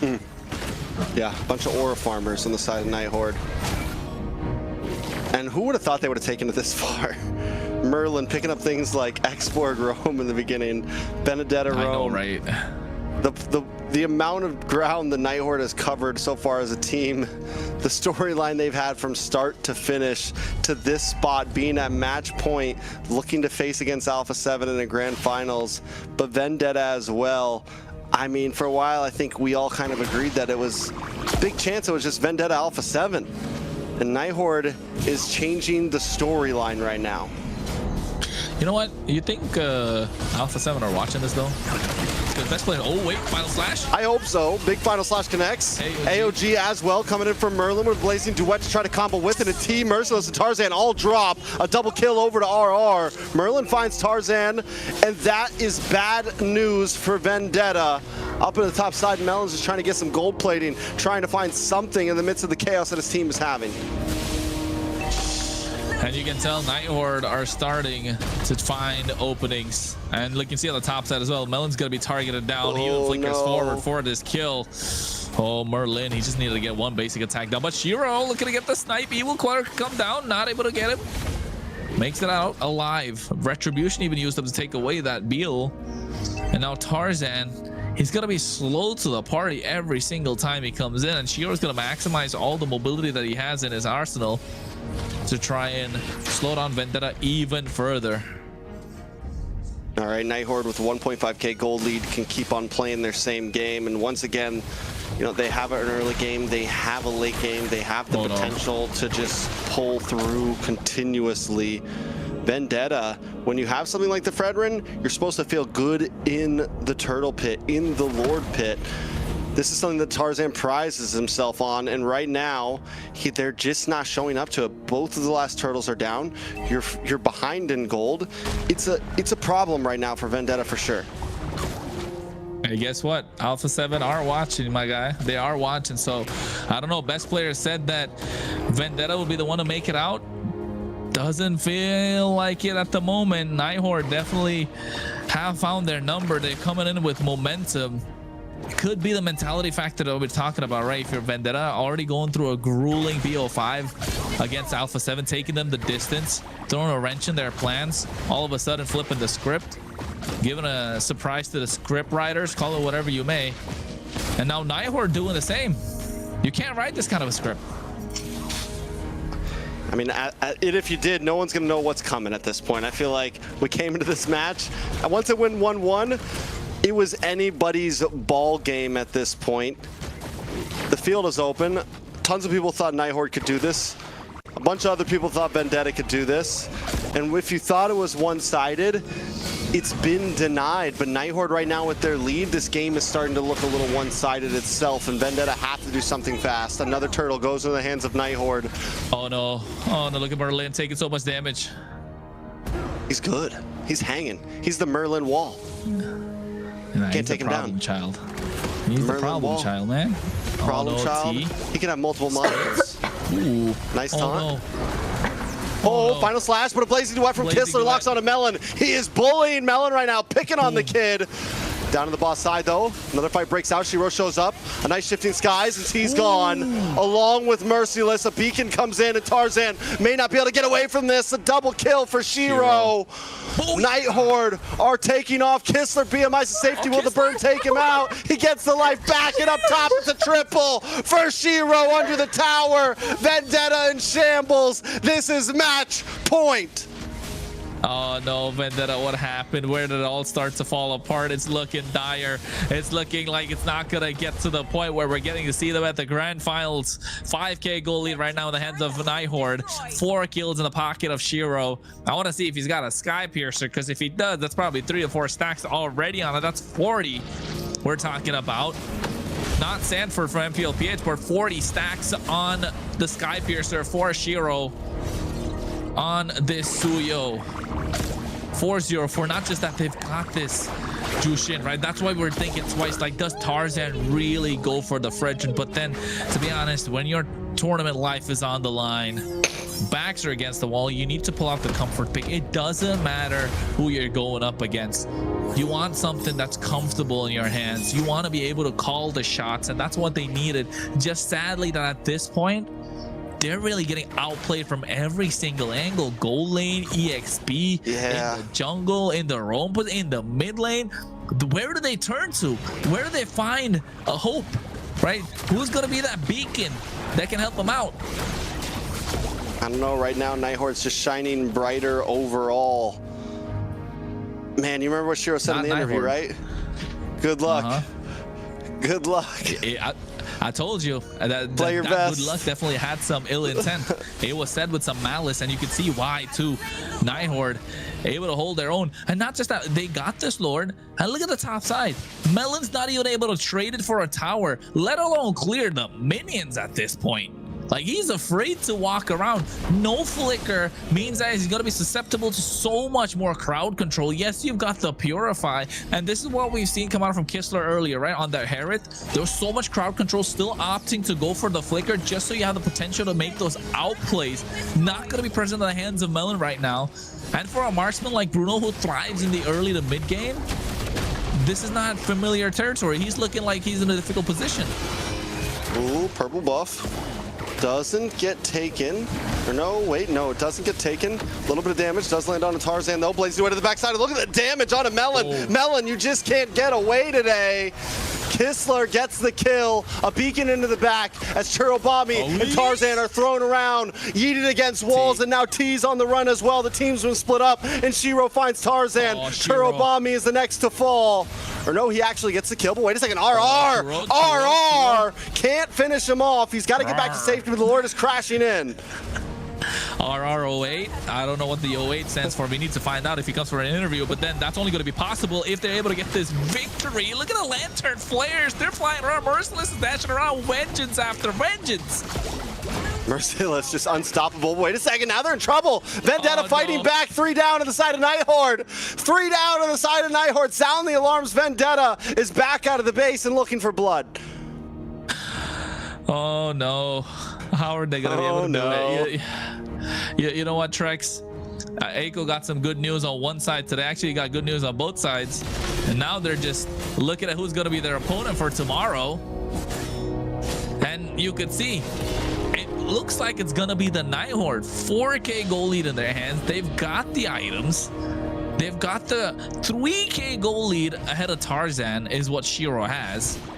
But I can tell that Tarzan's itemization has been good though. He went for the Chastis Pauldron as the first item and then goes for the Radiant Armor. So, my god. He's a god. He is him. He is descended. We were talking about final forms. Well, Shiro's been in base all along. And Vendetta, just when they thought they had space, they were wrong. The other thing about Shiro, right? Like, if we take a look at all the other junglers that are there in MCT, everyone's got like a special. I said this a little bit earlier today. Everyone's got a special. Tarzan's got a tank jungle special. Best player's really good at the assassins, right? But for Shiro, he's been overall well-rounded. A well-rounded team, what the Night Horde is. And you can see it's coming to fruition at this point. They're not cracking under pressure. Vendetta really struggling mentally, not finding answers at all. Their movements are so haphazard. They're trying to find openings. T's trying to open up the map, but at the same time, Melon's not in a great position. Churobami's doing the best that he can. But look at the Lord being hacked away. And they're dancing. They're waiting for the opportunity for them to pounce. But meanwhile, in the mid lane, a fight. Ooh, a lot of damage. Shiro up against Merciless. Shiro doesn't want to let him go. He's going to back off. Blazing Duet does connect. A nice beacon to come out. Siri's still there. Oh no. Shiro gets a snipe. Tarzan brought low, but look at the damage on RR. Melon now trying to get involved. They're able to get the kill. Tarzan finds RR. But now more damage packs on to Melon. As the taunt locks in. Tarzan brought low as well. Can Merlin get the final hit? Melon takes out Merlin. And now it's Melon, though. He's going to get tossed against the wall, taken out. And now Merciless in the backside with the vengeance. It's blow for blow right now. 3 down on the side of Night Horde. Merciless up against Kistler. The final slash, but Kistler drops. And it's Zero, the hero, looking for it all. He gets the kill. It's 1v3. Can Shiro do it? Can he prove him wrong? Another one down. Shiro is him. It's him versus Tarzan. He dashes through. He goes down finally. Tarzan saves the day, but Shiro almost proved him wrong. Oh my god, that could have been so crazy if he got the outplay against 4 members. It was possible. It was so possible. It was right there in front of him. Oh, Tarzan pulling a rabbit out of the hat for Vendetta, keeping their hopes alive. Now dashing in. There's the Appraiser's Wrath as well. RR doing the best that he can to make sure they don't get this Lord. 15,000 HP. Merlin's there as well. Siri, RR goes down. Tarzan down to about 20% health. Nice reset. Kistler's coming in as well. Can they get the steal? A stun. No. Tarzan able to get it with the Retri AOG to safety. Siri to back off. Vendetta back in the game. My god, they're back in the game. All right. They're not letting up. We thought Night Horde had it right. They had it in the bag. They had about 4.5k goal lead. It didn't reach the 5k mark. It was about 4.6, 4.7. Vendetta, though, now finally able to be up on the board. Look at the damage. Del Shiro has been a freaking monster. Somebody's got to put that as a highlight reel. He got us at the edge of our seats. Got us jumping off the ground. Oh, my headphones almost fell off. I know. We could hear it. I mean, at this point, it's getting where Night Horde, Tarzan were. It's just Tarzan and Shiro. They've taken stage. It was Kistler versus Melon before. Now Tarzan and Shiro have been taking stage for what, the past 2 games? And Tarzan has been a monster, and Shiro's replying back. Protagonist versus antagonist. Let's go. Oh, a lot of damage on to Tarzan. Tarzan not going to be able to get away from this. AOG to keep Vendetta away and make sure they take down Vendetta's jungler. Lord's still coming. Night Horde gonna move to the mid, try to clear these waves. As Siri handles the Lord, RR's gonna join him up top, and Vendetta get nothing out of that push. Well, at least they're able to get that 1 kill in the hand. I mean, for Night Horde, but yes, Vendetta able to open up the map a little bit more. Able to get a slight bit of a goal lead, try and take back control. But losing that 1 member, losing Tarzan in the process, just negated the effect that they had early, or rather in that fight with that Lord pit.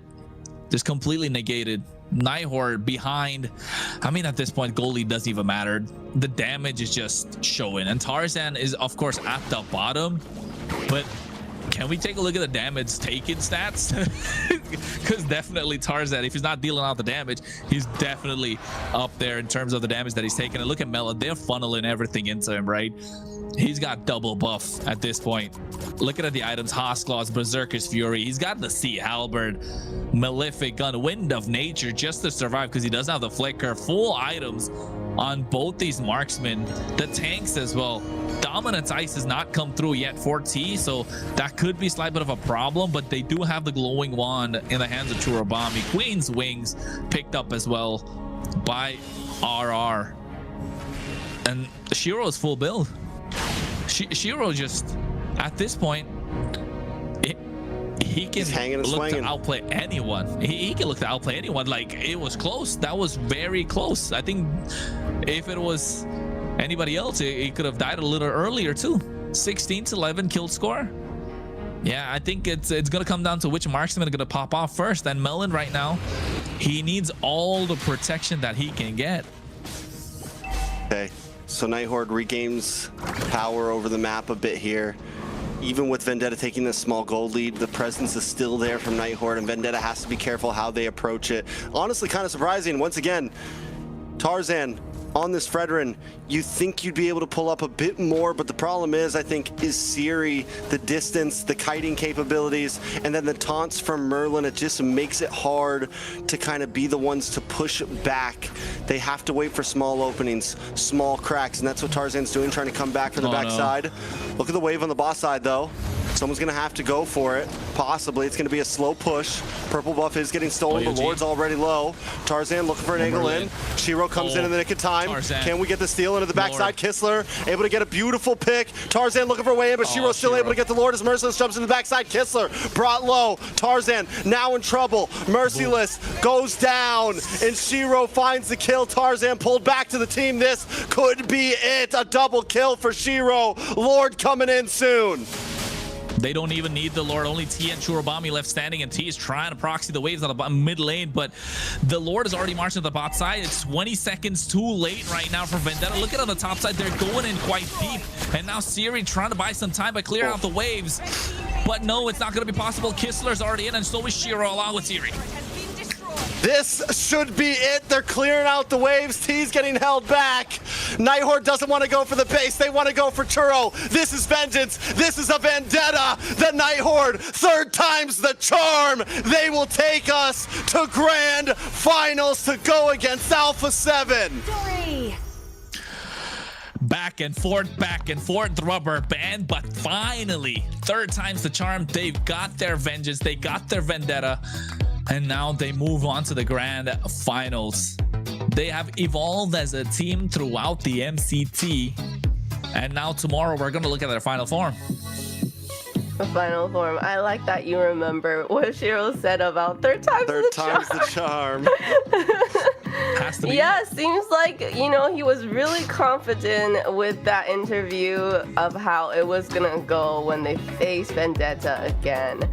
And it really showed today. Was that something you expected, Trex? Was that something you expected? Look at Trex. I had no clue. I had no clue. That was a great. That was a great game, guys. A great series. It was a great night. It was hype. It was hype. Moments like that, honestly, no matter how long of a day it's been, that was an insane game, and we got some great games, and Shiro showed up, and I think the reality is, coming into this, a lot of people did probably see VTA as the favorites, and it's always hype to see a team like Night Horde just come in and 3-1 VTA. I mean, just overall an amazing series. It is, and not just that, both these teams really played a lot of games, right? Especially Vendetta, they played 9 games, 9 grueling games. What, every single game went about, what, 18, 20 minutes? Night Horde, on the other hand, they played 7 games themselves. Oh, yeah. Teams are mentally fatigued at this point, but you gotta feel for Vendetta, right? You gotta feel for Tarzan, especially. Saving this Fredrin for what was the last possible game into a team that kind of counters them entirely. The Sora, the Jushin, the Gatokacha, the Claw, to be honest. Even the Suyo, after he got the Sky Piercer, were still able to pull up with a great performance overall. Unfortunate that, you know, they did find a way to bounce back too with Merciless, with those final slashes. Vengeance is going in and in. They just fell a little bit short. Just a bit short today. If not, you know for a fact they've beaten Night Horde twice. But when it mattered the most, when the chips were down, when the backs were against the wall, Night Horde said they wanted the smoke. And they pulled up. They wanted that. They did want that smoke, and they pulled up. They wanted the wipe, man. They wanted the wipe in the end. They did unfortunate. Insane. It was absolute cinema. This is what we live for, right? This is peak MLBB at his best at this moment. Shiro, oh my god, that he could have, if Tarzan didn't have a taunt, and this play could have been Tarzan immediately go to the bush, just try to make sure he can catch him, because if he did not, then you wouldn't be able to spot him because of the RNG, and he could have actually got there, or a triple kill and a maniac possibly. Shiro tried the best that he could, and you could see it started to show later on. What a way to play this, man. What a way to play this. Overall, crazy performance from the entire team, and the MVP for this game, Kistler. Who would you even give it to? Like, it was such a well-rounded performance. Yeah. Shiro really just did pop off with that Suyo though. So I probably would have given it to Shiro. But Kessler, that 1v1 against Bruno, come on, that was so good. Kistler had some amazing plays that game. I mean, you could tell Kistler coming at the right time, right? But he was the one that was the X factor for the side of the Night Horde this time. Having that extra, the BMI with the flicker, and knowing that Melon doesn't have the flicker to make the plays on a Purify, kind of putting a stop to their plans, did allow Kistler to scale. And yes, it was definitely you know, there was a lot of help from the rest of the team, but Night Horde showing that they're not, you know, they're not someone to be messed with, and going to the grand finals. What can we say? There can't really say anymore. Absolute cinema.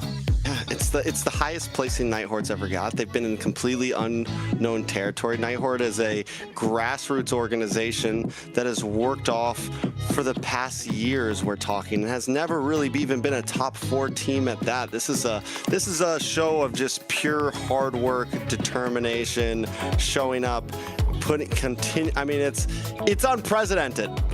And they have done it. They've denied the odds at this point, and we got big hopes for them, I think, coming into grand finals. And not just that, right? Even the entire people that are behind the scenes as well, right, Layla? Yeah, and you know, big hopes for these guys. Let's have a quick talk with Merlin from the Night Horde.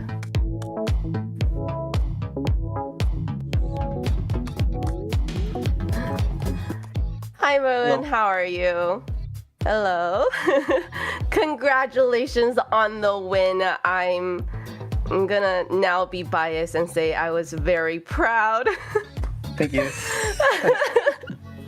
How is it? What do you? Okay, so you know, I'm lost. How does it feel, Merlin? Yes, how does it feel? It feels good, definitely. Okay. So like, I thought it was gonna be like I'll be happy like a 4 lose against them.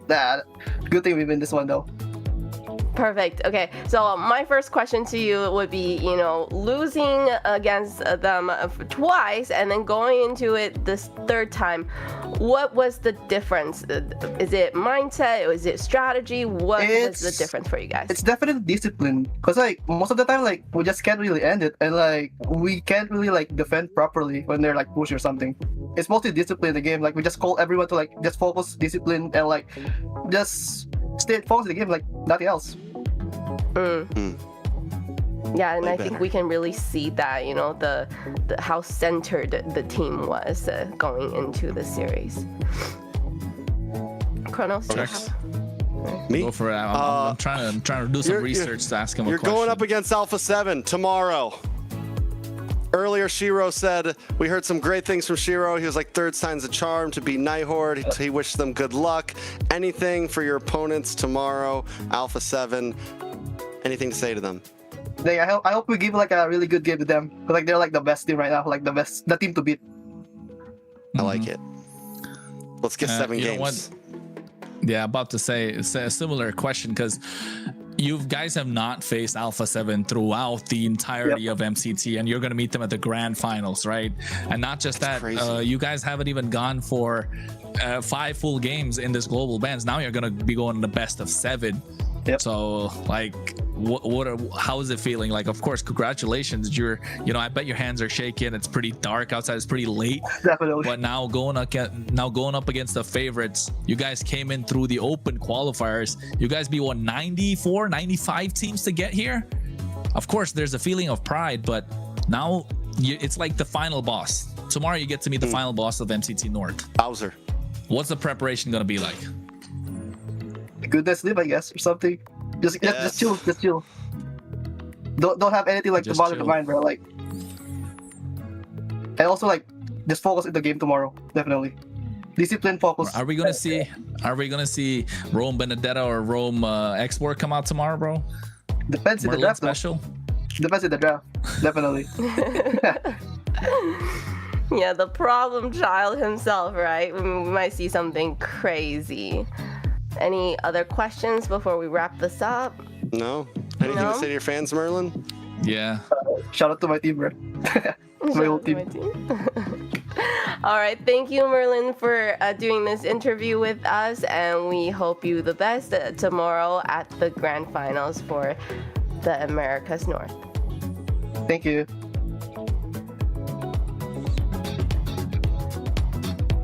Final boss.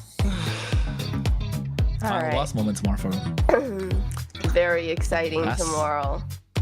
You know, for everybody, you do not want to miss the series tomorrow. Everybody that's watching, I'm going to tell you right now, it's very important. It's very important, guys. Listen, Layla logic. Saying it right. Well, listen here, y'all. It is the last This is game, serious. right? Last game. And speaking of last game, let's take a look at the bracket and how we got here. Speaking of last game, bracket. Take a look at the bracket. Speaking of the bracket, okay. Oh, you know what? Ooh, what a journey. It's showing the journey, ladies and gentlemen. This is the journey that every single team of MCT AMER North, the knockout stage. As you can see, Night Horde went against Vendetta, lost 3-0, dropped down to the lower bracket. Meanwhile, Alpha7 North hanging pretty on the top upper side, beating Stamina 3-1, going toe-to-toe against Vendetta today, beating them 3-2, and getting their way into the grand finals. Meanwhile, Night Horde toiling their way through, working overtime, under the radar, flying in 3-0s against Influence Rage Origins, 3-0 against Leviathan today, and a 3-1 against Vendetta. Now in the grand finals, they finally meet their final boss, Alpha7. And if we want to talk about a Cinderella story run in MCT North, it does not get any better than this. They came in through the open qualifiers, beating 90-something teams to get here, 89 teams in the open qualifiers. The other 6 teams here, so what, 95 teams?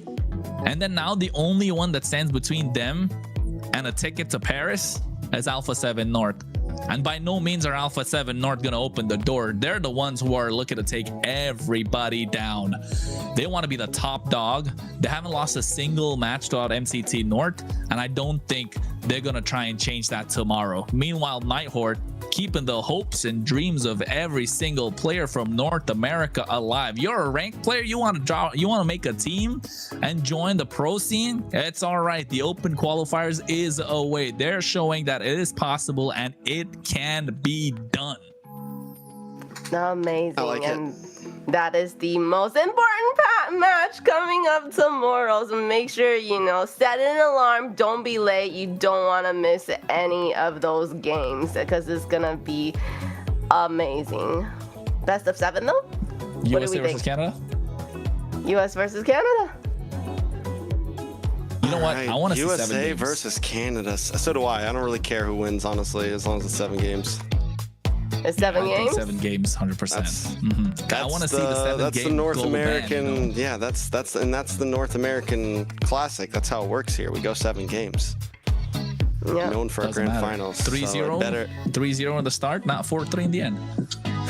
Whatever. Yeah, I don't care how it goes. And I honestly, it's at a point where like favorites are at the door. I'm excited. Whatever team is better will win it, and I truly believe that. Yes. But I do hope we get a hell of a show tomorrow. I hope it goes 7 games. We're gonna have full energy. It's not gonna be 15 games or nothing crazy like that. It's just gonna be one amazing best of 7, and I'm ready for it. Yeah. And to help Mobile us Legends be bang, ready bang. for it, Bang, bang. supporting us is runestone.gg. So today's broadcast is proudly supported by Runestone.gg, esports infrastructure built for people sharing, shaping the future of competitive gaming. From real-time data to live fan tools, Runestone helps make esports more interactive, more insightful, and more engaging for everyone involved. So make sure you go check out runestone.gg. And also, while you're at it, make sure you're following our socials. If we haven't said it enough yet, a lot of plug-in happened today, but that is our official channel. Make sure you follow that across all of the platforms that we are on. We are streaming live on YouTube and TikTok, so make sure if you have those platforms, go give us a follow. Even That's Facebook, also where the Discord. Oh, are we streaming on Facebook? I think so. As well? We're all And over then, the place. so where the diamond drops are happening are definitely That's on those two YouTube. platforms. YouTube and and TikTok. So make sure you are following us, and also make sure you're following the casters and me. Gronos and Trex have been Layla doing Baxa. amazing jobs. Layla Baxa. Also, big shout out to Layla. She's been sick all day, guys. Her Yeah. nose is stuffy. She's been here with us through the whole thing. If you guys have been wondering why she's been, you've done great today, Layla. So thank you, Sneezing and Layla. stuff. Yeah, you know, Thank yeah. you. She made it through. It's her first big sick day. She throws in the final cough. All right, Layla, calm down. And with that, we come to the end of an incredible day here at MCT AMER North 2026 playoffs. Today, we saw teams battle for survival, fight for redemption, and compete for a place in tomorrow's North Group Grand Finals. So congratulations to Alpha7 and the Night Horde. We will definitely be seeing them tomorrow. Tomorrow, everything comes down to one final showdown, right? Two teams. One championship, one chance to be crowned the MCT AMER North 2026 champion, and this is gonna be a banger. So I want to say a huge thank you to our players, our team, our production staff, our mods in the chats, and of course for all of you watching from home and supporting the North American MLBB scene. And of course, thank you to Kronos and Trex. They've been really, helping me through today. A little bit sick, and they've definitely been pulling the weights here. They're carrying me. Their backs need a little bit of massage now. But they're incredible insight, entertaining casting. And that's it. I'm your host, Layla, and on behalf of everyone here at MCT AMER North 2026, thank you so much for watching, and we will see you tomorrow for the championship day. Good night, everybody.